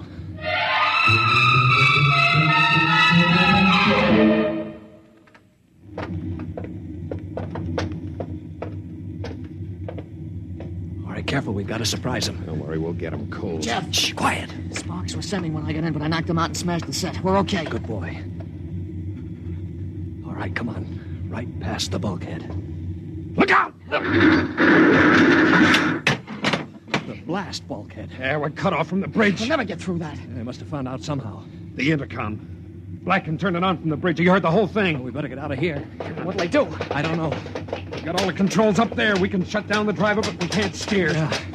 You better dog down the hatch behind us. All right, men. Captain Howell's giving you 1 minute to give up quiet.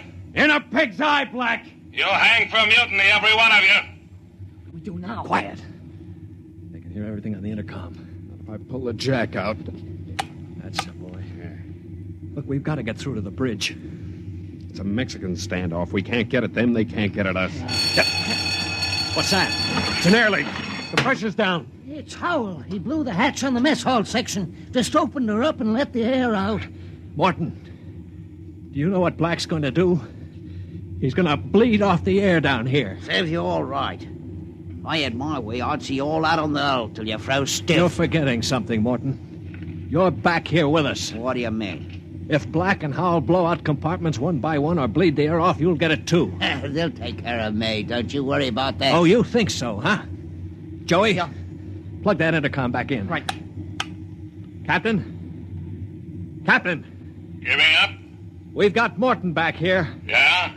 If you try anything on us, he'll get it too. What am I supposed to do, cry? You don't care if he dies? That's his problem. We're going to drop the oxygen level 5%. Can't do that to me. Captain! Captain! It's unfortunate that you were captured, Morton, but the security of my ship comes first. You mean you don't care? You'd see me dead. Precisely. Well, you can't. It's murder, that's what. I'm not one of them. You can't kill me. You can't. Joey, pull the intercom plug. All right, there you are, Morton. They'd kill you just as soon as look at you. Now listen, we've got to get through that bulkhead. You know this ship. There must be some way. Morton, we're your only chance. Get us through the bulkhead. All right.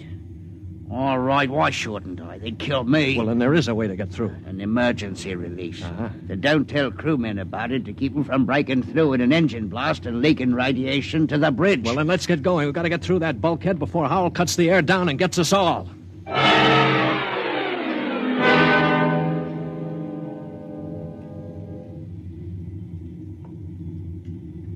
Here's the bulkhead, Morgan. Where's the release? Under the floor panel. You can pry it up. All right, hurry. I got it.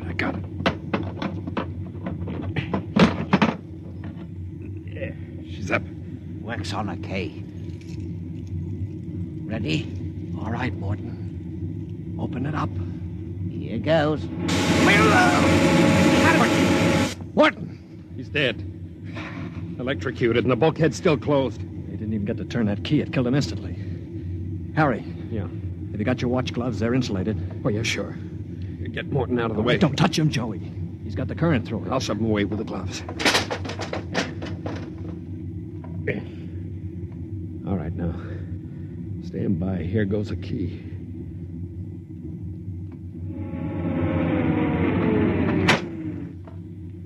All right, let's go. Get him. Come on in. Stand back there. Come on, get him. Stand back. All right, Flexi, how you like this? Grab the guns. Joey, look out. Let go of that gun, Hal. All right, hold them both. You don't have to worry about Black. I got him square with a wrench. We better tie up the captain. Yeah. Well, what do you think you're going to do now? We're going to turn around and go back home. I don't think so. I burned the navigation tapes, and none of you can recalculate them. Why, you'll just wander in space till the fuel gives out. You'll die right here on this ship.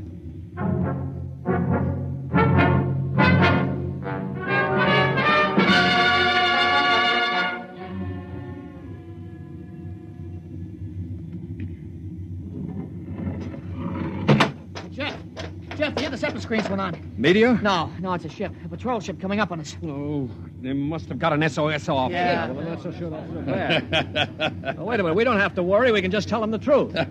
You're not familiar with space code, young man. Mutiny is punishable by immediate execution. In other words, they don't ask questions. They just shoot.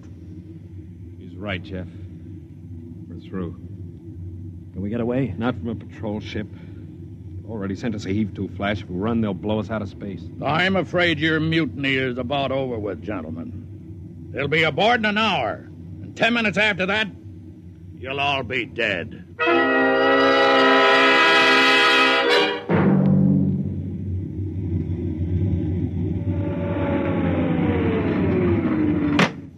Nobody move. Sergeant, take a squad and secure the ship. Collect all weapons and post a guard in the engine room. Yes, sir. You, Brown, Williams, Osinski, Harry, come on. Well, I'm delighted to see you, Major. I wasn't quite sure my SOS had gotten through. Oh?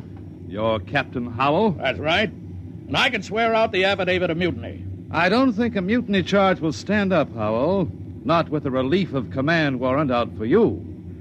I think we'll just forget about it. But you can't do that. Space code is clear. You recorded my SOS. No, we didn't, Howell. Then how'd you get here? They sent us after you to get Jeff Coffin. Where is he? I'm Jeff Coffin. Jeff, we had a missing persons alarm for you, and then when a check you signed turned up at Marsport. A check? Mm-hmm. Oh, that's right. I gave one to Morton to help me get away. And he sold it to a fence for half face value. We traced it back to the ship. Coffin, I've got orders to escort you personally. We're taking you back to Earth. Can I send out a message, Major? Of course. Oh, that reminds me, Jeff. I've got one for you from your fiancée. She said to tell you that she didn't object to a bachelor party in principle, but she did think 6 months was stretching it a bit.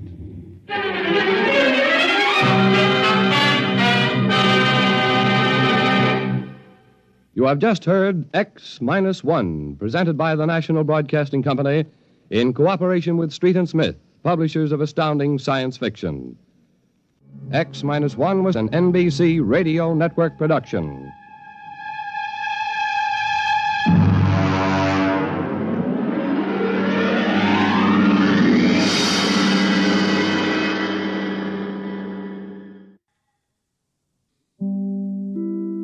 In just a moment, X-1. But first... There it is again. Say it with music. Your invitation to 2 full hours of the best live music weekday mornings on NBC Bandstand. This week, Ralph Flanagan's group, plus Russ Morgan and his orchestra, bring you mellow and relaxing tunes. But don't get too relaxed, because the 4 lads are back again as Messrs. Music. And Bert Parks, your bandstand MC, keeps you smiling between numbers. It's a great show live all this week on NBC Bandstand. And now, stay tuned for X-1 on NBC.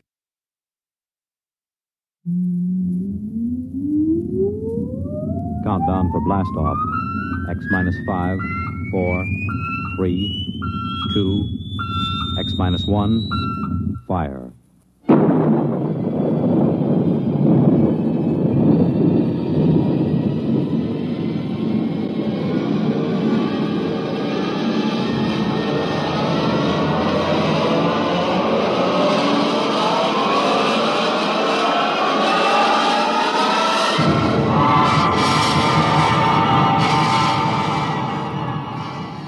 From the far horizons of the unknown come transcribed tales of new dimensions in time and space.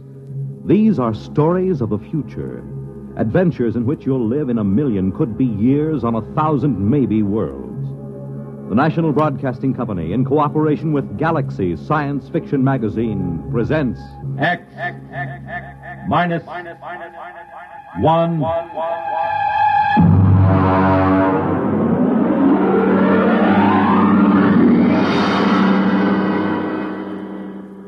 Tonight, a story by Frederick Pohl, Tunnel Under the World.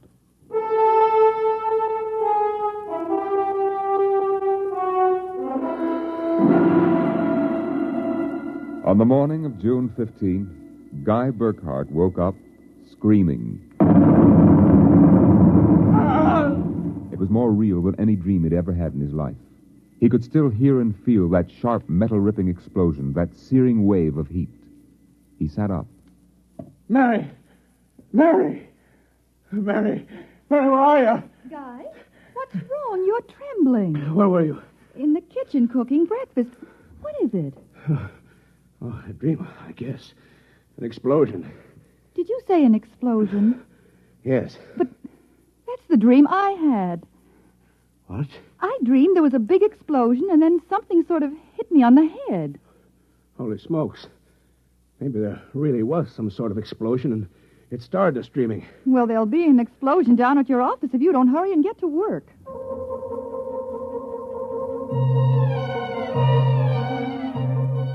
Coming in on the bus, Burkhart watched to see if there was any evidence of an explosion. There wasn't. If anything, the town looked better than ever. The only thing that seemed strange to him was the fact that none of the usual crowd was on the bus. He was a little relieved when he did see his old pal, Henry Swanson. Excuse me. Henry. You pardon me, sir, please. Henry, what's the matter with you? It's me, Guy Burkhart. Burkhart? Sorry, I don't believe we've met. What? Henry, for Pete's sake, it's me. If you'll excuse me, this is my stop. Well, how do you like that?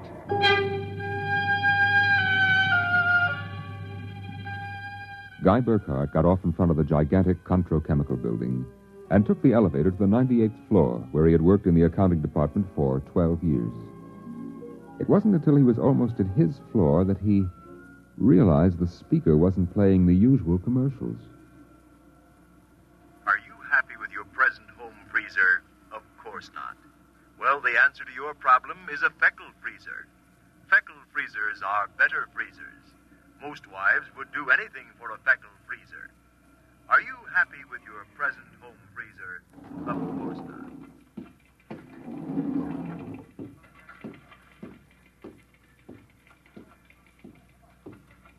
Good morning, Miss Horn. Good morning, Mr. Burkhart.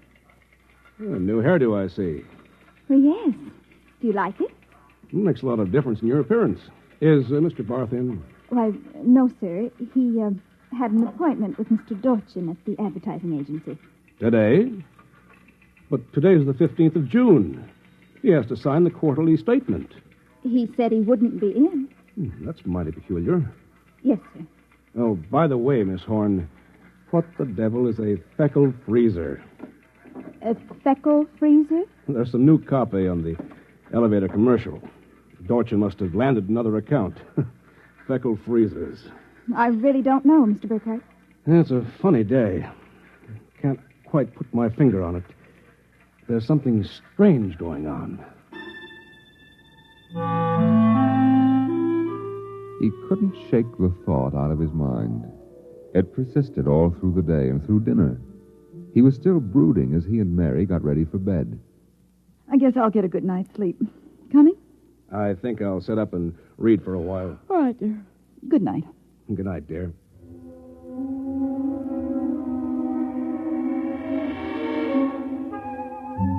At exactly midnight, Guy Burkhart lapsed into a sudden, deep sleep. And the following morning, he woke up screaming. Darling, what is it? What's wrong? Oh, nothing. A bad dream, I guess. You gave me such a shock. I seem to be having a lot of nightmares lately. Really? Yes. The one I had yesterday. This was the same. A big explosion and then nothing. You had a dream yesterday? Of course I did. You had the same sort of dream. I? Oh, Guy, you're mistaken. I don't remember dreaming. Mary, you told me. Guy, you're mistaken. But, Mary... Maybe you dreamed I had a dream. Maybe... Yes. I might have done that, I suppose. Everything did seem sort of strange yesterday. That's probably it. You'd better get dressed, dear. Today's the 15th, and that's when the quarterly statement... 15th? Yes. Well, then, there must have been a dream. Because yesterday was the 15th. Guy Burkhart got up, dressed, ate breakfast, and took the usual bus to work. Once again, everything seemed even brighter and newer than usual. Once again, he was puzzled when he noticed none of the old crowd on the bus. Pardon me, please. Look, don't shove so. Oh, Henry, good morning. Morning. Don't you recognize your neighbors? I don't believe we've met. Henry, it's me, Guy Burkhart. What's going on? I'm sure I don't know, sir. For God's sake, don't talk to me. What is it? Are you being followed or something? Don't you know? I was sure you remembered. Remembered what? I can't talk. This is my stop, so will you please excuse me? Henry! Henry, for Pete's sake! As in yesterday's dream, Guy Burkhart got off at his stop and took the elevator to the 98th floor. The speaker in the elevator purred a new commercial this time. Marlin cigarettes. They're sanitized. Does your present cigarette make your throat feel raspy and unpleasant? Marlin cigarettes contain a miraculous new drug which actually gives you the sensation of smooth, creamy smoke. Marlin cigarettes. Marlin cigarettes. Marlin cigarettes. He walked down the marble corridor to his office. Good morning, Mr. Burkhart. Good morning, Miss Horn. Do you like my new hairdo? Why, yes. Is Mr. Barth in? No, sir. He had an appointment with Mr. Dorchin at the agency. I know. You know? I guessed it anyway. And today's the 15th of June, and he won't be here to sign the quarterly statement. And I'm going nuts. Let me have a cigarette, will you? Yes, sir. Try one of these. They're Marlin. I never heard of Marlins before today. What are we? A bunch of guinea pigs for Dorchin's new advertising accounts? Is something wrong, Mr. Burkhart? Wrong? Perish the thought, Miss Horn. Perish the thought. Hello? This is Swanson. Henry Swanson. What is it? Do you remember? Remember what? Just remember. Listen, Henry, let's stop playing games. Yesterday, either I was dreaming or you snubbed me on the bus. Today, the same thing happens. You do remember, thank heavens. I thought so when I saw you, but I couldn't be sure. What is it you want? Listen, tomorrow morning, when I get off the bus, you get off with me. But be casual. They may be watching. Who may be watching? Swanson. Hello? You buzzed, Mr. Burkhart? Yes, I'm still out of cigarettes. Would you buy me a pack of Kelvins?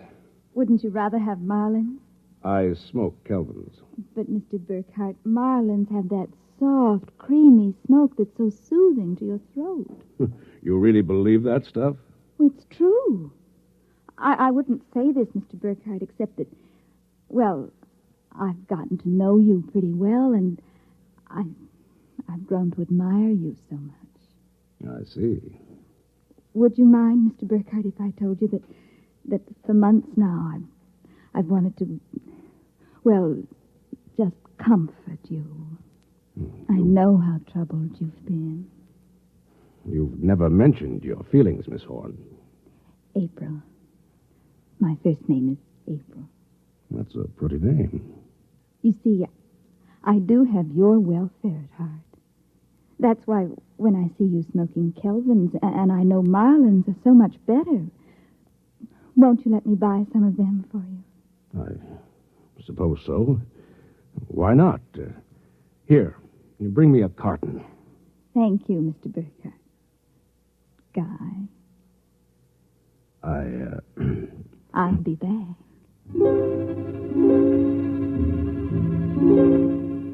There was something wrong. Something definitely peculiar about what was happening. The call from Henry Swanson, the strange behavior of this secretary, Miss Horn, these new products, the dream. Guy Burkhart went home that night feeling like a man in a nightmare. That you, dear? Yes, me. Have a good day. Fair. Oh, before you sit down, would you go down the cellar and put in a new fuse? The switch in the hall closet blew out, and I shut it off. Okay. Supper will be ready in a minute, so don't start fooling around with that old boat hull you've been building. I won't.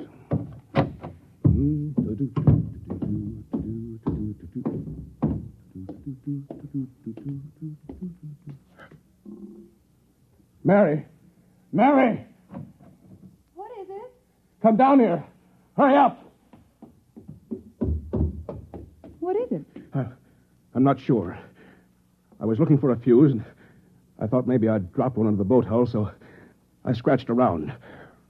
Look. Let me put the flashlight on it. Well? Look at the floor. What about the floor? It's supposed to be cement. Well? It's copper. There's a thin layer of cement, but underneath it's metal. Look here. Underneath the concrete. More metal. And here, on the wall. Metal. Metal under the floor, behind the walls, every place. Well, I don't really understand. Mary, I know this sounds crazy, but somebody, for reasons I can't begin to guess, has taken this house and replaced it with a clever imitation. Guy. I know it sounds insane, but take a look. That bracing on the beams. That isn't the bracing that was always there. Oh, you're imagining. I am not imagining. Mary, I'm going to look around for a little more. Well, your dinner will be ready. Save it for me. There are a couple of things I have to figure out.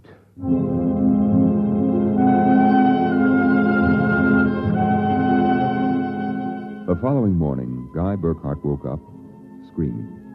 He dragged himself into the kitchen where his wife Mary was preparing breakfast and discovered it was still June 15th.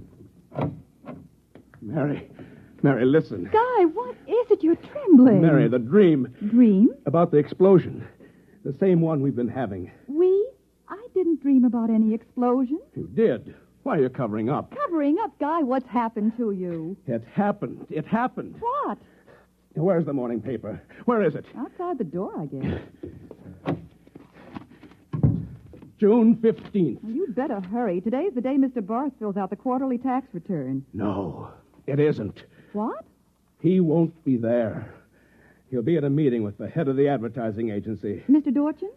He'll be there, and Miss Horn will have a new hairdo. And the elevator will be selling some new product. And Swanson... What about Swanson? Swanson.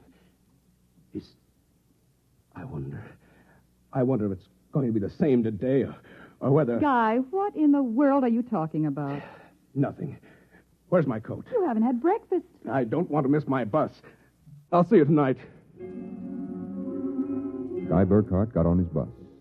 There were the same unfamiliar faces, the same unusually new-looking buildings, the same unusually bright sunshine, and Henry Swanson, pale and furtive. Oh, excuse me, sir. You're quite all right. Do you remember the phone call? Yes. Oh, thank heaven.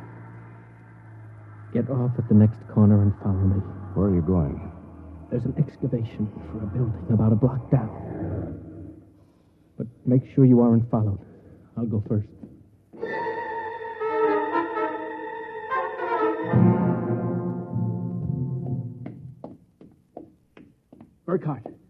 Burkhart, here behind the fence.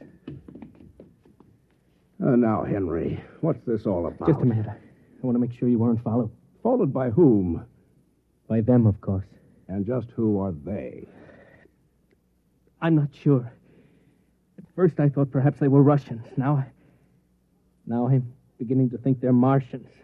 No humans could have accomplished what they've accomplished. Look, start from the beginning, Henry. What's going on? Burkhardt, peculiar things have been happening to you, right? Yes. A lot of your friends are missing. Your house seems changed. There's something stranger than that. The date. Today is June 15th. Yet I could swear that yesterday was June 15th and the day before that. Yes, you've got it. It's always June 15th. And you and I are the only ones who know it. But why? How? I'm not sure. I think it's some sort of mass hypnosis or something. Why didn't it work for us? My wife Mary doesn't remember things. Somehow, when it happened, they missed us. We were protected from the full force of the rays or whatever they use. Burkhardt, where were you on the night of the 14th, about midnight? That was Sunday night. Yes. I was down in the cellar, under that boat I'm building. And I was in my dark room developing some pictures. It just doesn't make any sense to me. Russians, Martians. What makes you think so? I've seen them. Where? At the end of the tunnel. What tunnel? The one that they built under Tyler Town. A tunnel under Tyler Town? Yes, that's right. It's made out of copper or some alloy. Wait a minute. I found a copper layer under my cellar floor last night. Yeah, so did I. That's how I discovered it. I found a way to get in, too. It's at the bottom of this excavation. Holy mackerel. Why don't we tell the police? Because we can't trust them. Even the police may be Martians in disguise. You're being melodramatic. Am I? You just come with me. Where? Into the tunnel. I'll show you. Henry Swanson led Guy Burkhardt to a small hole in the side of the excavation. There he removed a cut-out piece of metallic substance, and they crawled into a dimly lighted tunnel. They walked for what seemed like 2 miles, until Swanson held his finger to his lips. We've got to be quiet now. Henry, this is fantastic. They've got a tunnel right under the whole town. Oh, Burkhardt, you haven't seen anything yet. There's a room a little further down. We'll be able to look through a glass in the door. Is it safe? It's perfectly safe, unless one of them comes along. Now, come on. Here. Look through this glass. Now, just so I know I'm not completely insane, tell me what you see. Good Lord. Well? A tremendous panel with dozens of telescreens. And in front of each, a servo robot. They seem to be computing something. Yes. I've watched them. They're evaluating data from the screens. Evaluating? Why not? Each of them has a part of a human mind, remember that. It's against the law to transfer an evaluating circuit from a human brain to a robot. Burkhardt, whoever is conducting this monstrous experiment is operating far outside the law. Have you gotten a chance to look at the data on those screens? No. No, I've been afraid to go in. There might be a warning circuit somewhere. If we knew what those robots were working on, we could go to the authorities. Well, I'll risk it if you will. It's worth a chance. We're lost anyway. Okay. Open the door.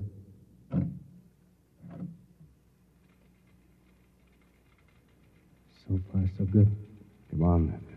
Let's take a look at that data. Yes, but don't interfere with the robots. Don't worry. Let's look at the screen.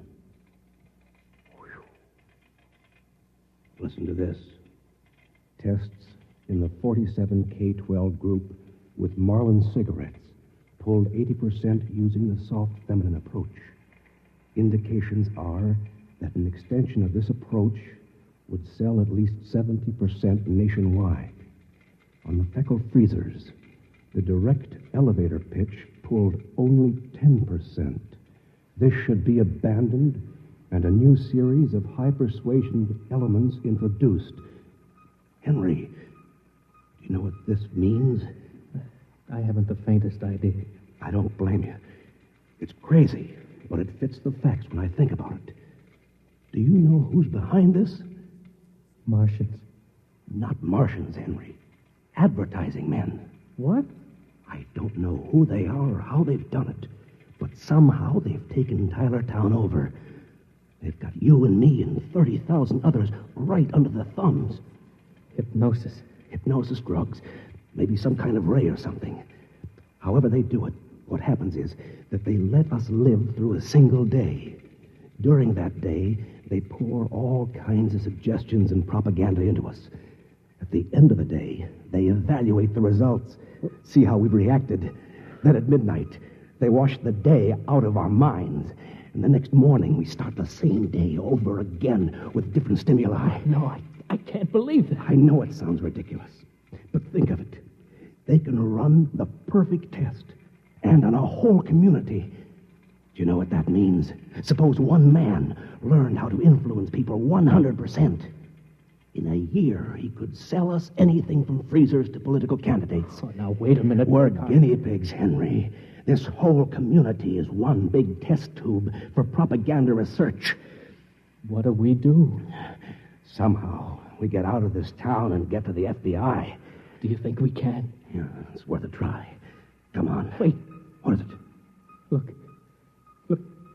There's somebody coming down the tunnel. We've got to hide. Quick, behind the circuit box. Shh. Good Lord. It's Dorchin, the head of the agency that does our advertising. Quiet.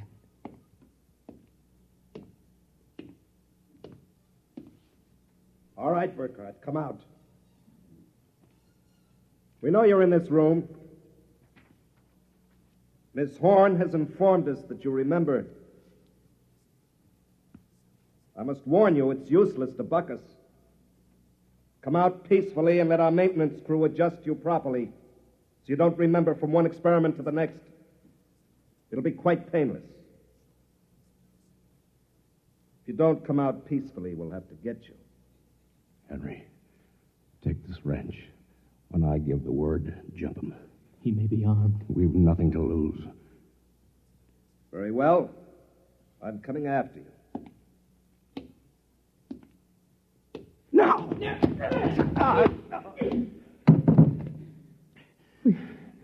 Burkhardt, I've killed him. Wait, I'll get his coat unbuttoned. Maybe his heart is still beating. Henry. What is it? What's wrong? Look, underneath his coat. Oh, heaven help us. It's a robot. A humanoid robot. Designed to look like Dorchin. Come on, let's get out of here. Wait. What's that? A loudspeaker. I told you it was useless, gentlemen. Who are you? Mr. Dorchin, naturally. The real Mr. Dorchin. What are you trying to do to us? Merely trying to prevent you from damaging my experiment, gentlemen. You can't get away with this, Dorchin. Sooner or later, somebody, the FBI or somebody, is going to get wind of this madness. Oh, now, really, Burkhardt, you're quite naive. Now, why don't you be reasonable and let the maintenance crew adjust you? If I refuse, I suppose you'll kill me. That would be quite impossible. Oh? You see, Burkhardt, you're already dead. Dead? You're shocked. It's quite true. You and everyone else in this town were killed by premature atomic blast at the Control Chemical Plant. The blast occurred at 7 a.m. on June 15th. That's the last thing imprinted on your minds. That's why you wake up screaming each morning. It isn't true. Oh, but it is. What I and my associates did was take the brain circuits from your dead bodies.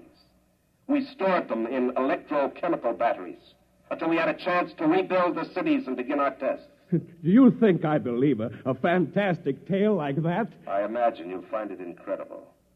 Of course, we didn't rebuild everything exactly. After all, it only has to last for a single day. June 15th.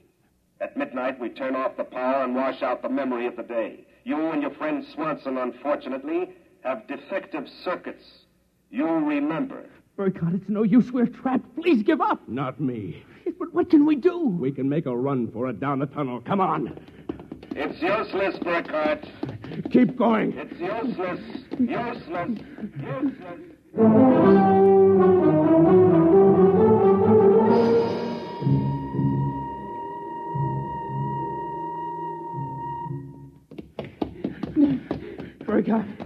Burkhardt, it's no use. You go ahead. I'm finished. Look, we're almost at the end of the tunnel. I can see a door. Here, I'll help you. I can't. Just a little further. No. Now, here. Here, this door is open. It opens. Oh, no. I don't believe it. I can't run anymore. Come on. Sorry.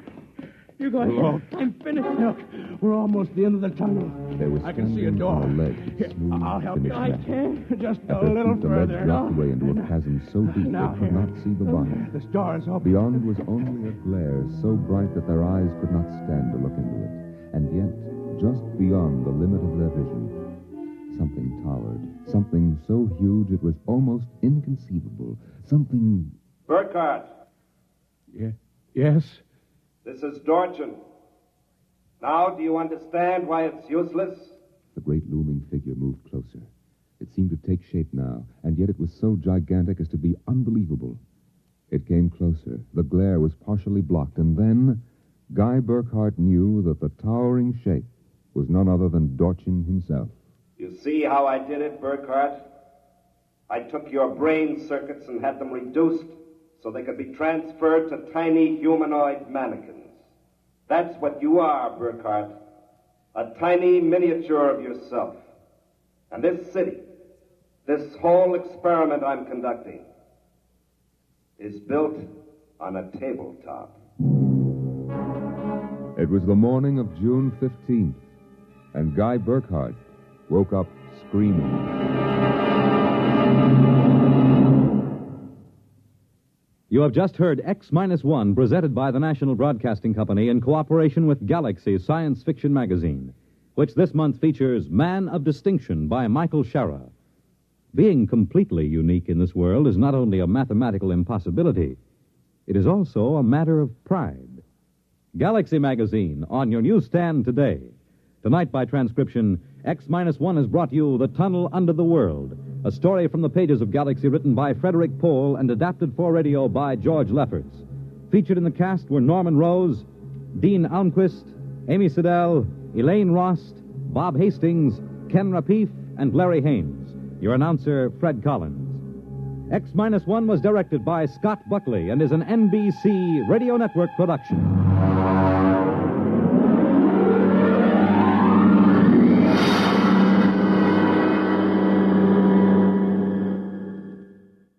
The music of Russ Morgan live on Bandstand weekday mornings on NBC Radio.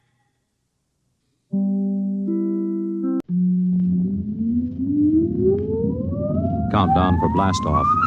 X-5, 4, 3, 2, X-1, fire.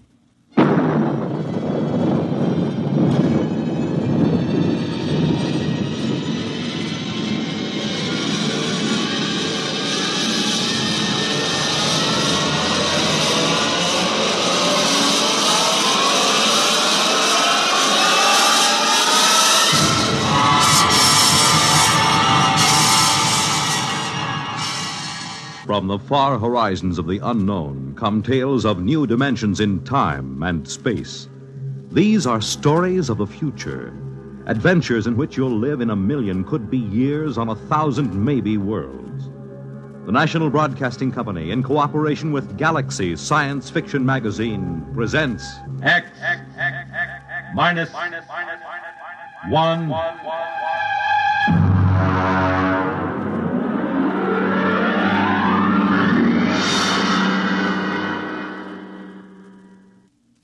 Tonight, the time after the next atomic war. The place, somewhere in the United States. The story, The Moon is Green by Fritz Leiber.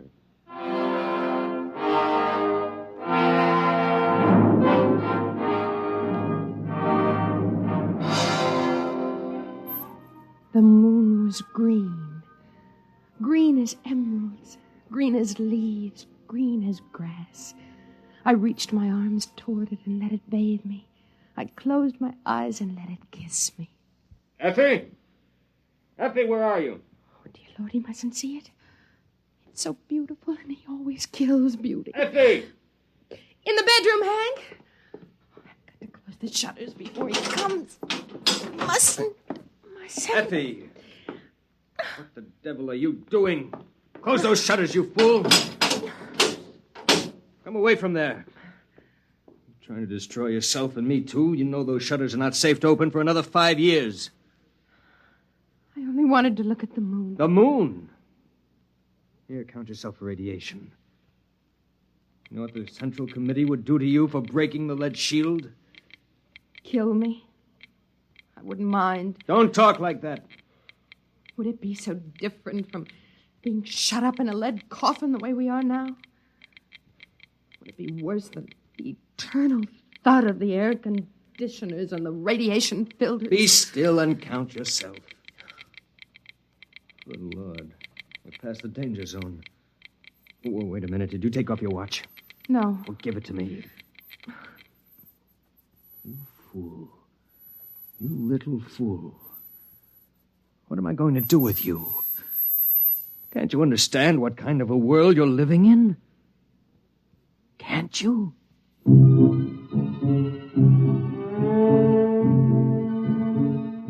Oh, yes, husband. I can understand only too well. It's the world that can't seem to understand. The world that went on stockpiling hydrogen bombs.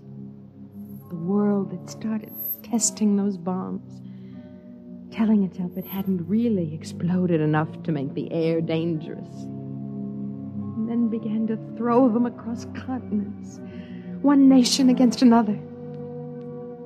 It lasted about 2 months. And after that, the fury of doomed men who thought only of taking with them as many of the enemy as possible. After the fury came the time of terror. Men and women with death sifting into their bones and through their nostrils, fighting for bare survival under a dust-hazed sky that played fantastic tricks with the light of the sun and the green light of the moon. The only chance for existence was to claim one of those underground radiation-shielded places. They went to the strong. And afterward, the waiting behind the lead shields. The endless, interminable waiting. You understand, I suppose, that we were allowed to reclaim this ground-level apartment only because the committee believed us to be responsible people. And because I've been making a darn good showing lately. Yes, Hank, I understand. It's a privilege to have some privacy, you know. I could send you back to the basement tenements. Would you like that? Oh, no. No. Anything rather than that bedded huddling and that shameless communal sprawl. Yet is this really so much better? Being on the surface is meaningless. It only tantalizes. And yet... Well? No, Hank. I don't want to go back underneath. Well, then try to behave yourself. Coming up through the tunnel just now, I decided I'd better talk to you. Frankly, Effie, the committee's beginning to be a little concerned about our lack of children. Oh. Charlie Baker asked me this morning if I'd like my name put on the list for a free woman. You needn't bother. What do you mean? I mean, we're going to have a baby. What? Effie, are you sure? Yes. Effie, that's wonderful. It's magnificent. Do you realize what this means to my rating with the committee? You know how important it is to the community to raise healthy members for the day when we can resume the surface war. Yes, I've heard the broadcast. We'll announce it at the meeting of the junior committee tonight. Tonight? Well, you hadn't forgotten about it, had you? It's the annual banquet. Now, you brighten yourself up and put on your best dress. I want the other juniors to see what a handsome wife the new member has got. What's the trouble now? Well, I'm terribly sorry, Hank, but you'll have to go alone. I'm really not well. There you go again. First the infantile, inexcusable business of opening the lead shutter, and now this. Don't you know what this could mean to my reputation, Effie? I'm sorry. You're coming, Effie. This is just neurotic pampering. Hank, I'll just be sick and you wouldn't be proud of me at all. Now listen, Effie. Tonight's too important. It'll cause a lot of bad comment if a new member's wife isn't present. You know how just a hint of sickness starts all kinds of rumors about radiation disease. Now, what do you say? No. Effie, you're going. There's nothing wrong with you if I have to... Hank, you're hurting my arm. It isn't good for the baby. The baby, I'd almost forgotten. Oh, no, we have to be very careful. I suppose if I explain to them you aren't there because of the baby, it will make a difference. Yes, I'll just stay here alone till you come back. When will you be back? Well, those things usually go on pretty late. So if you're expecting company, you needn't worry. Hank? Yes, Effie? Do you remember when we were first married? Of course I remember. You liked to go skiing, remember? You said it was like feeding a hunger for beauty, being up on a mountain covered with snow. What are you talking about? You forgot. I haven't forgotten. I've just as much desire to get outside as you do, but I know there's no chance for me. I've got to see that my children and their children survive to see the sun again. We've got to behave like adults, to make sacrifices. We've got to keep the strain pure. Hank, what do you suppose it's like for them? For whom? The freaks and the mutants, the outsiders. What do you know about them? I remember some of the pariahs. They were hairless, cringing creatures with radiation welts all over their bodies. They came begging to be taken in during the last months of the terror. The committee ordered them shot down, just like dogs. We don't like to talk about that. Hank, are they still out there? Effie, this is the sort of talk that's just morbid. Are they? Yes. There are still humans out there. At least they were humans. They know better than to come near the shelters now. Poor creatures. I can't stand here discussing this nonsense all night. I have to get going. And for the last time, are you sure you won't come down with me?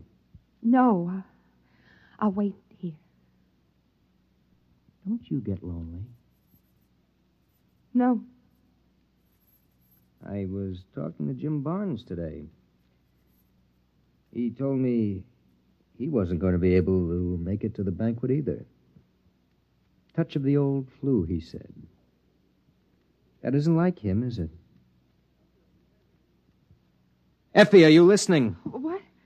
You remember Jim Barnes, don't you? He used to be sweet on you, said you had the soul of a poet. Well, yes, I remember him. Why? Never mind. Well, I guess I got a bit sharp with you. I'm sorry about that. I was excited about being made a junior and the baby and all. Selfish of me. I apologize. As you get to bed early, I'll probably go over to the men's dorm for a while after the meeting.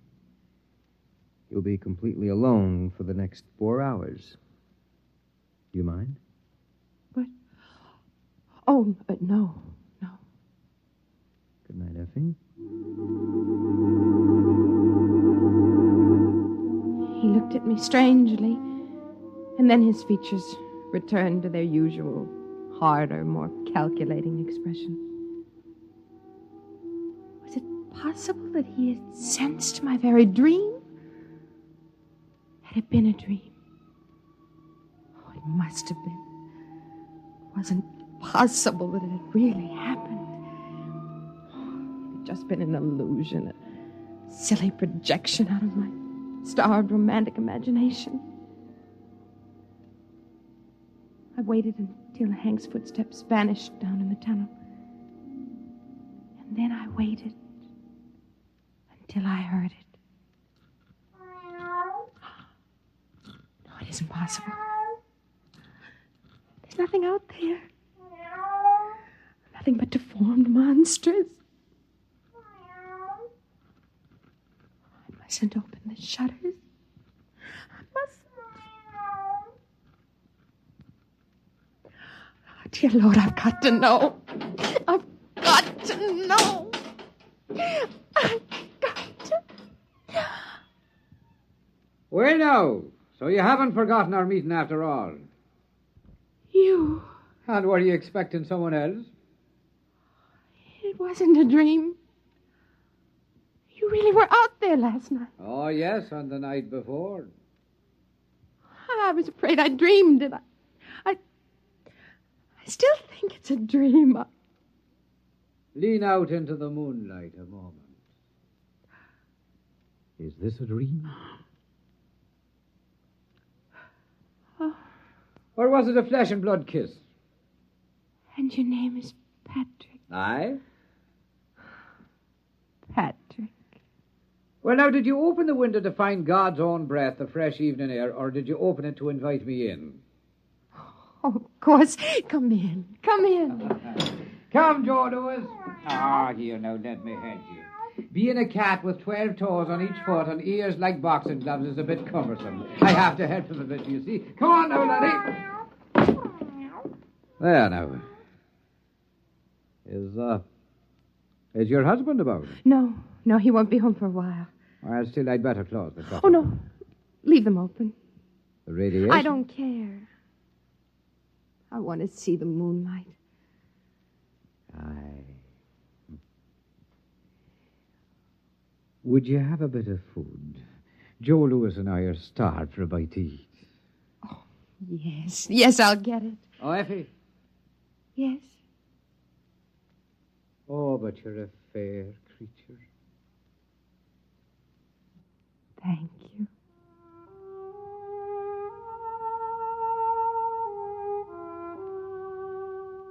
His face wasn't horrible at all. Only thin and sensitive and terribly sad. And there were no radiation welts or scars on his skin. He looked just as he had looked that first night when I opened the lead shutter and saw him crouched at the window. And now I knew it had been no dream. He was an outsider, a pariah. He was my love. Here's some canned meat and a food pill, and I put on some water for coffee. Oh, bless you, Arun. Come on now, Joe. Here's a bit of meat for your black soul to feed on. He's hungry, poor creature. Well, then, sit down, girl, where I can look at you. All right. Have you missed me? Oh, yes. Oh, I've had some thoughts of you, I dare say. Talk to me. Of what? Tell me again about outside, what it's like. Again? Again and again. Well, now, outside... You say the coffee's heating? Mm-hmm. Well, then, it is a wonderland for sure. More amazing than you and your entombed folk could ever imagine. A veritable fairyland. Tell me the truth about The truth? I am telling you the truth, my love. But the bombs and the dust made only ugliness. At first. But then they changed the life in the seed of them that were brave enough to stay. Wonders beyond wondering bloomed and walked. Well, have none of you been outside? Well, the radiation teams go up into the ruined buildings once or twice a year to find canned food and batteries. But they can only work for a few minutes at a time. Ah, sure, those blind-souled slugs could never see anything but food and batteries anyway. Oh, tell me what you see, beyond the city, I mean. Ah, there are gardens there. Gardens where a dozen buds blossom for every one before. And the flowers have petals a yard across. Oh. And there are stingless bees as big as sparrows supping their nectar. But did the radiation make all the cats like this one? Like this runt? Why, no, girl. They are grown spotted and huge as leopards. But they're gentle beasts, for the dust has burned all the murder out of every living thing. Well, Hank says the dust kills. Would you like to hear the poem I made? Yes. I'd say it. Fire can hurt me, or water, or the weight of earth. But by some curious coincidence, the dust is my friend. Oh, more. Well, then, there are robins like cockatoos and squirrels like a prince's ermine, all under a treasure chest of sun and moon and stars that the dust changes from ruby to emerald and sapphire. And there are... What is it, love? What's that look for? There's one thing you've never told me about. And what is that? The children. The new children. Ah, no, the children. The truth. The truth? Promise. I swear on the skin of my cat here. The children, is it, huh?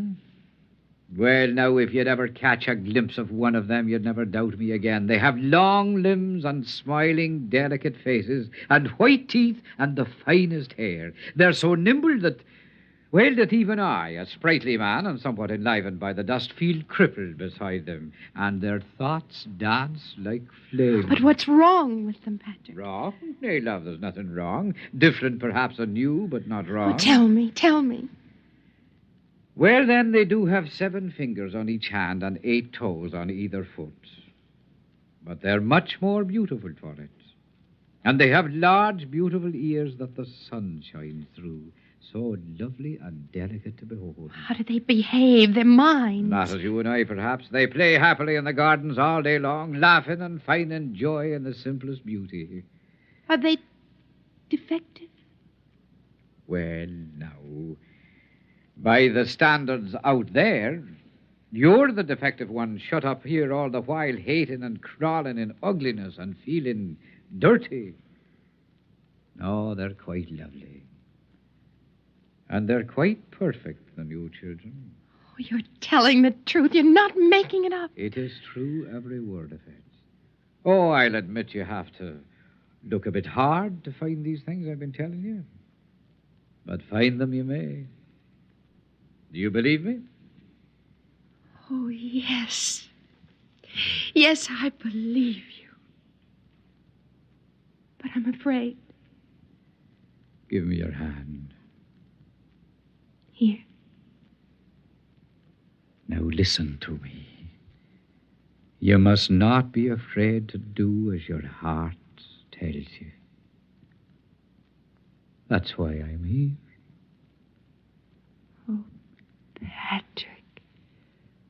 Patrick. Don't either of you move.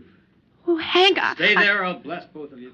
Hank, but... Carrying on like this, and not even with a man of the community, with an outcast, a pariah. No, man, I know what you're thinking, but you're wrong.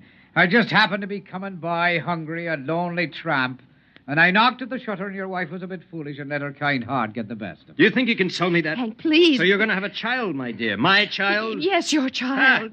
I should pull this trigger right now. I should shoot him down in cold blood. Man, you're mad. I never touched your wife. You contaminated pariah. You're going to die. Don't you know that? Hank, if you kill him, you kill the bringer of the best news we've ever had. Oh, Hank, put aside your jealousy for just a minute and listen to me. Patrick has something wonderful to tell us, all of us. What do you mean? I mean that we need no longer fear the dust. Oh, Hank, remember how it was with me. All the exposure I had, and yet there were no burns.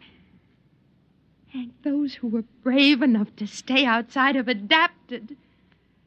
They've become a beautiful people. Did he tell you that? Everything that grew or moved was purified. He filled you with lies so he could take you. No, it's true. The radioactivity is almost gone, burned out. Effie, I've been out there. It's horrid. No. You've been blinded. Blinded to beauty. Blinded to living. Good Lord, you believe it? It's true. It must be true. Look at Patrick. He's living proof. He's been outside for a year, and there isn't a mark on him, not a scar. It's because he's brave.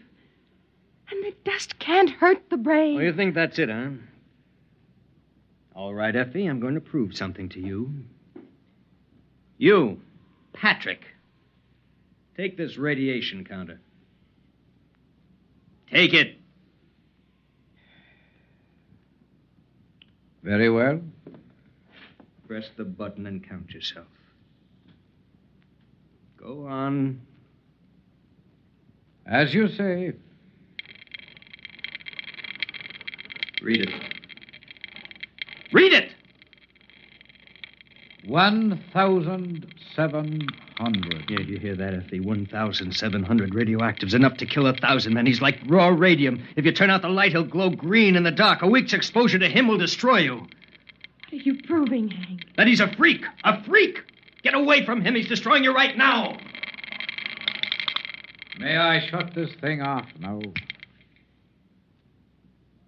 Patrick. Is it true? Yes, I'm afraid 'tis true. Oh, you do well to cringe, both of you. I'm living death. I'm death itself. As your husband so wisely said, I'm a freak. Just like the man who ate nails and walked on fire. Only my oddity is that for some unknown reason, the dust can't harm me. I'm the only one. Step right up, ladies and gentlemen. Not too close now. And examine the man who couldn't die. And now, if you don't mind, I'll go back to my dead world and leave you to yours. Wait. All of those beautiful things. It gets so lonely out there. And I was starved for beauty.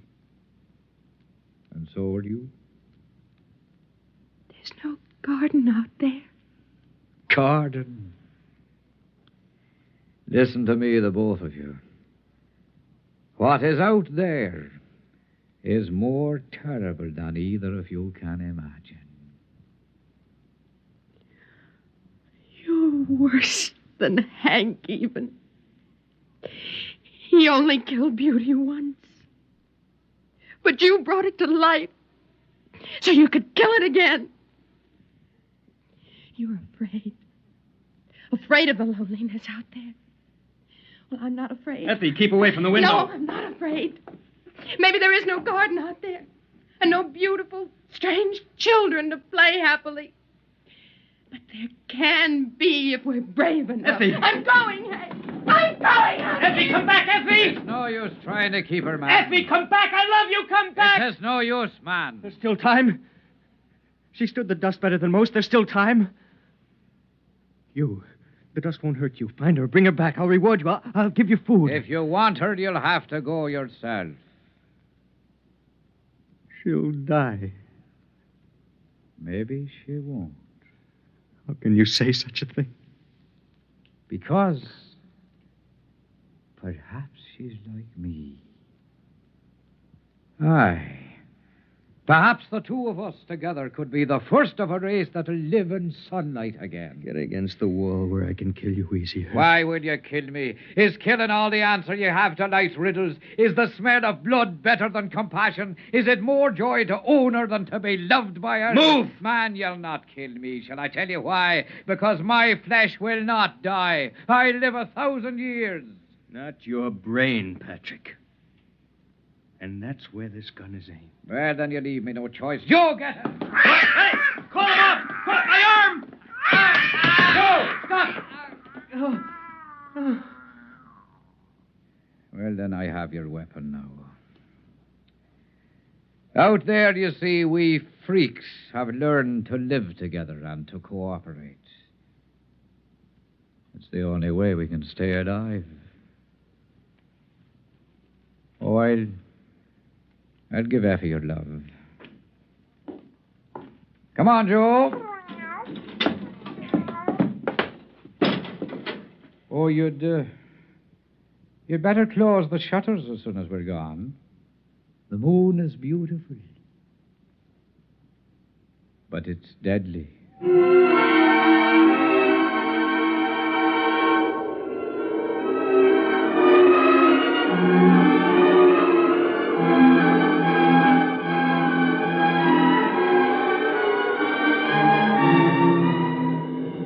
I was waiting for him at the end of the ruined street. When we looked back, we saw Hank closing the lead shutters on himself. We were alone in the world. Above us, the moon was green. I bent and picked up a handful of the dust and let it trickle through my fingers. And I remembered the words of Patrick's poem. Fire can hurt me, or water, or the weight of the earth. But by some strange coincidence, the dust is my friend.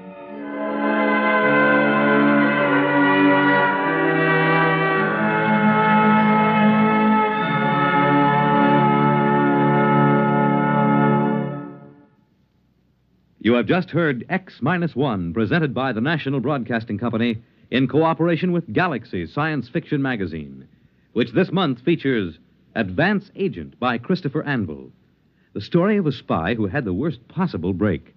The disguise he had assumed was that of a famous man. Galaxy Magazine, on your newsstand today. Tonight, by transcription, X-1 has brought you The Moon is Green, a story from the pages of Galaxy written by Fritz Leiber and adapted for radio by George Lefferts. Featured in the cast were Joyce Gordon as Effie, Bill Lipton as Hank, Ian Martin as Patrick, and Frank Milano as the cat. This is Fred Collins. X-1 was directed by Fred Way and is an NBC Radio Network production.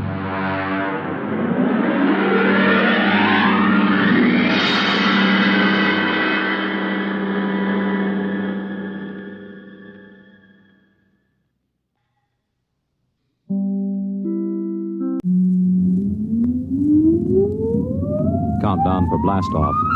X-5, 4, 3, 2, X-1, fire.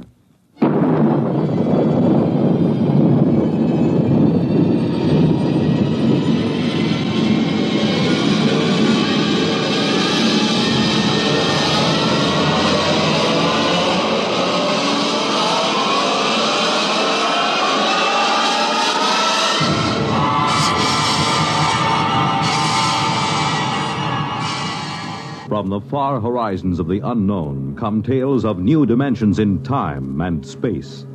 These are stories of the future, adventures in which you'll live in a million, could be years, on 1,000 maybe worlds.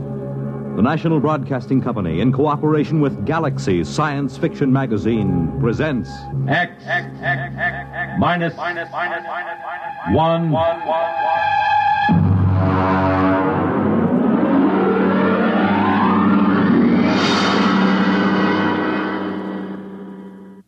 Tonight, Something for Nothing by Robert Sheckley.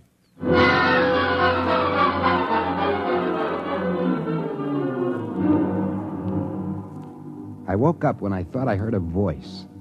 But I must have been mistaken because there was no one in my room. There was the same network of cracks in the muddy yellow ceiling and the same water dripping slowly and mournfully through from the roof. I'd seen it 100 times before, the worst room in a cheap hotel. But then, when I swung my feet onto the floor, I saw it. It was a machine on the floor. It hadn't been there when I went to sleep the night before. It was about 3 feet square, and it was humming softly. The crackled gray surface was featureless, except for a red button in one corner and a brass plate in the center. I leaned in closer and read the marking. Class A Utilizer, Series AA1256432. Warning, this machine should be used only by Class A ratings. Hey, where did you come from? A utilizer, huh? What do you utilize? No switches, no knobs, just one red button. Okay, we'll give it a try. Here goes the button. All right, what happens now? Little green men drop from the ceiling? Okay, we'll push it again. Oh, come on, do something. Guess I'll have to pawn it. Unless Charlie will give me $1 for the metal for junk. Oh, boy, it's heavy. Can't even get the corner off the floor. They should have sent me somebody to help. Where do you want it, Mac? Hey! Where did you come from? Come on. We haven't got all day. Where do you want it? Lucky it's one of the small ones. The big models up roots to get a grip on. Who are you? Moving man. What do I look like? Queen of the May? But where did you come from? You just appeared in the room. What are you doing here? I'm from the Power Vinyl Movers Incorporated, and I came because you wanted movers. That's why. Now, where do you want it? Well, I don't know. I'm not sure. Look, you go away. I'll call for you later.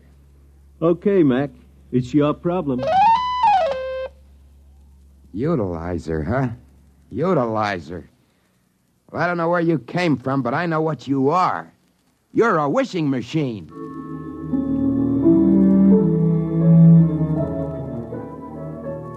I suppose most people would be shocked if a wishing machine suddenly showed up in their room. But not me. Most of my life has been spent wishing, hoping, praying that something marvelous would happen to me. In high school, I dreamed of waking up some morning with an ability to know my homework without having to do it. In the Army, I used to wish for some witch to change my orders, put me in charge of the day room instead of forcing me to do close-order drill like everyone else. Out of the Army, I avoided work. You see, I'm kind of psychologically unsuited for it. I just drifted around hoping some fabulously wealthy person would for some reason change their will and leave me everything.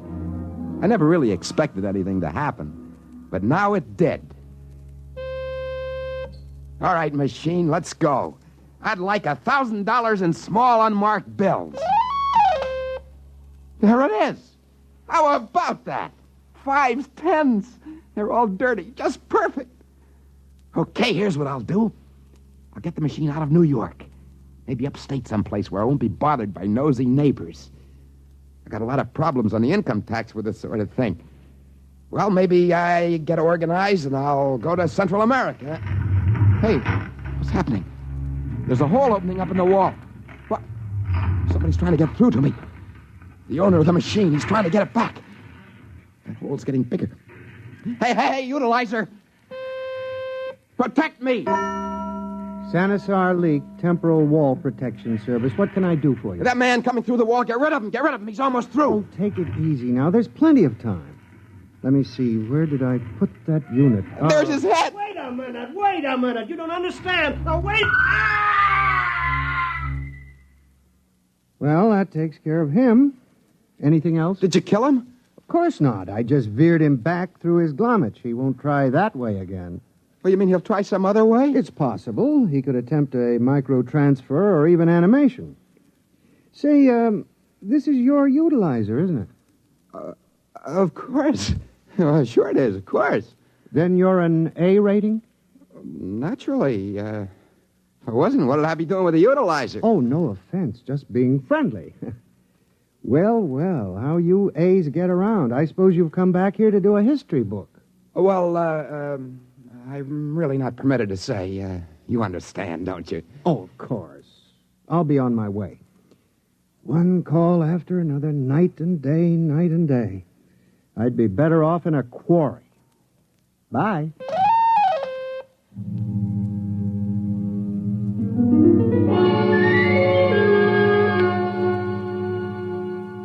There I was alone with the machine, with $1,000 in small bills scattered around the floor.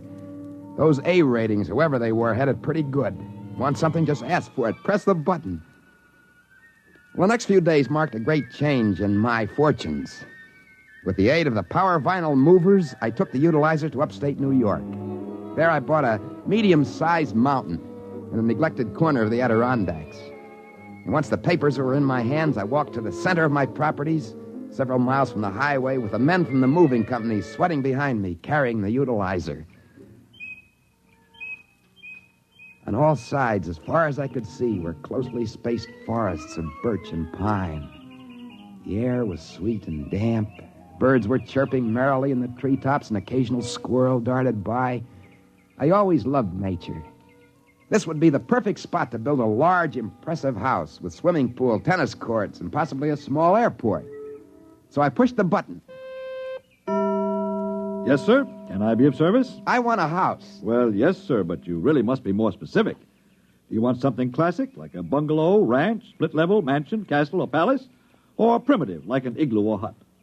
Since you're an A, you could have something up to the minute, like a semi-face, an extended view, or a sunken miniature. Oh, I don't know. What do you suggest? A small mansion. They usually start with that. They do? Oh, yes. Later, they move to a warm climate and build a palace. Shall we start immediately? Oh, yeah, sure. Fine. Start immediately.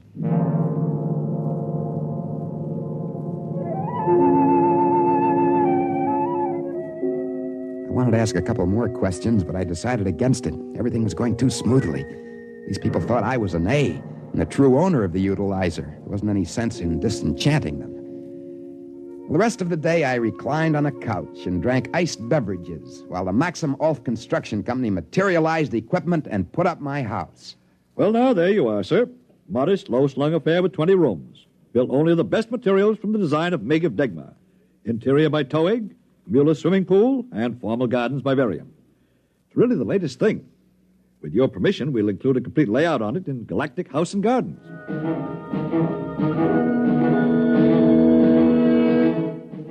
By evening, it was completed, and the small army of workmen packed up their equipment and then vanished. I allowed my chef to prepare a light supper for me, and afterwards I sat in my cool living room to think the whole thing over. In front of me, humming gently, sat the utilizer. I ordered cigars. Havana. I wonder what's behind it all. Of course, it can't be supernatural. There are no demons or devils in this. My house was built by regular, ordinary human beings. They swore and laughed and cursed like human beings. The utilizer was simply a scientific gadget, which worked on principles that I didn't understand or care to understand. Could it have come from another planet? Not likely. They wouldn't have learned English just for me. And so I decided that the utilizer must have come from the Earth's future. But how? Well, accidents will happen.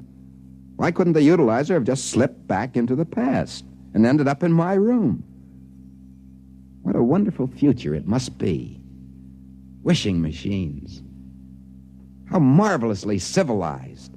All a person has to do is think of something, presto, and there it is. Of course, I had to watch my step. There was still the owner and the rest of the A's. They'd probably try to take the machine away from me. A sudden movement caught my eye. I looked up. The utilizer was quivering. As I walked towards it, a faint mist of steam came out of it. Must be overheating, maybe a bucket of water. Then I noticed it was becoming smaller. It was no more than 2 feet square and shrinking before my eyes. The owner, perhaps the A's, are causing a micro-transfer that Leak had talked about. I had to do something quickly. I pushed the button. Leak Protection Service! Well, now look here. I was on my way to the golf course. Must I be disturbed every time? Do something. Look at it. It's shrinking. It's getting smaller. It's getting hot. Do something. Well, there's nothing I can do. Temporal wall is all I'm licensed for. You want the micro-control people. Bye. Wait a minute. Come back. It's getting hot. It's getting smaller. I'll press the button again. Micro-control! With whom do you wish to make an appointment? Get me help fast. Look, the utilizer is growing smaller. They're micro-transferring it. Well, Mr. Vergnan is out to lunch. He's disowned himself. I can't reach him. Well, who can you reach? Well, Mr. Vierce is in the D continuum, and Mr. Elgis is doing field work in Paleontic Europe. If you're really in a rush, maybe transfer point control. They're a smaller unit. All right. Transfer point control. Ow! That button's hot. I gotta push it. Gotta push that button. Transfer point control! Well, what can I do for you? Just a minute. I'll take care of that. There you are. Got just in time, didn't I? Ain't fancy, but we're all reliable. My hand, my finger, it's burned. Can you do something? Who, me? Nope, not my department. Do one thing, do it well, I always say. Bye. My finger, it's burned. Push the button again. Now fix me up. Fix my finger. That's better. Much better.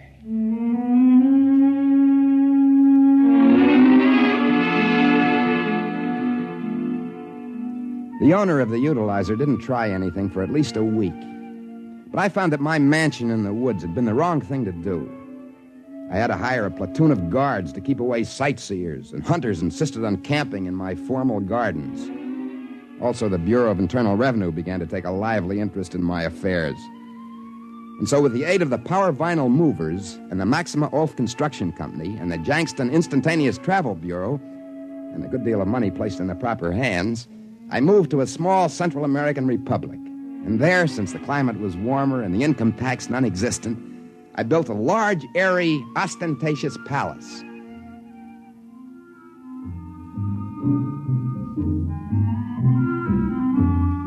It came equipped with the usual accessories: horses, dogs, peacocks, servants, musicians, bevies of dancing girls, and everything a palace should have.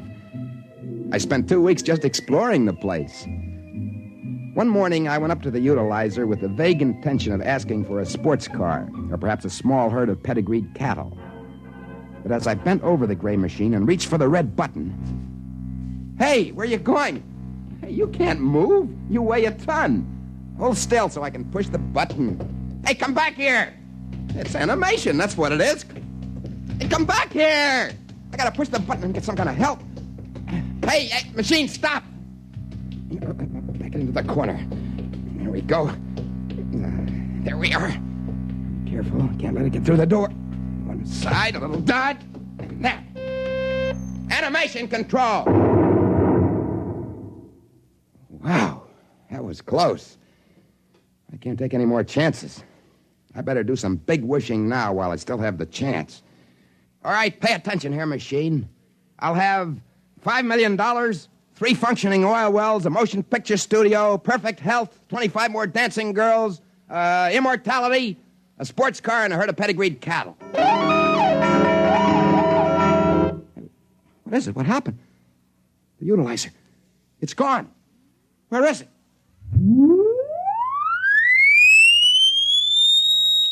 Wait a minute. What happened to me? I'm gone, too. Where am I? Oh, it's perfectly all right, sir. You can open your eyes now. Where am I? What happened? I was in my room. Where am I now? Where's the utilizer? Oh, it's been returned to stock. Wait a minute. You're the one that tried to come through the wall. You're the owner. Won't you have a chair?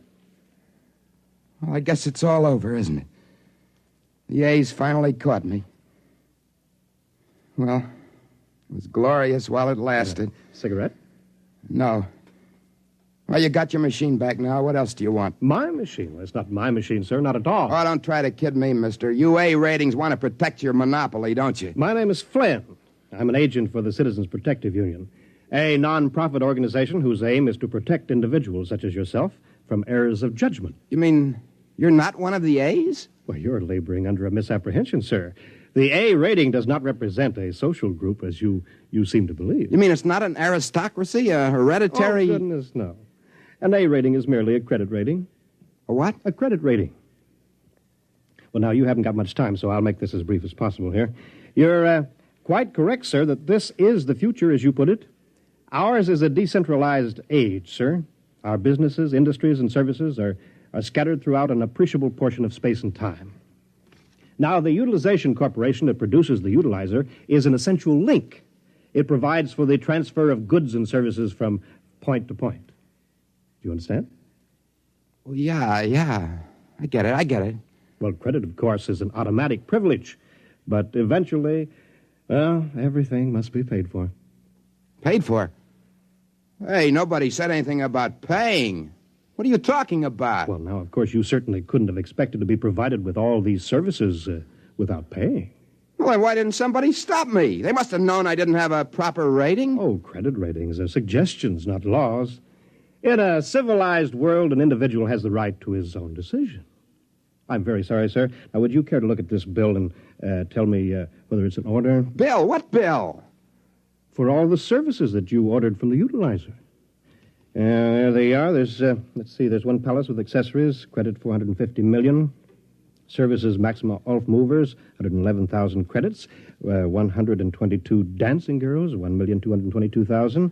Perfect Health, 8,882,422. Well, there's a whole list of them here. The total comes to slightly less than 18 million credits. Hey, wait a minute. I can't be held to this. The utilizer just dropped into my room by accident. Well, that's the very fact I'm going to bring to their attention. What's going to happen to me? Oh, it's already happened. You've been adjudged through bankruptcy court. Good luck. Goodbye. What? Where am I? What happened? Where is this place? All right, buddy, on your feet. Who are you? On your feet, Mac. Here, take this. What is it? It's a pick. And over there is a quarry where you and I and a couple of others are going to cut marble. Marble? Sure. There's always some idiot who wants a palace. You better get working now, boy. They'll hand you a touch of that electronic whip.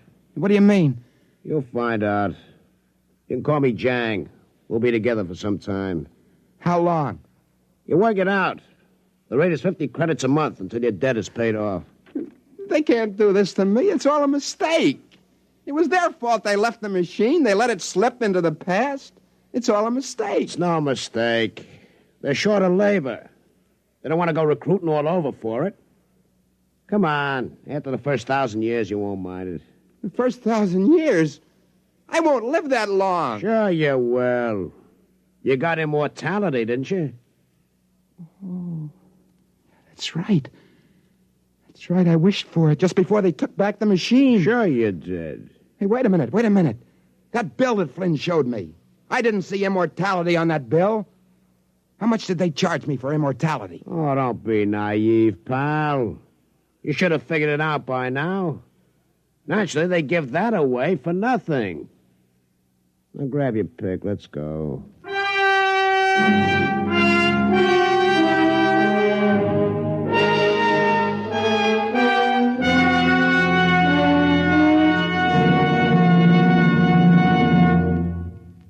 You have just heard X-1, presented by the National Broadcasting Company in cooperation with Galaxy Science Fiction Magazine, which this month features Founding Father by Clifford D. Simak, the story of a man whose job was to be first in the hearts of his countrymen, if he ever managed to find them. Galaxy Magazine, on your newsstand today. Tonight, X-1 has brought you Something for Nothing, a story from the pages of Galaxy written by Robert Sheckley and adapted for radio by Ernest Kenoy.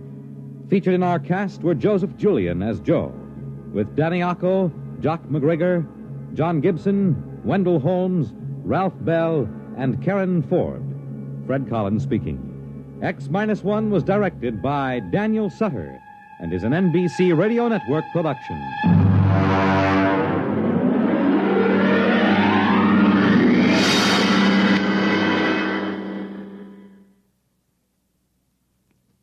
Scanning the globe ever watchful, the NBC Radio News Department maintains a 24-hour vigil on the world.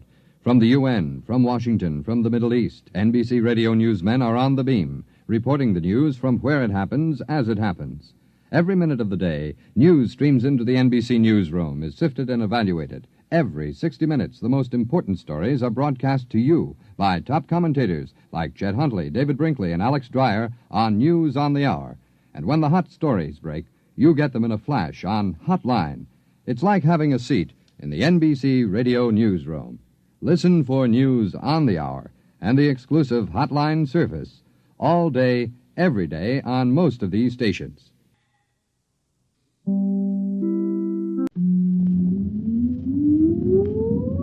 Countdown for blastoff.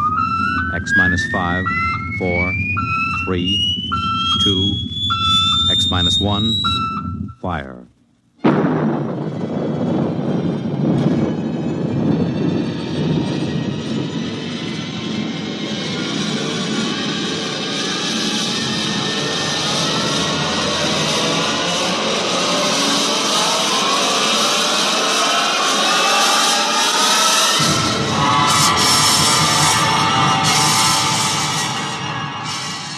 From the far horizons of the unknown come tales of new dimensions in time and space. These are stories of the future, adventures in which you'll live in 1,000,000 could-be years on 1,000 maybe worlds. The National Broadcasting Company, in cooperation with Galaxy Science Fiction Magazine, presents X-1.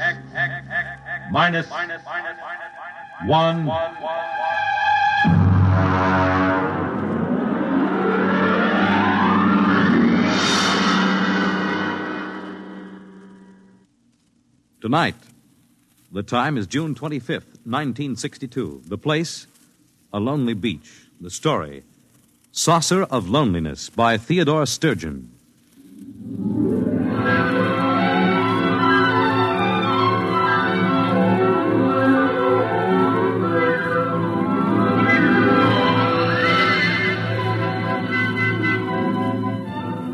My name is Jason Beniades.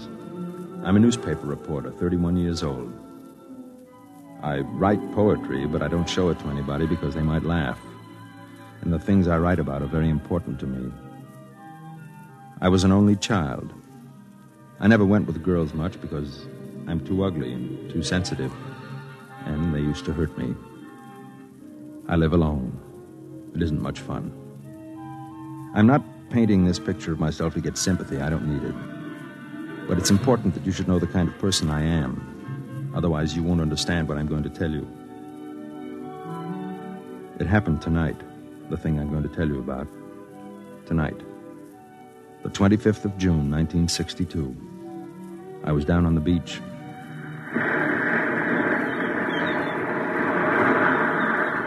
Hey, mister! Hey, mister! What is it, kid? You seen a cop around any place? On this beach? I found this pile of clothes down near the rocks. The lady's dressed in shoes. Well, did you see anybody? A girl? Well, I think so, but she was running along the sand in the moonlight. I yelled to her, but she just kept running, and then I found these. Look, kid, you go try to find a cop someplace. I'll see if I can find the girl. Okay.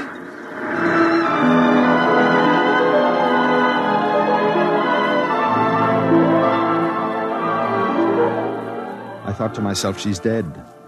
I'll never find her now in this white flood of moonlight with the surf seething in over the pale sand. I ran and ran until my knees buckled and went down in the swirl of it, the sea on my lips, with the taste of tears, and the whole white night shouted and wept. And then I saw her, waist deep, walking into the surf. Stop! Stop it! Come back! Come on, come out. Let go. Let me go. Don't do it. Please don't. Leave me alone. Leave me alone. I'm going to have to hit you. Forgive me.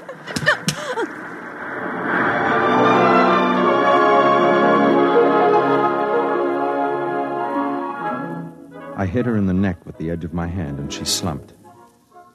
I brought her ashore and carried her to where a dune was between us and the water. Then I rubbed her wrists. She had a pale, beautiful face with ancient, bottomless blue eyes. She opened them and looked at me after a moment. It's all right. Here, put my coat over you. Why couldn't you leave me alone? I couldn't. Why? Because it's important to me. I suppose you want to know why I did it. If I told you I understand, would you believe me? How could you understand? Maybe I know what it means to be lonely. That's it, isn't it? I don't know. I'm so terribly tired. Put your head against my arm and just stay.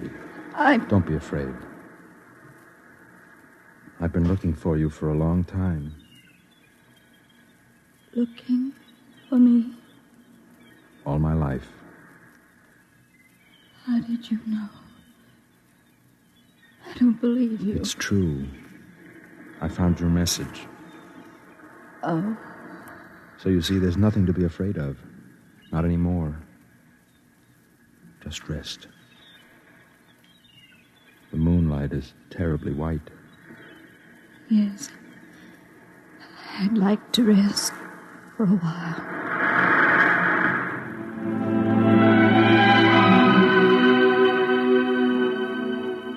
She didn't remember it, of course. But I was one of the reporters who had covered the story when it first happened, 5 years ago.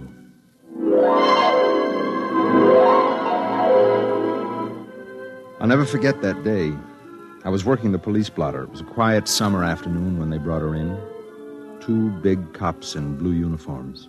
Come on now, girlie, come on. Let me go. I haven't done anything. Take it easy now. What's the trouble, Connolly?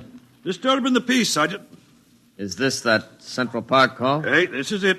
I thought you radioed that there was a near riot up there. Oh, you should have seen the place. All right, give me the report. Well, me and Bennett got up there, and there was a mob of people all surrounding this girl, see? So we bust through, and there in the middle of maybe 600 people, she's lying there, sort of in a faint. I asked a couple of people what the difficulty was, and they tell me it's the flying saucer. The what? The flying saucer. What flying saucer? Let me finish, Sergeant.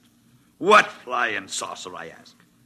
And then they says that this girl was standing on the green, and suddenly the saucer comes down and starts whirring over her head like a halo. What is this, miss? A gag? It happened. It did, eh? Well, now suppose you tell me your version. I was standing in the park, and I looked up, and there it was. Describe it. It was beautiful. It was golden with a dusty finish, like an unripe Concord grape. It made a faint sound, a chord of 2 tones. And it circled over my head like some great round hummingbird. Go on. Well, other people must have seen it because they were all looking at me and pointing. I saw one man cross himself. And then it came down and touched me and spoke to me. This flying saucer spoke to you? Yes. And, just what did it say to you? I said, what did it say? I can't tell you. A secret, huh? Yes. I see. Connolly, this girl is for Bellevue. Well, Sergeant, the plain fact is that it happened just like that. And 10 witnesses all agree it did. Are you trying to tell me that there was such a thing as this whirring hummingbird of a saucer? Oh, there was that, Sergeant. And just how do you know, Connolly? Well, we've got the thing out in the squad car. You what? Bennett's bringing it in right now, see? About 36 inches across it is, and covered with strange markings. Great, Mother. Did you call the bomb squad? I didn't think of it. Well, think of it, man. This may be some kind of atomic weapon. I'll turn it over to ballistics. Never mind about ballistics. Call the FBI and tell them we've got this thing. Yes, sir. What about the girl? We'll book her on disturbing the peace. I've got a feeling the government men may want a word with her. Sergeant. What is it, Benaides? I'd like to do a story on this for my paper. Could I have a look at the saucer? We'd better clear it first. Well, could I talk to the girl? After she's been booked. Connolly, is the crowd still up at the park? Very likely. Well, I'll run up there and get some eyewitnesses. Then I'd like to come back and talk to the girl.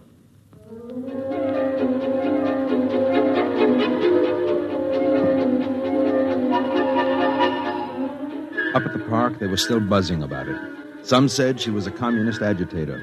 Some said it was a flying saucer from Mars, and she had stepped out of it.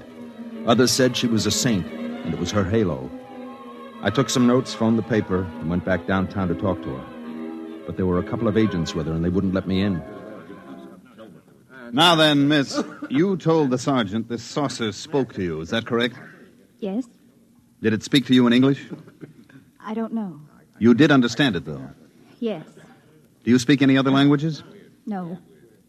Tell me, what message did you receive from this instrument? Wasn't anything, really. Suppose you tell me. I'd rather not. Miss, let me be very frank. I'm not a policeman. I'm a security agent. That means that I deal with problems that affect the security of our country. Do you understand? Yes. Now, we've examined this flying saucer enough to know that it is not of American manufacture. It also possesses an extremely high radioactive count. Now, that means that it was made in an area where radioactive materials are in great abundance, such as an area where atom bombs are made.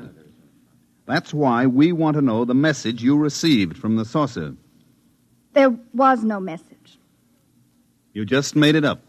Yes. I'm afraid you're lying. Suppose we have some soldiers bring the saucer in here and hold it over your head. Would you object? I don't care what you do. All right, boys, bring it in. Now, when I tell the men to hold it over your head, you try to recall what it said. I don't know what it said. Lift it up, boys. Hold it right over her head. All right.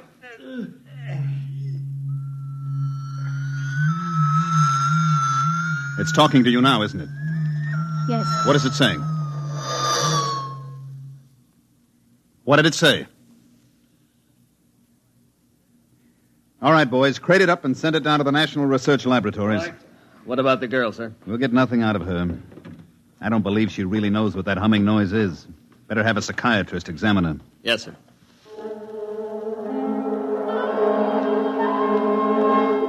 They took her to the city hospital, and she had a room to herself. Whenever the door opened, she could see the policeman outside. The door opened quite often. There were a lot of important people, some in army uniforms, who came up from Washington just to see her and talk to her. Apparently, they had analyzed the flying saucer and discovered something that made this girl about the most important person in the country. I used to stand outside, and I could identify the heads of certain security agencies, but nobody would answer the questions that the reporters shot at them. Sir, excuse me? Yes? I'm Jason Beniades from the Trib. I've been assigned to this flying saucer story as chief of the security I'm sorry, section. I have no comment. Can you tell me how long the girl will be held? That's a matter for the civil authorities. Well, have the psychiatrist Excuse determine... me, Mr. Beniades. My car's waiting.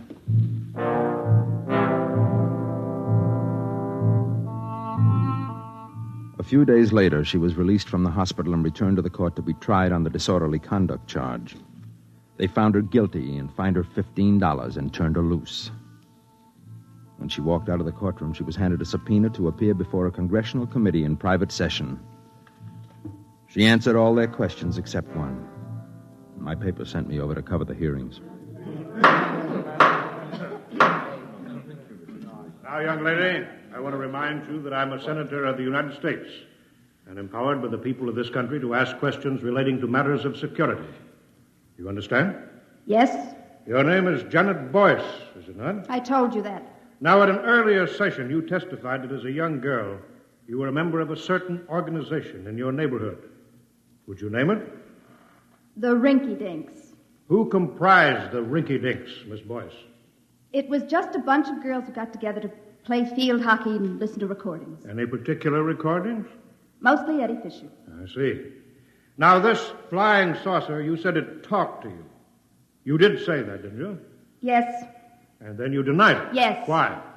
because I was tired of answering questions. Young woman, let me put something to you squarely. Oh, by the way, I think that there are members of the press here. I can divulge a rather spectacular piece of information to you. This flying saucer has been thoroughly examined and analyzed, and I wish to inform the people of this great nation that it definitely, I repeat, it definitely did not originate on this planet. Now then, Miss Boyce, consider that it is possible that our Earth might be attacked from outer space by beings much stronger and cleverer than we are. And consider that perhaps you have the key to our defense against those beings. Don't you owe it to the world? I don't think I owe anything to anybody. Even if the Earth was not attacked, just think what an advantage it would give this country over its enemies. Young woman, I ask you, what did that flying saucer say to you? Do you know that what you're doing is tantamount to working for the enemies of your country? I will give you one more chance. What was the message? It was personal. Gentlemen, I move that Miss Janet Boyce be cited for contempt.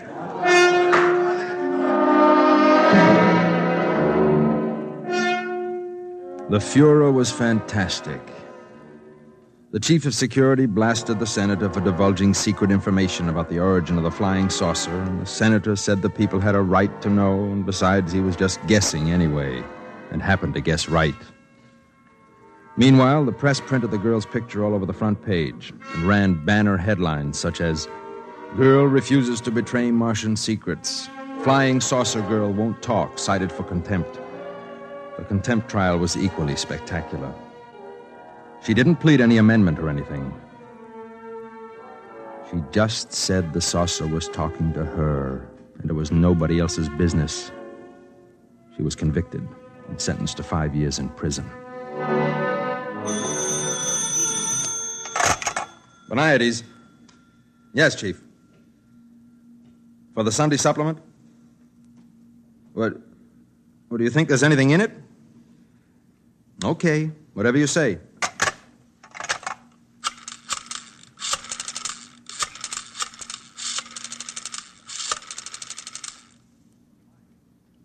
Mike, get me everything you can on that flying saucer girl, will you? Yeah, the one that was sent to jail about 4 years ago.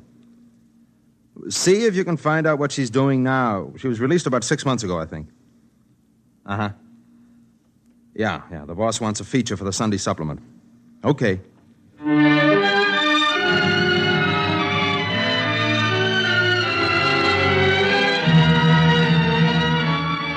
I found out she had gotten a job cleaning at night in offices and stores down near the beachfront.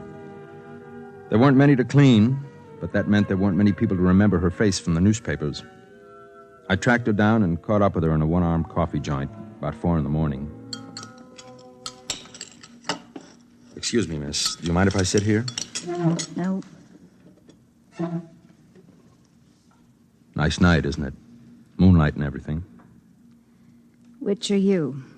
Security, newspapers, or just somebody out for a good time? You're pretty bitter, aren't you? Shouldn't I be? Yeah, I guess you should. My name is Jason Beniades. I'm with the newspaper. It's been nice meeting you. I have to go now. Just a minute. Please. I can't blame you. How did you find me? One of the leg men located your mother. I talked to her earlier tonight. Oh. How is she? Still hitting the bottle. The way she knew where you were, you sent her some flowers on her birthday, remember? Yes. She wouldn't talk to me. Said she didn't want a daughter who was a jailbird. Tell me how it's been. So you can write about it? I promise you I won't write anything you don't want me to write. Okay. You want to know how it's been? Right after I got out of jail, I met a man at a restaurant. Nice man. He asked me for a date. I spent every cent I had on a red handbag to go with my red shoes. They weren't the same shade, but anyway, they were both red. And I was very excited about the date. We went to a movie. Afterward, he didn't even try to kiss me or anything. He just wanted to know what the flying saucer had told me. He didn't say anything. I just went home and cried all night. And that was it. No. I had another date. I get pretty lonely. This time they arrested the man I was with. He was a Russian agent. On Christmas Eve, 4 men called me up and sang me a song. Would you like to hear the words? It doesn't They matter. go, the flying saucer came down one day and taught her a brand new way to play, and what it was she will not say, but she takes me out of this world. I'm sorry. Now will you go away and leave me alone? Yes. Aren't you going to ask me the big question? No? Everybody does. Yeah, well, not me. You will, sooner or later. Maybe. Look, can I take you home? No. Can I see you again? Please. I don't know. I'm afraid to let myself like anyone. Trust me, will you? I'm not sure. Maybe. Maybe. I'll wait here for you tomorrow night. All right.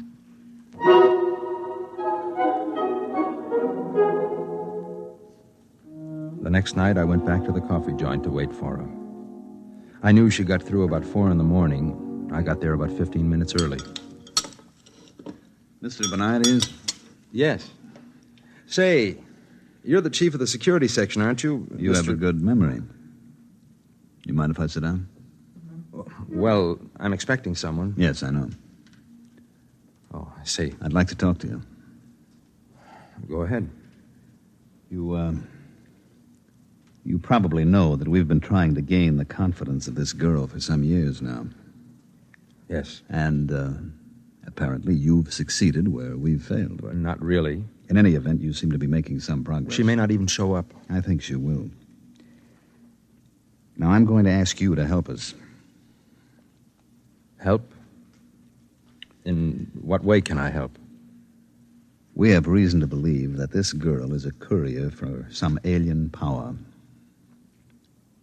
On what do you base that? Well, there was the incident of the saucer, of course. We've definitely established that it came from some other planet.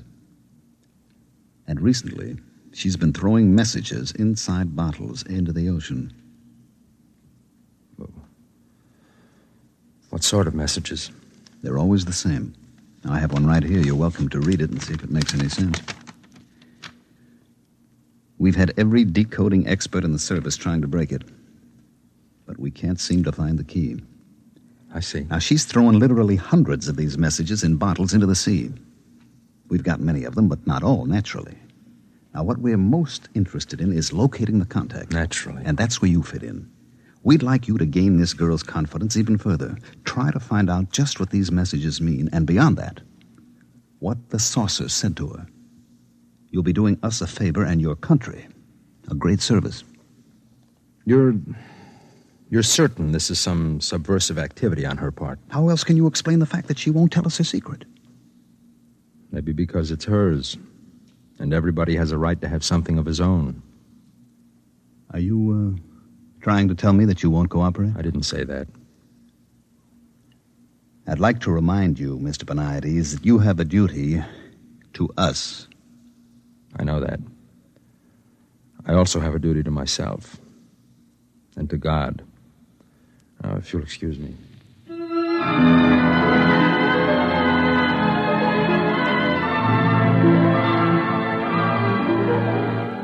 I folded the bottle message and put it in my pocket.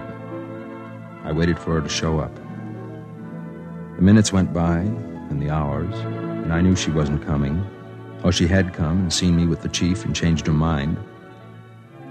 That's when I left the cafe and walked down to the beach. That's when I dragged her out of the surf before she could follow one of her bottles into the water. How do you feel now? Are you cold? Why should you care? I do. Is that why you were sitting with the security chief in the cafe? I didn't arrange that meeting. He asked me to spy on you. I suppose he told you about the bottles. Yes. Wonder how much of the taxpayers' money they spent gathering them up. You'd think they'd get tired of it. All the writing in the bottles is the same. Maybe you could have saved a lot of trouble. Do you think so? All of them. Judges, jailers, jukeboxes, people. Do you really think it would have saved me a minute's trouble if I told them the whole truth at the very beginning? Wouldn't it? No. They wouldn't have believed me.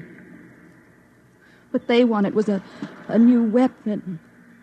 Some super scientific super science from some alien super race. Science. That's all they think of.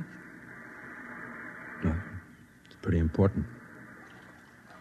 Would it ever have occurred to them that this super race from another planet might have super feelings? Or super longings? Or super loneliness? No. All they think about is weapons. Isn't it time you asked me what the saucer said? No. They all asked me. I don't have to ask you. I know. You know? Let me read it to you. There is in certain living souls a quality of loneliness unspeakable, so great it must be shared as company is shared by lesser beings. Such a loneliness is mine. So know by this that in immensity there is one lonelier than you. How did you know? It's the message you put in the bottles. The same message that some lonely, strange being in some other world put into a bottle, only his bottle was a flying saucer and sent across space to you. You knew. I'm lonely too. Look at me. I've never had the love of a woman. They think I'm pretty ugly. You're not ugly. No, I don't feel ugly right now. Say it again. The message from the saucer. Know by this that in immensity there is one lonelier than you. I wonder if whoever first wrote it has found someone. I think perhaps he has.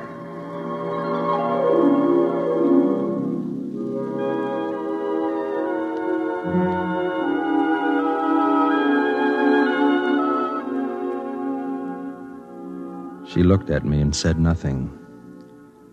But it was as if a light came from her. More light than even the practiced moon could cast. Among the many things it meant was the fact that even to loneliness there is an end for those who are lonely enough, long enough.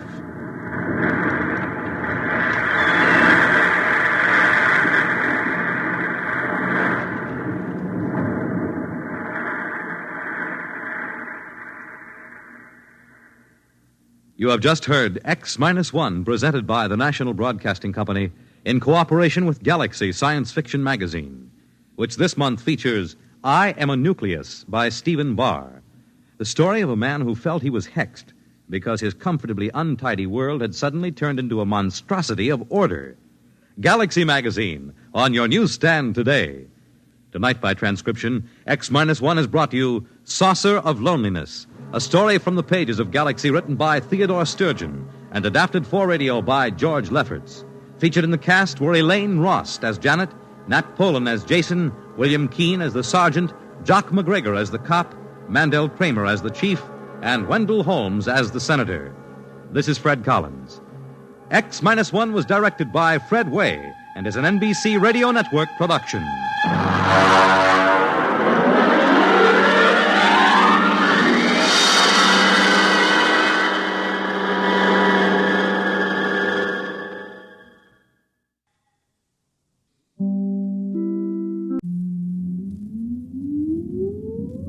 Countdown for blast off. X-5, 4, 3, 2, X-1, fire.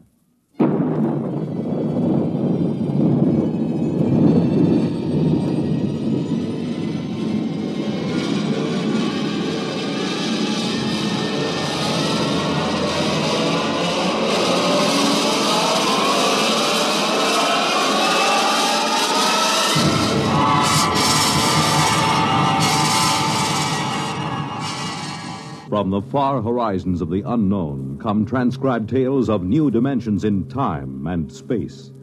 These are stories of the future, adventures in which you'll live in a million could-be years on 1,000 maybe worlds. The National Broadcasting Company, in cooperation with Galaxy Science Fiction Magazine, presents X-1.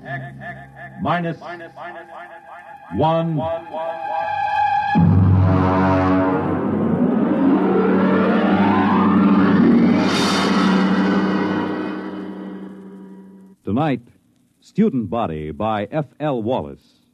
Our story in 1 minute. Girl, Boy, moon, June, ring, wedding, home, money, baby, money, education, money, retirement, money, solution. United States savings bonds. There's a smart couple. They're looking to the future. They know how important it is to plan for the future now with savings bonds. Yes, the plans you make today will determine what kind of tomorrow you have. Are you a student? Are you a young married couple? Are you approaching the golden years? Whatever your age, whatever your situation, savings bonds can be a big help in making your tomorrow secure and happy. Plan wisely. Buy savings bonds regularly where you work or where you bank. They're a good investment. You're saving your money and you're earning more. Series E bonds pay 3% interest compounded twice a year when the bonds are held to maturity. And savings bonds are as safe and sound as America itself. What's more, they're protected against loss or theft. For the big things in your life, be ready with United States savings bonds. And now, Student Body by F.L. Wallace.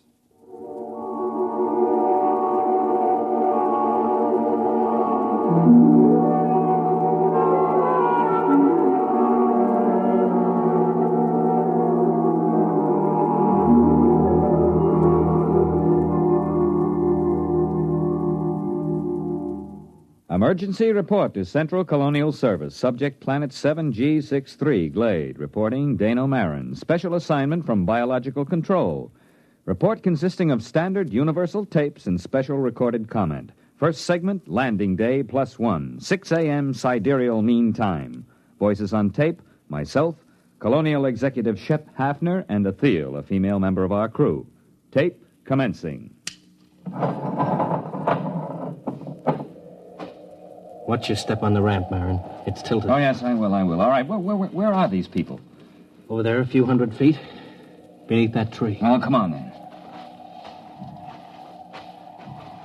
You know, I'm going to have to note in the log that you cleared the planet for colonization as of last night. I understand. I'm taping this now for my records. I take full responsibility for the safety of this planet.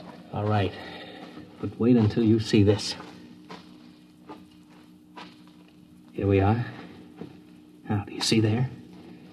In the clearing beneath that tree? Why, good Lord, they haven't a stitch of clothes on. None of them. That's just what I told you. Are they all right? No, they're just asleep. You can see them breathing. Look here, Hafner. Who gave them permission to sleep out here in the open? Shh, don't wake them yet. I gave them permission, Marin. They've been cooped up in that ship for over 6 months. They wanted to sleep outside. And in view of your clearance, I couldn't see any reason to refuse permission. I know. You were within your rights. But the clothing, why, they don't even have blankets. They did have, when they bedded down last night. Some of them even used the standard issue sleeping bag. Well, then what happened to them? There are 13 people sleeping around that tree, and they're stark naked, all of them. Last night you told me there was nothing dangerous on Glade. Do you still think so? I know so. I have the complete biological survey. Does your survey account for anything like this? You know it doesn't. That's what I thought. Okay. Now you've seen it for yourself. Let's wake them up and get them back to the ship. No, wait. You better wake them one at a time. This will be embarrassing enough for them as it is. Yes, I suppose you're right. I will wake the nearest one first. That's Athel, our lab technician. Yes, well, here, take my jacket. Cover her with it before you wake her. All right. Wake up, Athel. All right, Athel, wake up. It's Executive Hafner. What? Oh, what is it? I'm sorry, Athel. Something has happened. Oh, my clothes. My blanket, everything's gone. Now, be careful. Don't wake the others. Oh, yes, the others. Why, good heavens, they're all that way. Athel, just go back to your cabin on the ship. Everything is all right. We'll explain it to you when we have the others safely back. Well, I feel so foolish. How could this happen? What's the meaning of it? Now, just get back to the ship. Your clothes back there are perfectly safe. Yes, all right. Well, thank you. You told her we'd explain it later, Hafner. Do you think we can? That's your job, isn't it? This planet is as new to me as it is to you. You're the biologist. What destroyed their clothing? It would have to be something that could destroy both blankets and clothing without waking the people. Nocturnal insects? Ordinarily, I'd say that was a distinct possibility if it weren't for the fact that our surveys show no evidence whatsoever of any such insects on Glade. Your survey could have missed them, couldn't it? Not if they existed in any great quantity. Besides, if insects were the answer, there should be some kind of evidence of them right here in the area where Athel was lying. Certainly one or two of them would be crushed when she rolled over in her sleep. Well, that sounds reasonable. Now, look for yourself. There's absolutely no sign of anything at all here. Well, what about some chemical, some vapor oozing from the ground? No chance at all. I'd rule that out completely. Then what? Well, there's the tree itself. I suppose it could exude some sort of a chemical that might dissolve cloth, but I can check that in the lab. Well, we'd better arouse the rest of these people and get them back to the ship. Hey, wait. What? What is it? Why, it's some kind of an animal. Just caught a glimpse through there. Ah, there he is. Yeah, you see behind that bush? Yeah, it looks almost like a chipmunk. Yes, and he's feeding on something. Why, it looks like a piece of cloth. Marin, do you think that... Shh, he doesn't hear us. I'll just ease up to him now. Closer. Now. You got him. Oh, well, hey, you little devil. Watch out, Marin. He's got sharp teeth. You're telling me. Yeah, easy there, boy. Easy. Like to have your head stroked? Ah, sure you do. That's the boy. He's calming down. Yes, look at that. Oh, he's nestling in the crook of my arm, almost like a kitten. Almost. Marin, I hope you don't mind short sleeves. Now, what do you mean? He's already eaten half the sleeve off your shirt. I think we've found the answer to our problem. The animal was a small furry mammal resembling an Earth-type rodent. Its overall length is 14 centimeters, weight 512 grams.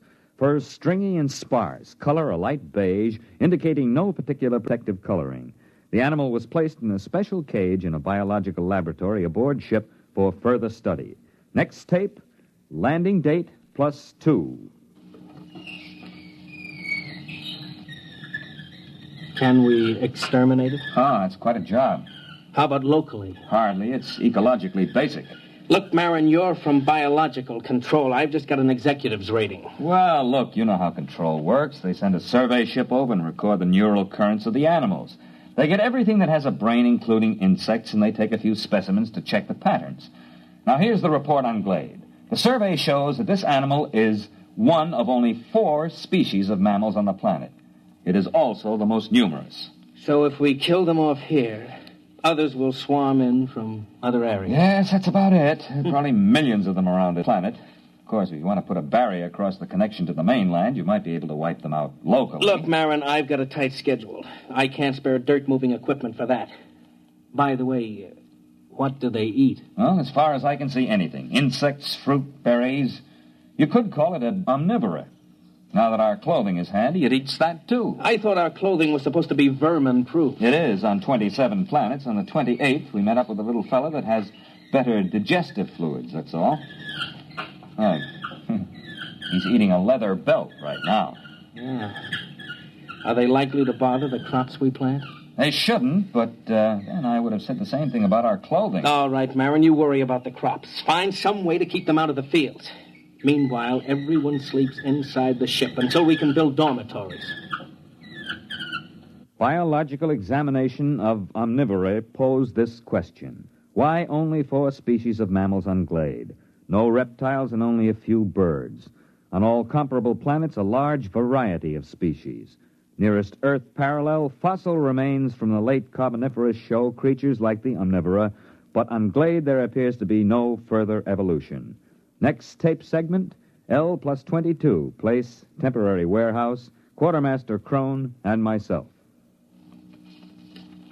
There you are, Mr. Marin. They got in every seat, sack, and barrel in this part of the warehouse. Well, what makes you think it's mice? Look, I've worked in grain elevators for 30 years in Kansas. Look at the way that sack is gnawed. And look over there.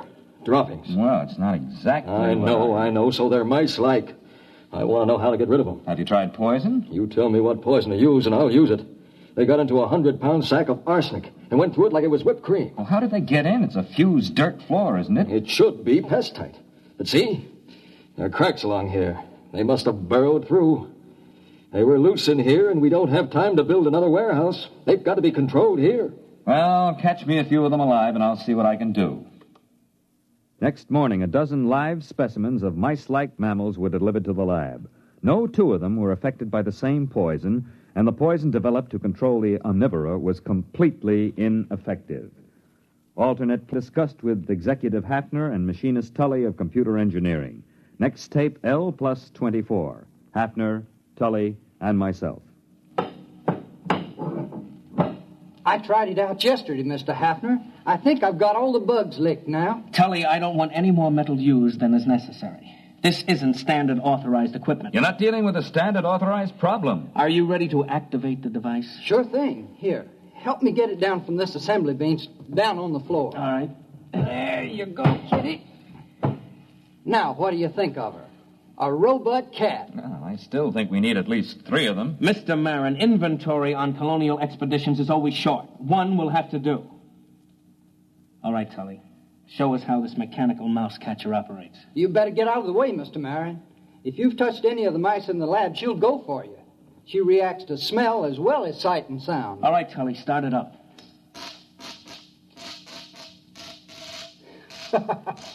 All right, Kitty, go ahead and have a good time. Why, she moves like a cat. You know, I wouldn't bet a plug nickel on any mouse in the same warehouse with that baby. Robot cat device proved relatively successful in Warehouse 1. Rodent damage held below danger margin. Next tape, L plus 37. Tully, Hafner, and myself. I can't salvage it, Mr. Hafner. Just look at that. That skeleton was chrome steel. Now it's bent. The skin was duroplastic, and now it's cut to ribbons. The computer parts are all smashed to bits. How do you account for it, Tully? Well, look around the poor thing. You had me build it for mice. These things weren't mice. They're a good foot long. They just outnumbered him, that's all. You examined these dead animals, Marin? Not closely. Well, you'll find your mice have grown. They ganged up on that cat. There aren't supposed to be any rats on Glade, are there? Well, there weren't supposed to be any mice either. What are you going to do? We'll have to build another warehouse. 2-foot-thick fused floors. Wait a minute, Mr. Hafner. To do that, we'll have to stop all other construction. The atomic generator Why not build more robot cats? You weren't here when we opened the doors, Marin. The warehouse was swarming with rats. Tully, how many robot cats would we need? 5? 15? We don't have enough parts to build more than 3. If we need more than that, we'll have to rob the computer in the spaceship. And that's one thing I refuse to do. The spaceship is our only link with Earth until the next wave in 2 years. All right, then I'll tell you what we'll do. We'll floodlight the supplies at night. We'll post a guard with half-charged rifles until we can move to the new warehouse. That'll take about 10 days. Meanwhile, our fast crops are ripening. It's my guess that the rats will turn to that for food. Now, in order to protect our future food supplies, you'll have to activate your cold storage animals, Marin. Mr. Hafner, it's against regulations to release any cold storage animals on a planet until after a complete investigation. That takes 10 to 20 years. This is an emergency. I don't want to be responsible for another rabbit-infested Australia or that planet in the Centauri system that the snails took over. Marin, I'll take the responsibility. You're recording now, aren't you? Yes. All right. If that isn't authorization enough, I'll put it in writing. Well, the beast I've got for this job won't be any good against rats this size. You've got hormones. Use them. Dead rats were gathered and frozen for further study. Observed animals, a wide variation in size. Internally, a lack of uniformity in organs. Some specimens had huge fangs and delicate jaws.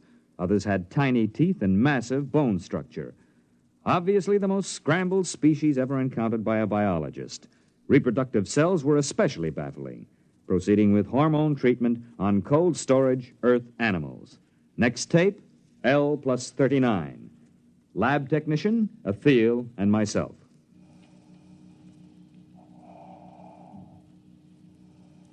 First one is coming out of it, Mr. Marin. Yes, that makes 85% viability. That's not bad. All right, fella, now take it easy, take it easy. Oh, he's a cute little fella. But he's tough. That's a wire-haired terrier. They're small, but they've been used for ratters since the Middle Ages. Do you think he's nearly ready for the hormone course? I think so. All right, first pituitary injection. Ready. All right, now, this is going to hurt just a little, fella. Oh. Yeah, it's a dirty trick, isn't it, jabbing you with a needle when you're fresh out of the deep freeze? But don't you worry, fella. You'll be glad you had it. You'll stand a better chance against those rats when we work you up to about a Great Dane size. L plus 50, artificially enlarged terriers loosed in the fields of the fast crops. Following tape, field observation of terriers. Executor Hafner and myself.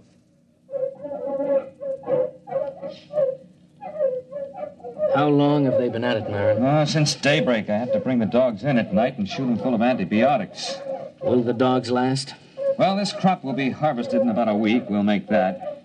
And there'll be 2 weeks to rest up before the next fast crop shows above ground. I think we've got the rats licked for a while. Well, when you get a chance, you might ask some of those PhDs in Central how they happened to hand us a survey and forgot to give us a few details like mice and rats. I have been checking on that, Mr. Hafner. I don't think there's any doubt. When that survey was made before we landed, there weren't any mice and rats on Glade. Then where did they come from? How did they get here? I don't know. But we're going to have to find out. Research project on pseudo-mice and pseudo-rats interrupted by field trip with Biological Survey Officer Whitehead. Tape L plus 63 in field geological survey vehicle. Whitehead, and myself. You think you got troubles? Can you read a sonar map? No. Here, look. See this scope? It reads straight down about 10 miles. I'm supposed to be out looking for oil shale, but I got kind of interested in this. Look, first few feet down, you can find fossils. After the first few feet, that's about 20,000 years, there are no fossils until you get way down here. That's about the same as late Carboniferous on Earth. Then you get the fossils again. It doesn't figure. But isn't that usual? Changes in geological eras? You don't get it, man. I'm not talking about eras, I'm talking about years. Straight down from here, 20,000 years ago, this was a desert. And then 3 years later, it was a jungle. 5 years after that, there was a glacier.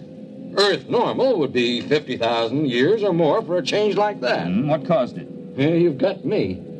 Fluctuations in the sun, I don't know, but talk about changeable weather. This planet really has it. Based on accumulated data, theory developed regarding mammalian life on planet Glade. Tape L plus 65. Place temporary headquarters of Executive Hafner. Marin, I've got a lot of work to clear up this morning. I thought you might like to know where the mice came from. They don't bother us anymore. I've also determined the origin of the rats. They're under control. I wonder if they are, Mr. Hafner. What do you mean? Mr. Hafner, I've checked this with Whitehead. Between 100 million years and 20,000 years ago, this planet was changing violently and quickly. The first change wiped out the dinosaur just the way it did on Earth. But it kept on changing. Desert, glacier, jungle, and all this within the lifespan of a single animal. For 1 million years, this was the norm of existence on Glade. I've checked Geological Survey. The planet is stable now. Well, that's not what I'm getting at. The point is, survival was difficult. Only one species of mammals managed to come through. Now, wait a minute, Marin. There are 4 species, ranging in size from a squirrel to a water buffalo. One species. They're the same. If the food supply for the largest animal increases, some of the smaller so-called species just grow up. Conversely, if the food becomes scarce in any category, the next generation, which apparently can be produced almost instantly, switches to a form which does have an adequate food supply. The mice? The mice weren't here when we got here. They were born of the squirrel-sized omnivora. And the rats? Born of the next larger size. After all, we are environment, too, and they adapt to environment. Let me get this straight. The mutations... On Earth, it would be mutation. Here, it's merely normal evolution. These animals have no genes or chromosomes. I don't know how they pass down heredity, but they react to external conditions far faster than anything we've ever encountered. Then we'll never be free from pests unless, of course, we rid the planet of all animal life. Yeah, you mean with radioactive dust? That won't work. They've survived worse. Oh, maybe we could leave the planet. Leave it to the animals. I could exercise authority under Clause 364. It's too late for that. What do you mean? We sent back the specimen ship. The animals are on Earth, too. But those specimens were in cages. Yes, but the next generation would be small enough to get out through the bars. They'll be running free in the cargoes of the spaceships. They'll land on Earth, and the first thing you know, a new mutation of rats will appear. They won't have any reason to connect it with the specimens from Glade. They won't be able to vermin-proof every building on Earth. No, we've got to stay here. We've got to study the animals here and find out how to beat them. If we can. Next tape, L plus 83. Place, Field Outpost. Quartermaster Crone, Hafner, and myself. I saw it, Mr. Hafner. I saw it. Are you sure? There. Do you see that tree? No, the big one. The white flowers? That's the one. I saw it behind there. Can you describe it? Well, I didn't get a good... That's it. That's what I heard. It sounds like a tiger. I've heard them like that in India. You watch. Right by that tree. Hey, look out. It's heading this way. Give me that rifle. Hurry up. Shoot! Try again! I got it. Come on, let's take a look. Now look out. It might be still alive. No, I hit it square with that second charge.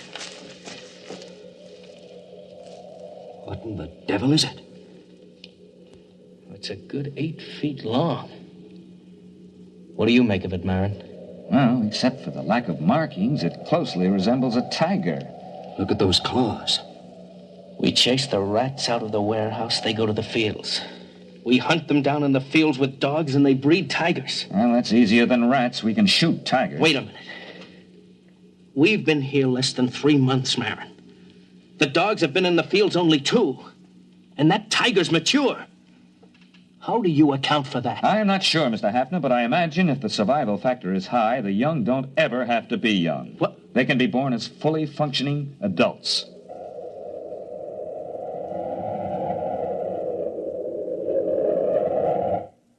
Development report. Mice under control. Field rats under control by terriers. Tiger-like animals under control with searchlight and rifle. Additional complication. The original animal developed an appetite for electrical insulation. There is no protection except to keep the power on at all times. The last tiger-like animal was seen at L plus 130. After that, the attack ceased. By L plus 2 years, the animal seemed to have been controlled in all its forms.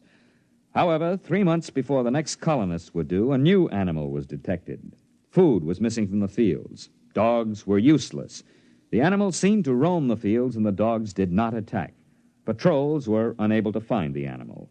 Tape L plus 2 years. Hafner, Engineer Tully, and myself. Now, here's the way I'm rigging it up, Mr. Hafner. Whatever it is, it spotted the photoelectric cell rig. So I've worked up an alarm that reacts to body radiation. You're sure the animal won't spot that? Well, I'm burying it in the field. Then we'll move the visible alarms to another field. All right, Tully. As soon as the alarm goes off, notify Mr. Marin and me. Do you understand? Yes, sir. Just as soon as the alarm goes off. L2 plus 15. Radiation alarm sounded. Place, field station, Hafner and myself.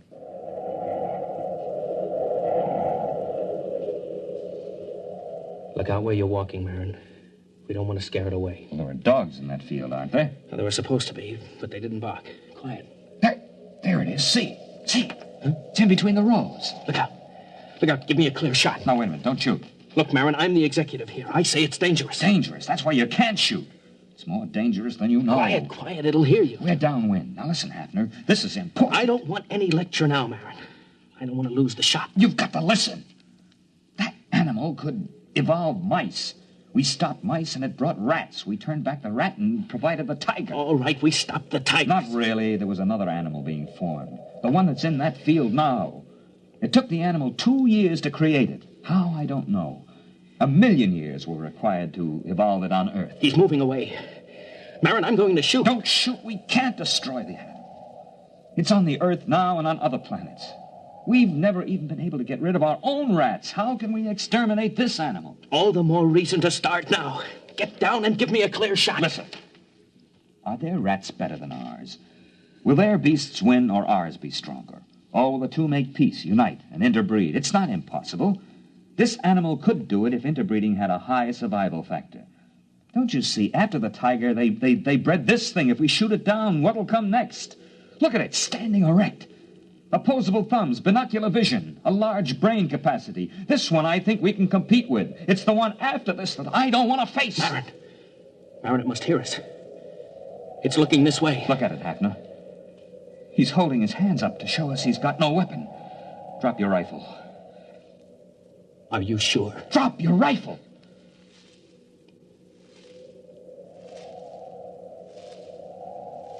He's coming this way. He's got one of those white blossoms in his hand. Yes. Must be a sign of peace. Wait. It looks almost like a man. I wonder what's inside that body.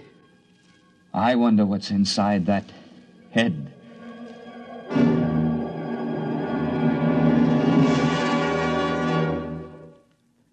You have just heard X-1 presented by the National Broadcasting Company in cooperation with Galaxy Science Fiction Magazine, which this month features Verbal Agreement by Arthur Sellings, the story of an unsuccessful poet who was forced to ask what it was the aliens could want that was half as precious as the skins they wouldn't sell. Galaxy Magazine, on your newsstand today. Tonight, by transcription, X-1 has brought you Student Body, a story from the pages of Galaxy written by F.L. Wallace and adapted for radio by Ernest Kenoy. Featured in the cast were John Raby, Bob Hastings, Kate Wilkinson, James Stevens, Charles Carruth, and Merrill E. Joels. Your announcer, Fred Collins. X-1 was directed by Bob Maurer and is an NBC Radio Network production.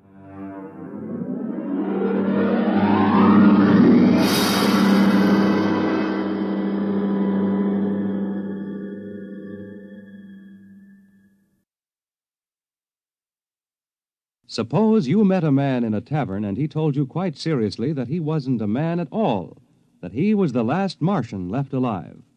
Well, that's what happens to a newspaper reporter next week when he is sent out on what appears to be a routine crank story. What happens next, though, is very far from routine, as the interview leads to a whole succession of astonishing events. The story is The Last Martian by Frederick Brown, next week on X-1. The Fisher Body Awards to Teenagers will be made tonight on the NBC Radio Network.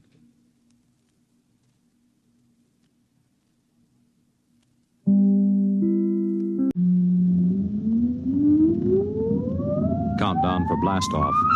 X-5, 4, 3, 2, X-1, fire.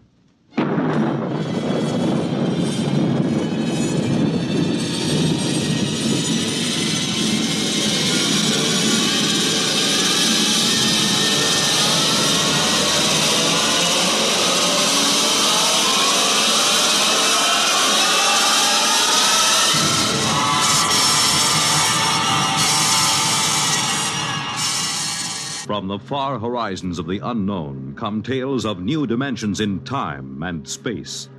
These are stories of the future, adventures in which you'll live in a million, could be years, on 1,000 maybe worlds.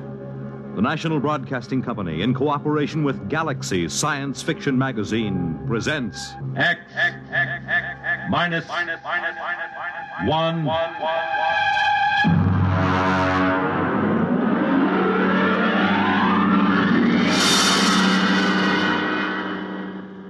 Tonight, Protection by Robert Sheckley.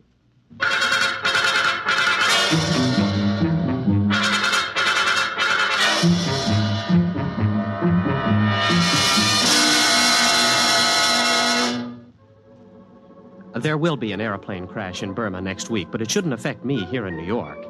And the Feegs certainly can't harm me, not with all my closet doors closed. No, the big problem is Lesnerizing. I must not Lesnerize, absolutely not. As you can imagine, that hampers me. And to top it all, I think I'm catching a very nasty cold. The whole thing, including the cold, started on the evening of November 7th. I was walking down Broadway on my way to Baker's Cafeteria with Charlie Lester. He's in one of my physics classes, and we were both feeling pretty lightheaded.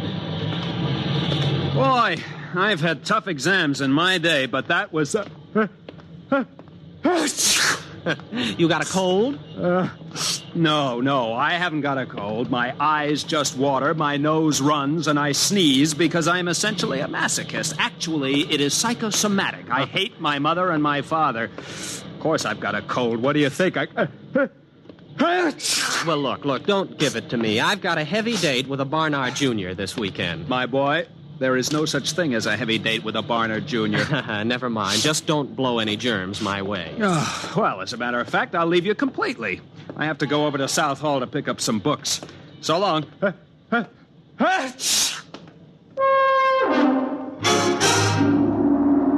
the moment Charlie left me, I had in my pocket 5 coins, 3 keys, and a book of matches. Just to complete the picture, let me add that the wind was coming from the northwest at 5 miles per hour. Venus was in the ascendancy, and the moon decidedly gibbous. You can draw your own conclusions from this. I reached the corner of 114th Street and began to cross. The truck! Watch out for the truck! Watch out! Huh? What truck? Who? What? Well, there's no truck on the street. What? Oh, well, thanks, friend. If you hadn't warned me, I'd... Hey, where are you? Who said that to me? Where are you? Can you still hear me?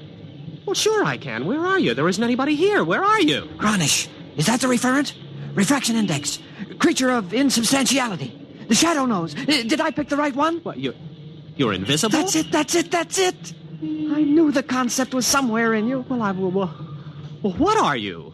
A Valadusian dirg. A what? I am... would you mind opening your larynx a little wider, please? You see, I am using your sub-vocalizations to communicate. Now, breathe deeply. That's it. That's it. Ah, that's better. Well, let's see now. I am the spirit of Christmas past, a creature from the Black Lagoon, the bride of Frankenstein. Now, hold on. What are you trying to tell me? That you're a ghost or a creature from another planet? Same thing, obviously. Oh, well, that makes it all perfectly clear. Any fool can see that a disembodied voice must belong to someone from another planet. Exactly. I'm invisible on Earth, but my superior senses spotted approaching danger and warned you of it. Well, thanks. Thanks anyway about that. Well, what are you? One of those strange voices that warns Aunt Minnie to stay out of the elevator? Which then crashes to the basement? Something like that. Well, goodbye. What's the matter? Well, not a thing, except that I seem to be standing in the middle of 114th Street talking to an invisible alien from the farthest reaches of outer space. I suppose only I can hear you. Well, naturally. Oh, great. Well, you know where this sort of thing will land me. The concept you are sub-vocalizing is not entirely clear. Now, look, please, go back to one of my childhood traumas where you came from and let me alone. Thanks for the warning about the truck. Good night. Where are you going? I am going to a saloon down the street, much frequented by Columbia students. Won't you talk with me? Look, please, will you cut it out? There are two girls watching me now. But you must talk to me. The real subvocal contact is very rare and astonishingly difficult. Sometimes I can get across a warning just before a dangerous moment, but then the connection fades. Well, you mean that is the explanation of premonitions of danger? That's right. Conditions might not be right for this kind of contact for another 100 years. Oh, look, this is very interesting stuff for Professor Ryan at North Carolina, not for the physics department at Columbia. I have heard statistics about the overcrowding of mental hospitals, and I am not interested in contributing to that condition. Besides, there's a cop looking at me. I appreciate your social situation, but this contact with me is in your own best interest. I want to protect you from the myriad dangers of human existence. Get lost. Well, I can't force you. I'll just have to offer my services elsewhere. Goodbye, friend. Goodbye. Oh, just one last thing. Stay off subways tomorrow between noon and 1:15 p.m. Why? Someone will be killed at Columbus Circle, pushed in front of a train by shopping crowds. You, if you're there. Goodbye. No, what? Someone will be killed there tomorrow? Are you sure? Of course. It'll be in the newspapers? I should imagine so. And you know all sorts of stuff like that? I can perceive all the dangers that radiate toward you and extend into time. My one desire was to protect you from them. Oh. Well, look, will you wait till tomorrow evening? Those two girls are giggling now. You will let me be your protector? I'll tell you tomorrow after I read the late papers. The item was there, all right. I read it in my furnished room at 113th Street. Man pushed by the crowd, lost his balance, fell in front of an oncoming train. Well, this gave me a lot to think about while I waited for my invisible protector to show up. By the time he contacted me, I didn't know that I liked the whole idea. Don't you trust me? I just want to lead a normal life. If you lead any life at all. That truck last night? That was a freak. A once-in-a-lifetime hazard. It only takes once in a lifetime to die. There was the subway, too. No, well, that doesn't count. I hadn't planned on riding it today. But you had no reason not to ride it. That's the important thing. Just as you have no reason not to take a shower in the next hour. Why shouldn't I? A Miss Flynn who lives down the hall is now taking her shower and will leave a melting bar of pink soap on the pink tile of the bathroom floor. You would have slipped on it and suffered a sprained wrist. Not fatal, huh? No. Hardly in the same class with, let us say, a heavy flower pot pushed from a rooftop by a certain unstable old gentleman. Well, when is that going to happen? I thought you weren't interested. I am very interested. When? Where? Will you let me continue to protect you? Well, now, just tell me one thing. What's in this for you? Satisfaction. For a Valadusian Derg, the greatest thrill possible is to help another creature evade danger. But isn't there something else you want out of this? Some trifle like my soul or rulership of the earth? Nothing. To accept payment for protection would ruin the emotional experience. All I want out of life, all any Derg wants, is to protect someone from the dangers he cannot see, but which we can see all too well. We don't even expect gratitude. What about the flower pot? It'll be dropped at the corner of 10th Street and McAdams Boulevard at 10:30 tomorrow morning. 10th and McAdams. Where's that? In Jersey City. Well, I've never been to Jersey City in my life. Why warn me about that? I don't know where you will or won't go. I merely perceive dangers to you wherever they may occur. What should I do now? Anything you wish. Just lead your normal life.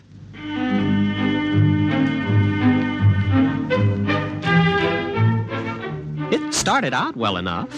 I attended classes at Columbia, did homework, saw movies, went on dates, played table tennis and chess, all as before. At no time did I let on that I was under the protection of a Valadusian Derg. Even Charlie didn't notice it, though he had a pretty good excuse. Boy, are you lucky. I got stuck in that elevator for 4 hours. Say, how come you walked?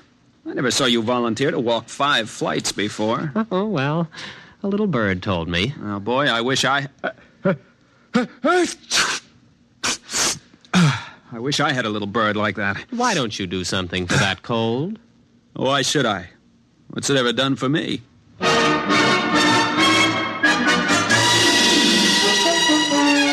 Not even the Derg had warned me about Charlie's bad jokes in time. But he did his best. And once or twice a day, he'd come around and report. Loose grading on West End Avenue between 66th and 67th Streets. Don't walk on it. Of course, I wouldn't. Once I got used to it, it gave me quite a feeling of security. But the Derg soon became overzealous on my behalf. He began finding more and more dangers. Look out for an overhanging sign on the Hotel Nacional. Where, 48th Street? Mexico City. Don't go to the hockey game tonight. Where? At Toronto. Look out for the Elm Street bus. Philadelphia? Omaha. Don't go surf riding today. What? Surf riding? Where? Papiti. Now, just wait a minute. Do you plan on reporting every potential danger on Earth? Oh, these are only a very few that you may be affected by. In Mexico City, in Papiti? Why not confine yourself to the local picture? Greater New York, let's say. Locale means nothing to me. I must protect you from everything.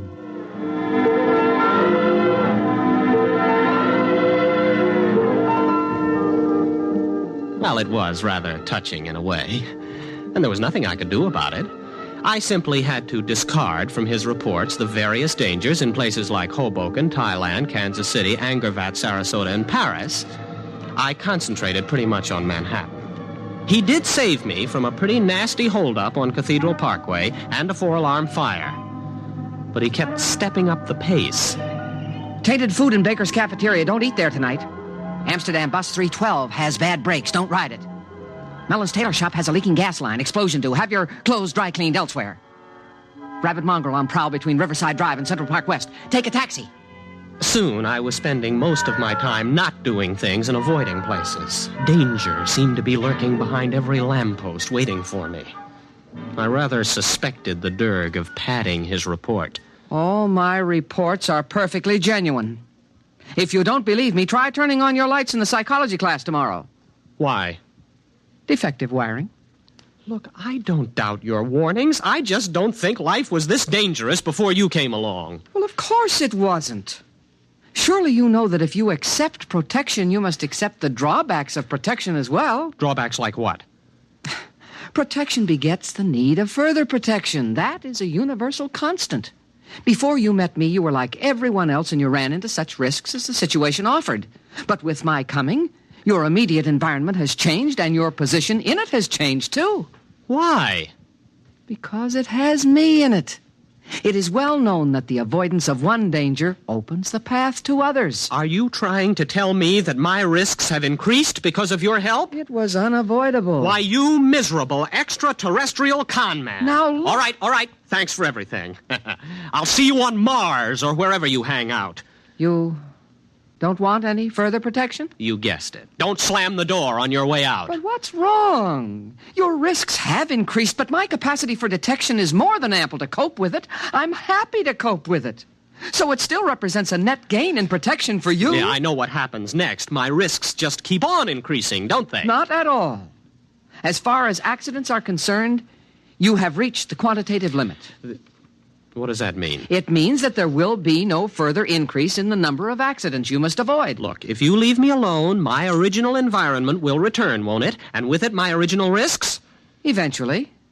If you survive. Fine, I'll take that chance. You cannot afford to send me away. Tomorrow... No, don't tell me. I'll avoid the accidents on my own. I wasn't thinking of accidents. What then? I hardly know how to tell you. A gamper is after you. Oh, a what? Now, what kind of a gag is this? A gamper is a creature from my environment. I suppose he was attracted by your increased potentiality for avoiding risk due to my protection. Now, look, you can take your gamper. If he comes, try driving him off with mistletoe. Iron is often effective if bonded to copper. Will you also. get out of here? Are you sure? Beat it. Blow. Scram. Get out. Go on. All right. All right. Goodbye. Goodbye. Are you gone? Are you really gone? Good riddance. What's that? Dirk, is that you? Hey, your motor's running. Dirk? What is it? What is that? What is that? Oh, it's the gamper. Dirk, get me out of this. Dirk! Dirk, get me out! Dirk, come back! Dirk! Did you call? Oh, the gamper. Mistletoe, wave it at the gamper. Where in blazes am I going to get mistletoe? Iron copper, then. Copper. Oh, I've got a paperweight on my desk. The chair leg is iron. Touch it with the copper, quick!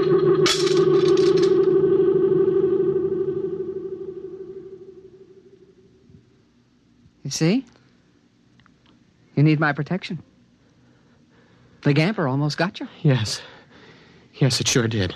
You'll need some things. Wolfbane, amaranth, garlic, graveyard mold. But the gamper is gone. Yes. However, the grailers remain, and you'll need safeguard against the leaps, the figs, and the melgarizer. I'll give you a list.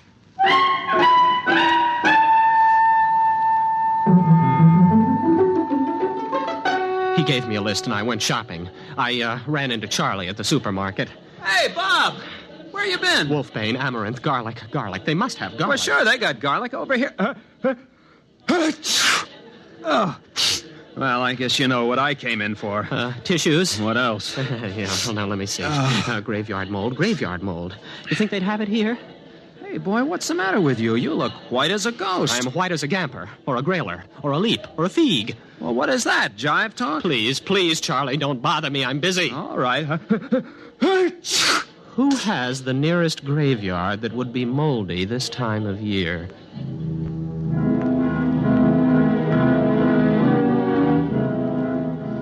It was a game between these extraterrestrials, and I was in it. Some of them wanted to kill me, some to protect me. None of them cared for me, not even the Derg. And the situation was all my fault. At the beginning, I had the accumulated wisdom of the human race at my disposal. That tremendous and distinctive hatred of witches and ghosts, the irrational fear of alien life. For my adventure has been played out 1,000 times, and the story is told again and again. How a man dabbles in strange arts and summons up a spirit. By so doing, he attracts attention to himself. The worst thing of all. So I was welded inseparably to the Derg, and the Derg to me. Until yesterday, that is. Charlie came to my room to visit. Hey, boy, how you been? I haven't seen you in class for a while. Oh, you mind if I hang up my coat? No, don't. No, don't open the closet door. Well, what's the matter? What's in there? Nothing. Only that's the only way to hold off the figs, by keeping closet doors closed. The leaps are more menacing, but the eye of a toad seems to stop them. And the melgarizer is dangerous only in the full of the moon. Only in the... Uh-huh. Well, Bob, it's been grand. Bye.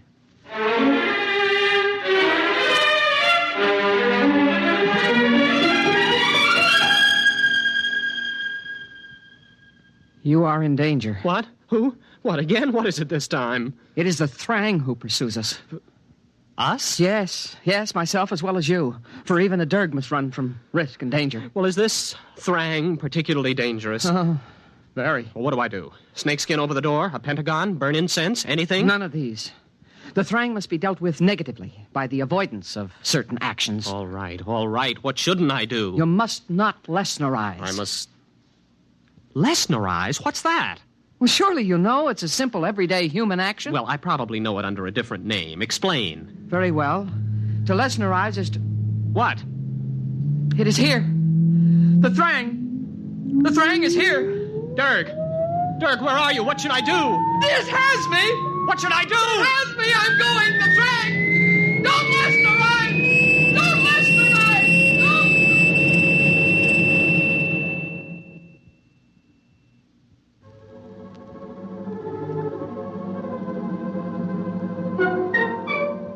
So I'm sitting tight now. There'll be an airplane crash in Burma next week, but it shouldn't affect me here in New York. And the Feig certainly can't harm me. No, not with all my closet doors closed. No, the problem is Lesnerizing. I must not Lesnerize, absolutely not. If I can keep from Lesnerizing, everything will pass and the chase will move elsewhere. It must. All I have to do is wait them out.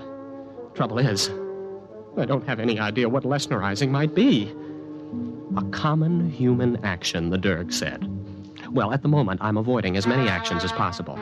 I've caught up on some back sleep, and nothing's happened. So that's not Lesnerizing. I went out and bought food, cooked it, and ate it. That wasn't Lesnerizing.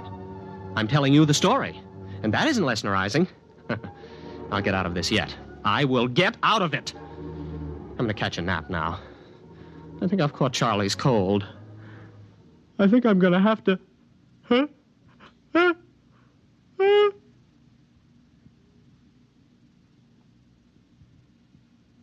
You have been listening to Protection by Robert Sheckley on X-1.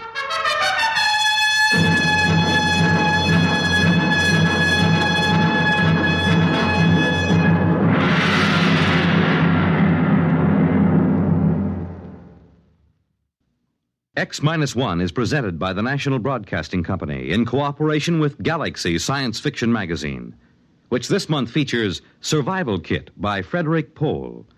The story of Mooney, a smart but luckless man who had to scrounge while his friend Harse always made out well, just because he owned a survival kit. Galaxy Magazine on your newsstand today. Tonight, X-1 has brought you Protection, a story from the pages of Galaxy, written by Robert Sheckley and adapted for radio by Ernest Kenoy. Featured in our cast were William Redfield as Bob of the final and fatal sneeze, Elliot Reed as his breezy pal Charlie, and William Keene as the foreseeing Derg. Your announcer, Fred Collins. X-1 was directed by Kenneth McGregor and is an NBC Radio Network production.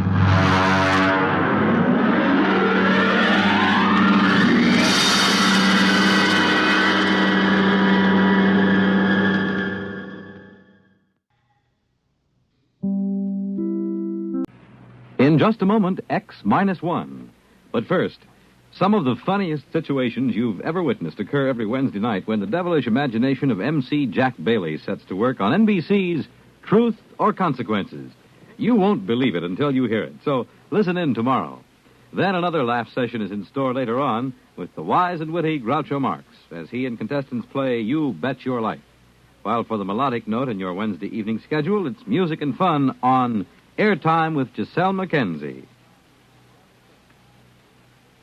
And now, stay tuned for X-1 on NBC. Countdown for blast off. X-5, 4, 3, 2, X-1, fire.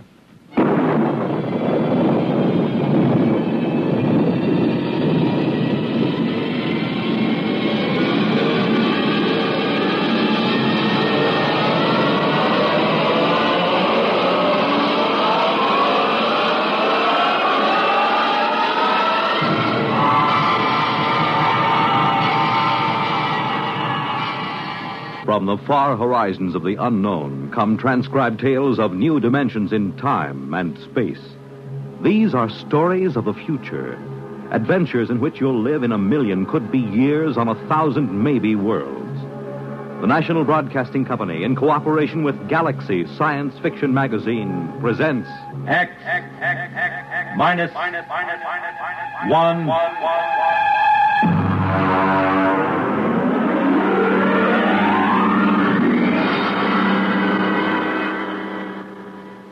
Tonight, Hallucination Orbit by J.T. McIntosh.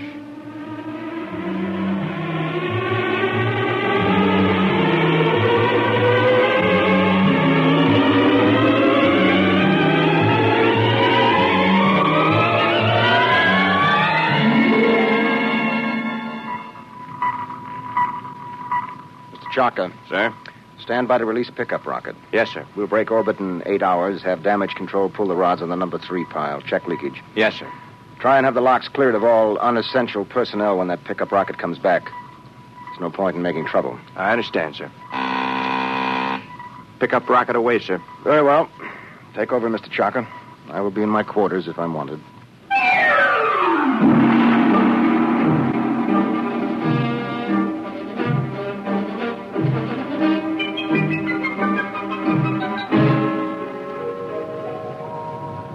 Well, now then, Mr. Danbury, make yourself comfortable. Why, thank you, Captain. You care for a drink? Scotch in that bulb, bourbon in the other. No, thank you. I can't get quite used to squirting liquor from a rubber bulb as if I were oiling a bearing. Well, you'd have a devil of a time pouring from a bottle in free fall. Well, how are you enjoying your trip? It's very interesting. It was very nice of you to give me a lift. You know, it would have been 8 months before another ship came along. A whole lot more than that with the main Pluto beam station out. Probably 8 years. Really? That long? I thought the whole run to Pluto was under 18 months. Yes, it is when the beam is running. You see, Mr. Danbury, we left Earth 27 days after the beam broadcast from Pluto station broke. We've been spaceborne close to 6 years. I suppose that's why you're on orbit around this planet, picking up supplies or something, eh? Oh. This is a standard pickup for the space beam service. We sent a rocket down to take off a man who's been the only inhabitant of this planet for a little over 2 years. Well, I expect he'll be glad to see you. Well, there's no telling. I know I would. After 2 years of duty, Mr. Danbury, you might not know anything. Oh, psychiatric troubles? Solitosis. It's from the Latin, solace, alone. Is that much of a problem? Only in space. Here, look.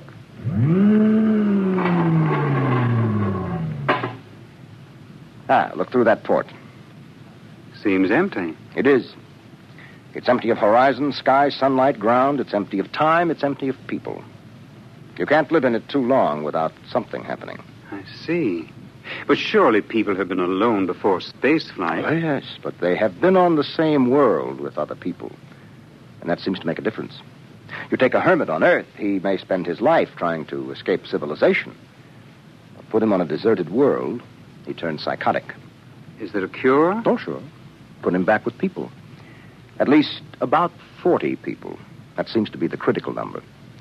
See, I have 48 in this ship's complement. I could run her with about 18. But if I tried to, I'd have psychos on my hands 6 months after blastoff. But then every one of these men on the beam stations, they're all alone, aren't they? That's right.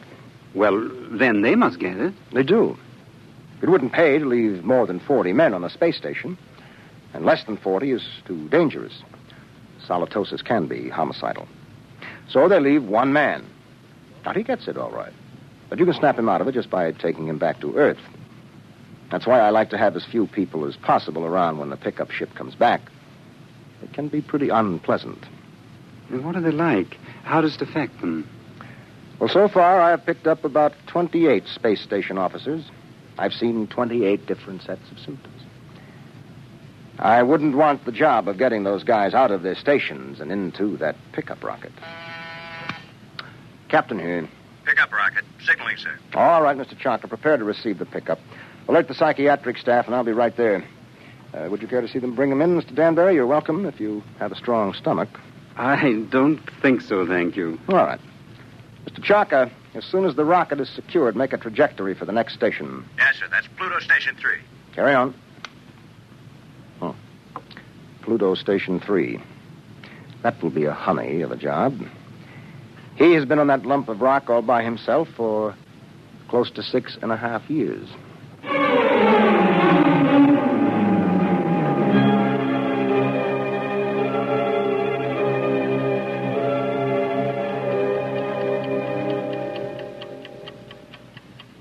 Pluto Station 3, daily report. Colin Ord, space officer.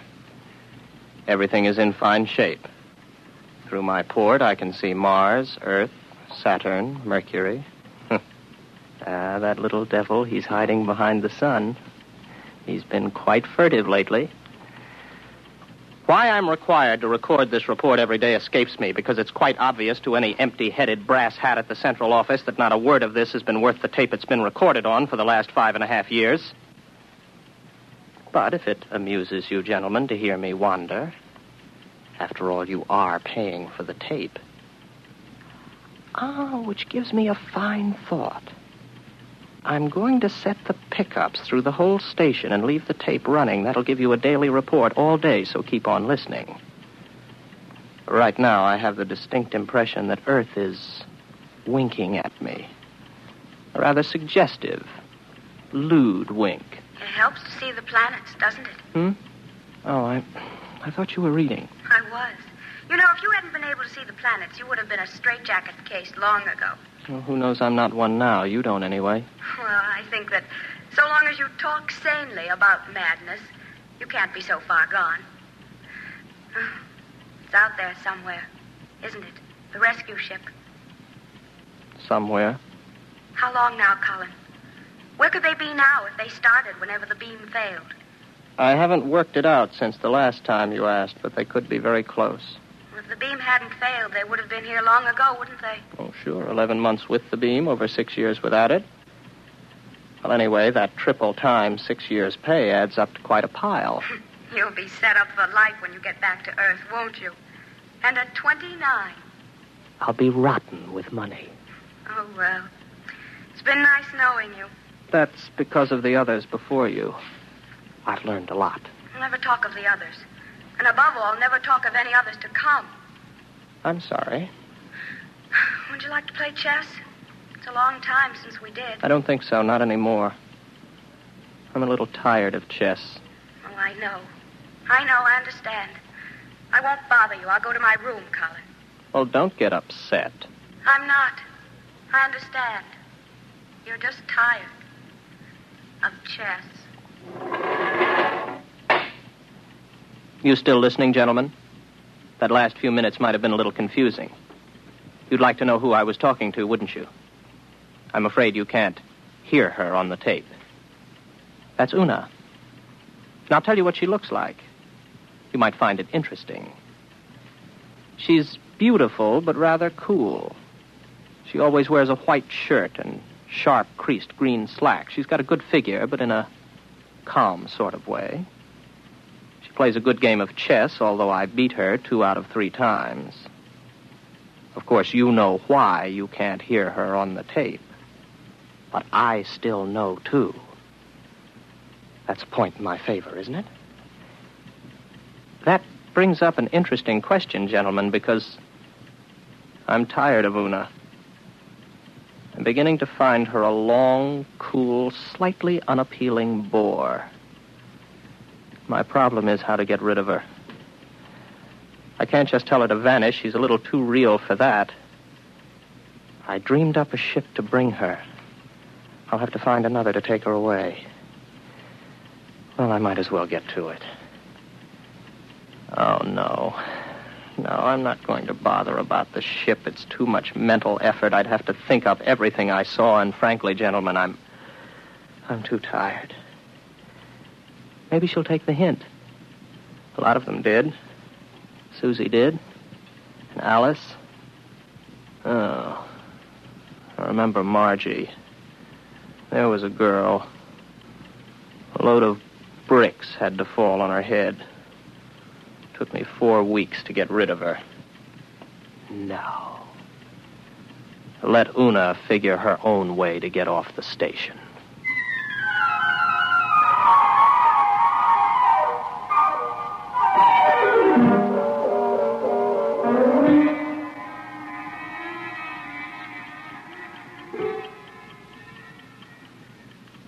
now?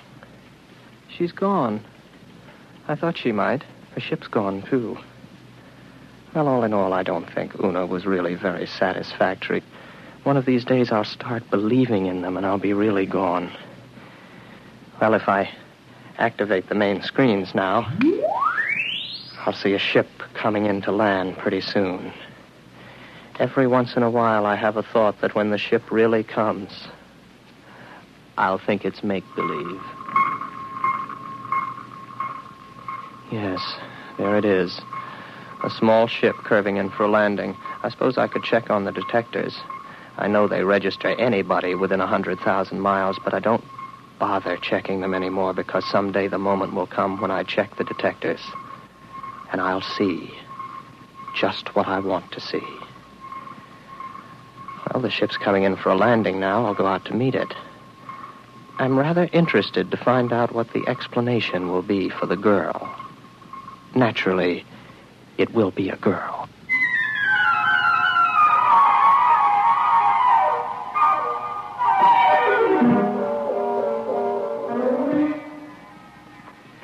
It's all right. You can take your helmet off.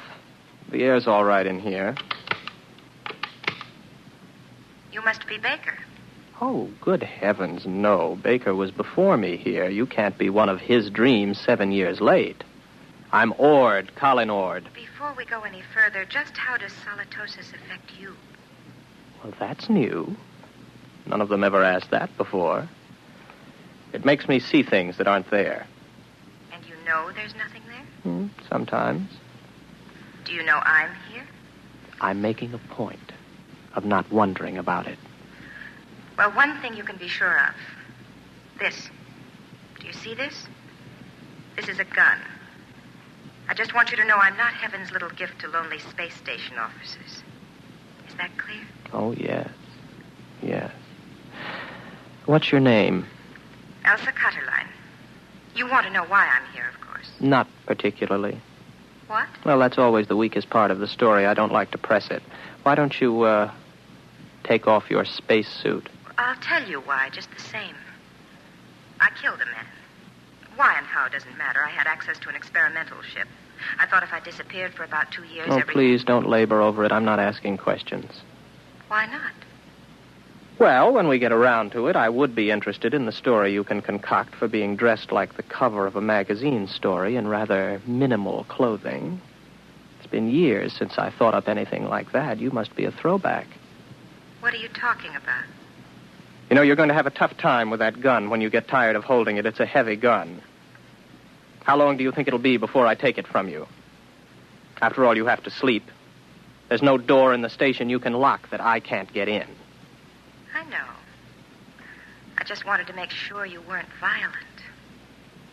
I think I can get on with you, Ord. Yes, I see. The question is, my dear, whether you're real or not. Well, don't I look real? Oh, yes, but that doesn't prove anything. As a matter of fact, the realer you look, the worse off I might be. But then there still is the remote possibility that you might actually have killed someone and decided to hide out on a space station. Shall I tell you something else, Elsa? What? I'm suddenly tired of the whole business. Breathes there a man with soul so dead, I'm sure you know the rest of it. I would suddenly like to have enough people around me so that I could be sane. I would like to find women as part of life instead of having them pop up here from the depths of my rather pornographic subconscious. But you've shaken me, Elsa. 24 hours ago, I was congratulating myself that solitosis hadn't really gotten me. But now I don't know. Just don't try anything funny, or you'll find out whether I'm real. The hard way. Any way is the hard way. First, I'll go out and have a look at your ship.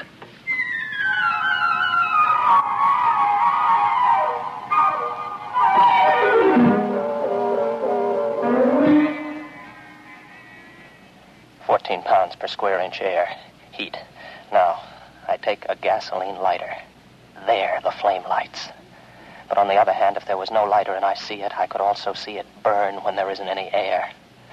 As a matter of fact, how do I know that I can read a meter for air pressure? And now that I look again quickly, I find I haven't got a lighter in my hand, and as a matter of fact, the pressure meter reads 0. There's no air on this ship. As a matter of fact, there isn't any ship. Elsa is no more real than Una. All right, Colin, old boy, sit here and concentrate for about 15 minutes, and you'll be able to walk through the walls of the ship.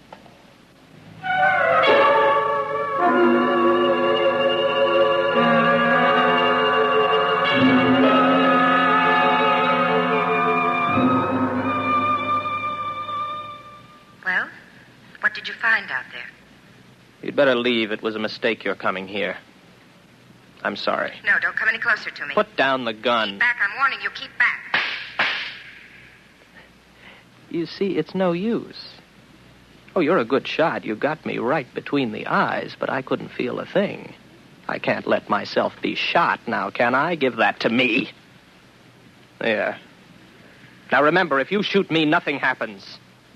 But if I shoot you, you die. Do you know that? Yes, I know that. I'll give you about 20 minutes to get that overstuffed figure back into that spacesuit and get off my planet. Frankly, I'm getting tired of hallucinations. Tired. Give me back my gun. No. I'll keep that. After a while, I'll put it in a drawer. It'll stay there until I forget it.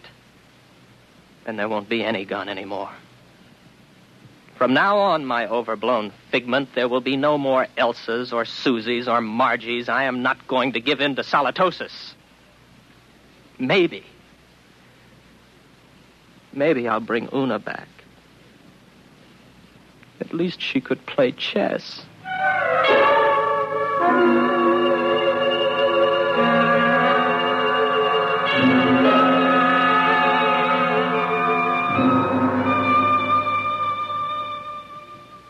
Pluto Station 3, Daily Report, Colin Ord, Space Officer. Gentlemen, I have successfully fought off solitosis for 2 days, and I have been alone. However, I'm afraid I'll lose as I watch my main scope now. I see a ship coming in again. I wonder what this one will be like. It's a launch from a larger spaceship. Maybe a lifeboat. Dorothy came in a lifeboat. I wonder what this one will be like. I've got to find out when she comes whether she's real. That's the key, as long as I know if she's real. When I don't care anymore, that's when it's really got me. The ship's down now. There she comes out of the airlock. I've got to find out whether she's real.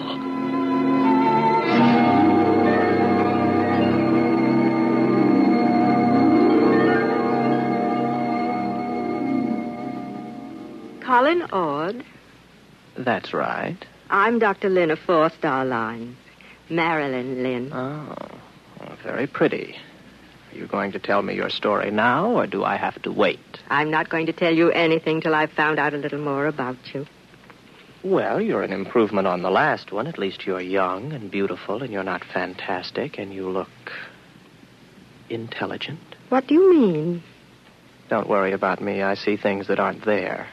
Particularly people. Oh, so you don't believe I'm here? Would you? If you were me? Do you know I'm not here? No, that comes with time. At least it always has so far. You mean you've always proved to yourself that your visitors were mere fantasy? With a struggle. Interesting. Controlled solitosis. I never heard of it before. It's a pleasure to meet you, Mr. Ord. No, that doesn't make you real. They all say that. Why should I want to make you accept me as real? I don't know. But they all do. When will you know? Oh, I can't say. Maybe in 5 minutes. Maybe not for hours. How do you do it? You don't shoot me to see if I die or anything like that, do you? No, nothing like that. If I shoot you, you do die, like the witches in history. They'd die if they were, and they'd die if they weren't. Your mind has remained agile enough. Naturally. I never heard of solitosis inhibiting intelligence. Would you like some coffee? Is that part of the test? Whether more coffee is actually drunk than you drink yourself? No, that doesn't help. It would be very easy for me to make half what I thought I made, to fill a cup with nothing and pass it back. You look afraid. Why should I be? What am I doing? Am I doing something I don't know I'm doing? No. Would you like me to wash the cups for you when we're done? That won't prove anything. Next time they were used, I could just imagine they were washed, couldn't I? Where are you going? To find out if you're real. My ship. Go ahead. Good luck.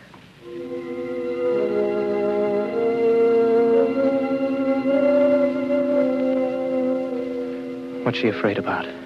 Something I said. None of the others were really afraid of me. I can't tell yet. Nothing's happened. The meters all read 15 pounds to the square inch air pressure, but that's no good. I can't tell if I'm reading them at all. Oh. Well, the wall's solid enough. My hand hurts. That doesn't prove anything. Supposing I open my faceplate. If there's no ship and no air... All right, my faceplate's open. I'm breathing air. But then again, on the other hand, my faceplate may still be closed. Maybe I only think it's open. I can't tell. I can't tell that she isn't real. That means it's finally gotten me. It gets everyone. I don't really know if anything's real, if I'm real, if this space station is real, the planet, the universe, the galaxy. Maybe all life is in my mind. I think. Therefore I am. Yes, I remember that from school. Oh, I'm tired. I got to get back to the station. Very tired. Close my faceplate, if I ever opened it. Get back to the station. Got a headache. Terrible headache. I'm very tired.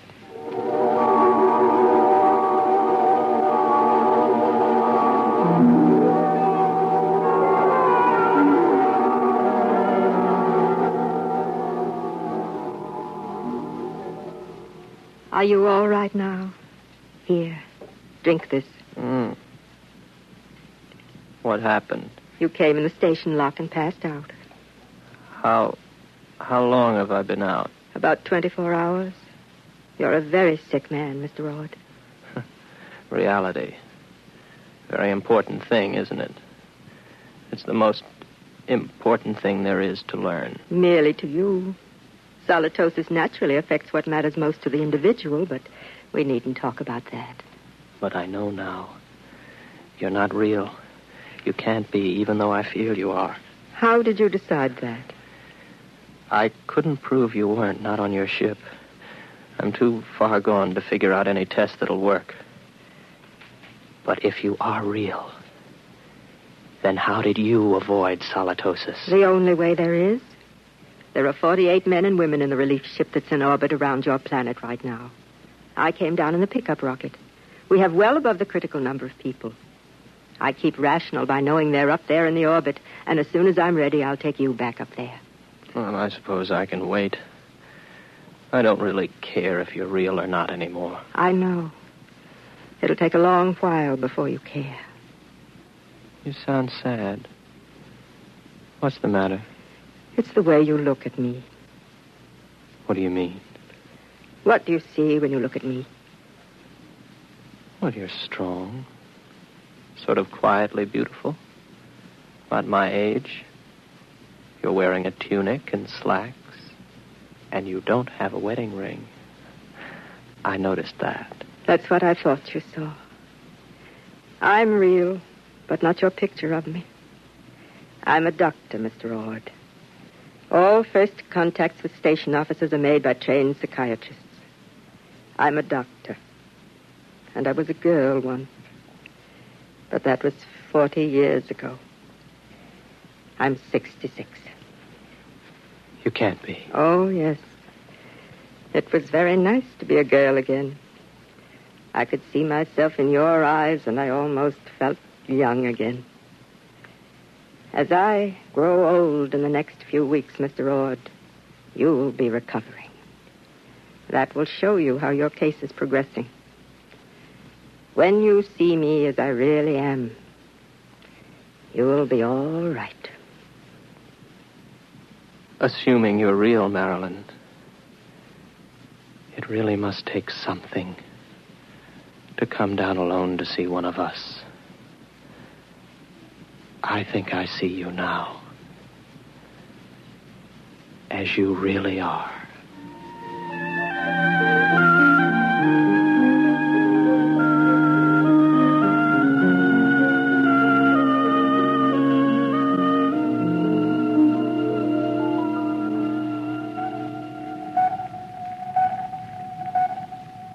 Captain? Yes, Mr. Chalker. Pickup rocket all secured from Pluto number 3. How is the poor fellow? Good as can be expected. He came on board with Dr. Lynn. Uh-huh. I'm telling you, these guys throw me. There he was, holding her hand, looking in her eyes like he was in love with her. And you know what a dried-up old bat she is? Yes, I know. All right, Mr. Chalker. Prepare to blast off.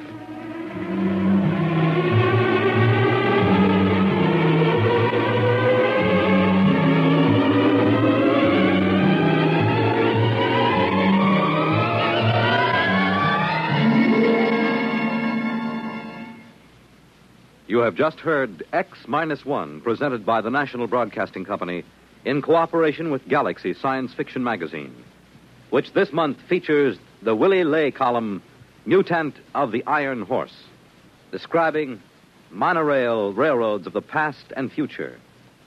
Galaxy Magazine, on your newsstand today. Tonight, by transcription, X-1 has brought you Hallucination Orbit, a story from the pages of Galaxy written by J.T. McIntosh and adapted for radio by Ernest Kenoy. Featured in the cast were William Redfield, John Larkin, Vera Allen, John Moore, Terry Keane, Dick Hamilton, and Hope Rissman. Your announcer, Fred Collins. X-1 was directed by Daniel Sutter and is an NBC Radio Network production.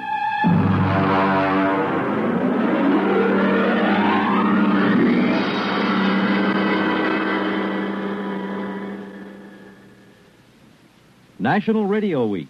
Recollections at 30 salutes Radio Tonight on NBC. Countdown for blastoff.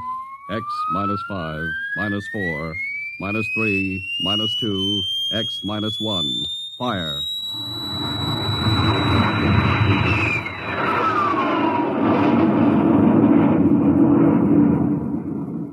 From the far horizons of the unknown come tales of new dimensions in time and space.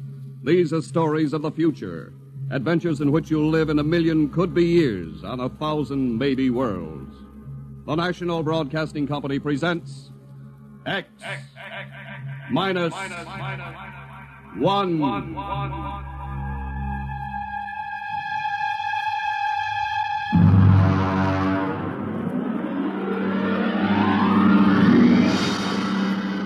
Tonight's story, No Contact.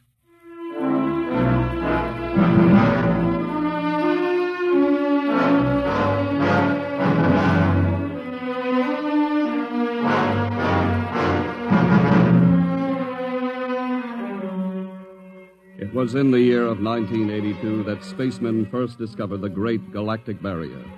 In the past 10 years, rocket travel to the moon and the nearer planets had become commonplace.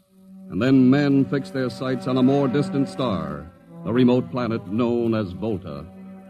5 exploratory ships went out, and none came back, each in turn disappearing mysteriously at the same vanishing point, at an invisible wall somewhere in the vast outer reaches that became known as the wrecker of spaceships, the Galactic Reef.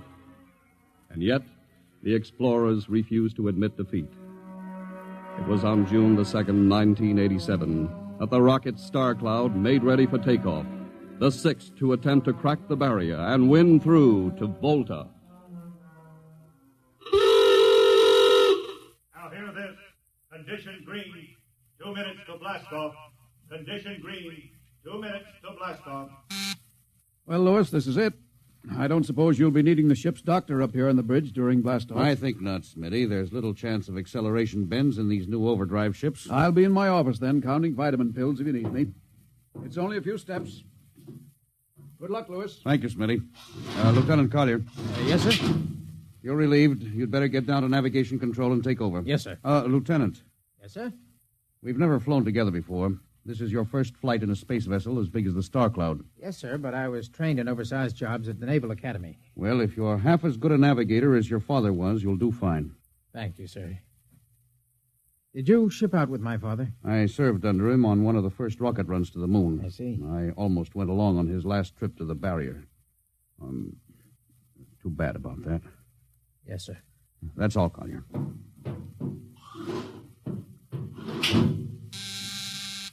Lieutenant Paulison. Get me the ground control tower on the field. I want to talk to Colonel Harrison. Yes, sir. Go ahead, sir. I patched in the bridge speaker. Colonel Harrison? Yes, Captain? We're standing by for takeoff in 30 seconds. Good. The field's cleared of all personnel. We'll try to reestablish radio contact immediately after takeoff. In any event, there'll be a 24-hour ground monitor. Fine. Good luck. Hope you make it. Thank you. Bridge to navigation control. Nav control, Collier. Ready, Lieutenant? We're ready, Captain. The course is in the integrator for takeoff at 1200 hours. All right. Stand by for blastoff. Bridge to engine room. Fire up your rocket chambers. Take off at exactly 1200 hours. I'll read you off. 20 seconds. 19. 18. 17. 16. Hold it. Revoke all orders. Who turned in that alarm? Paulison, sir. We've uncovered a stowaway. Stowaway, where? Hiding in sick bay. Dr. Smithson found him. Have him brought up to the bridge. Engine room, kill your rockets and stand by. Thorson, this is Colonel Harrison in ground control. What's holding you up? Trouble. What's the matter with you? What's the matter with you? There's a stowaway aboard. Stowaway? Yes, I thought your men were supposed to police this base. What's the matter with you? Captain, take it easy. You know what this delay can do to us, don't you? 1 minute later, takeoff can throw us 1,000,000 miles off course. We'll have to reintegrate the whole works. Well, look, how long do you think it'll take Don't bother for me for a while. I'm busy. Stupid idiot. Captain Paulson? Yes, come in, Smitty. Here's your stowaway. I'll court-martial the... Oh, Charlie. Can you use a good radio man, Skipper? Well, I see you two have met. Met. Skipper and me made 50 trips to the moon together. Didn't we, Skipper? Charlie, if you wanted to come along, why didn't you volunteer? I did, Skipper. They turned me down. Oh, what's wrong with you? Acceleration bends. They said my arteries wouldn't stand another trip. Oh, I'm sorry to hear that. But they're wrong, Skipper. I got one more good trip in me. Listen, Skipper, you know that these green kids, they don't know the first thing about space radio operation. Now, you put a man like me on, and I'll be getting you bedtime stories from Mars. Charlie, you know the regulations as well as I do. I can't take you much as I'd like to. Colonel Harrison will murder me for this. Well, I'm sorry, Charlie. I'll have you put aground. I'll tell you what, I'll ask Harrison to put you on as ground radio contact, and it'll seem as if you're right here with us. He won't do it, sir. Well, he'd better. I'll have him busted to corporal for letting you sneak aboard. Look, Charlie, you better be off. Paulison. Yes, sir. I'm sending this man aground. Give him time to clear the launching platform. Yes, sir. So long, Charlie. I'm sorry. Good luck, Skipper. I thought you were going to have him drawn and quartered. If it had been anyone else, I would have, Smitty. But Charlie, well, he's kind of special. He's been with me since my first command when we began the regular run to the moon. And if he wanted to come along this time, well, it's only through loyalty to me. You know, Lewis, I didn't realize it before, but you're almost human. Captain Dawson, nav control, Collier. Oh, yes, Lieutenant. How badly are we fouled up? Can you recalculate the course, or shall I cancel the takeoff? I've already plotted a new course on the integrator, sir. If we take off in exactly 30 seconds, we'll need to correct for only a 1-degree deflection. I can do that before we breach the stratosphere. That's quick work. Are you sure? Yes, sir. Positive, sir. All right, Collier. I'm putting it in your hands. We'll blast off on your signal. Bridge to engine room. Prepare to blast off on navigator's signal.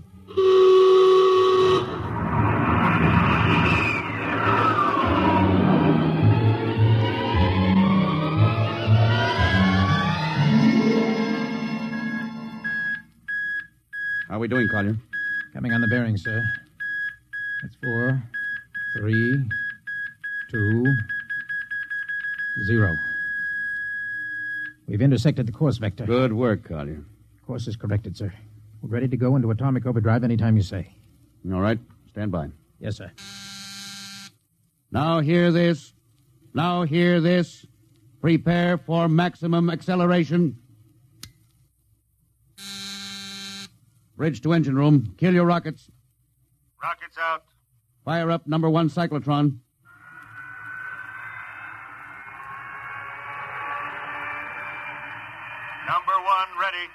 Fire up number 2. Number 2 ready. Withdraw your dampening rods. Fission chamber ready. Blast tubes cleared. All generators operating at capacity. Take it over, sir. Go into overdrive at the count of 0. 3 seconds, Mr. Collier. 3, 2, 2, 1, 1, 0. 0.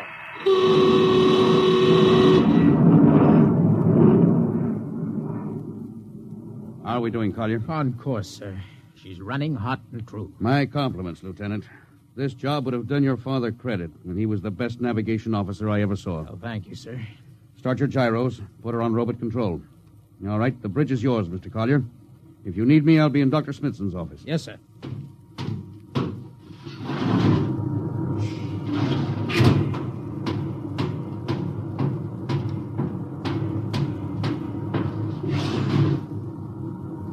Lewis, I see you got us off the ground. You can thank young Collier for that. Chip off the old block. You knew his father? As a matter of fact, I knew him very well. First-rate spaceman. Oh, is he the one Yes, who... yes. He was lost in the galactic barrier on the second ship we sent out to Volta. Lewis, just what do you think this galactic barrier is? Oh, your guess is as good as mine, Doc. All I know is that 5 ships have gone into it, and none of them have come back out. You think it's a nit? How about Mestrovik's theory that it's a time warp in space? That the ships reach it and slip into another dimension? I think that's a lot of rubbish. My theory is that the galactic barrier is nothing more than a radioactive layer of some kind. Why do you say that? Well, we know that radar signals bounce off it like they were hitting an invisible glass wall. And we know that it destroys our ships and crews in some way. There's no other logical explanation. What makes you think we can get through it, Lewis? Because we're ready for it. The others weren't. The entire hull of this ship is completely shielded with lead. We can crack through any radioactive cloud ever detected. Besides, we're equipped with some new UHF radio devices that should enable us to maintain radio contact with Earth. Nothing can happen. Absolutely nothing. Now, who are you trying to convince? Myself, I suppose. Lewis, you've had your share of glory. First skipper to reach the moon back in 1962. You could have retired. Why are you risking this trip? 5 ships are missing. Men like Prentice, Margetts, and young Collier's father. I'm tired of seeing good men fed into that meat chopper. Then why are we going to Volta? We haven't any choice, Smitty. We're in a race, the kind of race where men and ships are expendable. According to the Interspace Code, the first nation to reach Volta can claim it. Well, personally, I want no part Now, of it. Doc. I'll have to play physician, morale builder, and mother substitute for 112 slightly nervous men. Well, your morale doesn't sound too good, Doc. As morale officer, I can state without fear of contradiction, it is terrible. And something tells me as we approach that galactic barrier, I'm not going to be alone.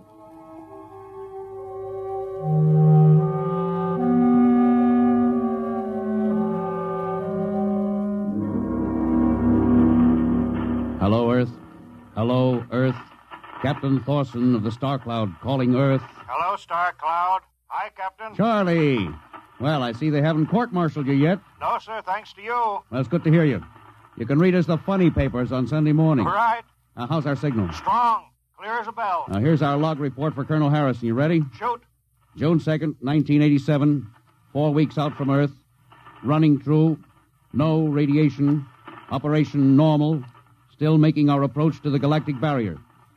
That's all, Charlie. See you later. Good luck, Captain. I sure wish I was with you.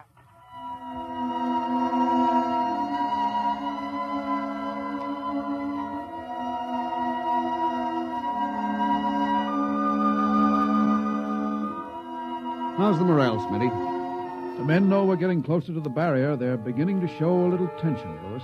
Well, how's their physical condition? Any sickness? About half the crew has come down with space blues. I was afraid of that. Are they bad? Same as usual. Lips and hands with a bluish cast. Eyes are sensitive to infrared. I don't know. When I first started flying these tin cans, nobody ever heard of space blues. Well, now there's a theory it's caused by the terrific acceleration of atomic overdrive. Change in gravity affects the circulation. What do you think? I think it's psychosomatic. I've noticed that the same men who get space blues under tension on a ship tend to get blue coloration back on Earth when they're upset. I guess it's just an occupational disease of space navigators. You think it's just nerves, then? Well, young Collier's got a bad case. I think it's tension from overwork. Maybe he needs some vitamins. Louis, when will you realize that vitamins are not a panacea for all the troubles of mankind?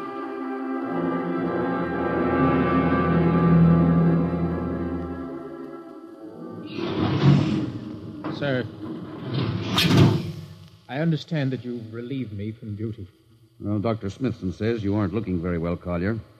I'm giving you a rest. Sir, I feel perfectly able to continue. Your lips are as blue as Minnetonka. Captain, I'd like to remain at my post. Don't be foolhardy, Lieutenant. I'm not being foolhardy, sir. I have a special, personal reason for wanting this expedition to reach Volta. Your father? Yes, sir. You think he might still be alive? I have to find out what happened, sir. I think I understand. Very well, Collier. Report back to duty.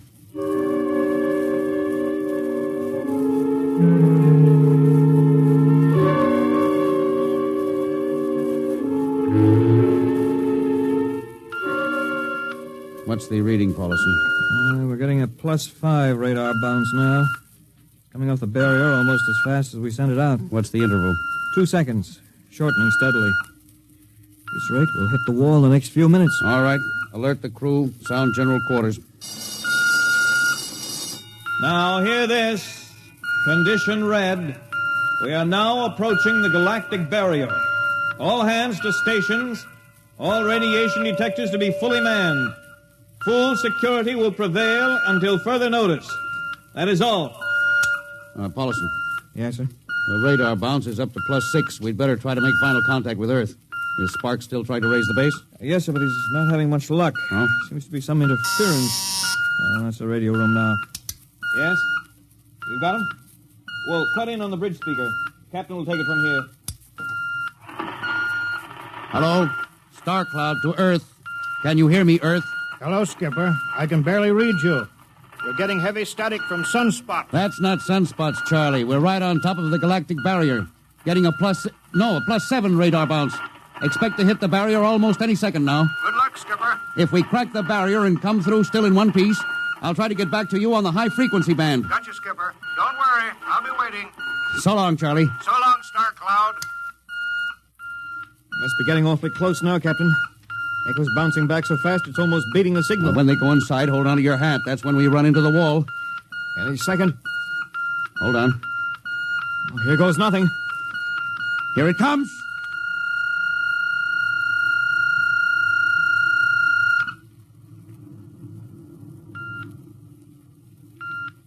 Captain. Nothing happened. We made it. We made it, Captain. No radiation, no time warp, no nothing. Now, the crew's gone crazy, sir. Let them. They've earned it. Doc, can you break out a few bottles of snakebite serum for medicinal purposes? I sure can, Louis. This calls for a celebration. How's your morale now? It couldn't be better. How's yours? Couldn't be better. What the... Condition red. Condition red. Radiation detected. Condition red. Radiation detected. Holy mackerel. Look at the needle on that indicator. Paulson. Yes, I see it, Captain. Picking radiation like crazy. What's it like?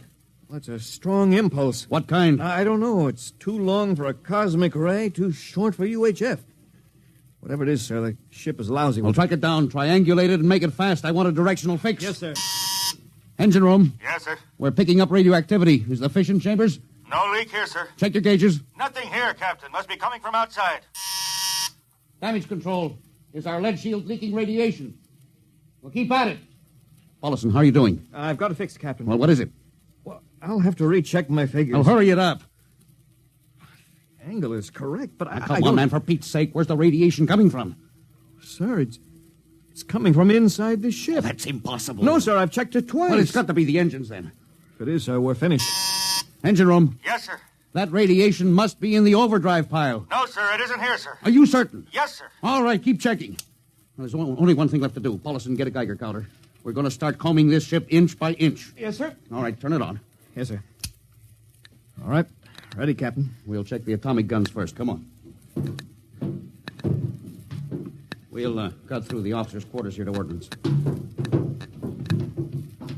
Now turn here. Oh, wait a minute, sir. Huh? What is it? The signal's weaker now. Yeah. Let's go back. Hold it. Seems strongest right about here. Doesn't make sense. Whose cabin is this? Lieutenant Collier's. Collier? Oh, he's down in nav control, sir. Oh, I'll try the door. It's not locked, sir. Oh, it's in here, all right. Listen to that counter. Strongest over here. Open that wall cabinet. It's locked, I'll sir. smash it. Shut off that Geiger counter. Now, what do you make of this, Paulison? Well, it looks like some sort of portable transmitter, sir. Must be foreign manufacture. I don't recognize the calibration symbols at all. I've never seen anything like it. Which raises a small question. What is Lieutenant Collier doing with a transmitter in his cabin? I don't know, sir. Well, I intend to find out, Paulison. Get down to nav control and bring Collier up to the bridge on the double. Well, hadn't we better find some way to shut this thing off first? I know a way.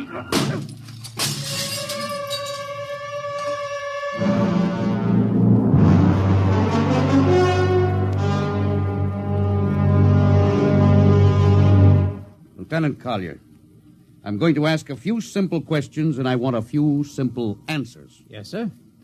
What were you doing with a transmitter in your cabin? Transmitter, Captain? Oh, you know nothing about it. Oh, no, sir, I don't. Do you recognize these calibration symbols? No, sir. Can you think of how it might have been placed in your cabin without your knowing it? No, sir, unless someone came in while I was on duty. Would that have been possible?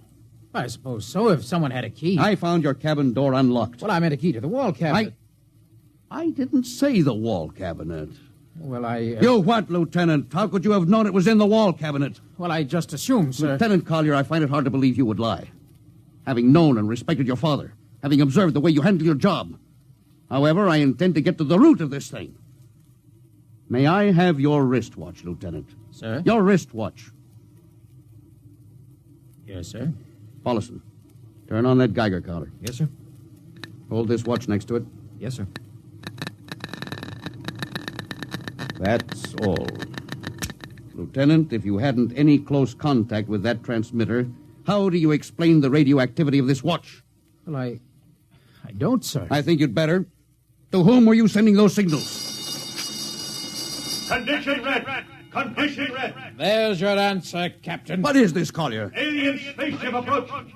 Alien spaceship approaching. Collier, who's aboard that ship? All right, now talk! Very well, Captain. My mission seems completed. Your mission? Are you admitting that you're an agent of a foreign power? I'm stating it. What nation? No nation, Captain. What? I am an agent of the Voltan government. What? The government of the planet of Volta. You're crazy. Are you so stupid, Captain? Did you think your people are the only ones who can invade another planet? What do you mean? We've had agents operating on Earth since 1945. I don't believe you. What do you think happened to those 5 ships, Captain? Where do you suppose we got our information? Your language, your culture, family background. Your appearance, you look like... Like Commander Collier? Well, is that so surprising, Captain? You see, Captain, we had a living model. I ought to kill you. That would be very foolish, Captain. I would advise you to surrender without delay. Alien ship now coming into ordnance range. I'll deal with you later, Collier. Paulison? Yes, sir. Put this man in irons, take him away. Don't worry, sir. We'll take good care of him. Carpenter, Robinson. Gunnery. Gunnery Richardson. What's the range? 10,000 meters. They're closing fast. Put your guns on radar tracking. Tracking. Coming on the bearing. Fire. Fire, Richardson. Richardson, did you hear me? Fire! What's the matter down there? Did you hear me? Richardson, answer me. It's no use to shout, Captain. Collier, how did you get loose? Where's Paulison? Lieutenant Paulison is dead. All stations! Lieutenant Collier has escaped. Seize him, men! Don't waste your breath. Your men can't hear you, Captain. What? Those still alive are my men. You're lying. No, Captain. Every ship that has ever left Earth was controlled by a Voltan crew. That's impossible. Those were hand-picked men. Hand-picked by us. I don't believe you. No. Then why not call for help? Carpenter, Robinson, Haley, report. You see, Captain? Carpenter, Robinson, Haley. It's quite useless, Captain. I would advise you to sit very quietly and do nothing. Very well, Collier. You've beaten us. What now? The ship will be taken to Volta for, shall we say, further experimentation. I see. Of course, there's one thing you hadn't counted on. Just what is that, Captain?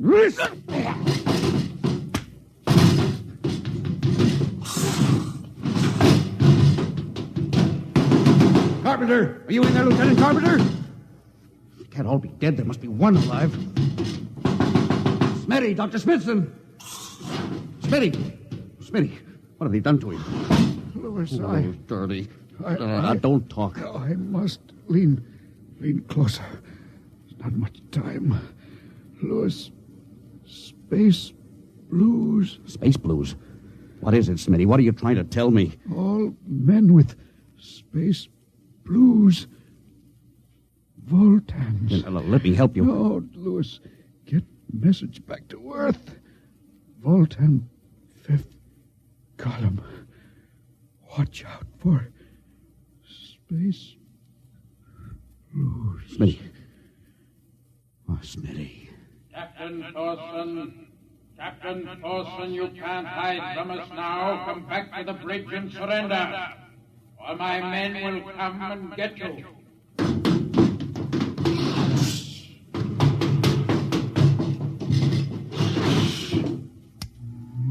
Hello. Star Cloud calling Earth. Oh, please, God, let me get through before it's too late. Hello. Star Cloud to Earth. Come in, please. Come in, please.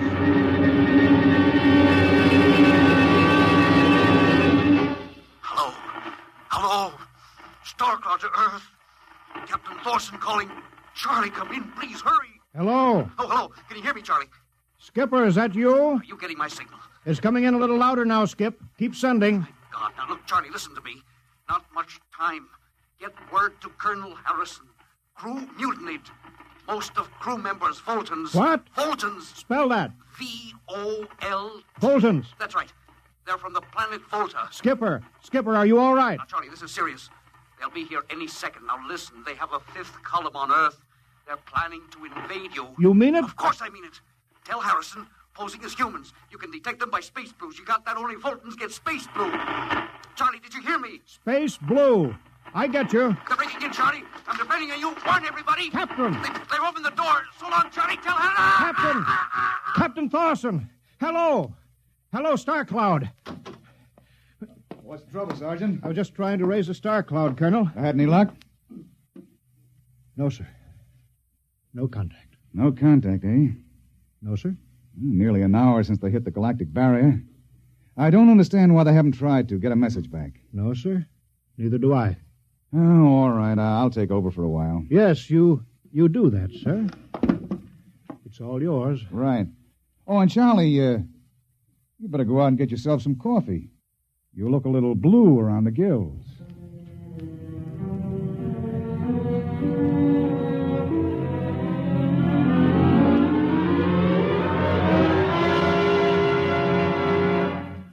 Tonight, X-1 has brought you No Contact, written by George Lefferts from an original story of Lefferts and Ernest Kinoy. Featured in the cast were Louis Van Ruten as Captain, Donald Buca as Collier, Wendell Holmes as Charlie, and Bill Griffiths, Bill Smith, Matt Crowley, and Ken Williams. Your announcer, Don Pardo. X-1 was directed by Fred Way and is a transcribed NBC Radio Network production. And now, next week. When you want to take over a world, you naturally look for its weak point, some way to catch its people off guard. We live in a world where everybody loves a parade, a world of press agents and publicity stunts. But who would ever dream that invaders from outer space would take advantage of that weakness?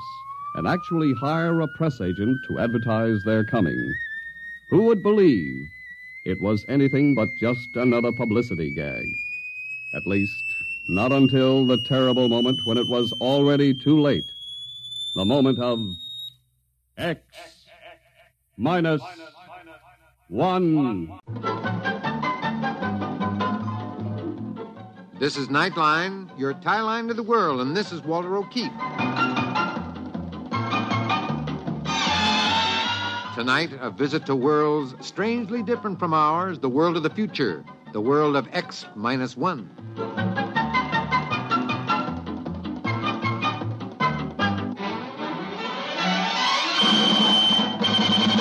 Now, here is the future, X minus 1. Countdown for blast off. X minus 5, 4, 3, 2, X minus 1, fire.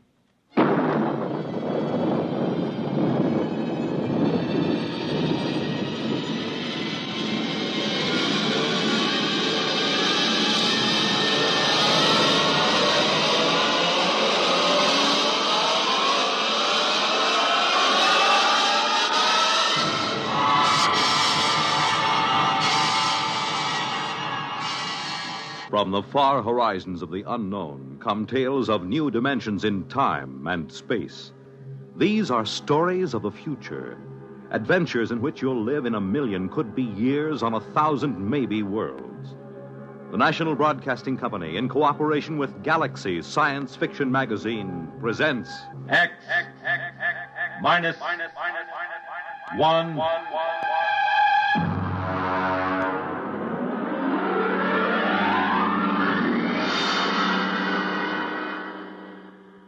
Tonight, Shock Troop.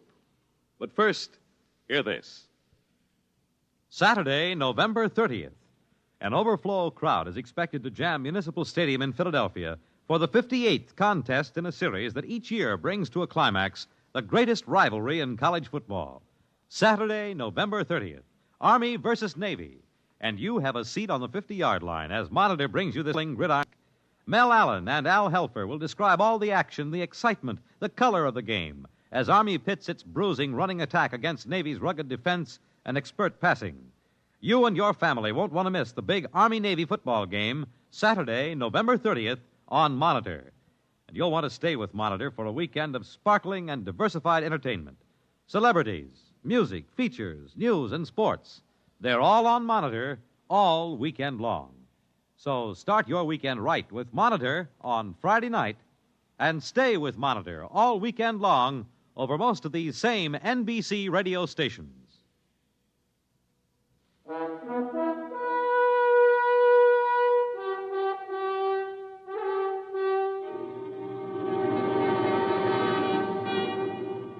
And now, X minus 1 and tonight's story, Shock Troop.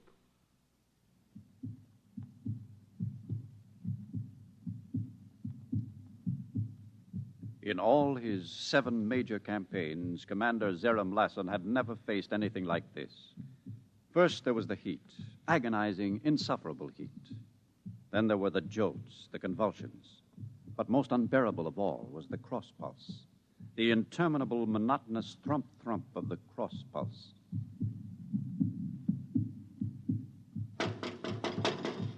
Come in. Hello, Perrock. Close the bulkhead. This heat's driving me mad. Zarium, I think we ought to abandon this project. Abandon? As chief psychotechnician, I recommend it. Oh? On what do you base this? This macroorganism is unlike anything we've ever tried to colonize before. It's much too complicated. Complicated? Perrock, I've colonized life forms on 7 other worlds, and each time I've been advised to turn back. I know your record, Zarim, but this creature is different. How? Well, for one thing, it has a highly organized psychoelectric system. The shock waves are fantastic. I've already lost 3 technicians. These are shock troops. They know the risk. And for another Perrock, thing... you're a fine scientist, but you're no leader of troops. This creature we've invaded will be subdued and brought under positive permanent control. We will achieve thermobiological conditioning to reduce the heat. We will achieve damping to muffle the crossbeat. And we will establish neuromuscular controls. And we will do all these things because I say we will. Now, come along. We'll inspect the tunnels. Ready? Yes. I'll open the bulkhead.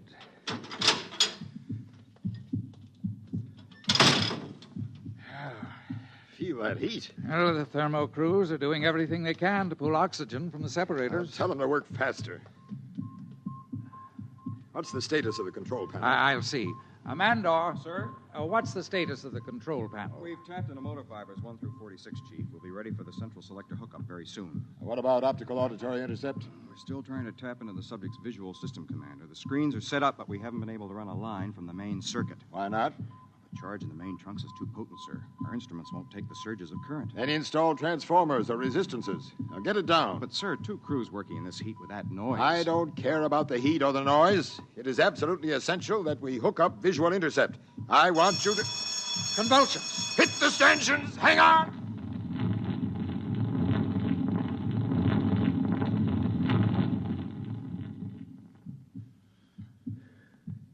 It's passed.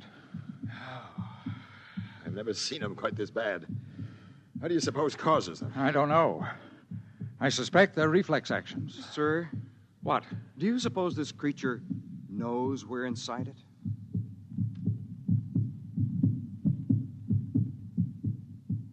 Ceaselessly, the shock troops worked inside the host creature, burrowing through capillaries, tapping into nerves, trying desperately to intercept the intelligence and sensations so they might bring it under control.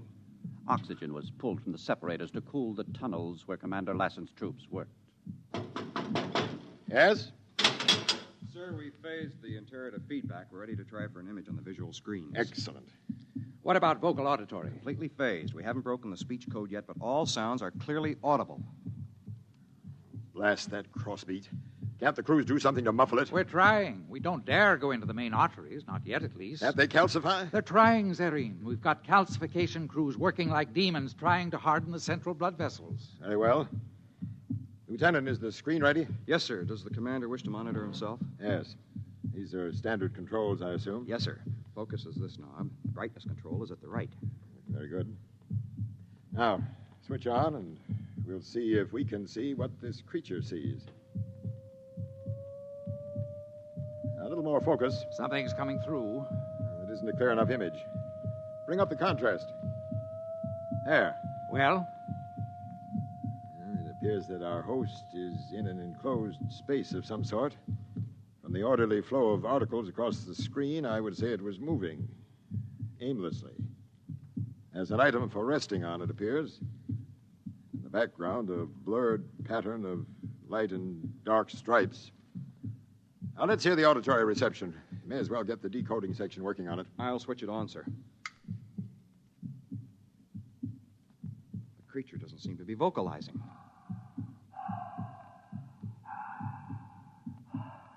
What's the noise? I believe that's a respiratory sound, sir, made by the creature's oxygen plant. Well, try to eliminate it. Filter it out. Yes, sir. Doc. Doc, I tell you, I'm sick. It's vocalizing. I'm not...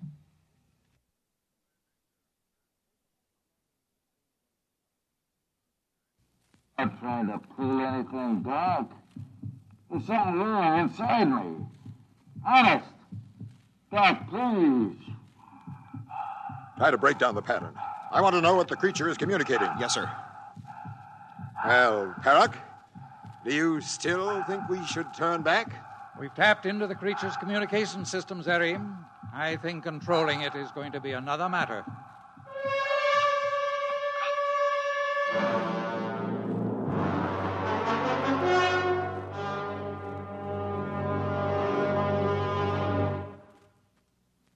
We'll return to X-1 and Shock Troop in just a moment. But first...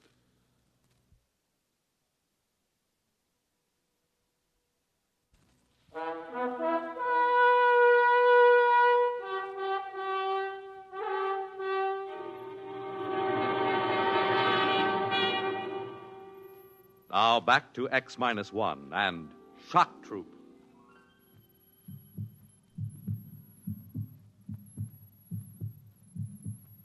Inside the subject, the work continued hour after hour, day after day. Inside the control room, Commander Lassen was haggard and weary.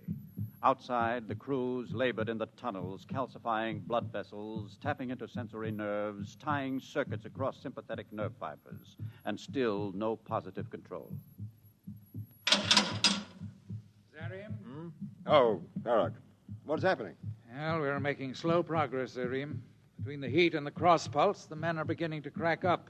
They need a rest. Anyone caught loafing on the job will be fed into the disposal units. Those are my orders. Isn't that a bit hard? Are you questioning my authority? Yes, I think you've been working too hard. I'll have you... Listen. What? The silence. They've done it. Modification section has muffled the crossbeat. You're right. What a relief. Come on, let's try the audiovisual again. Maybe we'll be able to hear something now. There's a picture coming in. It's the same picture. Blurry, barred pattern. Objects for sitting and reclining. Switch on the auditory. Right. It's vocalizing. Listen. I guess I didn't. It happened all of a sudden. This pain in my heart. Like it slowed down. I'm sick. There's something wrong with me. If only decoding would crack the speech pattern so we knew what it was saying. There seems to be another macroorganism in the room with it. Dressed in white, it seems. Yes, I see. I'm not faking, Doctor. You gotta do something. I want the speech pattern given number one priority. No time for... That's condition red. Commander, the vein is ruptured in Tunnel C. There's a leukocyte breakthrough. Get the guns. I want a coagulant crew in there at once. There are hundreds of the monsters, Commander. Shall we seal off the tunnel? And lose weeks of calcifying? Come on, we'll try to coagulate.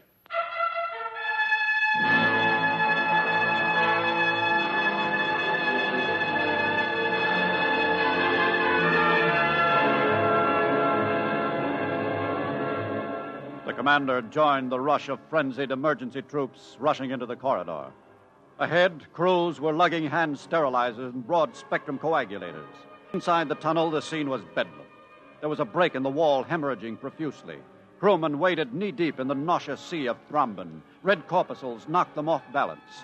Every so often, a sickening gray leukocyte would rear up and embrace a crewman in a grip of acid death.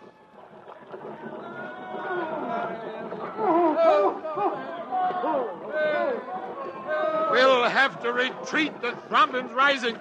Lieutenant, give the order to fall back and seal off the tunnel. Yes, sir. Fall back! Seal the tube! Fall back!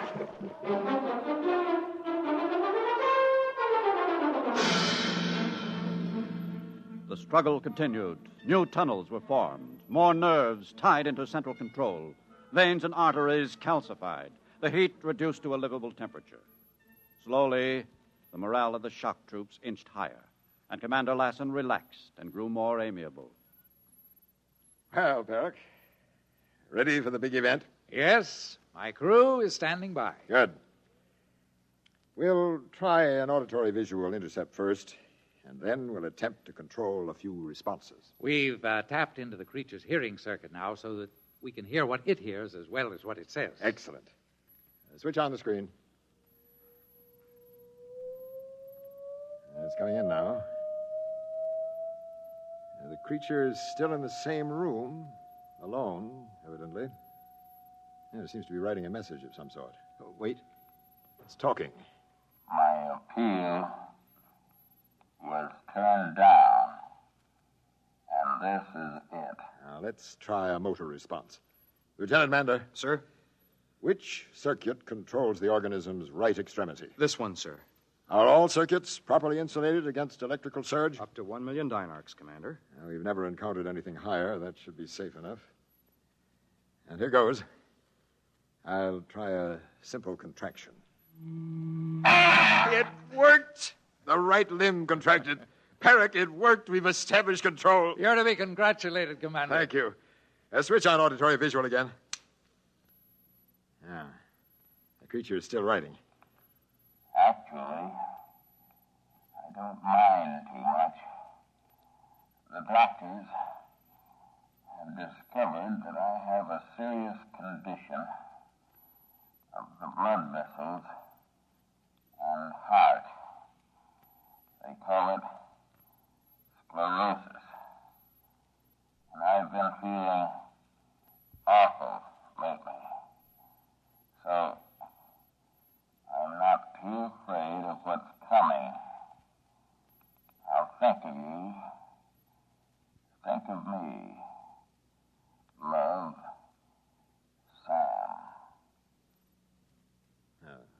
message is concluded.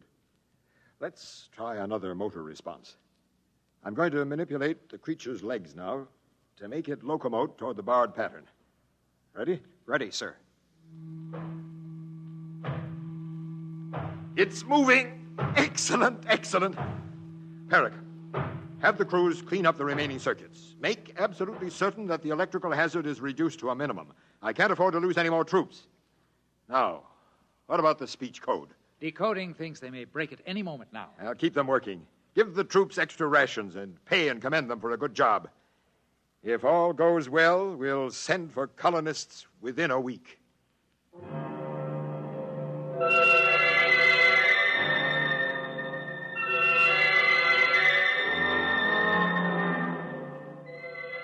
Exactly 1 week later, Commander Lassen, seated in a compartment that was now fully air-conditioned, silent, and filled with soft Valvaresian music, radioed to the Commissioner of Colonization.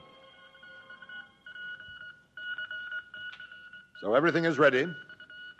With the exception of the speech code, we have complete primary control of all circuits. We'll expect first 10,000 colonists as soon as transport can be arranged. Lassen, I'll send that at once. Come in. What is it, Perrig? I don't know. There are changes in the intercept screens. What kind of changes? Well, for one thing, there's a temperature drop in the upper quadrant of the creature. Then it seems to be changing its surroundings. I'll come out and have a look. There, you see? There are other macro creatures in the room now. There. One of them has a black robe.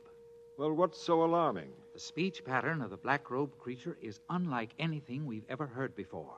Turn on auditory intercept.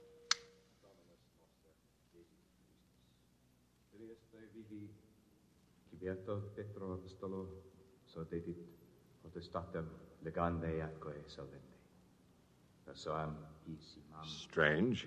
Look at the temperature drop up there. Let me try touching the creature's cranial region.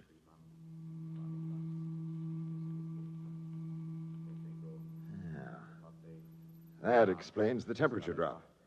The mat of thread-like growth has been entirely removed. Look, the black-robed one has moved away. Now another creature approaches. Our host entity is being seated. Now, bands are being placed on its wrists and legs. That's interesting. I don't like it. What are you worried about? I don't know. It frightens me. Look. Now a dome-like object is being lowered over the creature's head, a great cupola. It's cutting out the light. Turn up the auditory. I don't want to die, Warden. Not in the electric chair. I wish we knew the speech code. Well, another few days and we'll have it broken. Then, total victory will be ours. Total victory. What's happening now, Zarim? I don't know. Everything is quiet. The creature is waiting in the dark for something to happen, apparently. I wonder what.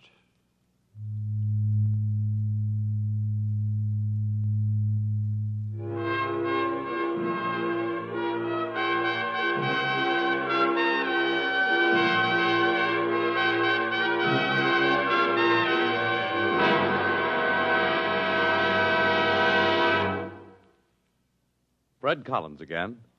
I'll have a word about our cast on X-1 in a moment. You have just heard X-1, presented by the National Broadcasting Company in cooperation with Galaxy Science Fiction Magazine. Galaxy Magazine science editor Willie Lay discusses medical problems of space travel in the current issue of Galaxy. Read Willie Lay's article as well as the many thought-provoking stories similar to tonight's tale of fiction based on facts of the future. Galaxy Magazine, on your newsstand today. Tonight, X-1 has brought you Shock Troop, a story from the pages of Galaxy written by Daniel Gallion and adapted for radio by George Lefferts. Featured in our cast were Bernard Lenrow as Commander Lassen, Edwin Cooper as Perrock, John Thomas as Mandor, Ralph Camargo as Sam, and Roger DeKoven was the narrator. This is Fred Collins speaking. X-1 was directed by George Boutsas and is an NBC Radio Network production.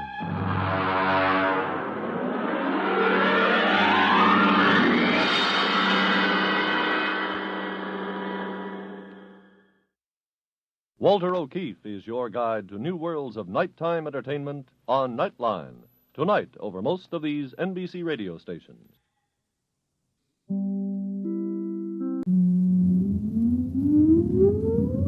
Countdown for blast off. X-5, 4, 3, 2, X-1, fire.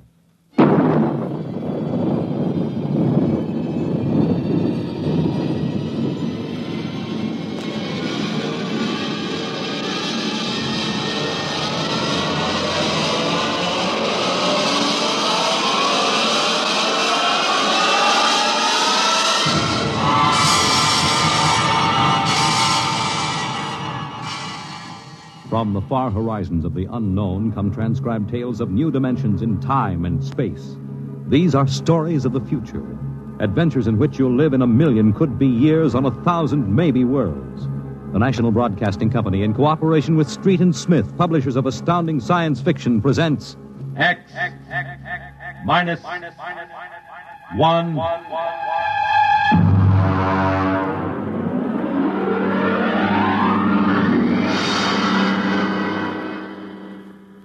Tonight's story, The Outer Limit, by Graham Dorr.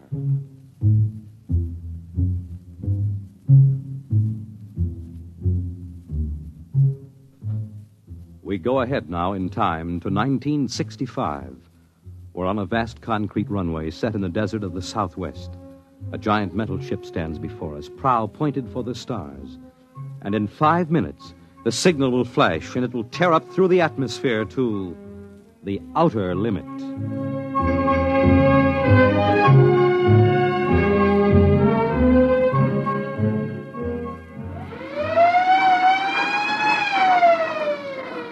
Attention! Attention! Clear field for takeoff! Clear field! 5 minutes, Steve. Right. Warm her up, Charlie. Turn her over! I want to go over procedure again, Steve. Don't worry, I got it straight. We'll just make sure. Okay, I take her up on jets to 50,000, then I cut in the rockets. No lower, or your tail blast will burn out 3 counties. I climb 4 minutes on rockets, then start maneuver tests. Remember that, no more than 4 minutes. This ship isn't like those strato rockets that you've been testing. She's the first one built for outer space. If she works, you can go clear to the moon. If I'd have known, I'd have brought my toothbrush. Not this trip. Now get this, Steve. You've got power there to clear the Earth's gravitational field, but remember, after you cut in the rockets, you've only got 10 minutes fuel. If you go beyond the outer limit and don't save fuel for the return, you won't get down again, ever. You'll drift out into space. Get that now. 10 minutes fuel. Okay. As far as I'm concerned, this project is a lot more important than that cosmic ray bomb that they're testing out in the Pacific tonight. Well, the Security Commission brass doesn't think so. I don't see any undersecretaries under anything. Don't you worry, Steve. In the long run, our ship will make the CR bomb back-page stuff. But in the meantime, it's just as dangerous. Now, remember, half the principles in this ship are pure theory, slide rule stuff. If anything goes wrong, we may have to scrape you off the landscape with a soup spoon. You have a charming sense of humor. Now, here's what I'm getting at, Steve. We're risking your neck in this test. Anything blows, we don't want to have the next man pull the same boner. So keep your mic open, keep talking. If anything goes wrong, we want to know exactly why. And we won't be able to ask you. Let us know before you pull every switch, before you do anything. Got that? Even if you only have to blow your nose. All right, get those fuel lines away! Well, I guess that's about all, Steve. Hey, that reminds me. If Mary calls, I'm just up on a milk run. I didn't tell her today was it. How is Mary? She's okay, but she's due about now, and I don't want her to get nervous. Hey, I didn't know the baby was that close. Steve, you know, I really ought to be sending a single man on this job. What, and cut me out of a soft paycheck? Forget it, Hank. You know you can't get anybody else who can take 15 G's acceleration when those rockets cut in. Yeah, I know. It's time, Steve. Yeah. I'll see you later. Don't worry, Hank. I'll sweat for both of us. Button her up, Charlie. So long, Hank. So long. We'll give you the light from control.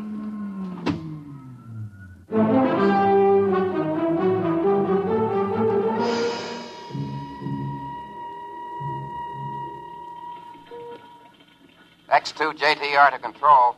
Are you there yet, Hank? Okay, Steve. I'm ready to go. Mr. Hanson. Ready on radar, Sergeant? Check. Mr. Hanson, you better see this. What is it, Elsie? Message center for Steve. Mrs. Weston just left for the hospital. What? Hello, Steve. Yeah? Stand by a minute. Shall I hold it up, Mr. Hanson? Yes. No, wait just a minute. It's too late now. You going to tell him? Well, maybe he's got enough to worry about. Hey, what's holding us up, Hank? Something on your mind? No, there's nothing, Steve. I just wanted to say good luck. All right, Charlie. Give him the light.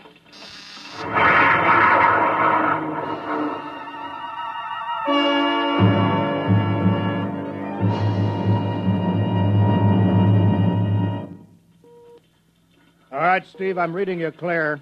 I'm at 20,000. Airspeed 600. He's running fine. Soundproofing works. There's a 3-degree waiver in the AGY pressure. Got that, Charlie? Check. Dead center on radar, Mr. Hanson. 50,000 now. I'm cutting loose the port jet. Now the starboard. Now I'm off jets. Airspeed dropping. Now I'm opening the rocket ports. The switch sticks a little, Charlie. Oxyalcohol pressure 350. All right, now I'm advancing the ignition key. Here goes rocket 1. Steve, you all right? Yeah. Feels like somebody slugged me with a sledgehammer. Airspeed now 1,200. Here goes number 2. She's okay, Hank. Running like a Swiss watch. She's okay.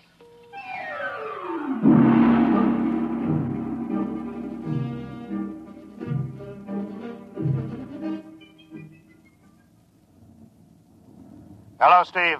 Elapsed rocket's time is now 4 minutes. What's your altitude? Over to you. Speed 4,400, still climbing. Altitude 297 miles. All right, you're at the outer limit. Level off for maneuver tests. You've got exactly 6 minutes fuel left. I'm starting a 3-degree left bank. She's a little sluggish. There, it's all right. There's a low vibration somewhere. Maybe the cockpit cover. My view screen's a little fogged. Now I'm straightening out. 5 minutes fuel left. Now I'm starting a 3-degree right. Hey, of all the... What's the matter? What's wrong? There's something up here. Something shining. What are you talking about? There's something above me, Hank. I'm going to chase it. Steve, you're at the outer limit now. I can see it plain now. Now, Steve, don't go any higher. You've only got 4 minutes left. You've only got... I'm getting static. I can't hear you, Hank. It's dead ahead now. I'm going to make a pass at it and get a good look. Here goes. Hey, it's swerving to meet me. It's dead ahead now. Look out, it's dead ahead.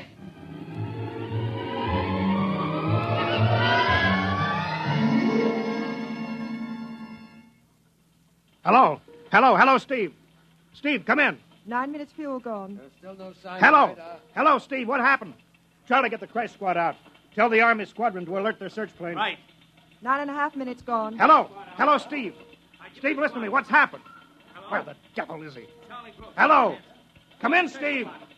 Steve, come in. Hello, Steve. Hello, Steve. 10 minutes. Steve.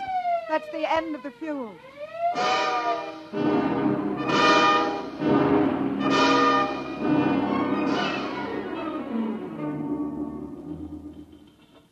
How long has it been now? 10 hours, Mr. Hanson. Nothing more on radar, Sergeant? The screen's blank. Colonel Carulli called in. The search planes are back. Couldn't find anything. Should be some trace. He couldn't have bailed out, could he? You don't hit the silk at 4,400 miles an hour. We either went past the outer limit and ran out of fuel, or something blew, and we'll find the pieces scattered from here to the coast. Why does it have to be the best man? Always the best man. Charlie, we got to figure out what was wrong. Right. Something must have blown. All right, I'll call him. Goodbye. Mr. Hanson, there's a message from Northside Hospital for Steve. Well, what is it? Mrs. Weston is fine. It's a boy. Thank you, Elsie. It's a boy, Charlie. Yeah. Fine. It's a boy. We didn't even know that she went to the hospital. How am I going to tell Mary that? No, it wasn't your fault, Mr. Hanson. The ship was tested. Yeah, we'll build another, and some other flying fool will shoot past the outer limit into space. Well, I'm getting old, Charlie. You can remember when I used to take them up myself. Now I've got to send other men. Look, it's a job, Mr. Hanson. Now I'm afraid. Every time I hear a jet go off, I jump. Every time I have to send somebody up in a new model, I start to sweat. Mr. Hanson. Yeah? I think I've got something on the radar. No flights scheduled in, are there, Elsie? No, the whole day's cleared. It's coming in behind us. Here he comes over the building. Yeah. What crazy jockey is buzzing the field like that? Is that an Army plane, Charlie? I can't see. Here he comes back again. I know that engine. Yes, it's Steve. That's impossible. Look, that's his ship. It can't be. He's circling back for landing. Charlie, clear the field. He's coming back in. Mr. Hanson, there's not another ship in the world that looks like that. I tell you, it's got to be Steve. Thank God.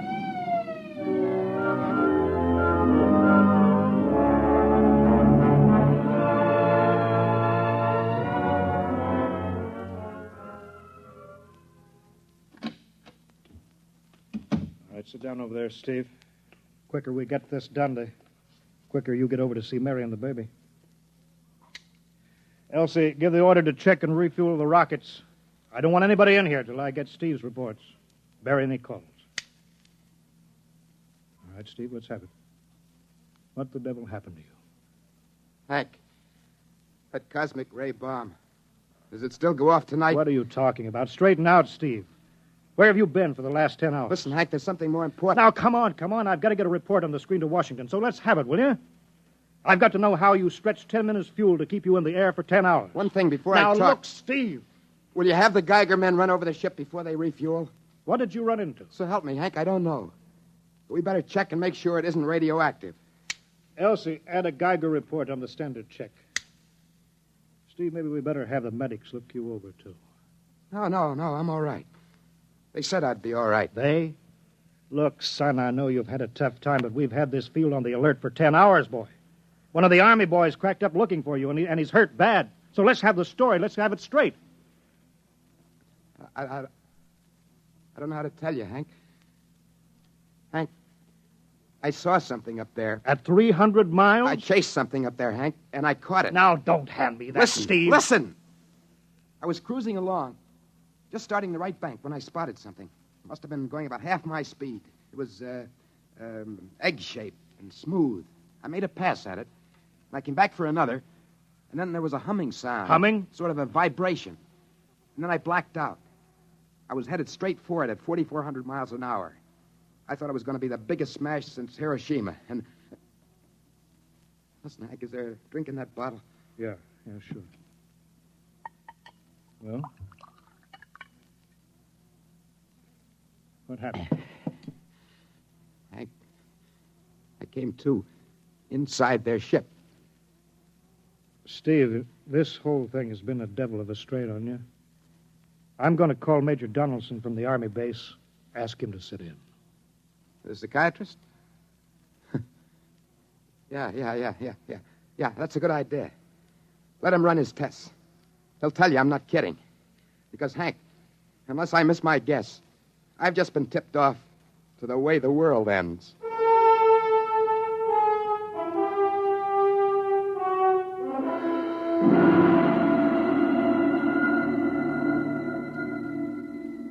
You should be getting drowsy now. Count backwards from 10. 10, 9, 8, 7, 6, 5,